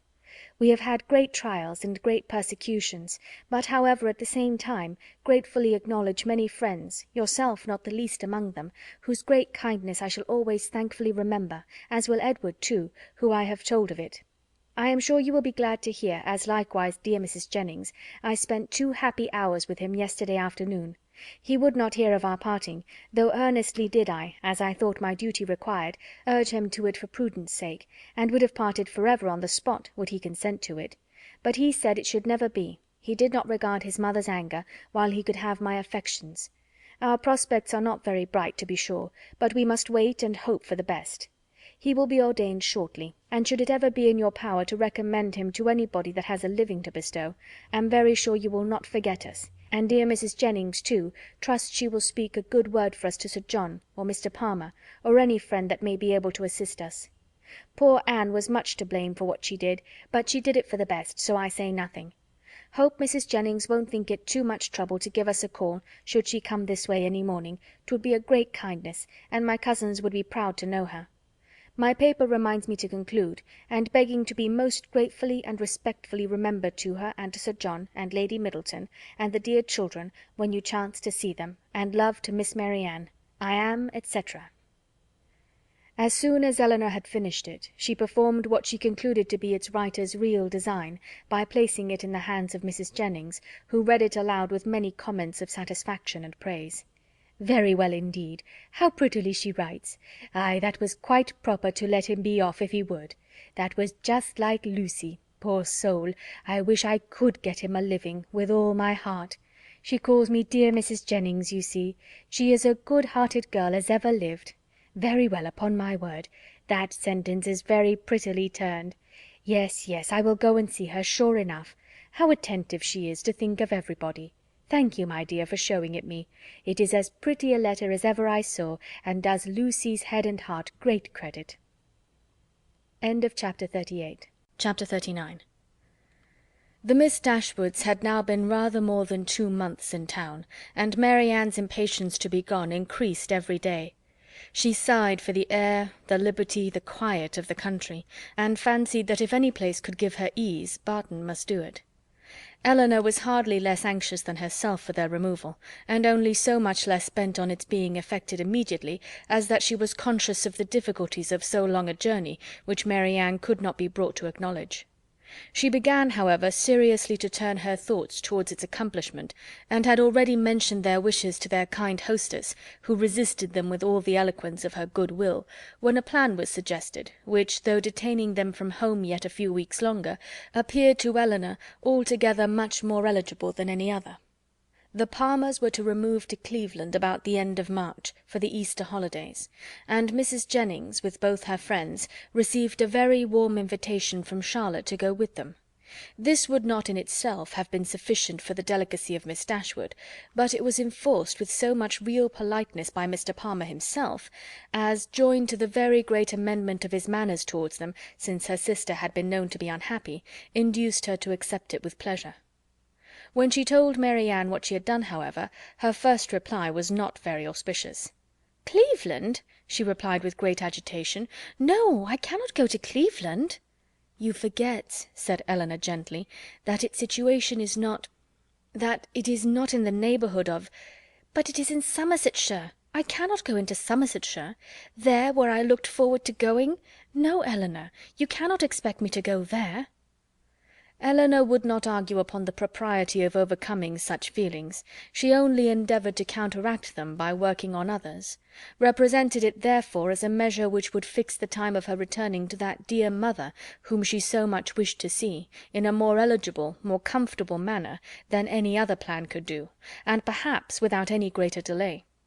From Cleveland, which was within a few miles of Bristol, the distance to Barton was not beyond 1 day, though a long day's journey; and their mother's servant might easily come there to attend them down, and as there could be no occasion of their staying above a week at Cleveland, they might now be at home in little more than 3 weeks' time. As Marianne's affection for her mother was sincere, it must triumph with little difficulty over the imaginary evil she had started. Mrs. Jennings was so far from being weary of her guests that she pressed them very earnestly to return with her again from Cleveland. Elinor was grateful for the attention, but it could not alter her design, and their mother's concurrence being readily gained, everything relative to their return was arranged as far as it could be, and Marianne found some relief in drawing up a statement of the hours that were yet to divide her from Barton. "Ah, Colonel, I do not know what you and I shall do without the Miss Dashwoods," was Mrs. Jennings' address to him when he first called on her after their leaving her was settled, "for they are quite resolved upon going home from the Palmers, and how forlorn we shall be when I come back! Lord, we shall sit and gape at one another as dull as 2 cats." Perhaps Mrs. Jennings was in hopes, by this vigorous sketch of their future ennui, to provoke him to make that offer which might give himself an escape from it; and if so, she had soon afterwards good reason to think her object gained; for on Elinor's moving to the window to take more expeditiously the dimensions of a print, which she was going to copy for her friend, he followed her to it with a look of particular meaning, and conversed with her there for several minutes. The effect of his discourse on the lady, too, could not escape her observation, for though she was too honourable to listen, and had even changed her seat on purpose that she might not hear, to one close by the pianoforte on which Marianne was playing, she could not keep herself from seeing that Elinor changed colour, attended with agitation, and was too intent on what he said to pursue her employment. Still farther in confirmation of her hopes, in the interval of Marianne's turning from one lesson to another, some words of the Colonel's inevitably reached her ear, in which he seemed to be apologizing for the badness of his house. This set the matter beyond a doubt. She wondered indeed at his thinking it necessary to do so, but supposed it to be the proper etiquette. What Elinor said in reply she could not distinguish, but judged from the motion of her lips that she did not think that any material objection; and Mrs. Jennings commended her in her heart for being so honest. They then talked on for a few minutes longer without her catching a syllable, when another lucky stop in Marianne's performance brought her these words in the Colonel's calm voice: "I am afraid it cannot take place very soon." Astonished and shocked at so unlover-like a speech, she was almost ready to cry out, "Lord, what should hinder it?" but, checking her desire, confined herself to this silent ejaculation: "This is very strange. Sure he need not wait to be older." This delay on the Colonel's side, however, did not seem to offend or mortify his fair companion in the least, for on their breaking up the conference soon afterwards, and moving different ways, Mrs. Jennings very plainly heard Elinor say, and with a voice which showed her to feel what she said, "I shall always think myself very much obliged to you." Mrs. Jennings was delighted with her gratitude, and only wondered that after hearing such a sentence the Colonel should be able to take leave of them, as he immediately did, with the utmost sang-froid, and go away without making her any reply. She had not thought her old friend could have made so indifferent a suitor. What had really passed between them was to this effect. "I have heard," said he with great compassion, of the injustice your friend Mr. Ferrars has suffered from his family, for if I understand the matter right, he has been entirely cast off by them for preserving in his engagement with a very deserving young woman. Have I been rightly informed? Is it so?" Elinor told him that it was. "The cruelty, the impolitic cruelty," he replied with great feeling, "of dividing, or attempting to divide, two young people long attached to each other, is terrible. Mrs. Ferrars does not know what she may be doing, what she may drive her son to. I have seen Mr. Ferrars 2 or 3 times in Harley Street, and am much pleased with him. He is not a young man with whom one can be intimately acquainted in a short time, but I have seen enough of him to wish him well for his own sake, and as a friend of yours I wish it still more. I understand that he intends to take orders. Will you be so good as to tell him that the living of Delaford, now just vacant, as I am informed by this day's post, is his, if he think it worth his acceptance, but that, perhaps, so unfortunately circumstanced as he is now, it may be nonsense to appear to doubt. I only wish it were more valuable. It is a rectory, but a small one. The late incumbent, I believe, did not make more than £200 per annum, and though it is certainly capable of improvement, I fear not to such an amount as to afford him a very comfortable income. Such as it is, however, my pleasure in presenting him to it will be very great. Pray assure him of it." Elinor's astonishment at this commission could hardly have been greater had the colonel been really making her an offer of his hand.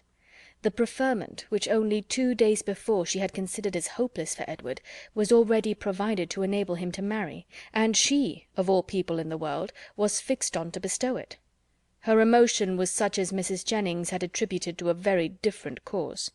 But whatever minor feelings less pure, less pleasing, might have a share in that emotion, her esteem for the general benevolence, and her gratitude for the particular friendship, which together prompted Colonel Brandon to this act, were strongly felt and warmly expressed.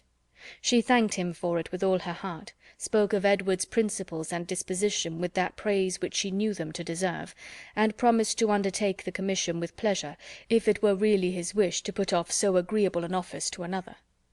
But at that same time she could not help thinking that no one could so well perform it as himself. It was an office, in short, from which, unwilling to give Edward the pain of receiving an obligation from her, she would have been very glad to be spared herself. But Colonel Brandon, on motives of equal delicacy, declining it likewise, still seemed so desirous of its being given through her means, that she would not on any account make farther opposition. Edward, she believed, was still in London, and fortunately she had heard his address from Miss Steele. She could undertake, therefore, to inform him of it in the course of the day. After this had been settled, Colonel Brandon began to talk of his own advantage in securing so respectable and agreeable a neighbour, and then it was that he mentioned with regret that the house was small and indifferent, an evil which Elinor, as Mrs. Jennings had supposed her to do, made very light of, at least as far as regarded its size.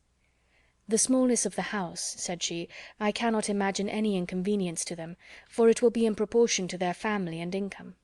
By which the colonel was surprised to find that she was considering Mr. Ferrars's marriage as the certain consequence of the presentation, for he did not suppose it possible that Delaford living could supply such an income as anybody in his style of life would venture to settle on, and he said so. "This little rectory can do no more than make Mr. Ferrars comfortable as a bachelor. It cannot enable him to marry. I am sorry to say that my patronage ends with this, and my interest is hardly more extensive. If, however, by an unforeseen chance, it should be in my power to serve him farther, I must think very differently of him from what I now do, if I am not as ready to be useful to him then as I sincerely wish I could be at present. What I am now doing, indeed, seems nothing at all, since it can advance him so little towards what must be his principal, his only object of happiness. His marriage must still be a distant good. At least, I am afraid it cannot take place very soon." Such was the sentence which, when misunderstood, so justly offended the delicate feelings of Mrs. Jennings. But after this narration of what really passed between Colonel Brandon and Elinor, while they stood at the window, the gratitude expressed by the latter on their parting may perhaps appear in general not less reasonably excited, nor less properly worded, than if it had arisen from an offer of marriage. Chapter 40. "Well, Miss Dashwood," said Mrs. Jennings, sagaciously smiling as soon as the gentleman had withdrawn, I do not ask you what the Colonel has been saying to you, for though upon my honour I tried to keep out of hearing, I could not help catching enough to understand his business, and I assure you I never was better pleased in my life, and I wish you joy of it with all my heart." "Thank you, ma'am," said Elinor. "It is a matter of great joy to me, and I feel the goodness of Colonel Brandon most sensibly. There are not many men who would act as he has done. Few people who have so compassionate a heart. I never was more astonished in my life." "Lord, my dear, you are very modest. I an't the least astonished at it in the world, for I have often thought of late there was nothing more likely to happen." "You judged from your knowledge of the Colonel's general benevolence, but at least you could not foresee that the opportunity would so very soon occur." "Opportunity?" repeated Mrs. Jennings. "Oh, as to that, when a man has once made up his mind to such a thing, somehow or other he will soon find an opportunity. Well, my dear, I wish you joy of it again and again, and if ever there was a happy couple in the world, I think I shall soon know where to look for them." "You mean to go to Delaford after them, I suppose?" said Elinor, with a faint smile. "Ay, my dear, that I do indeed. And as to the house being a bad one, I do not know what the Colonel would be at, for it is as good a one as ever I saw." "He spoke of its being out of repair." "Well, and whose fault is that? Why don't he repair it? Who should do it but himself?" They were interrupted by the servants coming in to announce the carriage being at the door, and Mrs. Jennings immediately preparing to go, said, "Well, my dear, I must be gone before I have had half my talk out, but however we may have it all over in the evening, for we shall be quite alone. I do not ask you to go with me, for I dare say your mind is too full of the matter to care for company, and besides, you must long to tell your sister all about it." Marianne had left the room before the conversation began. "Certainly, ma'am, I shall tell Marianne of it, but I shall not mention it at present to anybody else." "Oh, very well," said Mrs. Jennings, rather disappointed. "Then you would not have me tell it to Lucy, for I think of going as far as Holborn to-day." "No, ma'am, not even Lucy, if you please. One day's delay will not be very material, and till I have written to Mr. Ferrars, I think it ought not to be mentioned to anybody else. I shall do that directly. It is of importance that no time should be lost with him, for he will of course have much to do relative to his ordination." This speech at first puzzled Mrs. Jennings exceedingly. Why Mr. Ferrars was to have been written to about it in such a hurry she could not immediately comprehend. A few moments' reflection, however, produced a very happy idea, and she exclaimed, "Oho! I understand you. Mr. Ferrars is to be the man. Well, so much the better for him. Ay, to be sure, he must be ordained in readiness, and I am very glad to find things are so forward between you. But, my dear, is not this rather out of character? Should not the Colonel write himself? Sure he is the proper person." Elinor did not quite understand the beginning of Mrs. Jennings's speech, neither did she think it worth inquiring into, and therefore only replied to its conclusion. "Colonel Brandon is so delicate a man that he rather wished any one to announce his intentions to Mr. Ferrars than himself." "And so you are forced to do it. Well, that is an odd kind of delicacy. However, I will not disturb you," seeing her preparing to write. "You know your own concerns best. So good-bye, my dear. I have not heard of anything to please me so well since Charlotte was brought to bed." And away she went, but returning again in a moment, "I have just been thinking of Betty's sister, my dear. I should be very glad to get her so good a mistress. But whether she would do for a lady's maid, I am sure I can't tell. She is an excellent housemaid, and works very well at her needle. However, you will think of all that at your leisure." "Certainly, ma'am," replied Elinor, not hearing much of what she said, and more anxious to be alone than to be mistress of the subject. How she should begin, how she should express herself in her note to Edward, was now all her concern. The particular circumstances between them made a difficulty of that which to any other person would have been the easiest thing in the world; but she equally feared to say too much or too little, and sat deliberating over her paper with the pen in her hand, till broken in on by the entrance of Edward himself. He had met Mrs. Jennings at the door in her way to the carriage, as he came to leave his farewell card, and she, after apologizing for not returning herself, had obliged him to enter, by saying that Miss Dashwood was above, and wanted to speak with him on very particular business.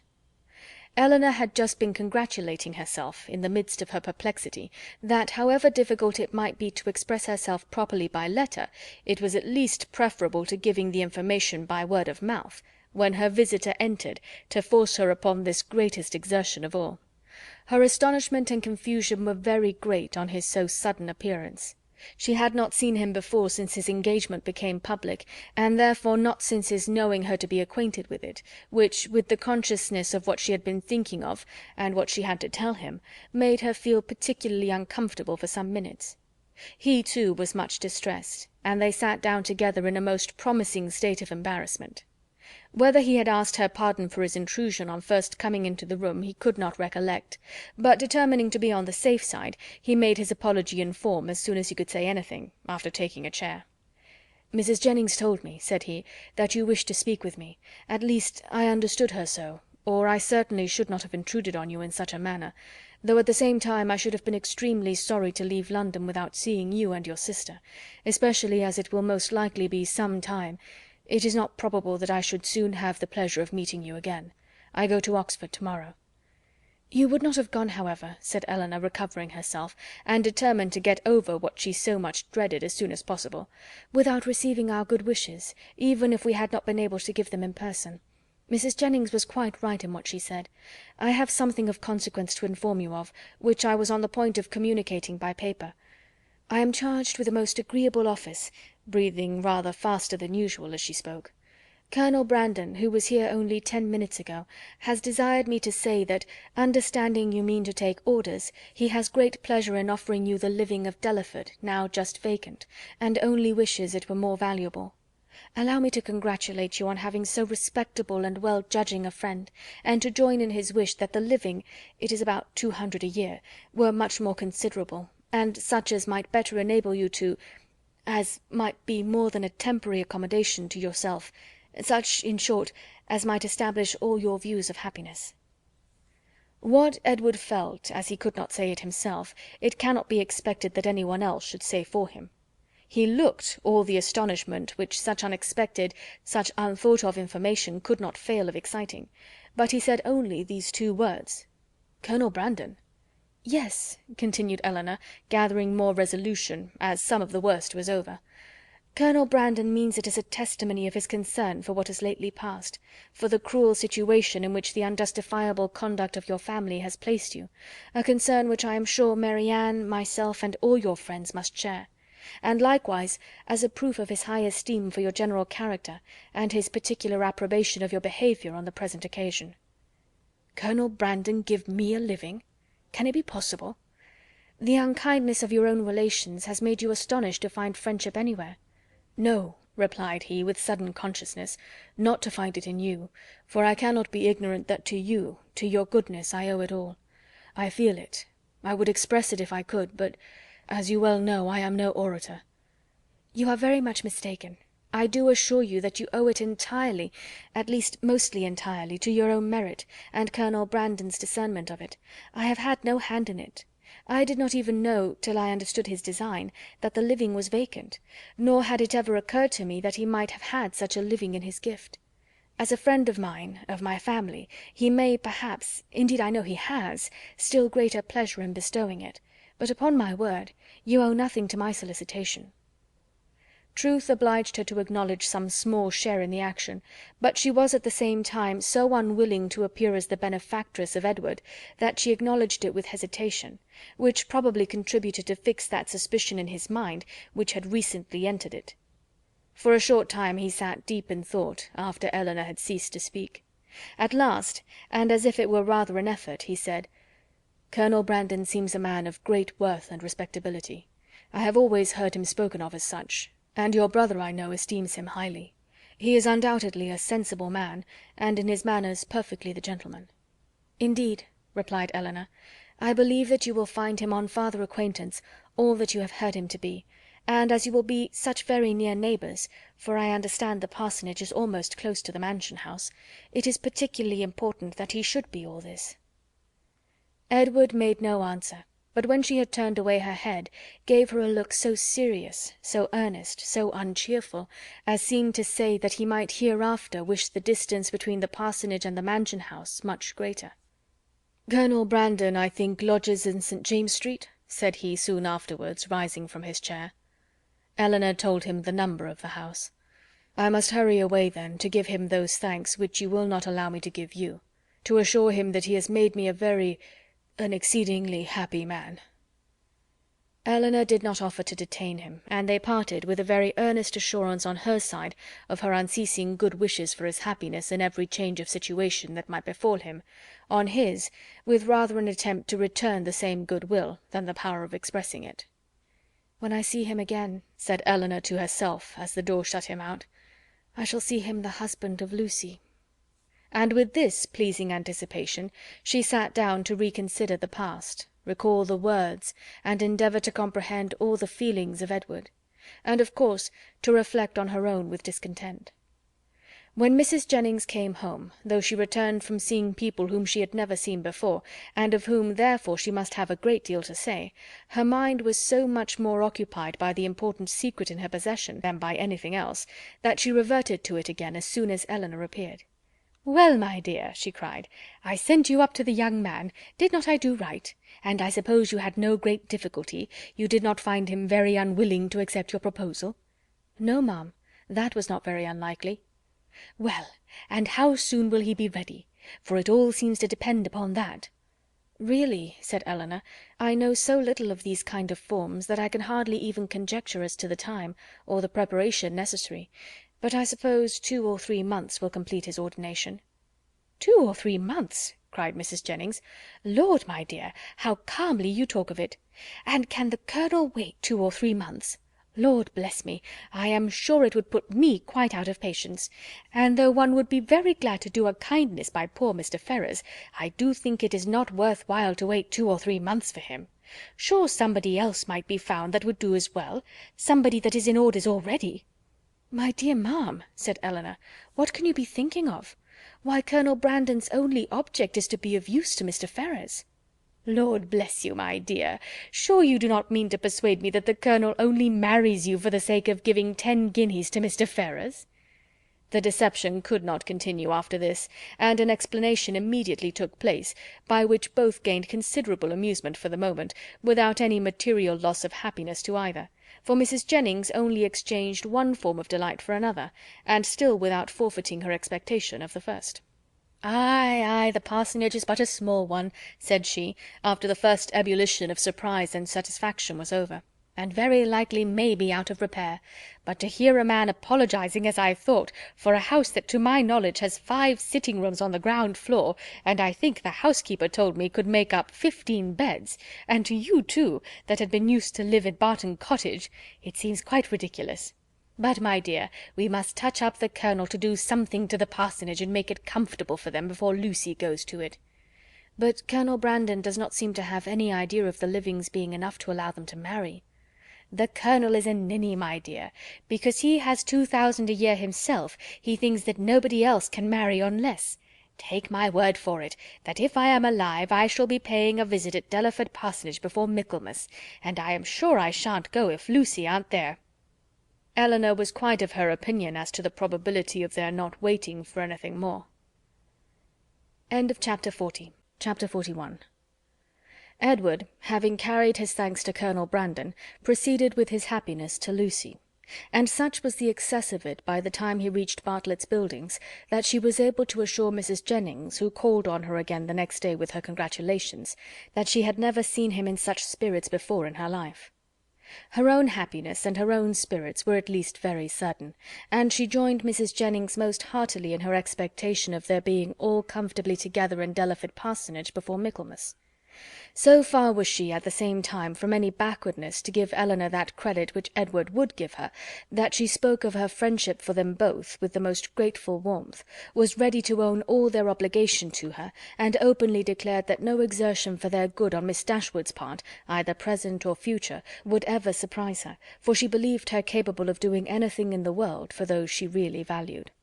As for Colonel Brandon, she was not only ready to worship him as a saint, but was moreover truly anxious that he should be treated as one in all worldly concerns; anxious that his tithes should be raised to the utmost, and scarcely resolved to avail herself at Delaford, as far as she possibly could, of his servants, his carriage, his cows, and his poultry.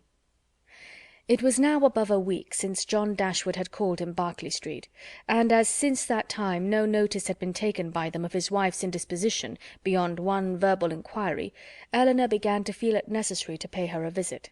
This was an obligation, however, which not only opposed her own inclination, but which had not the assistance of any encouragement from her companions.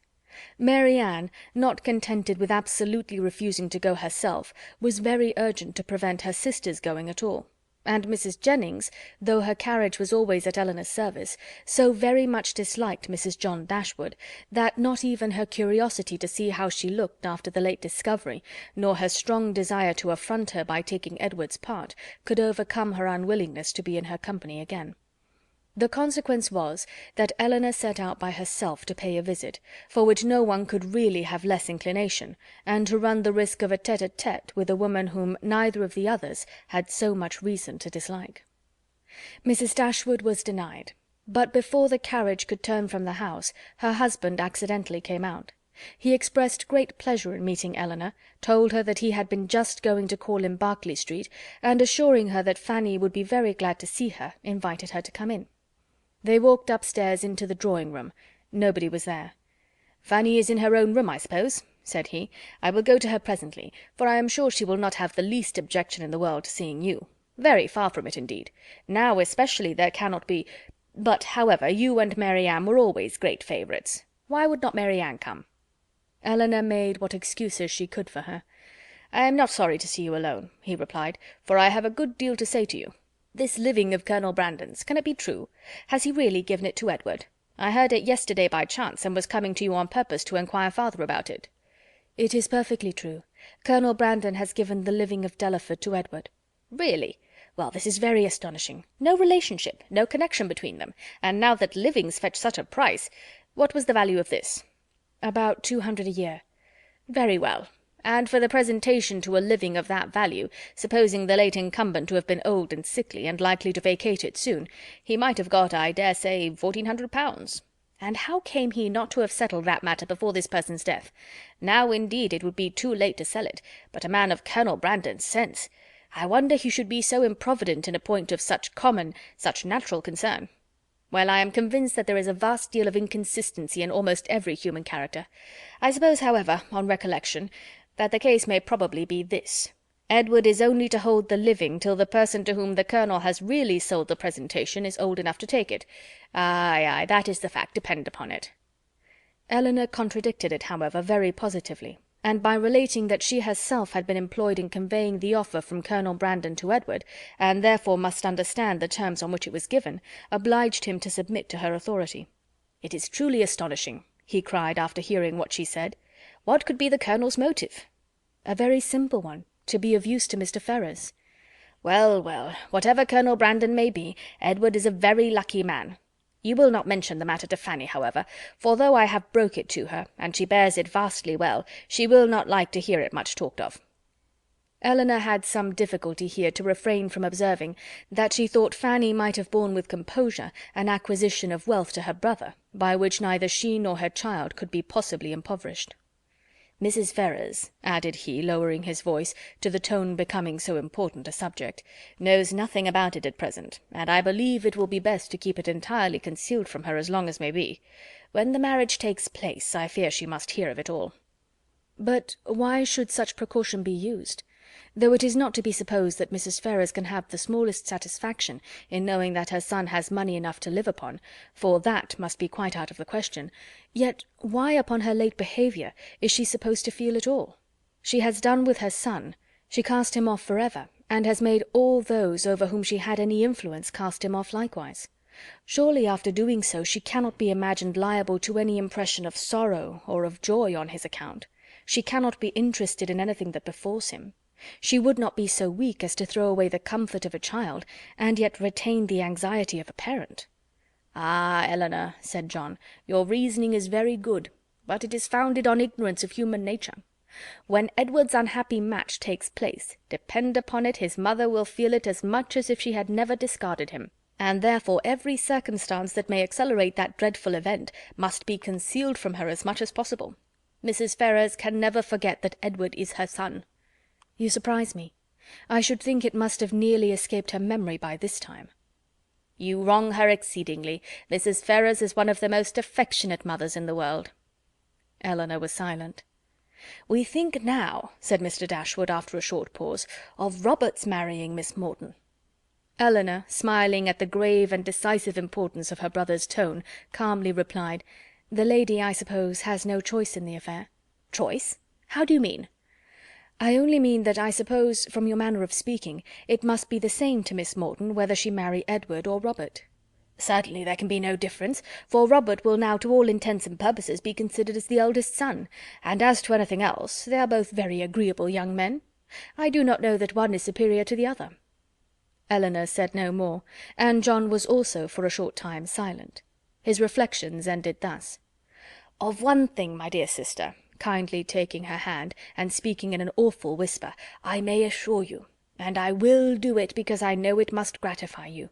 I have good reason to think, indeed I have it from the best authority, or I should not repeat it, for otherwise it would be very wrong to say anything about it, but I have it from the very best authority, not that I ever precisely heard Mrs. Ferrars say it herself, but her daughter did, and I have it from her, that in short, whatever objections there might be against a certain connection, you understand me, it would have been far preferable to her, it would not have given her half the vexation that this does.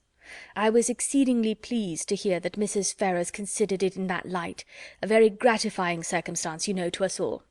It would have been beyond comparison, she said, the least evil of the two, and she would be glad to compound now for nothing worse. But, however, all that is quite out of the question, not to be thought of or mentioned. As to any attachment, you know, it never could be. All that is gone by. But I thought I would just tell you of this, because I knew how much it must please you. Not that you have any reason to regret, my dear Elinor. There is no doubt of your doing exceedingly well, quite as well or better, perhaps, all things considered. Has Colonel Brandon been with you lately?" Elinor had heard enough, if not to gratify her vanity and raise her self-importance, to agitate her nerves and fill her mind, and she was therefore glad to be spared from the necessity of saying much in reply herself, and from the danger of hearing anything more from her brother, by the entrance of Mr. Robert Ferrars. After a few moments' chat, John Dashwood, recollecting that Fanny was yet uninformed of her sister's being there, quitted the room in quest of her, and Elinor was left to improve her acquaintance with Robert, who, by the gay unconcern, the happy self-complacency of his manner, while enjoying so unfair a division of his mother's love and liberality to the prejudice of his banished brother, earned only by his own dissipated course of life, and that brother's integrity, was confirming her most unfavourable opinion of his head and heart. They had scarcely been 2 minutes by themselves before he began to speak of Edward, for he, too, had heard of the living, and was very inquisitive on the subject. Elinor repeated the particulars of it, as she had given them to John, and their effect on Robert, though very different, was not less striking than it had been on him. He laughed most immoderately. The idea of Edward's being a clergyman, and living in a small parsonage house, diverted him beyond measure. And when to that was added the fanciful imagery of Edward reading prayers in a white surplice, and publishing the banns of marriage between John Smith and Mary Brown, he could conceive nothing more ridiculous. Elinor, while she waited in silence and immovable gravity the conclusion of such folly, could not restrain her eyes from being fixed on him with a look that spoke all the contempt it excited. It was a look, however, very well bestowed, for it relieved her own feelings and gave no intelligence to him. He was recalled from wit to wisdom, not by any reproof of hers, but by his own sensibility. "We may treat it as a joke," said he at last, recovering from the affected laugh, which had considerably lengthened out the genuine gaiety of the moment, "but upon my soul, it is a most serious business. Poor Edward! He is ruined for ever. I am extremely sorry for it, for I know him to be a very good-hearted creature, as well-meaning a fellow, perhaps, as any in the world. You must not judge him, Miss Dashwood, from your slight acquaintance. Poor Edward! His manners are certainly not the happiest in nature, but we are not all born, you know, with the same powers, the same address. Poor fellow! To see him in a circle of strangers, to be sure it was pitiable enough, but upon my soul, I believe he has as good a heart as any in the kingdom, and I declare and protest to you, I never was so shocked in my life as when it all burst forth. I could not believe it. My mother was the first person who told me of it, and I, feeling myself called on to act with resolution, immediately said to her, 'My dear madam, I do not know what you may intend to do on the occasion, but as for myself, I must say that if Edward does marry this young woman, I will never see him again.' That was what I said immediately. I was most uncommonly shocked indeed. Poor Edward! He has done for himself completely, shut himself out forever from all decent society, but as I directly said to my mother, I am not in the least surprised at it. From his style of education it was always to be expected. My poor mother was half frantic." "Have you ever seen the lady?"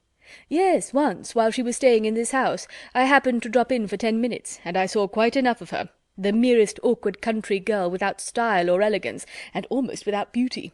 I remember her perfectly. Just the kind of girl I should suppose likely to captivate poor Edward. I offered immediately, as soon as my mother related the affair to me, to talk to him myself, and dissuade him from the match. But it was too late then, I found, to do anything, for unluckily I was not in the way at first, and knew nothing of it till after the breach had taken place, when it was not for me, you know, to interfere. But had I been informed of it a few hours earlier, I think it is most probable that something might have been hit on. I certainly should have represented it to Edward in a very strong light. My dear fellow, I should have said, consider what you are doing. You are making a most disgraceful connection, and such a one as your family are unanimous in disapproving.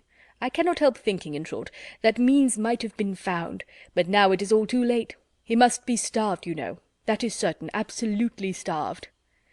He had just settled this point with great composure when the entrance of Mrs. John Dashwood put an end to the subject.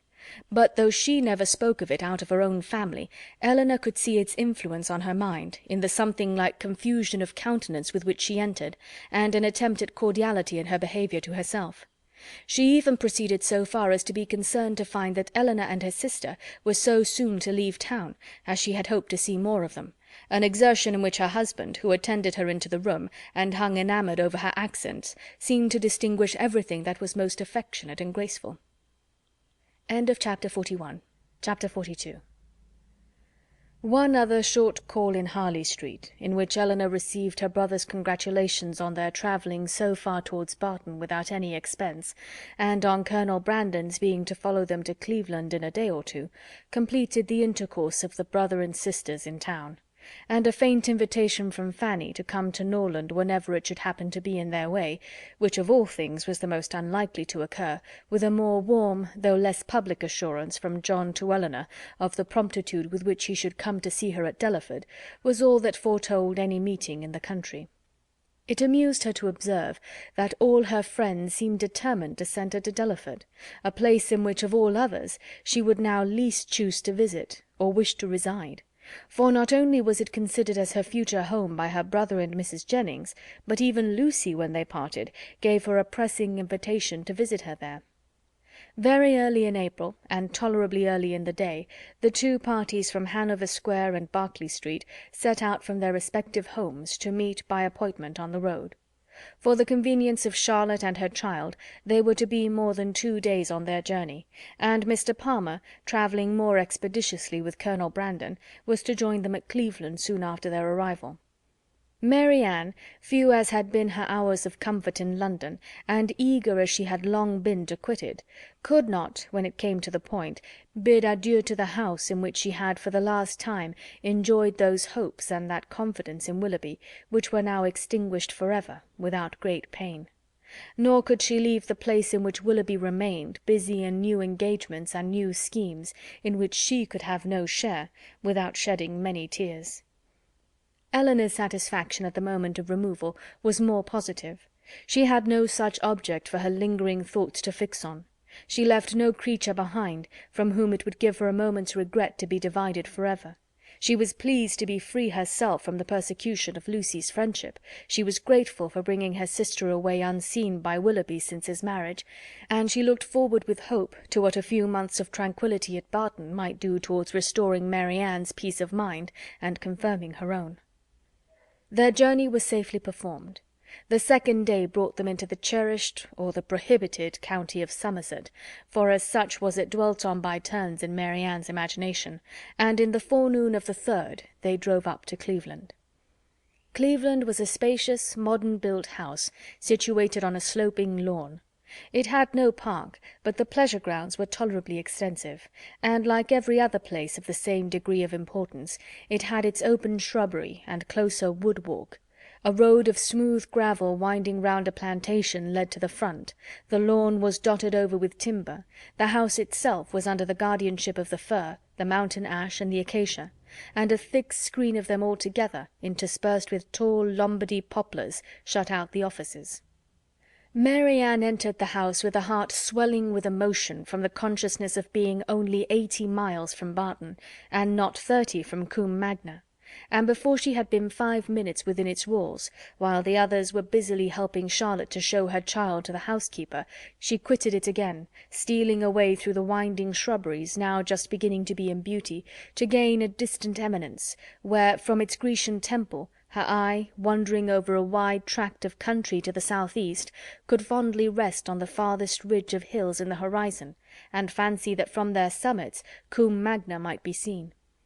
In such moments of precious, invaluable misery, she rejoiced in tears of agony to be at Cleveland, and as she returned by a different circuit to the house, feeling all the happy privilege of country liberty, of wandering from place to place in free and luxurious solitude, she resolved to spend almost every hour of every day, while she remained with the Palmers, in the indulgence of such solitary rambles. She returned just in time to join the others as they quitted the house, on an excursion through its more immediate premises, and the rest of the morning was easily whiled away, in lounging round the kitchen garden, examining the bloom upon its walls, and listening to the gardener's lamentations upon blights, in dawdling through the greenhouse, where the loss of her favourite plants, unwarily exposed and nipped by the lingering frost, raised the laughter of Charlotte, and in visiting her poultry-yard, wherein the disappointed hopes of her dairymaid, by hens forsaking their nests or being stolen by a fox, or in the rapid decrease of a promising young brood, she found fresh sources of merriment. The morning was fine and dry, and Marianne, in her plan of employment abroad, had not calculated for any change of weather during their stay at Cleveland.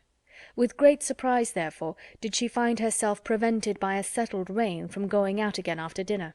She had depended on a twilight walk to the Grecian temple, and perhaps all over the grounds, and an evening merely cold or damp would not have deterred her from it, but a heavy and settled rain even she could not fancy dry or pleasant weather for walking. Their party was small, and the hours passed quietly away. Mrs. Palmer had her child, and Mrs. Jennings her carpet-work. They talked of the friends they had left behind, arranged Lady Middleton's engagements, and wondered whether Mr. Palmer and Colonel Brandon would get farther than Reading that night. Elinor, however little concerned in it, joined in their discourse, and Marianne, who had the knack of finding her way in every house to the library, however it might be avoided by the family in general, soon procured herself a book. Nothing was wanting on Mrs. Palmer's side that constant and friendly good humour could do to make them feel themselves welcome. The openness and heartiness of her manner more than atoned for that want of recollection and elegance which made her often deficient in the forms of politeness. Her kindness, recommended by so pretty a face, was engaging. Her folly, though evident, was not disgusting, because it was not conceited, and Elinor could have forgiven everything but her laugh. The two gentlemen arrived the next day to a very late dinner, affording a pleasant enlargement of the party, and a very welcome variety to their conversation, which a long morning of the same continued rain had reduced very low. Elinor had seen so little of Mr. Palmer, and in that little had seen so much variety in his address to her sister and herself, that she knew not what to expect to find him in his own family. She found him, however, perfectly the gentleman in his behaviour to all his visitors, and only occasionally rude to his wife and her mother. She found him very capable of being a pleasant companion, and only prevented from being so always by too great an aptitude to fancy himself as much superior to people in general as he must feel himself to be to Mrs. Jennings and Charlotte. For the rest of his character and habits, they were marked, as far as Elinor could perceive, with no traits at all unusual in his sex and time of life. He was nice in his eating, uncertain in his hours, fond of his child, though affecting to slight it, and idled away the mornings at billiards, which ought to have been devoted to business. She liked him, however, upon the whole, much better than she had expected, and in her heart was not sorry that she could like him no more, not sorry to be driven by the observation of his epicurism, his selfishness, and his conceit, to rest with complacency on the remembrance of Edward's generous temper, simple taste, and diffident feelings. Of Edward, or at least of some of his concerns, she now received intelligence from Colonel Brandon, who had been into Dorsetshire lately, and who, treating her at once as the disinterested friend of Mr. Ferrars and the kind of confidant of himself, talked to her a great deal of the parsonage at Delaford, described its deficiencies, and told her what he meant to do himself towards removing them. His behaviour to her in this, as well as in every other particular, his open pleasure in meeting her after an absence of only 10 days, his readiness to converse with her, and his deference for her opinion, might very well justify Mrs. Jennings's persuasion of his attachment, and would have been enough, perhaps, had not Elinor still, as from the first, believed Marianne his real favourite, to make her suspect it herself. But as it was, such a notion had scarcely ever entered her head, except by Mrs. Jennings's suggestion, and she could not help believing herself the nicest observer of the two. She watched his eyes, while Mrs. Jennings thought only of his behaviour, and while his looks of anxious solicitude, on Marianne's feeling in her head and throat the beginning of a heavy cold, because unexpressed by words, entirely escaped the latter lady's observation, she could discover in them the quick feelings and needless alarm of a lover. 2 delightful twilight walks on the 3rd and 4th evenings of her being there, not merely on the dry gravel of the shrubbery, but all over the grounds, and especially in the most distant parts of them, where there was something more of wildness than in the rest, where the trees were the oldest and the grass was the longest and wettest, had, assisted by the still greater imprudence of sitting in her wet shoes and stockings, given Marianne a cold so violent as, though for a day or two trifled with or denied, would force itself by increasing ailments on the concern of everybody, and the notice of herself.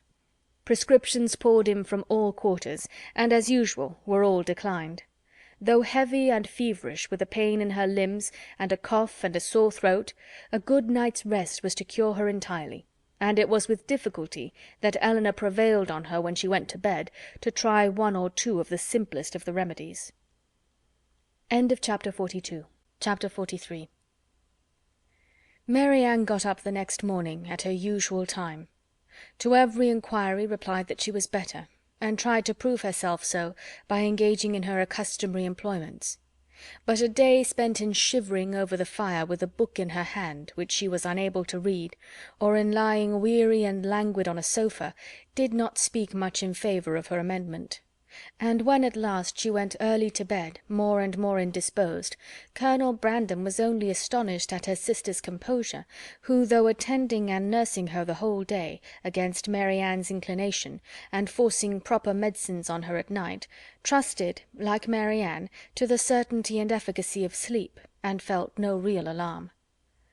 A very restless and feverish night, however, disappointed the expectation of both, and when Marianne, after persisting in rising, confessed herself unable to sit up, and returned voluntarily to her bed, Elinor was very ready to adopt Mrs. Jennings's advice of sending for the Palmers' apothecary.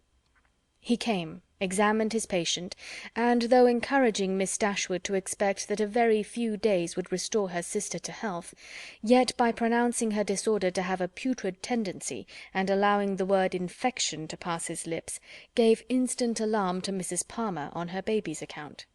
Mrs. Jennings, who had been inclined from the first to think Marianne's complaint more serious than Elinor, now looked very grave on Mr. Harris's report, and, confirming Charlotte's fears and caution, urged the necessity of her immediate removal with her infant; and Mr. Palmer, though treating their apprehensions as idle, found the anxiety and importunity of his wife too great to be withstood. Her departure therefore was fixed on, and within an hour after Mr. Harris's arrival she set off, with her little boy and his nurse, for the house of a near relation of Mr. Palmer's, who lived a few miles on the other side of Bath, whither her husband promised, at her earnest entreaty, to join her in a day or 2, and whither she was almost equally urgent with her mother to accompany her. Mrs. Jennings, however, with a kindness of heart which made Elinor really love her, declared her resolution of not stirring from Cleveland as long as Marianne remained ill, and of endeavouring, by her own attentive care, to supply to her the place of the mother she had taken her from; and Elinor found her on every occasion a most willing and active helpmate, desirous to share in all her fatigues, and often, by her better experience in nursing, of material use. Poor Marianne, languid and low from the nature of her malady, and feeling herself universally ill, could no longer hope that to-morrow would find her recovered, and the idea of what to-morrow would have produced, but for this unlucky illness, made every ailment severe; for on that day they were to have begun their journey home, and, attended the whole way by a servant of Mrs. Jennings, were to have taken their mother by surprise on the following forenoon. The little she said was all in lamentation of this inevitable delay, though Elinor tried to raise her spirits, and make her believe, as she then really believed herself, that it would be a very short one. The next day produced little or no alteration in the state of the patient. She certainly was not better, and, except that there was no amendment, did not appear worse. Their party was now farther reduced, for Mr. Palmer, though very unwilling to go as well from real humanity and good nature as from a dislike of appearing to be frightened away by his wife, was persuaded at last by Colonel Brandon to perform his promise of following her; and while he was preparing to go, Colonel Brandon himself, with a much greater exertion, began to talk of going likewise. Here, however, the kindness of Mrs. Jennings interposed most acceptably; for to send the Colonel away while his love was in so much uneasiness on her sister's account would be to deprive them both, she thought, of every comfort; and therefore, telling him at once that his stay at Cleveland was necessary to herself, that she should want him to play piquet of an evening, while Miss Dashwood was above with her sister, etc., she urged him so strongly to remain, that he, who was gratifying the first wish of his own heart by a compliance, could not long even affect to demur; especially as Mrs. Jennings's entreaty was warmly seconded by Mr. Palmer, who seemed to feel a relief to himself in leaving behind him a person so well able to assist or advise Miss Dashwood in any emergence. Marianne was, of course, kept in ignorance of all these arrangements. She knew not that she had been the means of sending the owners of Cleveland away in about 7 days from the time of their arrival. It gave her no surprise that she saw nothing of Mrs. Palmer, and as it gave her likewise no concern, she never mentioned her name. 2 days passed away from the time of Mr. Palmer's departure, and her situation continued, with little variation, the same.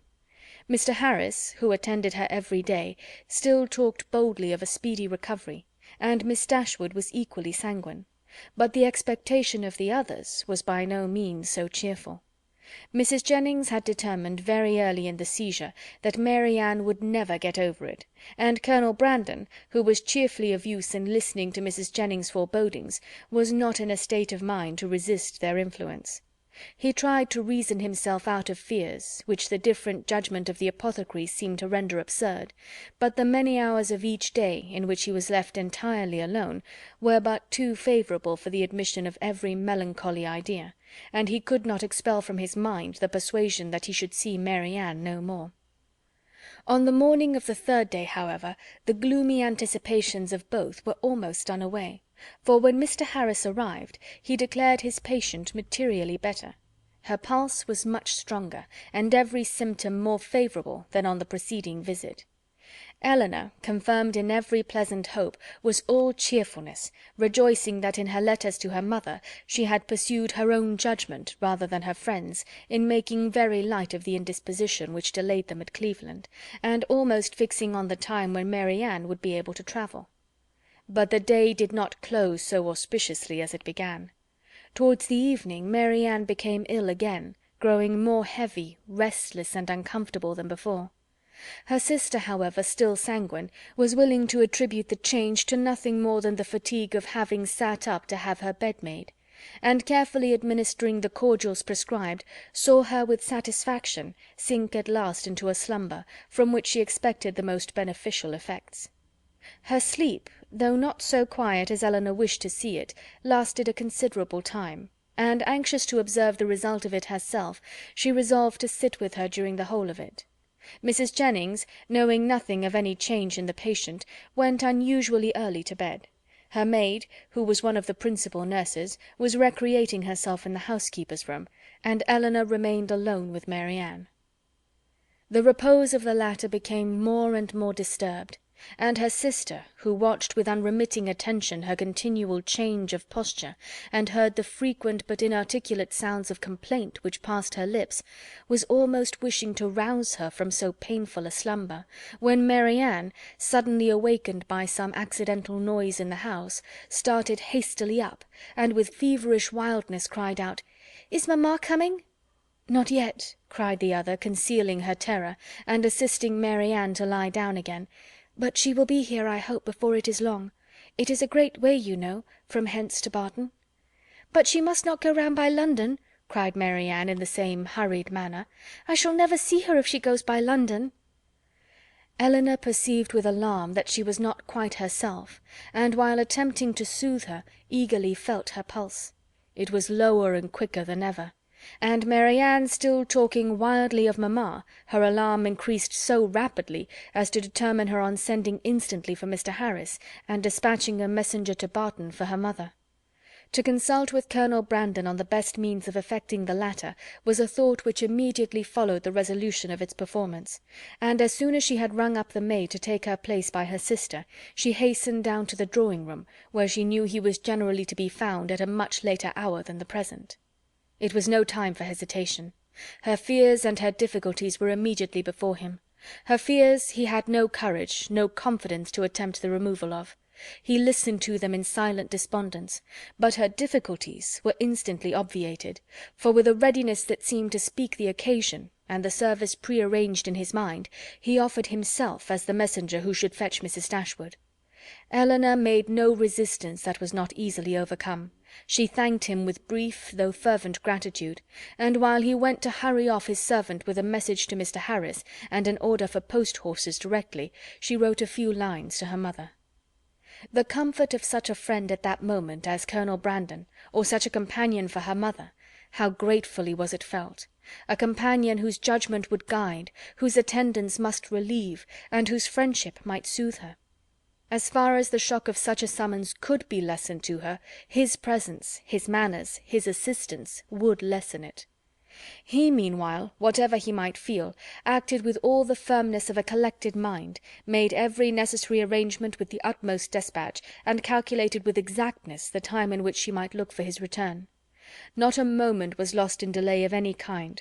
The horses arrived, even before they were expected, and Colonel Brandon only pressing her hand with a look of solemnity, and a few words spoken too low to reach her ear, hurried into the carriage. It was then about 12 o'clock, and she returned to her sister's apartment to wait for the arrival of the apothecary, and to watch by her the rest of the night. It was a night of almost equal suffering to both.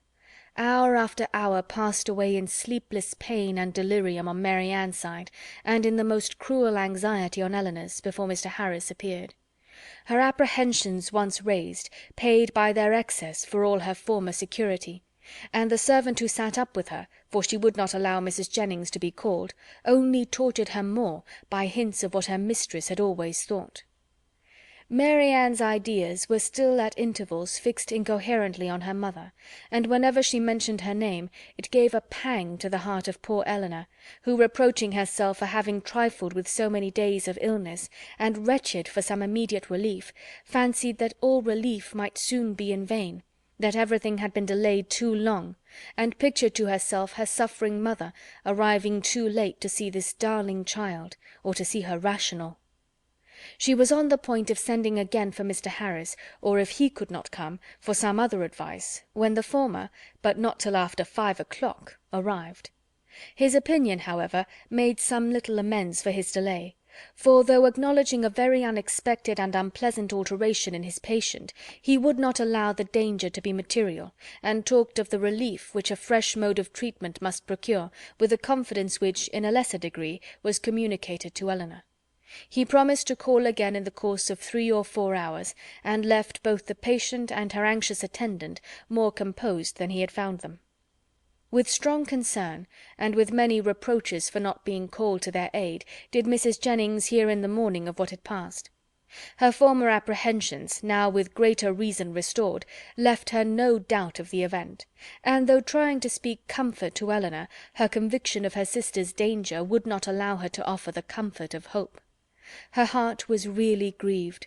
The rapid decay, the early death of a girl so young, so lovely as Marianne, must have struck a less interested person with concern. On Mrs. Jennings's compassion she had other claims. She had been for 3 months her companion, was still under her care, and she was known to have been greatly injured and long unhappy. The distress of her sister, too, particularly a favourite, was before her, and as for their mother, when Mrs. Jennings considered that Marianne might probably be to her what Charlotte was to herself, her sympathy in her sufferings was very sincere. Mr. Harris was punctual in his second visit, but he came to be disappointed in his hopes of what the last would produce. His medicines had failed, the fever was unabated, and Marianne, only more quiet, not more herself, remained in a heavy stupor. Elinor, catching all, and more than all, his fears in a moment, proposed to call in further advice, but he judged it unnecessary. He had still something more to try, some more fresh application, of whose success he was as confident as the last, and his visit concluded with encouraging assurances which reached the ear, but could not enter the heart of Miss Dashwood. She was calm, except when she thought of her mother, but she was almost hopeless, and in this state she continued till noon, scarcely stirring from her sister's bed, her thoughts wandering from one image of grief, one suffering friend, to another, and her spirits oppressed to the utmost by the conversation of Mrs. Jennings, who scrupled not to attribute the severity and danger of this attack to the many weeks of previous indisposition which Marianne's disappointment had brought on. Elinor felt all the reasonableness of the idea, and it gave fresh misery to her reflections. About noon, however, she began, but with a caution, a dread of disappointment which for some time kept her silent, even to her friend, to fancy, to hope she could perceive, a slight amendment in her sister's pulse.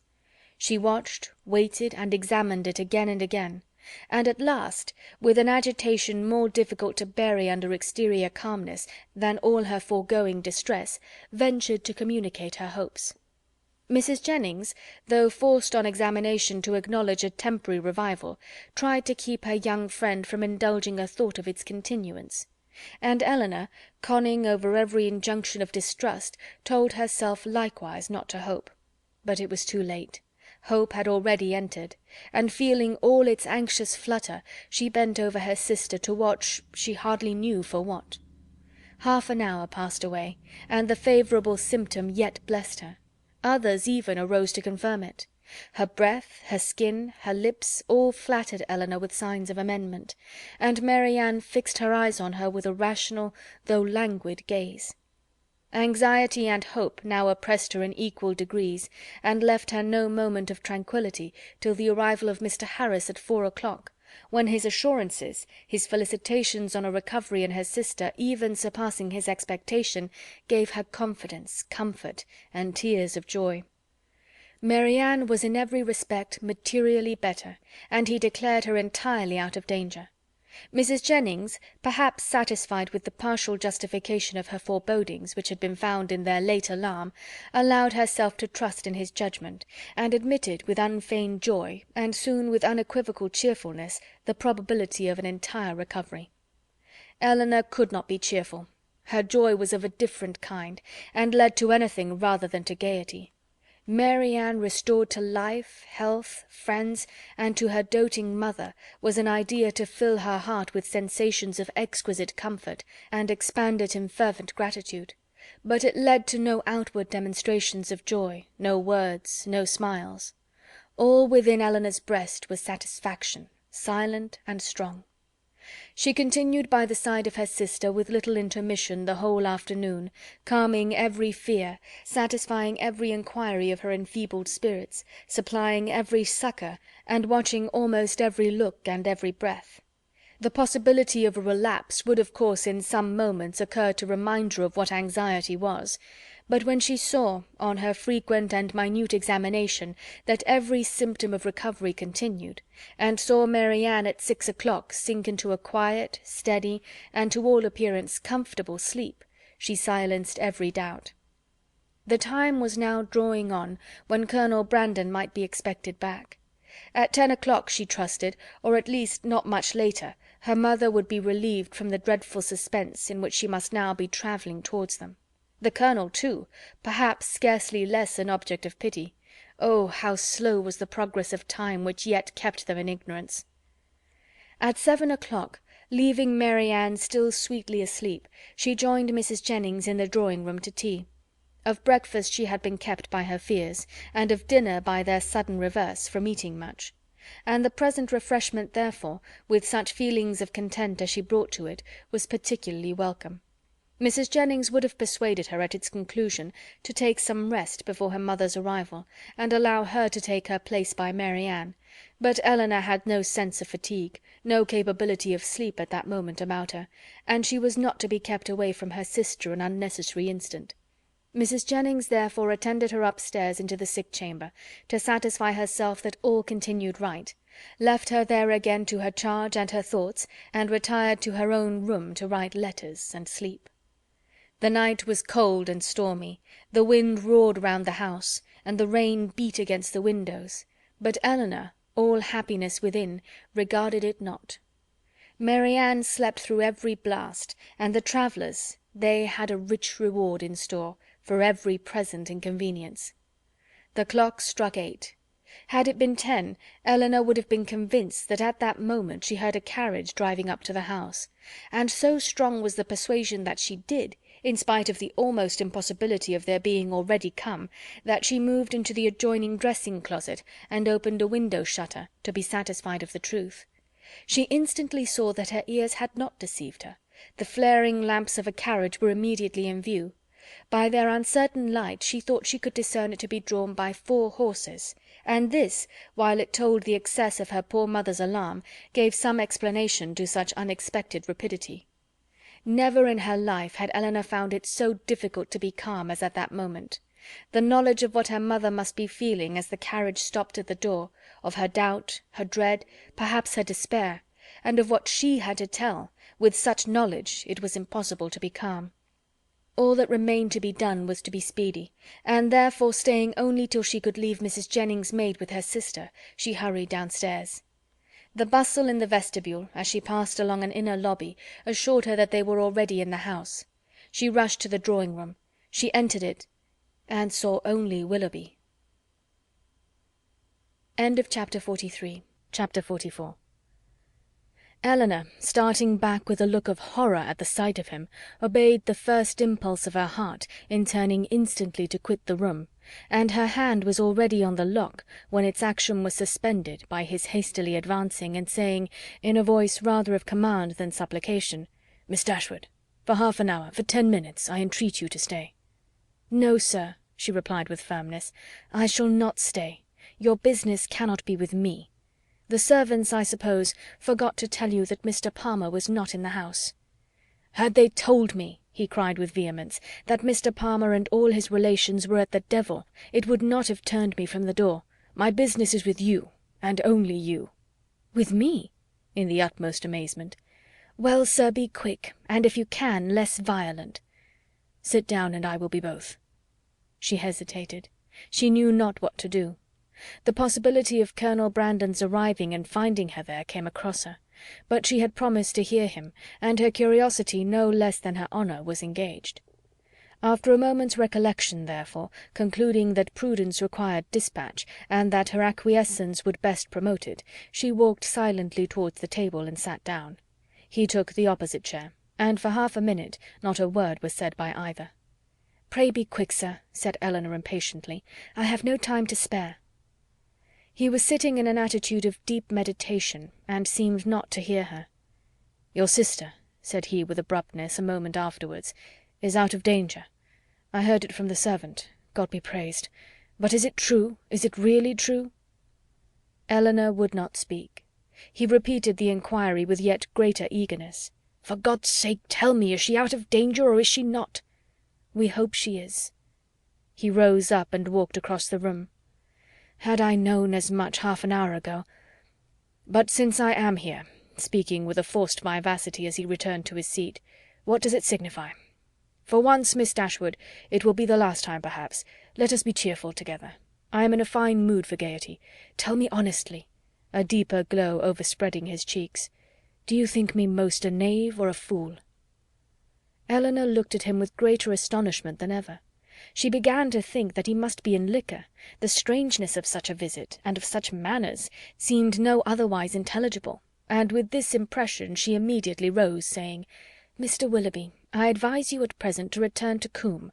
I am not at leisure to remain with you longer. Whatever your business may be with me, will it be better recollected and explained to-morrow?" "I understand you," he replied, with an expressive smile, and a voice perfectly calm. "Yes, I am very drunk. A pint of porter with my cold beef at Marlborough was enough to overset me." "At Marlborough?" cried Elinor, more and more at a loss to understand what he would be at. "Yes, I left London this morning at 8 o'clock, and the only 10 minutes I have spent out of my chaise since that time procured me a nuncheon at Marlborough."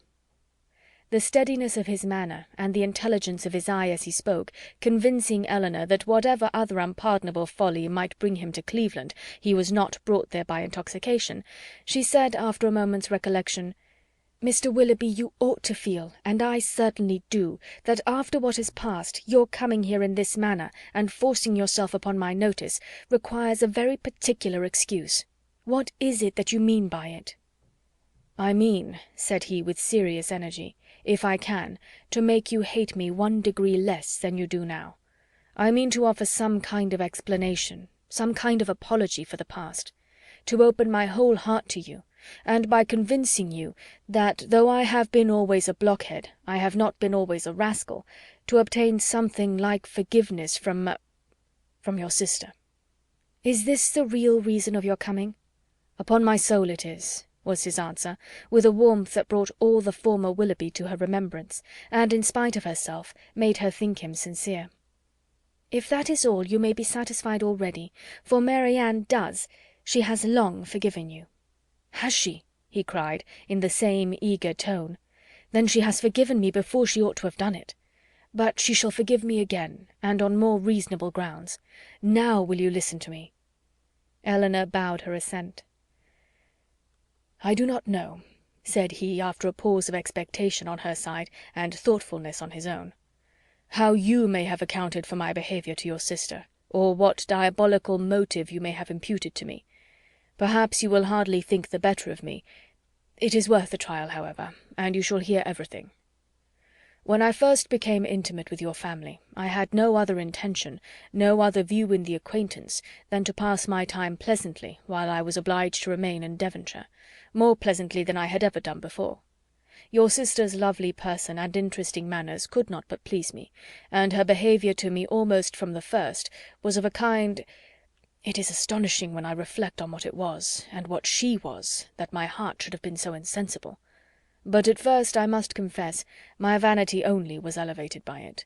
Careless of her happiness, thinking only of my own amusement, giving way to feelings which I had always been too much in the habit of indulging, I endeavoured by every means in my power to make myself pleasing to her, without any design of returning her affection."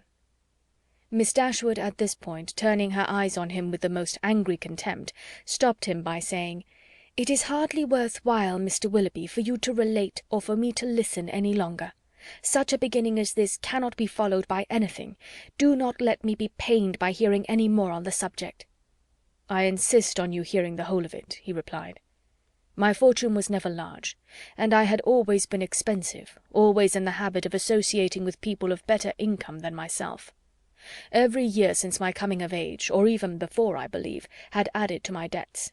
And though the death of my old cousin Mrs. Smith was to set me free, yet that event being uncertain, and possibly far distant, it had been for some time my intention to re-establish my circumstances by marrying a woman of fortune. To attach myself to your sister, therefore, was not a thing to be thought of, and with a meanness, selfishness, cruelty, which no indignant, no contemptuous look, even of yours, Miss Dashwood, can ever reprobate too much, I was acting in this manner, trying to engage her regard, without a thought of returning it. But one thing may be said for me. Even in that horrid state of selfish vanity, I did not know the extent of the injury I meditated, because I did not then know what it was to love. But have I ever known it?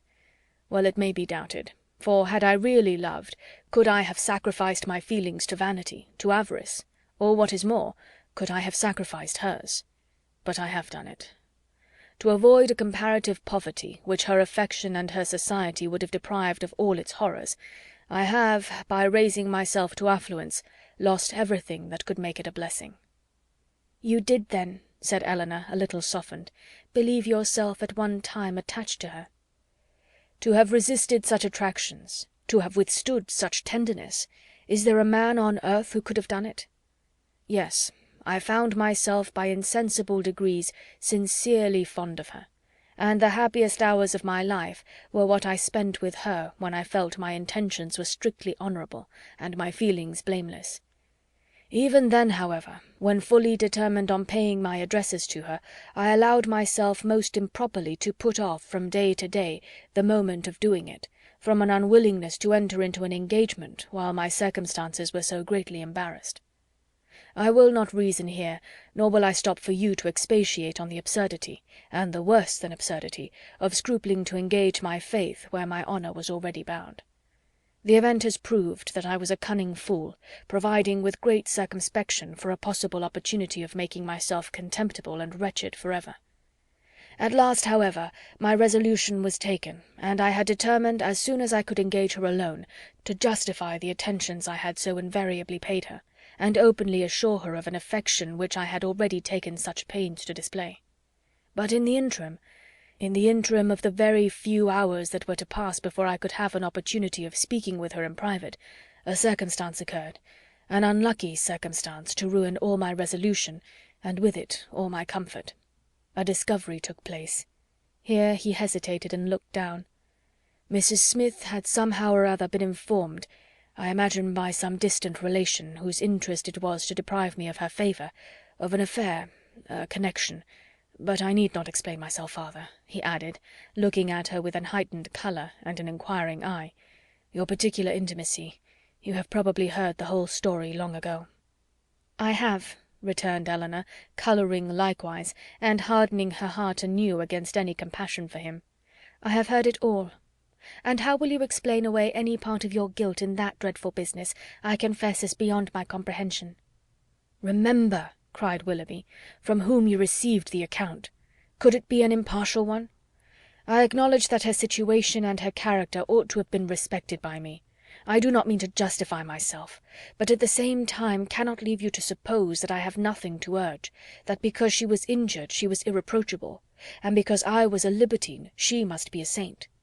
If the violence of her passions, the weakness of her understanding— I do not mean, however, to defend myself. Her affection for me deserved better treatment, and I often, with great self-reproach, recall the tenderness which, for a very short time, had the power of creating any return. I heartily wish it had never been. But I have injured more than herself, and I have injured one whose affection for me, may I say it, was scarcely less warm than hers, and whose mind, oh, how infinitely superior.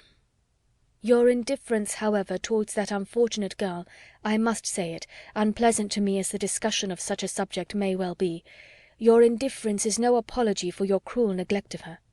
Do not think yourself excused by any weakness, any natural defect of understanding on her side, in the wanton cruelty so evident on yours. You must have known that while you were enjoying yourself in Devonshire, pursuing fresh schemes, always gay, always happy, she was reduced to the extremest indigence. "But upon my soul I did not know it," he warmly replied.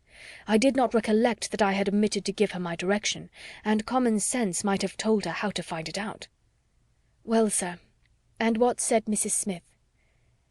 "She taxed me with the offence at once, and my confusion may be guessed. The purity of her life, the formality of her notions, her ignorance of the world, everything was against me. The matter itself I could not deny, and vain was every endeavour to soften it. She was previously disposed, I believe, to doubt the morality of my conduct in general, and was, moreover, discontented with the very little attention, the very little portion of my time, that I had bestowed on her in my present visit. In short, it ended in a total breach. By one measure I might have saved myself. In the height of her morality, good woman, she offered to forgive the past if I would marry Eliza. That could not be, and I was formally dismissed from her favour and her house. The night following this affair, I was to go the next morning, was spent by me in deliberating on what my future conduct should be. The struggle was great, But it ended too soon.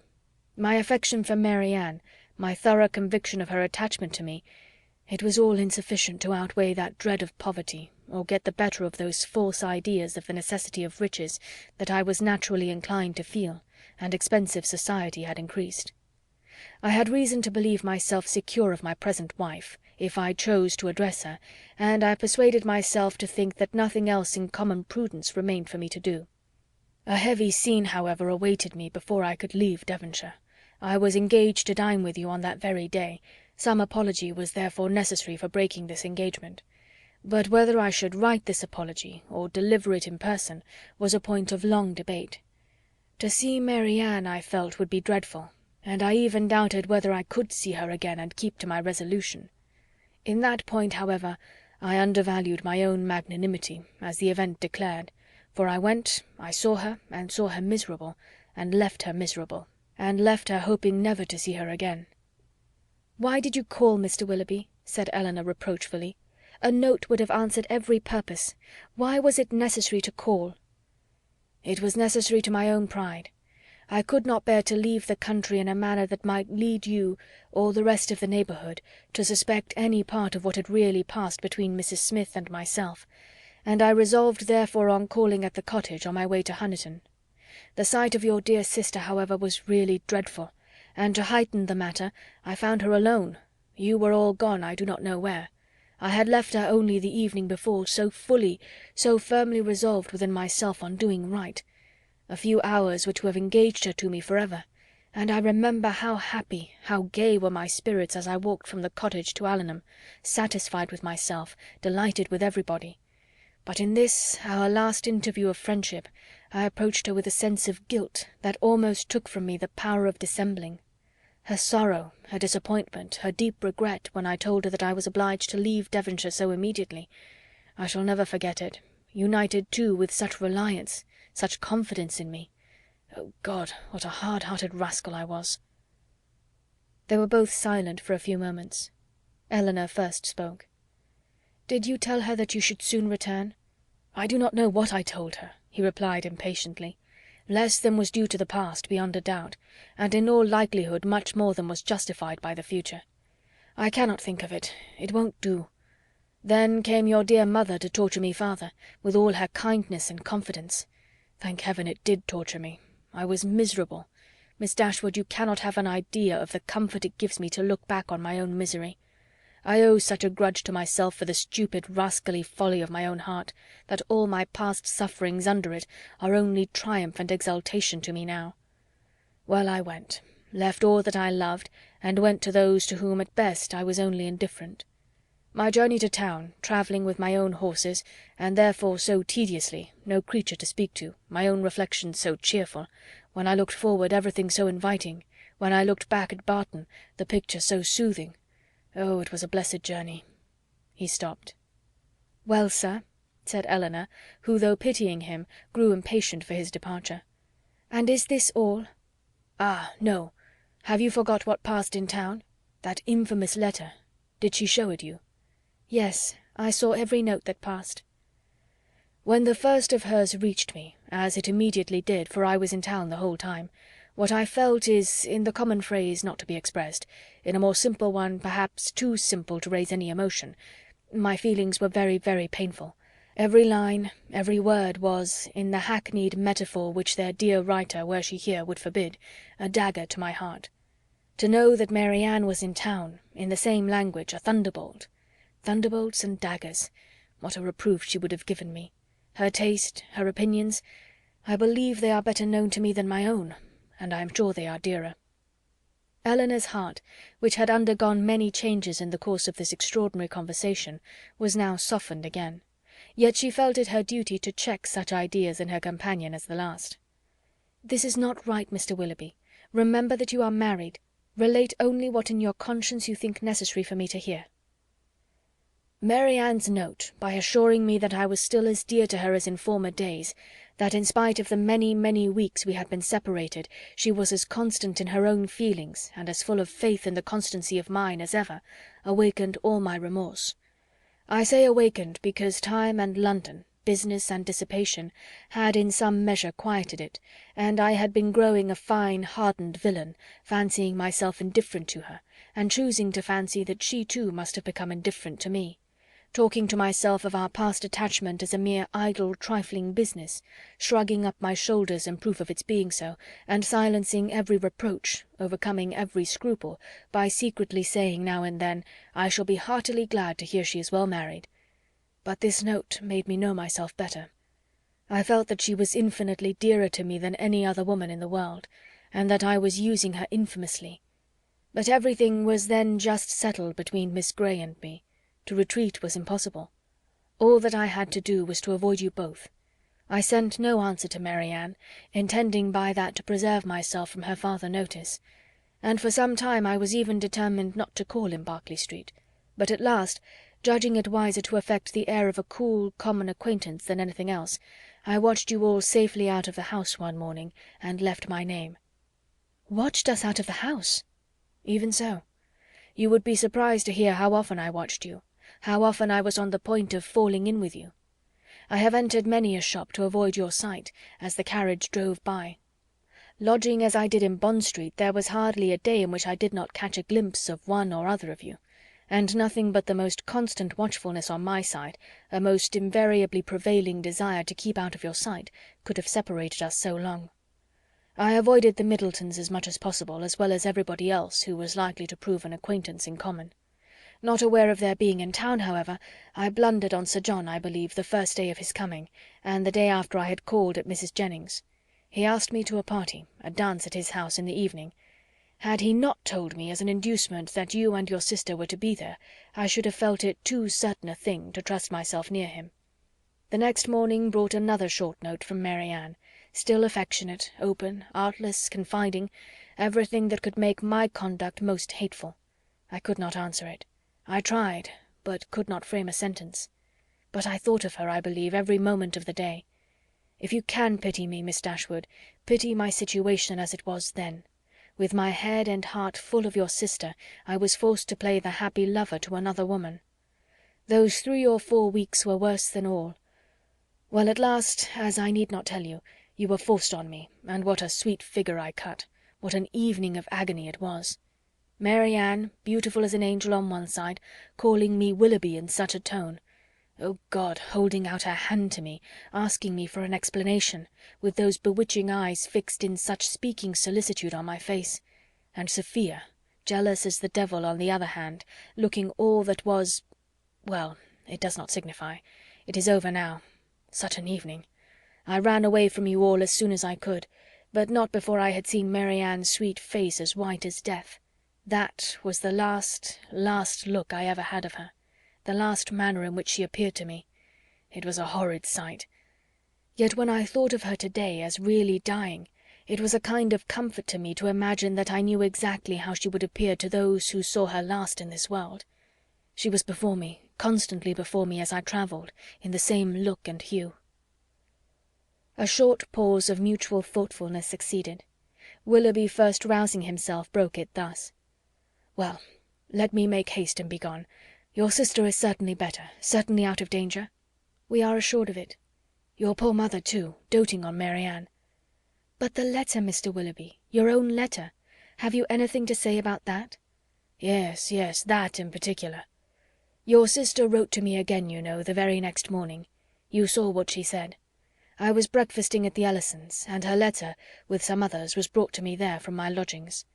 It happened to catch Sophia's eye before it caught mine, and its size, the elegance of the paper, the handwriting altogether, immediately gave her a suspicion.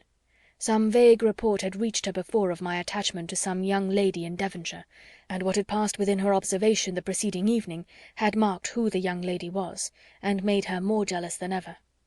Affecting that air of playfulness, therefore, which is delightful in a woman one loves, she opened the letter directly and read its contents. She was well paid for her impudence. She read what made her wretched. Her wretchedness I could have borne, but her passion, her malice, at all events it must be appeased. And, in short, what do you think of my wife's style of letter-writing? Delicate, tender, truly feminine, was it not?" "Your wife? The letter was in your own handwriting?" "Yes, but I had only the credit of servilely copying such sentences as I was ashamed to put my name to.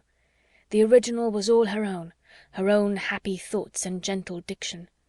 But what could I do? We were engaged, everything in preparation, the day almost fixed.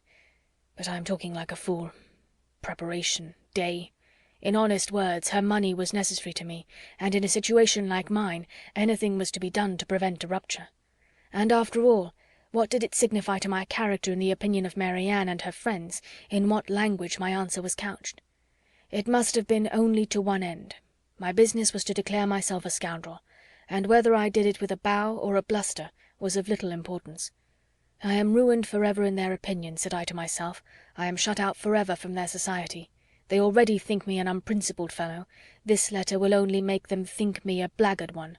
Such were my reasonings, as in a sort of desperate carelessness I copied my wife's words, and parted with the last relics of Marianne. Her 3 notes, unluckily they were all in my pocket-book, or I should have denied their existence, and hoarded them forever. I was forced to put them up, and could not even kiss them. And the lock of hair, that too I had always carried about with me in the same pocket-book, which was now searched by madam with the most ingratiating virulence. The dear lock, all, every memento was torn from me. "You are very wrong, Mr. Willoughby, very blamable," said Elinor, while her voice, in spite of herself, betrayed her compassionate emotion. "You ought not to speak in this way, either of Mrs. Willoughby or my sister. You had made your own choice, it was not forced on you. Your wife has a claim to your politeness, to your respect at least. She must be attached to you, or she would not have married you. To treat her with unkindness, to speak of her slightingly, is no atonement to Marianne, nor can I suppose it a relief to your own conscience." "Do not talk to me of my wife," said he with a heavy sigh. "She does not deserve your compassion. She knew I had no regard for her when we married. Well, married we were, and came down to Combe Magna to be happy, and afterwards returned to town to be gay. And now do you pity me, Miss Dashwood, or have I said all this to no purpose? Am I, be it only 1 degree, am I less guilty in your opinion than I was before? My intentions were not always wrong. Have I explained away any part of my guilt?" "Yes, you have certainly removed something, a little. You have proved yourself, on the whole, less faulty than I believed you. You have proved your heart less wicked, much less wicked. But I hardly know, the misery that you have inflicted, I hardly know what could have made it worse." "Will you repeat to your sister, when she is recovered, what I have been telling you? Let me be a little lightened too in her opinion as well as in yours. You tell me that she has forgiven me already. Let me be able to fancy that a better knowledge of my heart and of my present feelings will draw from her a more spontaneous, more natural, more gentle, less dignified forgiveness. Tell her of my misery and my penitence. Tell her that my heart was never inconstant to her, and if you will, that at this moment she is dearer to me than ever." "I will tell her all that is necessary to what may comparatively be called your justification. But you have not explained to me the particular reason of your coming now, nor how you heard of her illness." "Last night in Drury Lane lobby I ran against Sir John Middleton, and when he saw who I was, for the first time these 2 months he spoke to me. That he had cut me ever since my marriage I had seen without surprise or resentment. Now, however, his good-natured, honest, stupid soul, full of indignation against me, and concern for your sister, could not resist the temptation of telling me what he knew ought to, though probably he did not think it would, vex me horridly. As bluntly as he could speak it, therefore, he told me that Marianne Dashwood was dying of a putrid fever at Cleveland. A letter that morning received from Mrs. Jennings declared her danger most imminent. The Palmers are all gone off in a fright, etc. I was too much shocked to be able to pass myself off as insensible, even to the undiscerning Sir John. His heart was softened at seeing mine suffer, and so much of his ill will was done away, that when we parted he almost shook me by the hand, while he reminded me of an old promise about a pointer puppy. What I felt on hearing that your sister was dying, and dying too believing me the greatest villain upon earth, scorning, hating me in her latest moments, for how could I tell what horrid projects might not have been imputed? One person I was sure would represent me as capable of anything. What I felt was dreadful. My resolution was soon made, and at 8 o'clock this morning I was in my carriage. Now you know all." Elinor made no answer. Her thoughts were silently fixed on the irreparable injury which too early an independence, and its consequent habits of idleness, dissipation, and luxury, had made in the mind, the character, the happiness of a man who, to every advantage of person and talents, united a disposition naturally open and honest, and a feeling, affectionate temper. The world had made him extravagant and vain. Extravagance and vanity had made him cold-hearted and selfish. Vanity, while seeking its own guilty triumph at the expense of another, had involved him in a real attachment, which extravagance, or at least its offspring, necessity, had required to be sacrificed. Each faulty propensity in leading him to evil had led him likewise to punishment. The attachment from which against honour, against feeling, against every better interest he had outwardly torn himself, now, when no longer allowable, governed every thought, and the connection, for the sake of which he had, with little scruple, left her sister to misery, was likely to prove a source of unhappiness to himself of a far more incurable nature. From a reverie of this kind she was recalled at the end of some minutes by Willoughby, who, rousing himself from a reverie at least equally painful, started up in preparation for going, and said, "There is no use in staying here. I must be off." "Are you going back to town?" "No, to Combe Magna. I have business there. From thence to town in a day or two. Good-bye." He held out his hand. She could not refuse to give him hers. He pressed it with affection. "And do you think something better of me than you did?" said he, letting it fall, and leaning against the mantelpiece as if forgetting he was to go. Elinor assured him that she did, that she forgave, pitied, wished him well, was even interested in his happiness, and added some gentle counsel as to the behaviour most likely to promote it. His answer was not very encouraging. "As to that," said he, "I must rub through the world as well as I can. Domestic happiness is out of the question. If, however, I am allowed to think that you and yours feel an interest in my fate and actions, it may be the means, it may put me on my guard, at least it may be something to live for. Marianne, to be sure, is lost to me for ever. Were I even by any blessed chance at liberty again—" Elinor stopped him with a reproof. "Well," he replied, "once more good-bye. I shall now go away and live in dread of one event." "What do you mean?" "Your sister's marriage." "You are very wrong. She can never be more lost to you than she is now." "But she will be gained by someone else. And if that someone should be the very he whom, of all others, I could least bear.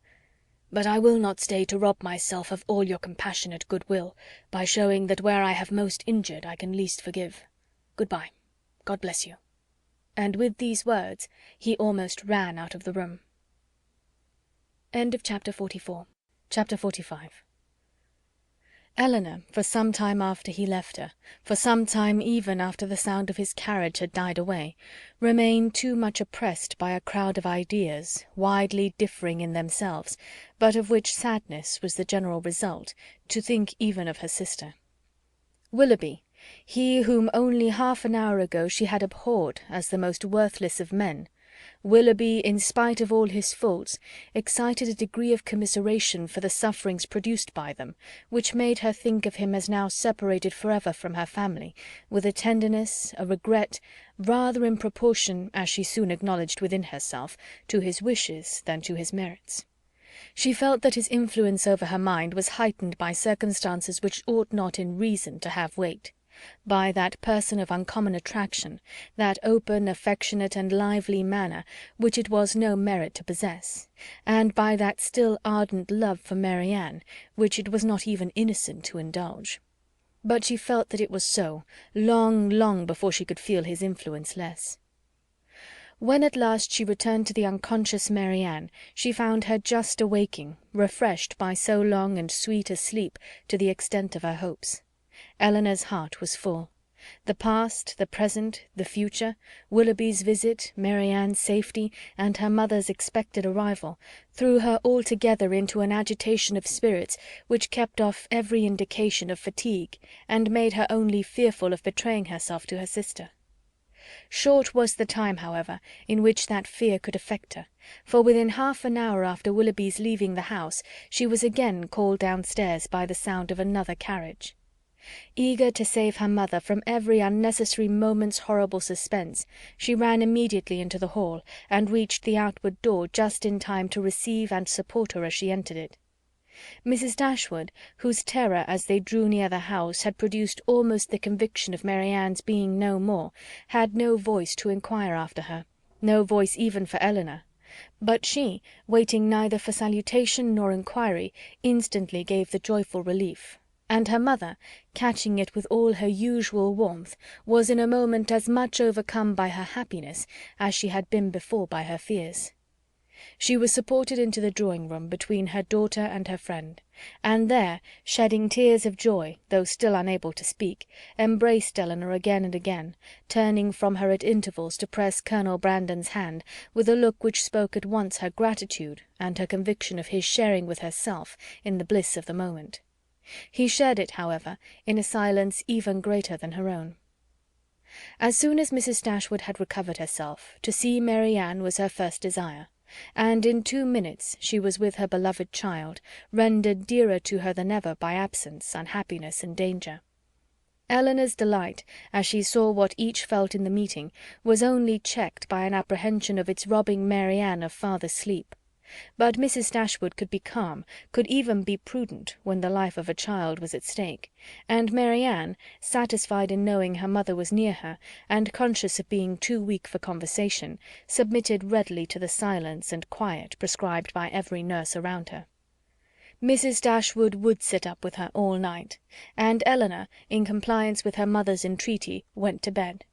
But the rest, which one night entirely sleepless, and many hours of the most wearing anxiety seemed to make requisite, was kept off by irritation of spirits. Willoughby, poor Willoughby, as she now allowed herself to call him, was constantly in her thoughts. She would not but have heard his vindication for the world, and now blamed, now acquitted herself for having judged him so harshly before. But her promise of relating it to her sister was invariably painful. She dreaded the performance of it, dreaded what its effect on Marianne might be, doubted whether after such an explanation she could ever be happy with another, and for a moment wished Willoughby a widower. Then, remembering Colonel Brandon, reproved herself, felt that to his sufferings and his constancy, far more than to his rivals, the reward of her sister was due, and wished anything rather than Mrs. Willoughby's death. The shock of Colonel Brandon's errand at Barton had been much softened to Mrs. Dashwood by her own previous alarm, for so great was her uneasiness about Marianne that she had already determined to set out for Cleveland on that very day without waiting for any further intelligence, and had so far settled her journey before his arrival that the Careys were then expected every moment to fetch Margaret away, as her mother was unwilling to take her where there might be infection. Marianne continued to mend every day, and the brilliant cheerfulness of Mrs. Dashwood's looks and spirits proved her to be, as she repeatedly declared herself, one of the happiest women in the world. Elinor could not hear the declaration, nor witness its proofs, without sometimes wondering whether her mother ever recollected Edward. But Mrs. Dashwood, trusting to the temperate account of her own disappointment which Elinor had sent her, was led away by the exuberance of her joy to think only of what would increase it. Marianne was restored to her from a danger in which, as she now began to feel, her own mistaken judgment in encouraging the unfortunate attachment to Willoughby had contributed to place her, and in her recovery she had yet another source of joy unthought of by Elinor. It was thus imparted to her, as soon as any opportunity of private conference between them occurred. "At last we are alone. My Elinor, you do not yet know all my happiness. Colonel Brandon loves Marianne. He has told me so himself." Her daughter, feeling by turns both pleased and pained, surprised and not surprised, was all silent attention. "You are never like me, dear Elinor, or I should wonder at your composure now. Had I sat down to wish for any possible good to my family, I should have fixed on Colonel Brandon's marrying one of you as the object most desirable, and I believe Marianne will be the most happy with him of the two." Elinor was half inclined to ask her reason for thinking so, because satisfied that none founded on an impartial consideration of their age, characters, or feelings could be given, but her mother must always be carried away by her imagination on any interesting subject, and therefore, instead of an inquiry, she passed it off with a smile. "He opened his whole heart to me yesterday as we travelled. It came out quite unawares, quite undesignedly. I, you may well believe, could talk of nothing but my child. He could not conceal his distress. I saw that it equalled my own, and he, perhaps, thinking that mere friendship, as the world now goes, would not justify so warm a sympathy, or rather, not thinking at all, I suppose, giving way to irresistible feelings, made me acquainted with his earnest, tender, constant affection for Marianne. He has loved her, my Elinor, ever since the first moment of seeing her. Here, however, Elinor perceived not the language, not the professions of Colonel Brandon, but the natural embellishments of her mother's active fancy, which fashioned everything delightful to her as it chose. His regard for her, infinitely surpassing anything that Willoughby ever felt or feigned, as much more warm, as more sincere or constant, whichever we are to call it, has subsisted through all the knowledge of dear Marianne's unhappy prepossession for that worthless young man, and without selfishness, without encouraging a hope. Could he have seen her happy with another, such a noble mind, such openness, such sincerity, no one can be deceived in him. Colonel Brandon's character, said Elinor, as an excellent man, is well established.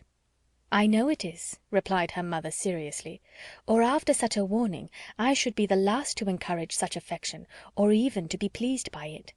But his coming for me as he did, with such active, such ready friendship, is enough to prove him one of the worthiest of men.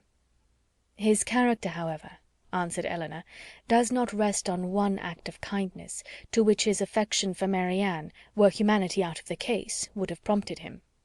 To Mrs. Jennings, to the Middletons, he has been long and intimately known. They equally love and respect him, and even my own knowledge of him, though lately acquired, is very considerable, and so highly do I value and esteem him, that if Marianne can be happy with him, I shall be as ready as yourself to think our connection the greatest blessing to us in the world. What answer did you give him? Did you allow him to hope? Oh, my love, I could not then talk of hope to him or to myself.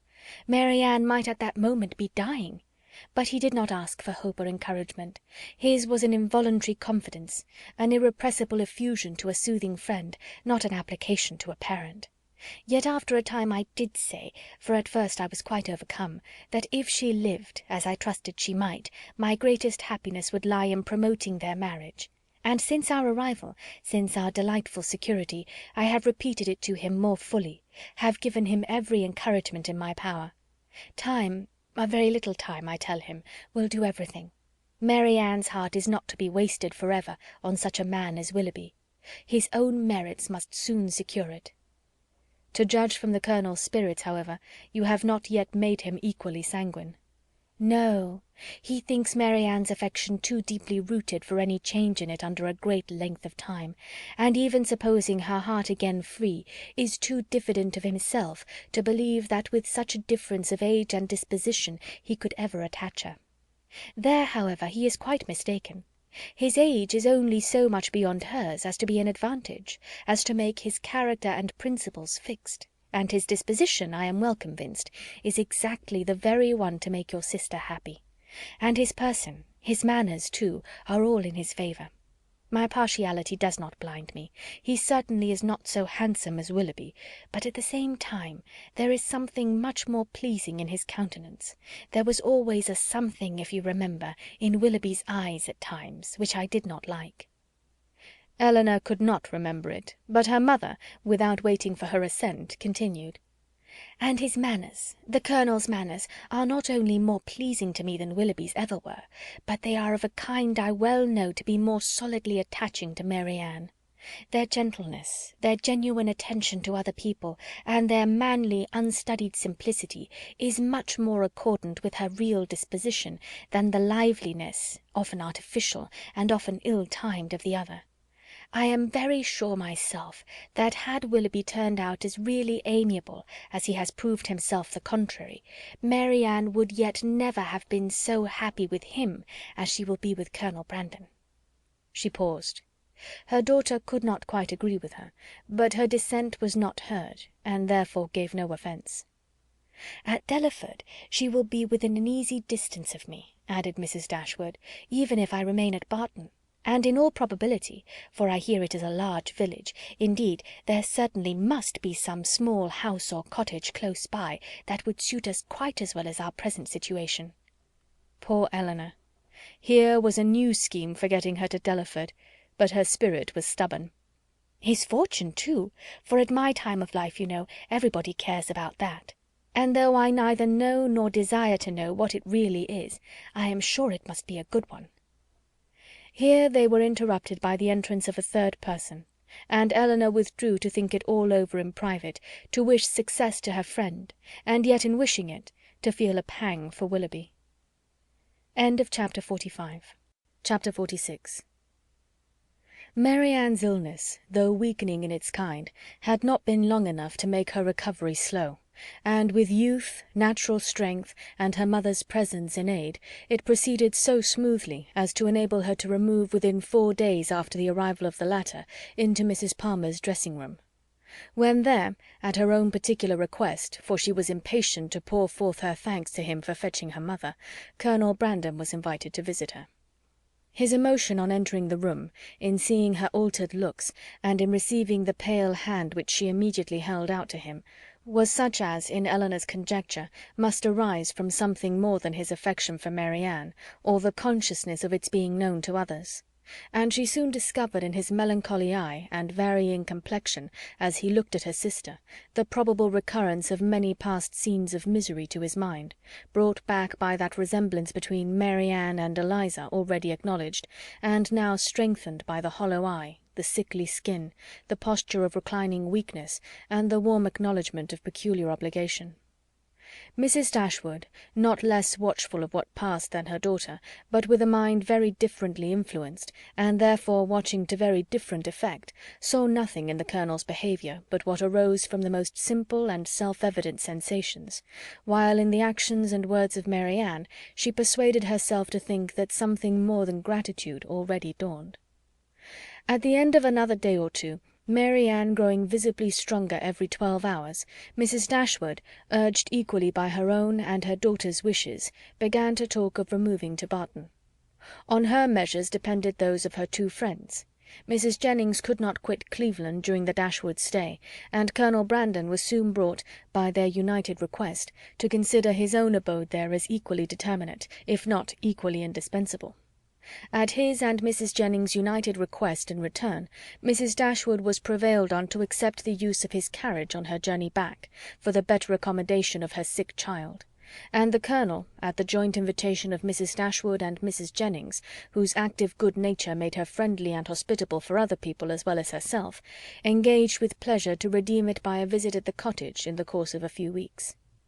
The day of separation and departure arrived, and Marianne, after taking so particular and lengthened a leave of Mrs. Jennings, one so earnestly grateful, so full of respect and kind wishes, as seemed due to her own heart from a secret acknowledgment of past inattention, and bidding Colonel Brandon farewell with the cordiality of a friend, was carefully assisted by him into the carriage, of which he seemed anxious that she should engross at least half. Mrs. Dashwood and Elinor then followed, and the others were left by themselves, to talk of the travellers, and feel their own dulness, till Mrs. Jennings was summoned to her chaise, to take comfort in the gossip of her maid for the loss of her 2 young companions; and Colonel Brandon immediately afterwards took his solitary way to Delaford. The Dashwoods were 2 days on the road, and Marianne bore her journey on both without essential fatigue. Everything that the most zealous affection, the most solicitous care could do to render her comfortable, was the office of each watchful companion, and each found their reward in her bodily ease and her calmness of spirits. To Elinor the observation of the latter was particularly grateful.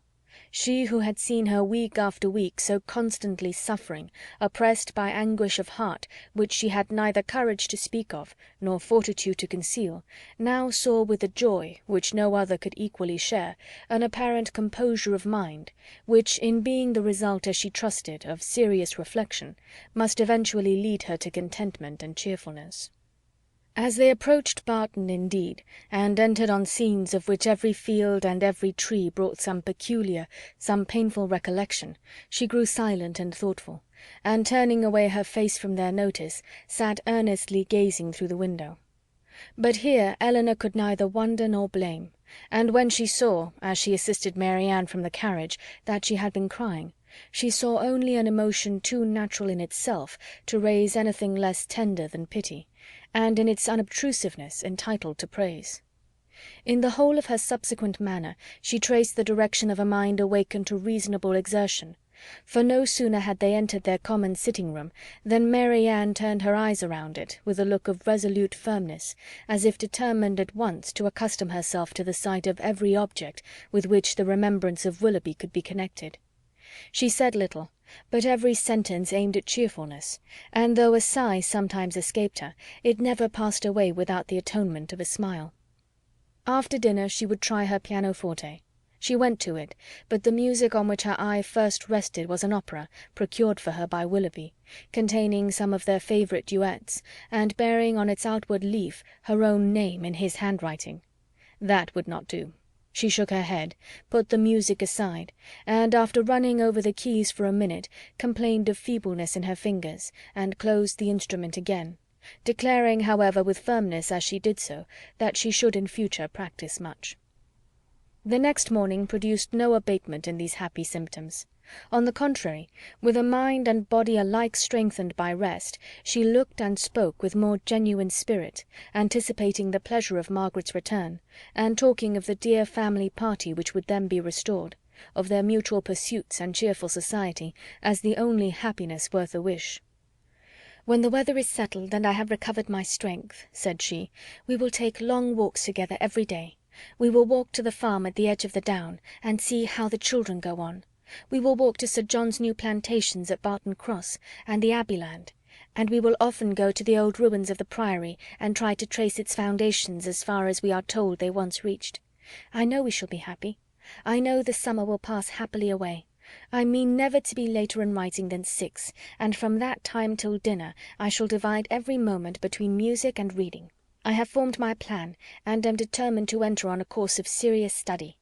Our own library is too well known to me to be resorted to for anything beyond mere amusement, but there are many works well worth reading at the Park, and there are others of more modern production which I know I can borrow of Colonel Brandon.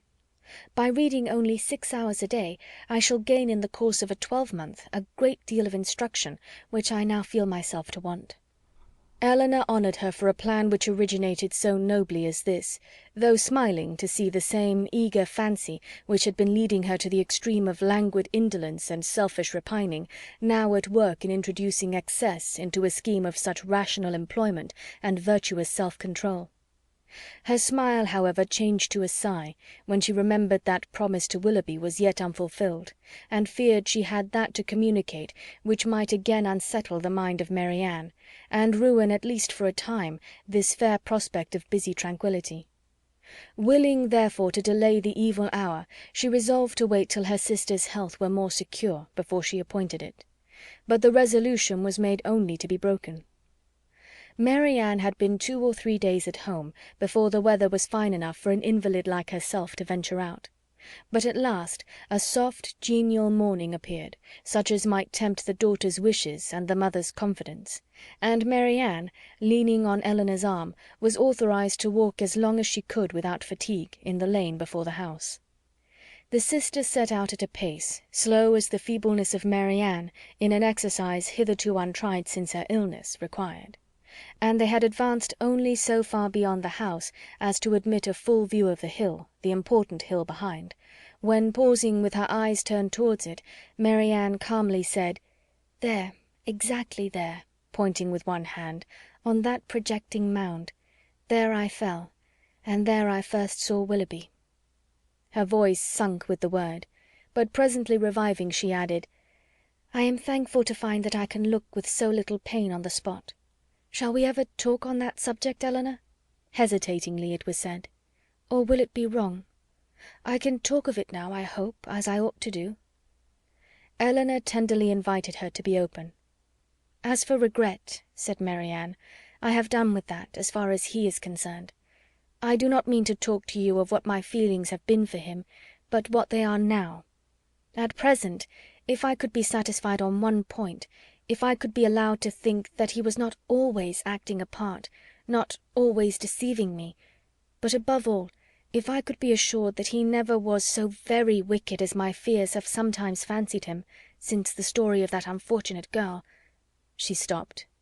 Elinor joyfully treasured her words as she answered, "If you could be assured of that, you think you should be easy?" Yes. My peace of mind is doubly involved in it, for not only is it horrible to suspect a person who has been what he has been to me, of such designs, but what must it make me appear to myself? What in a situation like mine but a most shamefully unguarded affection could expose me to— "How then," asked her sister, "would you account for his behaviour?"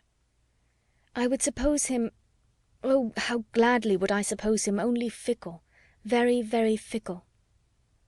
Elinor said no more. She was debating within herself on the eligibility of beginning her story directly, or postponing it till Marianne were in stronger health, and they crept on for a few minutes in silence. "I am not wishing him too much good," said Marianne at last with a sigh, "when I wish his secret reflections may be no more unpleasant than my own. He will suffer enough in them."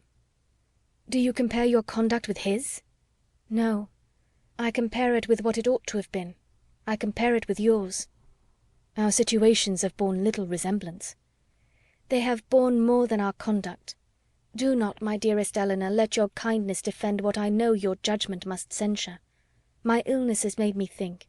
It has given me leisure and calmness for serious recollection. Long before I was enough recovered to talk, I was perfectly able to reflect. I considered the past. I saw in my own behaviour, since the beginning of our acquaintance with him last autumn, nothing but a series of imprudence towards myself, and want of kindness to others. I saw that my own feelings had prepared my sufferings, and that my want of fortitude under them had almost led me to the grave.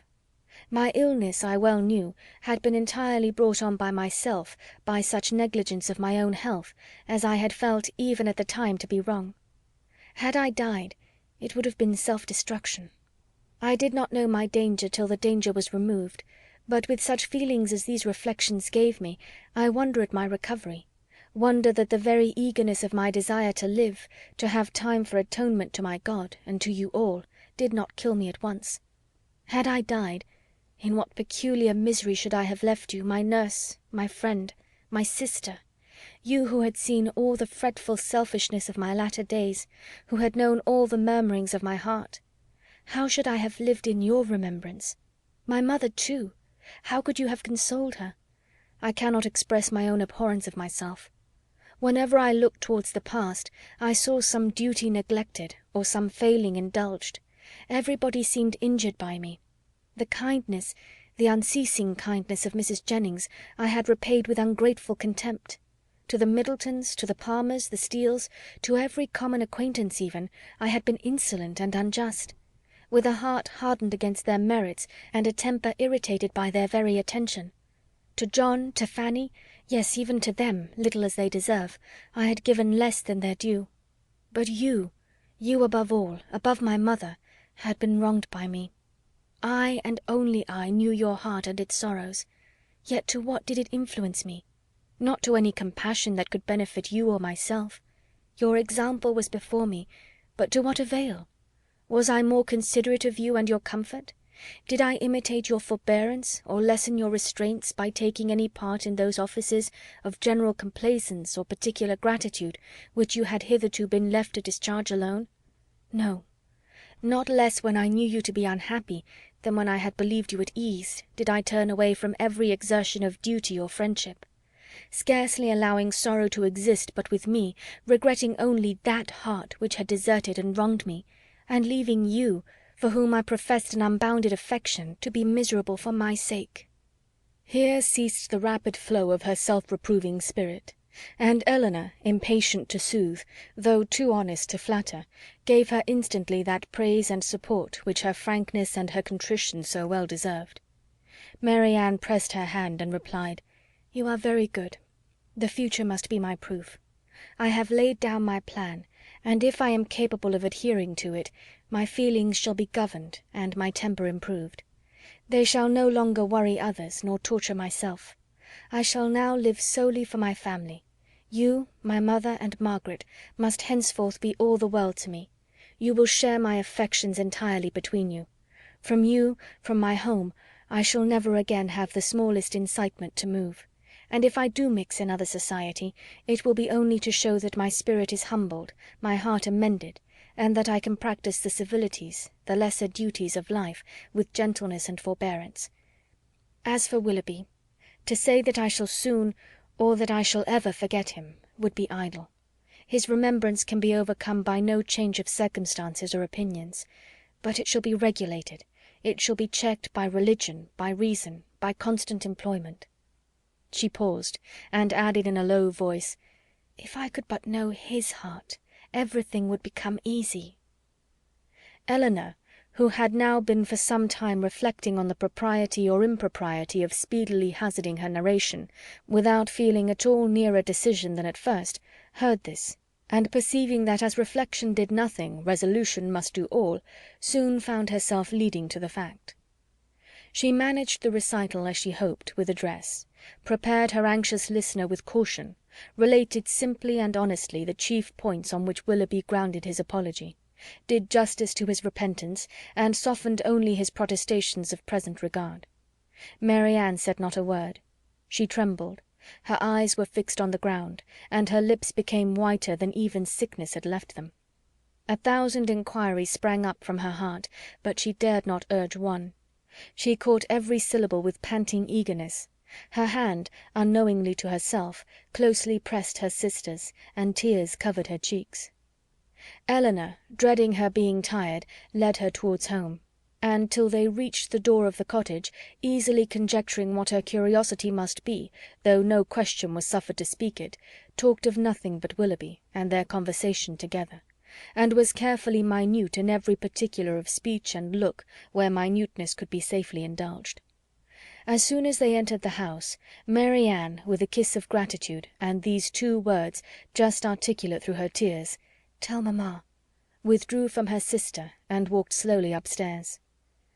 Elinor would not attempt to disturb a solitude so reasonable as what she now sought, and with a mind anxiously pre-arranging its result, and a resolution of reviving the subject again, should Marianne fail to do it, she turned into the parlour to fulfil her parting injunction.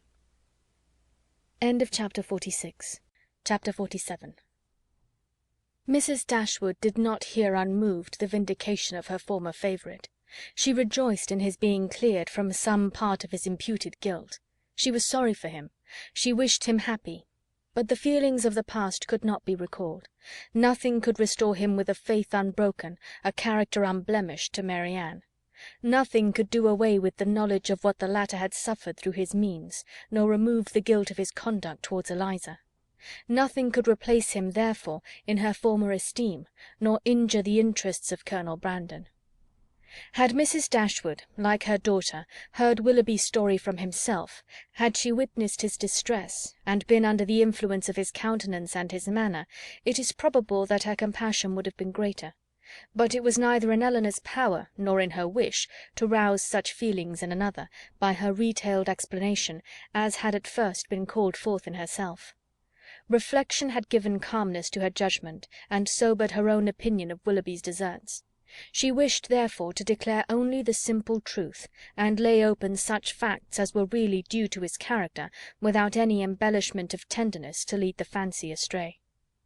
In the evening, when they were all 3 together, Marianne began voluntarily to speak of him again, but that it was not without an effort, the restless, unquiet thoughtfulness in which she had been for some time previously sitting, her rising colour as she spoke, and her unsteady voice, plainly showed.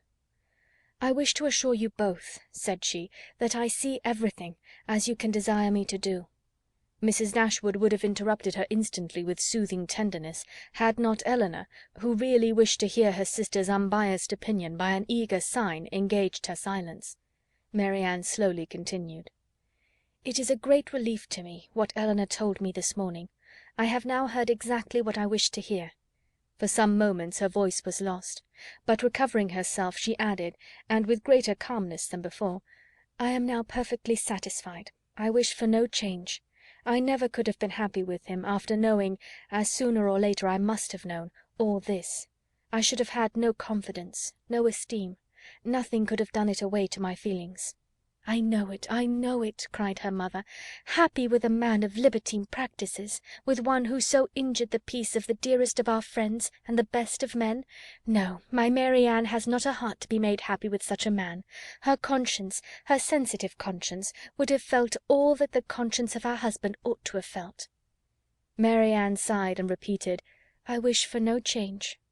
"You consider the matter," said Elinor, "exactly as a good mind and a sound understanding must consider it; and I dare say you perceive, as well as myself, not only in this, but in many other circumstances, reason enough to be convinced that your marriage must have involved you in many certain troubles and disappointments, in which you would have been poorly supported by an affection, on his side, much less certain.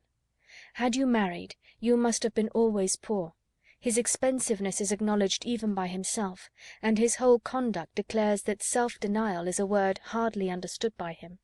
His demands and your inexperience together, on a small, very small income, must have brought on distresses which would not be the less grievous to you from having been entirely unknown and unthought of before. Your sense of honour and honesty would have led you, I know, when aware of your situation, to attempt all the economy that would appear to you possible, and perhaps, as long as your frugality retrenched only your own comfort, you might have been suffered to practice it; but beyond that, and how little could the utmost of your single management do to stop the ruin which had begun before your marriage, beyond that, had you endeavoured, however reasonably, to abridge his enjoyments, is it not to be feared that instead of prevailing on feelings so selfish to consent to it, you would have lessened your own influence on his heart, and made him regret the connection which had involved him in such difficulties?" Marianne's lips quivered, and she repeated the word "selfish" in a tone that implied, "Do you really think him selfish?" "The whole of his behaviour," replied Elinor, "from the beginning to the end of the affair, has been grounded on selfishness. It was selfishness which first made him sport with your affections, which afterwards, when his own were engaged, made him delay the confession of it, and which finally carried him from Barton. His own enjoyment, or his own ease, was, in every particular, his ruling principle." "It is very true. My happiness was never his object." "At present," continued Elinor, "he regrets what he has done. And why does he regret it? Because he finds it has not answered towards himself. It has not made him happy. His circumstances are now unembarrassed. He suffers from no evil of that kind, and he thinks only that he has married a woman of a less amiable temper than yourself. But does it follow that had he married you he would have been happy? The inconveniences would have been different. He would then have suffered under the pecuniary distresses which, because they are removed, he now reckons as nothing. He would have had a wife of whose temper he could make no complaint, but he would have been always necessitous, always poor, and probably would soon have learned to rank the innumerable comforts of a clear estate and good income as of far more importance, even to domestic happiness, than the mere temper of a wife." "I have not a doubt of it," said Marianne, "and I have nothing to regret. Nothing but my own folly." "Rather say your mother's imprudence, my child," said Mrs. Dashwood. "She must be answerable." Marianne would not let her proceed, and Elinor, satisfied that each felt their own error, wished to avoid any survey of the past that might weaken her sister's spirits. She therefore, pursuing the first subject, immediately continued: "One observation may, I think, be fairly drawn from the whole of the story, that all Willoughby's difficulties have arisen from the first offence against virtue, in his behaviour to Eliza Williams. That crime has been the origin of every lesser one, and of all his present discontents."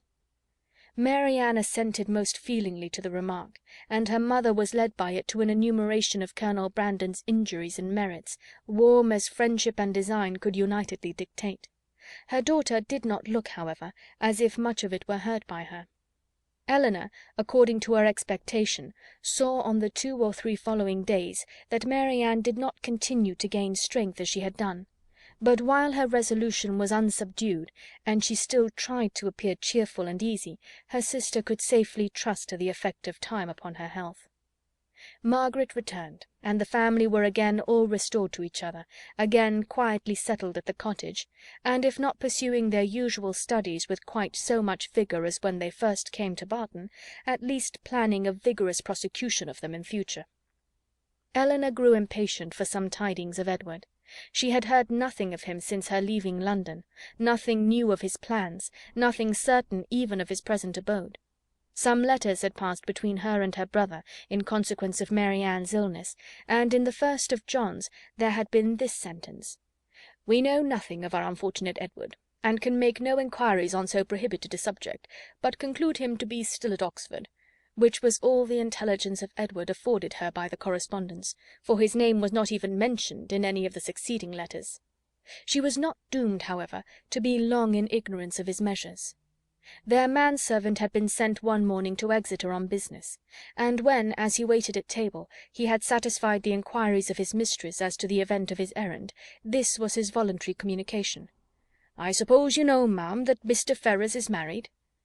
Marianne gave a violent start, fixed her eyes upon Elinor, and saw her turning pale, and fell back in her chair in hysterics. Mrs. Dashwood, whose eyes, as she answered the servant's inquiry, had intuitively taken the same direction, was shocked to perceive by Elinor's countenance how much she really suffered, and a moment afterwards, alike distressed by Marianne's situation, knew not on which child to bestow her principal attention. The servant, who saw only that Miss Marianne was taken ill, had sense enough to call one of the maids, who, with Mrs. Dashwood's assistance, supported her into the other room. By that time Marianne was rather better, and her mother, leaving her to the care of Margaret and the maid, returned to Elinor, who, though still much disordered, had so far recovered the use of her reason and voice as to be just beginning an inquiry of Thomas as to the source of his intelligence. Mrs. Dashwood immediately took all that trouble on herself, and Elinor had the benefit of the information without the exertion of seeking it.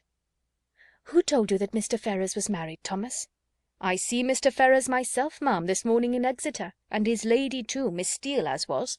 They was stopping in a chaise at the door of the New London Inn, as I went there with a message from Sally at the Park to her brother, who was one of the post-boys. I happened to look up as I went by the chaise, and so I see directly that it was the youngest Miss Steele. So I took off my hat, and she knew me and called to me, and inquired after you, ma'am, and the young ladies, especially Miss Marianne, and bid me I should give her compliments and Mr. Ferrars, their best compliments and service, and how sorry they was they had not time to come on and see you, but they was in a great hurry to go forwards, for they was going further down for a little while. But, however, when they come back, they'd make sure to come and see you." "But did she tell you she was married, Thomas?" "Yes, ma'am. She smiled and said how she had changed her name since she was in these parts. She was always a very affable and free-spoken young lady, and very civil behaved, so I made free to wish her joy." "Was Mr. Ferrars in the carriage with her?" "Yes, ma'am. I just see him leaning back in it, but he did not look up. He never was a gentleman much for talking." Elinor's heart could easily account for his not putting himself forward, and Mrs. Dashwood probably found the same explanation. "Was there no one else in the carriage?" "No, ma'am, only they two." "Do you know where they came from?" "They come straight from town, as Miss Lucy, Mrs. Ferrars, told me." "And are they going farther westward?" "Yes, ma'am, but not to bide long. They will soon be back again, and then they'd be sure and call here." Mrs. Dashwood now looked at her daughter, but Elinor knew better than to expect them. She recognized the whole of Lucy in the message, and was very confident that Edward would never come near them. She observed in a low voice to her mother that they were probably going down to Mr. Pratt's near Plymouth. Thomas's intelligence seemed over. Elinor looked as if she wished to hear more. "Did you see them off before you came away?" "No, ma'am. The horses were just coming out, but I could not bide any longer. I was afraid of being late." "Did Mrs. Ferrars look well?" "Yes, ma'am. She said how she was very well, and to my mind she was always a very handsome young lady, and she seemed vastly contented." Mrs. Dashwood could think of no other question, and Thomas and the tablecloth, now alike needless, were soon afterwards dismissed. Marianne had already sent to say that she should eat nothing more. Mrs. Dashwood's and Elinor's appetites were equally lost, and Margaret might think herself very well off, that with so much uneasiness as both her sisters had lately experienced, so much reason as they had often had to be careless of their meals, she had never been obliged to go without her dinner before. When the dessert and the wine were arranged, and Mrs. Dashwood and Elinor were left by themselves, they remained long together, in a similarity of thoughtfulness and silence. Mrs. Dashwood feared to hazard any remark, and ventured not to offer consolation. She now found that she had erred in relying on Elinor's representation of herself, and justly concluded that everything had been expressly softened at the time to spare her from an increase of unhappiness, suffering as she then had suffered for Marianne. She found that she had been misled by the careful, the considerate attention of her daughter, to think the attachment, which once she had so well understood, much slighter in reality than she had been wont to believe, or than it was now proved to be. She feared that under this persuasion she had been unjust, inattentive, nay, almost unkind to her Elinor; that Marianne's affliction, because more acknowledged, more immediately before her, had too much engrossed her tenderness, and led her away to forget that in Elinor she might have a daughter suffering almost as much, certainly with less self-provocation and greater fortitude. Chapter 47. Chapter 48. Elinor now found the difference between the expectation of an unpleasant event, however certain the mind may be told to consider it, and certainty itself. She now found that, in spite of herself, she had always admitted a hope, while Edward remained single, that something would occur to prevent his marrying Lucy, that some resolution of his own, some mediation of friends, or some more eligible opportunity of establishment for the lady, would arise to assist the happiness of all. But he was now married, and she condemned her heart for the lurking flattery which so much heightened the pain of the intelligence. That he should be married soon, before, as she imagined, he could be in orders, and consequently before he could be in possession of the living, surprised her a little at first; but she soon saw how likely it was that Lucy, in her self-provident care, in her haste to secure him, should overlook everything but the risk of delay. They were married in town, and now hastening down to her uncle's. What had Edward felt on being within 4 miles of Barton, on seeing her mother's servant, on hearing Lucy's message? They would soon, she supposed, be settled at Delaford. Delaford, that place in which so much conspired to give her an interest, which she wished to be acquainted with, and yet desired to avoid. She saw them in an instant in their parsonage house, saw in Lucy the active, contriving manager, uniting at once a desire of smart appearance with the utmost frugality, and ashamed to be suspected of half her economical practices, pursuing her own interest in every thought, courting the favour of Colonel Brandon, of Mrs. Jennings, and of every wealthy friend. In Edward she knew not what she saw, nor what she wished to see; happy or unhappy, nothing pleased her; she turned away her head from every sketch of him. Elinor flattered herself that some of their connections in London would write to them to announce the event, and give further particulars; but day after day passed off, and brought no letter, no tidings. Though uncertain that any one were to blame, she found fault with every absent friend. They were all thoughtless or indolent. "When do you write to Colonel Brandon, ma'am?" was an inquiry which sprung from the impatience of her mind to have something going on. "I wrote to him, my love, last week, and rather expect to see than to hear from him again. I earnestly pressed his coming to us, and should not be surprised to see him walk in to-day or to-morrow or any day." This was gaining something, something to look forward to. Colonel Brandon must have some information to give. Scarcely had she so determined it, when the figure of a man on horseback drew her eyes to the window. He stopped at their gate. It was a gentleman. It was Colonel Brandon himself. Now she could hear more, and she trembled in expectation of it. But it was not Colonel Brandon, neither his air nor his height. Were it possible, she must say it must be Edward. She looked again. He had just dismounted. She could not be mistaken. It was Edward. She moved away and sat down. "He comes from Mr. Pratt's purposely to see us. I will be calm. I will be mistress of myself." In a moment she perceived that the others were likewise aware of the mistake. She saw her mother and Marianne change colour, saw them look at herself, and whisper a few sentences to each other. She would have given the world to be able to speak, and to make them understand that she hoped no coolness, no slight, would appear in their behaviour to him, but she had no utterance, and was obliged to leave all to their own discretion. Not a syllable passed aloud. They all waited in silence for the appearance of their visitor. His footsteps were heard along the gravel path. In a moment he was in the passage, and in another he was before them.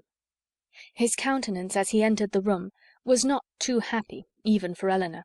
His complexion was white with agitation, and he looked as if fearful of his reception, and conscious that he merited no kind one. Mrs. Dashwood, however, conforming, as she trusted, to the wishes of that daughter, by whom she then meant in the warmth of her heart to be guided in everything, met him with a look of forced complacency, gave him her hand, and wished him joy. He coloured and stammered out an unintelligible reply.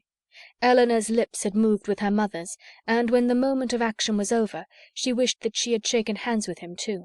But then it was too late, and with a countenance meaning to be open, she sat down again and talked of the weather.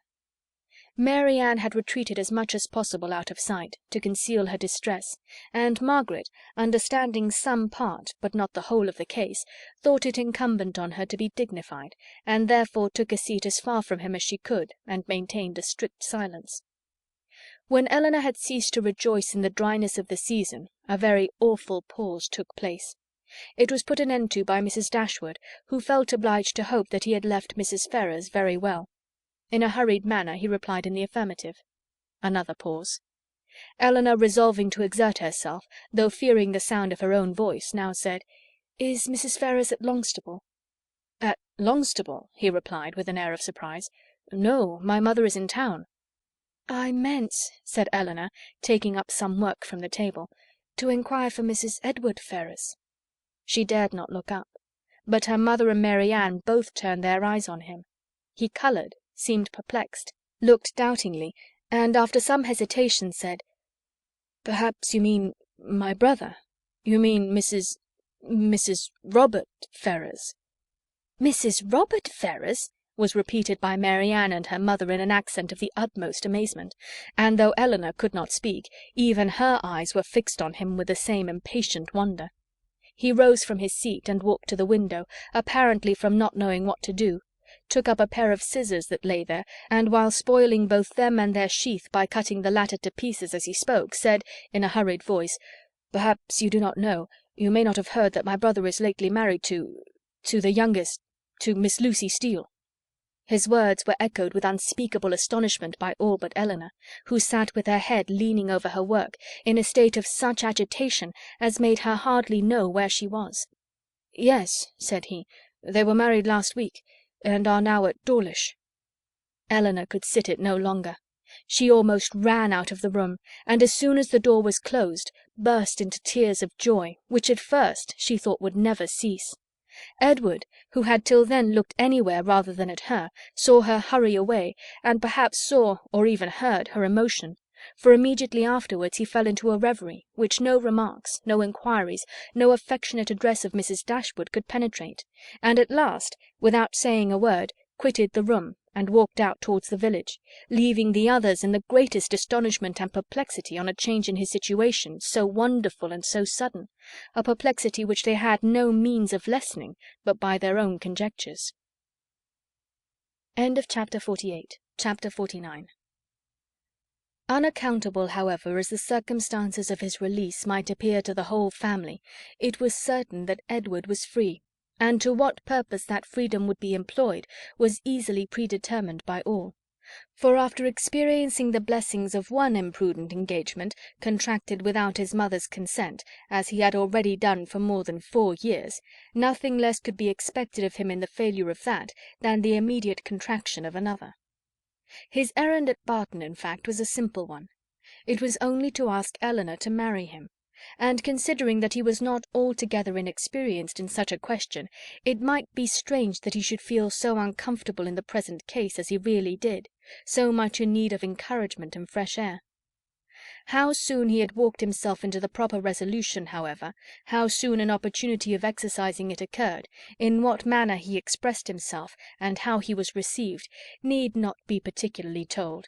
This only need be said, that when they all sat down to table at 4 o'clock, about 3 hours after his arrival, he had secured his lady, engaged her mother's consent, and was not only in the rapturous profession of the lover, but in the reality of reason and truth, one of the happiest of men. His situation, indeed, was more than commonly joyful.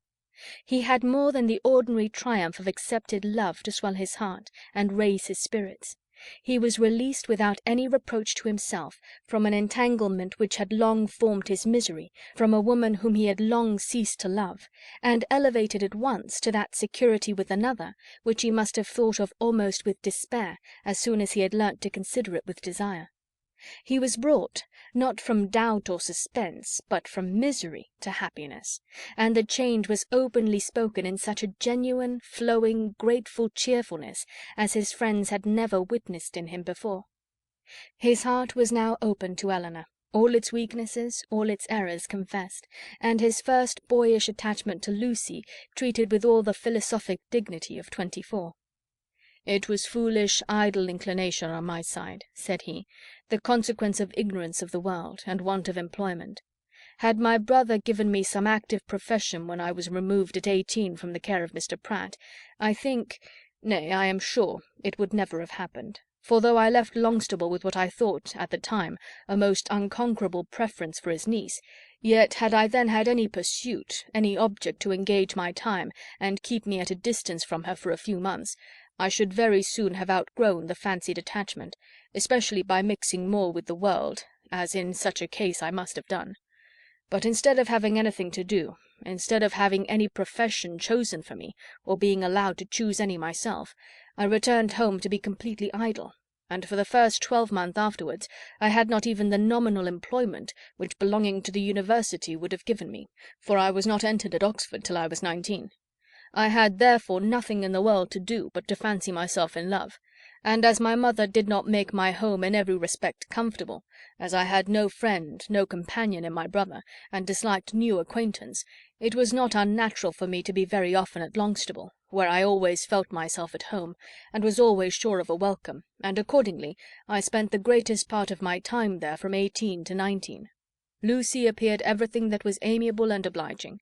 She was pretty too. At least I thought so then, and I had seen so little of other women that I could make no comparisons, and see no defects.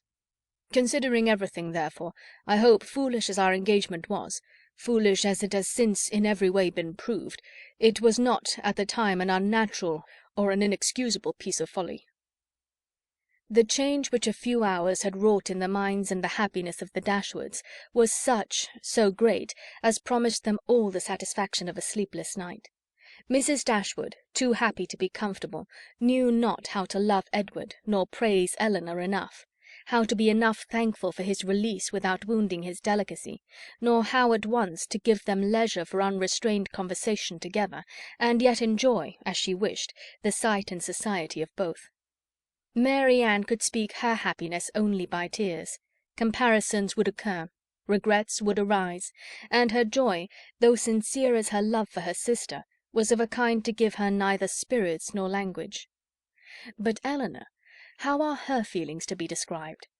From the moment of learning that Lucy was married to another, that Edward was free, to the moment of his justifying the hopes which had so instantly followed, she was everything by turns but tranquil.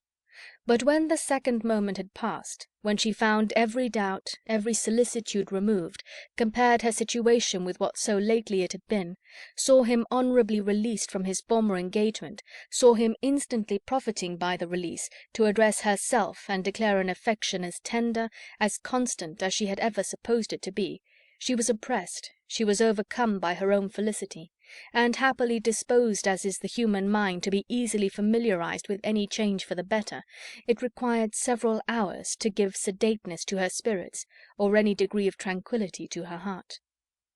Edward was now fixed at the cottage at least for a week. For whatever other claims might be made on him, it was impossible that less than a week should be given up to the enjoyment of Elinor's company, or suffice to say half that was to be said of the past, the present, and the future. For though a very few hours spent in the hard labour of incessant talking will dispatch more subjects than can really be in common between any two rational creatures, yet with lovers it is different. Between them no subject is finished, no communication is even made, till it has been made at least 20 times over. Lucy's marriage, the unceasing and unreasonable wonder among them all, formed of course one of the earliest discussions of the lovers, and Elinor's particular knowledge of each party made it appear to her in every view as one of the most extraordinary and unaccountable circumstances she had ever heard.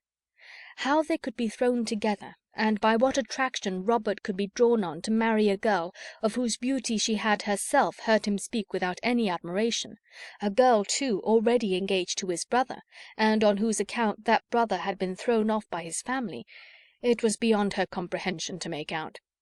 To her own heart it was a delightful affair. To her imagination it was even a ridiculous one. But to her reason, her judgment, it was completely a puzzle.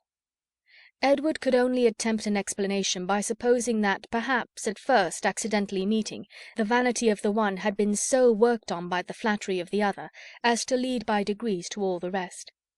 Elinor remembered what Robert had told her in Harley Street of his opinion of what his own mediation in his brother's affairs might have done, if applied to in time. She repeated it to Edward. "That was exactly like Robert," was his immediate observation, "and that," he presently added, "might perhaps be in his head when the acquaintance between them first began. And Lucy perhaps at first might think only of procuring his good offices in my favour. Other designs might afterward arise." How long it had been carrying on between them, however, he was equally at a loss with herself to make out. For at Oxford, where he had remained for choice ever since his quitting London, he had had no means of hearing of her but from herself, and her letters to the very last were neither less frequent nor less affectionate than usual. Not the smallest suspicion, therefore, had ever occurred to prepare him for what followed. And when at last it burst on him in a letter from Lucy herself, he had been for some time, he believed, half stupefied between the wonder, the horror, and the joy of such a deliverance. He put the letter into Elinor's hands. "Dear Sir, being very sure I have long lost your affections, I have thought myself at liberty to bestow my own on another, and have no doubt of being as happy with him as I once used to think I might be with you. But I scorn to accept a hand while the heart was another's. Sincerely wish you happy in your choice, and it shall not be my fault if we are not always good friends, as our near relationship now makes proper. I can safely say I owe you no ill will, and am sure you will be too generous to do us any ill offices. Your brother has gained my affections entirely, and as we could not live without one another, we are just returned from the altar, and are now on our way to Dawlish for a few weeks, which place your dear brother has great curiosity to see, but thought I would first trouble you with these few lines, and shall always remain your sincere well-wisher, friend, and sister, Lucy Ferrars. I have burnt all your letters, and will return your picture the first opportunity. Please to destroy my scrawls, but the ring with my hair you are very welcome to keep." Elinor read and returned it without any comment. "I will not ask your opinion of it as a composition," said Edward. "For worlds would not I have had a letter of hers seen by you in former days. In a sister it is bad enough, but in a wife! How I have blushed over the pages of her writing! And I believe I may say that since the first half-year of our foolish business, this is the only letter I ever received from her, of which the substance made me any amends for the defect of the style." "However it may have come about," said Elinor after a pause, "they are certainly married, and your mother has brought on herself a most appropriate punishment. The independence she settled on Robert, through resentment against you, has put it in his power to make his own choice, and she has actually been bribing one son with 1,000 a year to do the very deed which she disinherited the other for intending to do. She will hardly be less hurt, I suppose, by Robert's marrying Lucy than she would have been by your marrying her." "She will be more hurt by it, for Robert always was her favourite. She will be more hurt by it, and on the same principle will forgive him much sooner." In what state the affair stood at present between them, Edward knew not, for no communication with any of his family had yet been attempted by him. He had quitted Oxford within 24 hours after Lucy's letter arrived, and with only one object before him, the nearest road to Barton, had had no leisure to form any scheme of conduct with which that road did not hold the most intimate connection. He could do nothing till he were assured of his fate with Miss Dashwood, and by his rapidity in seeking that fate, it is to be supposed, in spite of the jealousy with which he had once thought of Colonel Brandon, in spite of the modesty with which he rated his own deserts, and the politeness with which he talked of his doubts, he did not, upon the whole, expect a very cruel reception. It was his business, however, to say that he did, and he said it very prettily. What he might say on the subject a twelvemonth after must be referred to the imagination of husbands and wives. That Lucy had certainly meant to deceive, to go off with a flourish of malice against him in her message by Thomas, was perfectly clear to Elinor, and Edward himself, now thoroughly enlightened on her character, had no scruple in believing her capable of the utmost meanness of wanton ill nature. Though his eyes had long been opened, even before his acquaintance with Elinor began, to her ignorance and a want of liberality in some of her opinions, they had been equally imputed by him to her want of education, and till her last letter reached him, he had always believed her to be a well-disposed, good-hearted girl, and thoroughly attached to himself. Nothing but such a persuasion could have prevented his putting an end to an engagement which, long before the discovery of it laid him open to his mother's anger, had been a continual source of disquiet and regret to him. "I thought it my duty," said he, "independent of my feelings, to give her the option of continuing the engagement or not, when I was renounced by my mother, and stood to all appearance without a friend in the world to assist me. In such a situation as that, where there seemed nothing to tempt the avarice or the vanity of any living creature, how could I suppose, when she so earnestly, so warmly insisted on sharing my fate, whatever it might be, that anything but the most disinterested affection was her inducement? And even now, I cannot comprehend on what motive she acted, or what fancied advantage it could be to her to be fettered to a man for whom she had not the smallest regard, and who had only £2,000 in the world.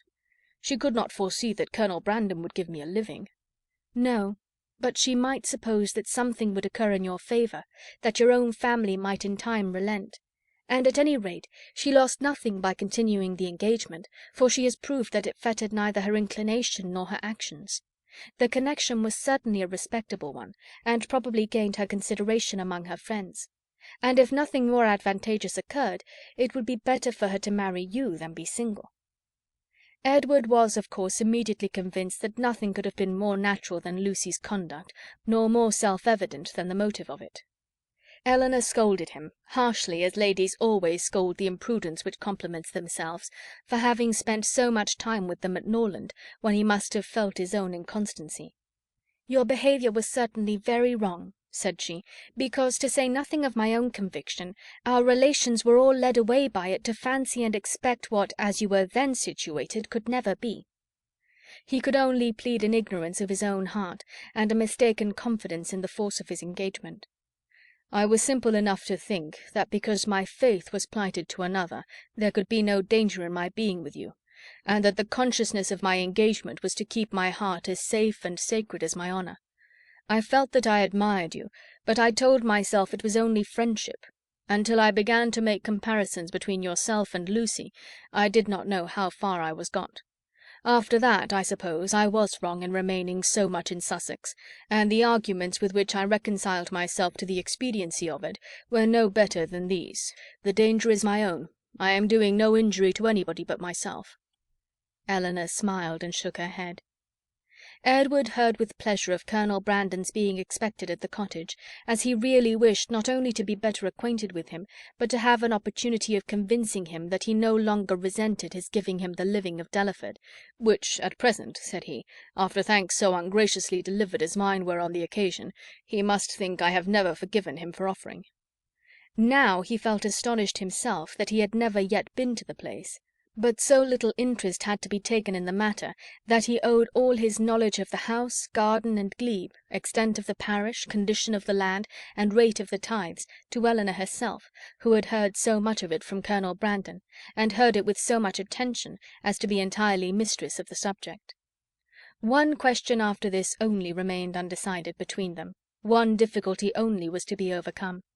They were brought together by mutual affection, with the warmest approbation of their real friends. Their intimate knowledge of each other seemed to make their happiness certain, and they only wanted something to live upon. Edward had £2,000, and Elinor one, which, with Delaford living, was all that they could call their own, for it was impossible that Mrs. Dashwood should advance anything, and they were neither of them quite enough in love to think that £350 a year would supply them with the comforts of life. Edward was not entirely without hopes of some favourable change in his mother towards him, and on that he rested for the residue of their income. But Elinor had no such dependence, for since Edward would still be unable to marry Miss Norton, and his choosing herself had been spoken of in Mrs. Ferrars's flattering language as only a lesser evil than his choosing Lucy Steele, she feared that Robert's offence would serve no other purpose than to enrich Fanny. About 4 days after Edward's arrival, Colonel Brandon appeared, to complete Mrs. Dashwood's satisfaction, and to give her the dignity of having, for the first time since her living at Barton, more company with her than her house would hold. Edward was allowed to retain the privilege of first comer, and Colonel Brandon therefore walked every night to his old quarters at the park, from whence he usually returned in the morning, early enough to interrupt the lovers' first tete-a-tete before breakfast. A 3 weeks' residence at Delaford, where, in his evening hours at least, he had little to do but to calculate the disproportion between 36 and 17, brought him to Barton in a temper of mind which needed all the improvement in Marianne's looks, all the kindness of her welcome, and all the encouragement of her mother's language, to make it cheerful. Among such friends, however, and such flattery, he did revive. No rumour of Lucy's marriage had yet reached him. He knew nothing of what had passed, and the first hours of his visit were consequently spent in hearing and in wondering. Everything was explained to him by Mrs. Dashwood, and he found fresh reason to rejoice in what he had done for Mr. Ferrars, since eventually it promoted the interest of Elinor. It would be needless to say that the gentlemen advanced in the good opinion of each other, as they advanced in each other's acquaintance, for it could not be otherwise.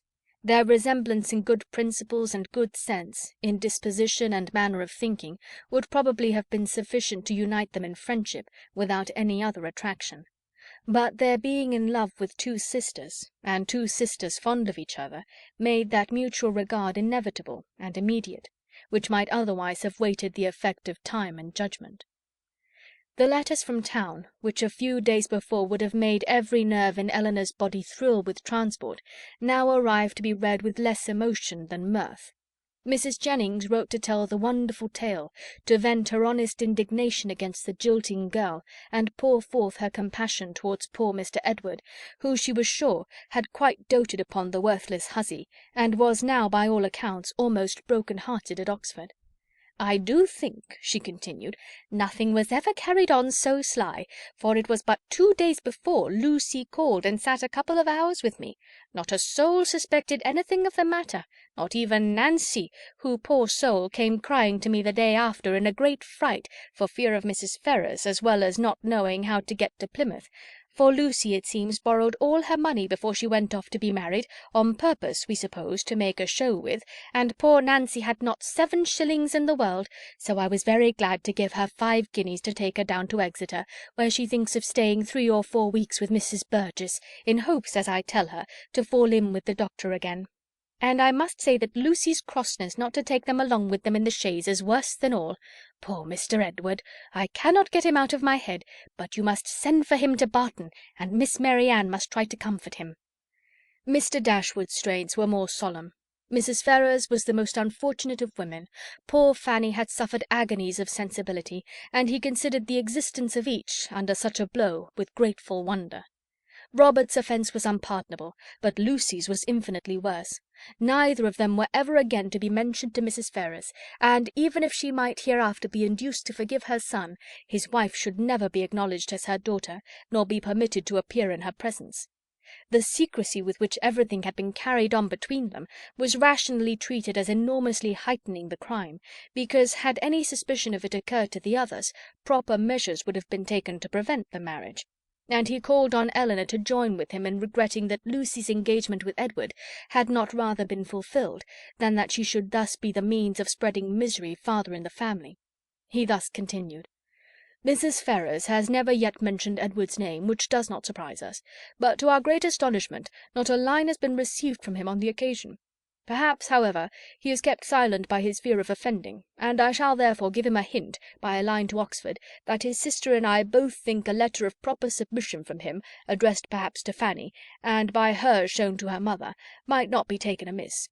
For we all know the tenderness of Mrs. Ferrars's heart, and that she wishes for nothing so much as to be on good terms with her children." This paragraph was of some importance to the prospects and conduct of Edward. It determined him to attempt a reconciliation, though not exactly in the manner pointed out by their brother and sister. "A letter of proper submission," repeated he. "Would they have me beg my mother's pardon for Robert's ingratitude to her, and breach of honour to me? I can make no submission. I am grown neither humble nor penitent by what has passed. I am grown very happy, but that would not interest. I know of no submission that is proper for me to make. "You may certainly ask to be forgiven," said Elinor, "because you have offended, and I should think you might now venture so far as to profess some concern for having ever formed the engagement which drew on your mother's anger." He agreed that he might. "And when she has forgiven you, perhaps a little humility may be convenient, while acknowledging a second engagement almost as imprudent in her eyes as the first."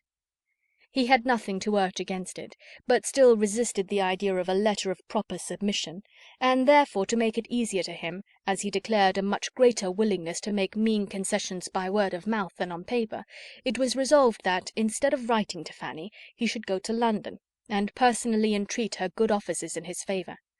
"And if they really do interest themselves," said Marianne, in her new character of candour, "in bringing about a reconciliation, I shall think that even John and Fanny are not entirely without merit." After a visit on Colonel Brandon's side of only 3 or 4 days, the two gentlemen quitted Barton together. They were to go immediately to Delaford, that Edward might have some personal knowledge of his future home, and assist his patron and friend in deciding on what improvements were needed to it, and from thence, after staying there a couple of nights, he was to proceed on his journey to town. Chapter 50. After a proper resistance on the part of Mrs. Ferrars, just so violent and so steady as to preserve her from that reproach which she always seemed fearful of incurring, the reproach of being too amiable, Edward was admitted to her presence, and pronounced to be again her son. Her family had of late been exceedingly fluctuating. For many years of her life she had had 2 sons, but the crime and annihilation of Edward a few weeks ago had robbed her of one. The similar annihilation of Robert had left her for a fortnight without any, and now, by the resuscitation of Edward, she had one again. In spite of his being allowed once more to live, however, he did not feel the continuance of his existence secure till he had revealed his present engagement, for the publication of that circumstance, he feared, might give a sudden turn to his constitution, and carry him off as rapidly as before. With apprehensive caution, therefore, it was revealed, and he was listened to with unexpected calmness. Mrs. Ferrars at first reasonably endeavoured to dissuade him from marrying Miss Dashwood by every argument in her power, told him that in Miss Morton he would have a woman of higher rank and larger fortune, and enforced the assertion by observing that Miss Morton was the daughter of a nobleman with 30,000 pounds, while Miss Dashwood was only the daughter of a private gentleman with no more than 3. But when she found out that, though perfectly admitting the truth of her representation, he was by no means inclined to be guided by it, she judged it wisest, from the experience of the past, to submit, and therefore, after such an ungracious delay as she owed to her own dignity, and as served to prevent every suspicion of good will, she issued her decree of consent to the marriage of Edward and Elinor.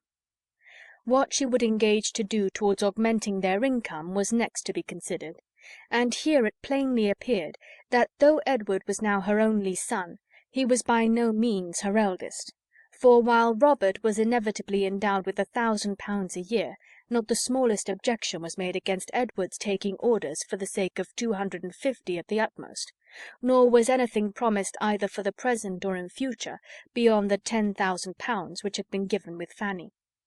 It was as much, however, as was desired, and more than was expected by Edward and Elinor, and Mrs. Ferrars herself, by her shuffling excuses, seemed the only person surprised at her not giving more. With an income quite sufficient to their wants thus secured to them, they had nothing to wait for after Edward was in possession of the living but the readiness of the house, to which Colonel Brandon, with an eager desire for the accommodation of Elinor, was making considerable improvements; and after waiting some time for their completion, after experiencing as usual 1,000 disappointments and delays from the unaccountable dilatoriness of the workmen, Elinor, as usual, broke through the first positive resolution of not marrying till everything was ready, and the ceremony took place in Barton Church early in the autumn. The first month after their marriage was spent with their friend at the Mansion House, from whence they could superintend the progress of the parsonage, and direct everything as they liked on the spot, could choose papers, project shrubberies, and invent a sweep. Mrs. Jennings's prophecies, though rather jumbled together, were chiefly fulfilled, for she was able to visit Edward and his wife in their parsonage by Michaelmas, and she found in Elinor and her husband, as she really believed, one of the happiest couples in the world. They had, in fact, nothing to wish for but the marriage of Colonel Brandon and Marianne, and rather better pasturage for their cows. They were visited on their first settling by almost all their relations and friends. Mrs. Ferrars came to inspect the happiness which she was almost ashamed of having authorized, and even the Dashwoods were at the expense of a journey from Sussex to do them honour. "I will not say that I am disappointed, my dear sister," said John, as they were walking together one morning before the gates of Delaford House. "That would be saying too much, for certainly you have been one of the most fortunate young women in the world as it is. But I confess it would give me great pleasure to call Colonel Brandon brother.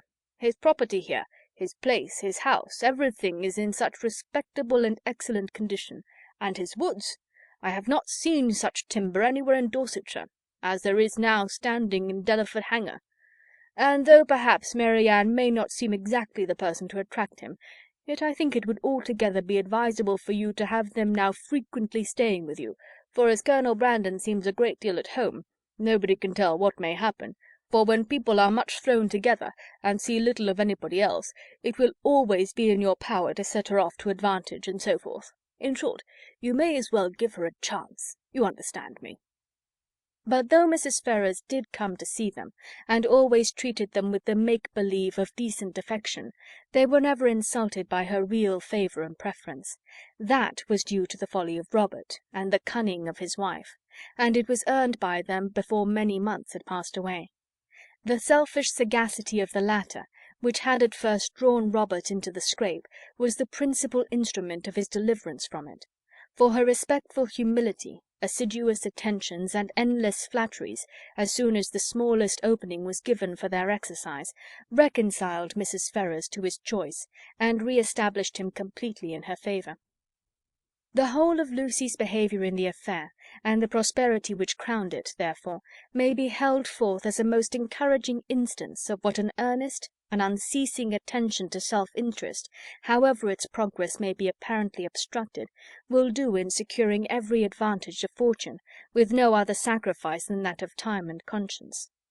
When Robert first sought her acquaintance, and privately visited her in Bartlett's Buildings, it was only with the view imputed to him by his brother. He merely meant to persuade her to give up the engagement; and as there could be nothing to overcome but the affection of both, he naturally expected that one or two interviews would settle the matter. In that point, however, and that only, he erred; for though Lucy soon gave him hopes that his eloquence would convince her in time, another visit, another conversation, was always wanted to produce this conviction.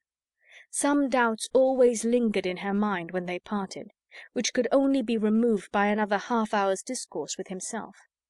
His attendance was by this means secured, and the rest followed in course. Instead of talking of Edward, they came gradually to talk only of Robert, a subject on which he had always more to say than on any other, and in which she soon betrayed an interest even equal to his own, and, in short, it became speedily evident to both that he had entirely supplanted his brother. He was proud of his conquest, proud of tricking Edward, and very proud of marrying privately without his mother's consent. What immediately followed is known. They passed some months in great happiness at Dawlish, for she had many relations and old acquaintances to cut, and he drew several plans for magnificent cottages, and from thence returning to town, procured the forgiveness of Mrs. Ferrars by the simple expedient of asking it, which at Lucy's instigation was adopted. The forgiveness at first, indeed, as was reasonable, comprehended only Robert, and Lucy, who had owed his mother no duty, and therefore could have transgressed none, still remained some weeks longer unpardoned. But perseverance and humility of conduct and messages, in self-condemnation for Robert's offence, and gratitude for the unkindness she was treated with, procured her in time the haughty notice which overcame her by its graciousness, and led soon afterwards, by rapid degrees, to the highest state of affection and influence. Lucy became as necessary to Mrs. Ferrars as either Robert or Fanny, and while Edward was never cordially forgiven for having once intended to marry her, and Elinor, though superior to her in fortune and birth, was spoken of as an intruder, she was in everything considered, and always openly acknowledged to be a favourite child. They settled in town, received very liberal assistance from Mrs. Ferrars, were on the best terms imaginable with the Dashwoods, and setting aside the jealousies and ill will continually subsisting between Fanny and Lucy, in which their husbands of course took a part, as well as the frequent domestic disagreements between Robert and Lucy themselves, nothing could exceed the harmony in which they all lived together. What Edward had done to forfeit the right of eldest son might have puzzled many people to find out, and what Robert had done to succeed it might have puzzled them still more. It was an arrangement, however, justified in its effects, if not in its cause, for nothing ever appeared in Robert's style of living or of talking to give a suspicion of his regretting the extent of his income as either leaving his brother too little or bringing himself too much. And if Edward might be judged from the ready discharge of his duties in every particular, from an increasing attachment to his wife and his home, and from the regular cheerfulness of his spirits, he might be supposed no less contented with his lot, no less free from every wish of an exchange. Elinor's marriage divided her as little from her family as could well be contrived, without rendering the cottage at Barton entirely useless, for her mother and sisters spent much more than half their time with her. Mrs. Dashwood was acting on motives of policy as well as pleasure in the frequency of her visits at Delaford, for her wish of bringing Marianne and Colonel Brandon together was hardly less earnest, though rather more liberal, than what John had expressed. It was now her darling object. Precious as was the company of her daughter to her, she desired nothing so much as to give up its constant enjoyment to her valued friend, and to see Marianne settled at the mansion house was equally the wish of Edward and Elinor. They each felt his sorrows, and their own obligations, and Marianne, by general consent, was to be the reward of all. With such a confederacy against her, with a knowledge so intimate of his goodness, with the conviction of his fond attachment to herself, which at last, though long after it was observable to everybody else, burst on her, what could she do? Marianne Dashwood was born to an extraordinary fate. She was born to discover the falsehood of her own opinions, and to counteract by her conduct her most favourite maxims. She was born to overcome an affection formed so late in life as at 17, and with no sentiment superior to strong esteem and lively friendship, voluntarily to give her hand to another. And that other, a man who had suffered no less than herself under the event of a former attachment, whom 2 years before she had considered too old to be married, and who still sought the constitutional safeguard of a flannel waistcoat. But so it was. Instead of falling a sacrifice to an irresistible passion, as once she had fondly flattered herself with expecting, instead of remaining even for ever with her mother, and finding her only pleasures in retirement and study, as afterwards in her more calm and sober judgment she had determined on, she found herself at 19 submitting to new attachments, entering on new duties, placed in a new home, a wife, the mistress of a family, and the patroness of a village. Colonel Brandon was now as happy as all those who best loved him believed he deserved to be. In Marianne he was consoled for every past affliction. Her regard and her society restored his mind to animation, and his spirits to cheerfulness. And that Marianne found her own happiness in forming his was equally the persuasion and delight of each observing friend. Marianne could never love by halves, and her whole heart became in time as much devoted to her husband as it had once been to Willoughby. Willoughby could not hear of her marriage without a pang, and his punishment was soon afterwards complete in the voluntary forgiveness of Mrs. Smith, who, by stating his marriage with a woman of character as the source of her clemency, gave him reason for believing that had he behaved with honour towards Marianne, he might at once have been happy and rich. That his repentance of misconduct, which thus brought its own punishment, was sincere, need not be doubted, nor that he long thought of Colonel Brandon with envy, and of Marianne with regret. But that he was forever inconsolable, that he fled from society, or contracted an habitual gloom of temper, or died of a broken heart, must not be depended on, for he did neither. He lived to exert, and frequently to enjoy himself. His wife was not always out of humour, nor his home always uncomfortable, and in his breed of horses and dogs, and in sporting of every kind, he found no inconsiderable degree of domestic felicity. For Marianne, however, in spite of his incivility in surviving her loss, he always retained that decided regard which interested him in everything that befell her, and made her his secret standard of perfection in woman; and many a rising beauty would be slighted by him in after days as bearing no comparison with Mrs. Brandon. Mrs. Dashwood was prudent enough to remain at the cottage without attempting a removal to Delaford, and fortunately for Sir John and Mrs. Jennings, when Marianne was taken from them, Margaret had reached an age highly suitable for dancing, and not very ineligible for being supposed to have a lover. Between Barton and Delaford there was that constant communication which strong family affection would naturally dictate; and among the merits and the happiness of Elinor and Marianne, let it not be ranked as the least considerable that, though sisters, and living almost within sight of each other, they could live without disagreement between themselves, or producing coolness between their husbands. End of Chapter 50. End of Sense and Sensibility, by Jane Austen.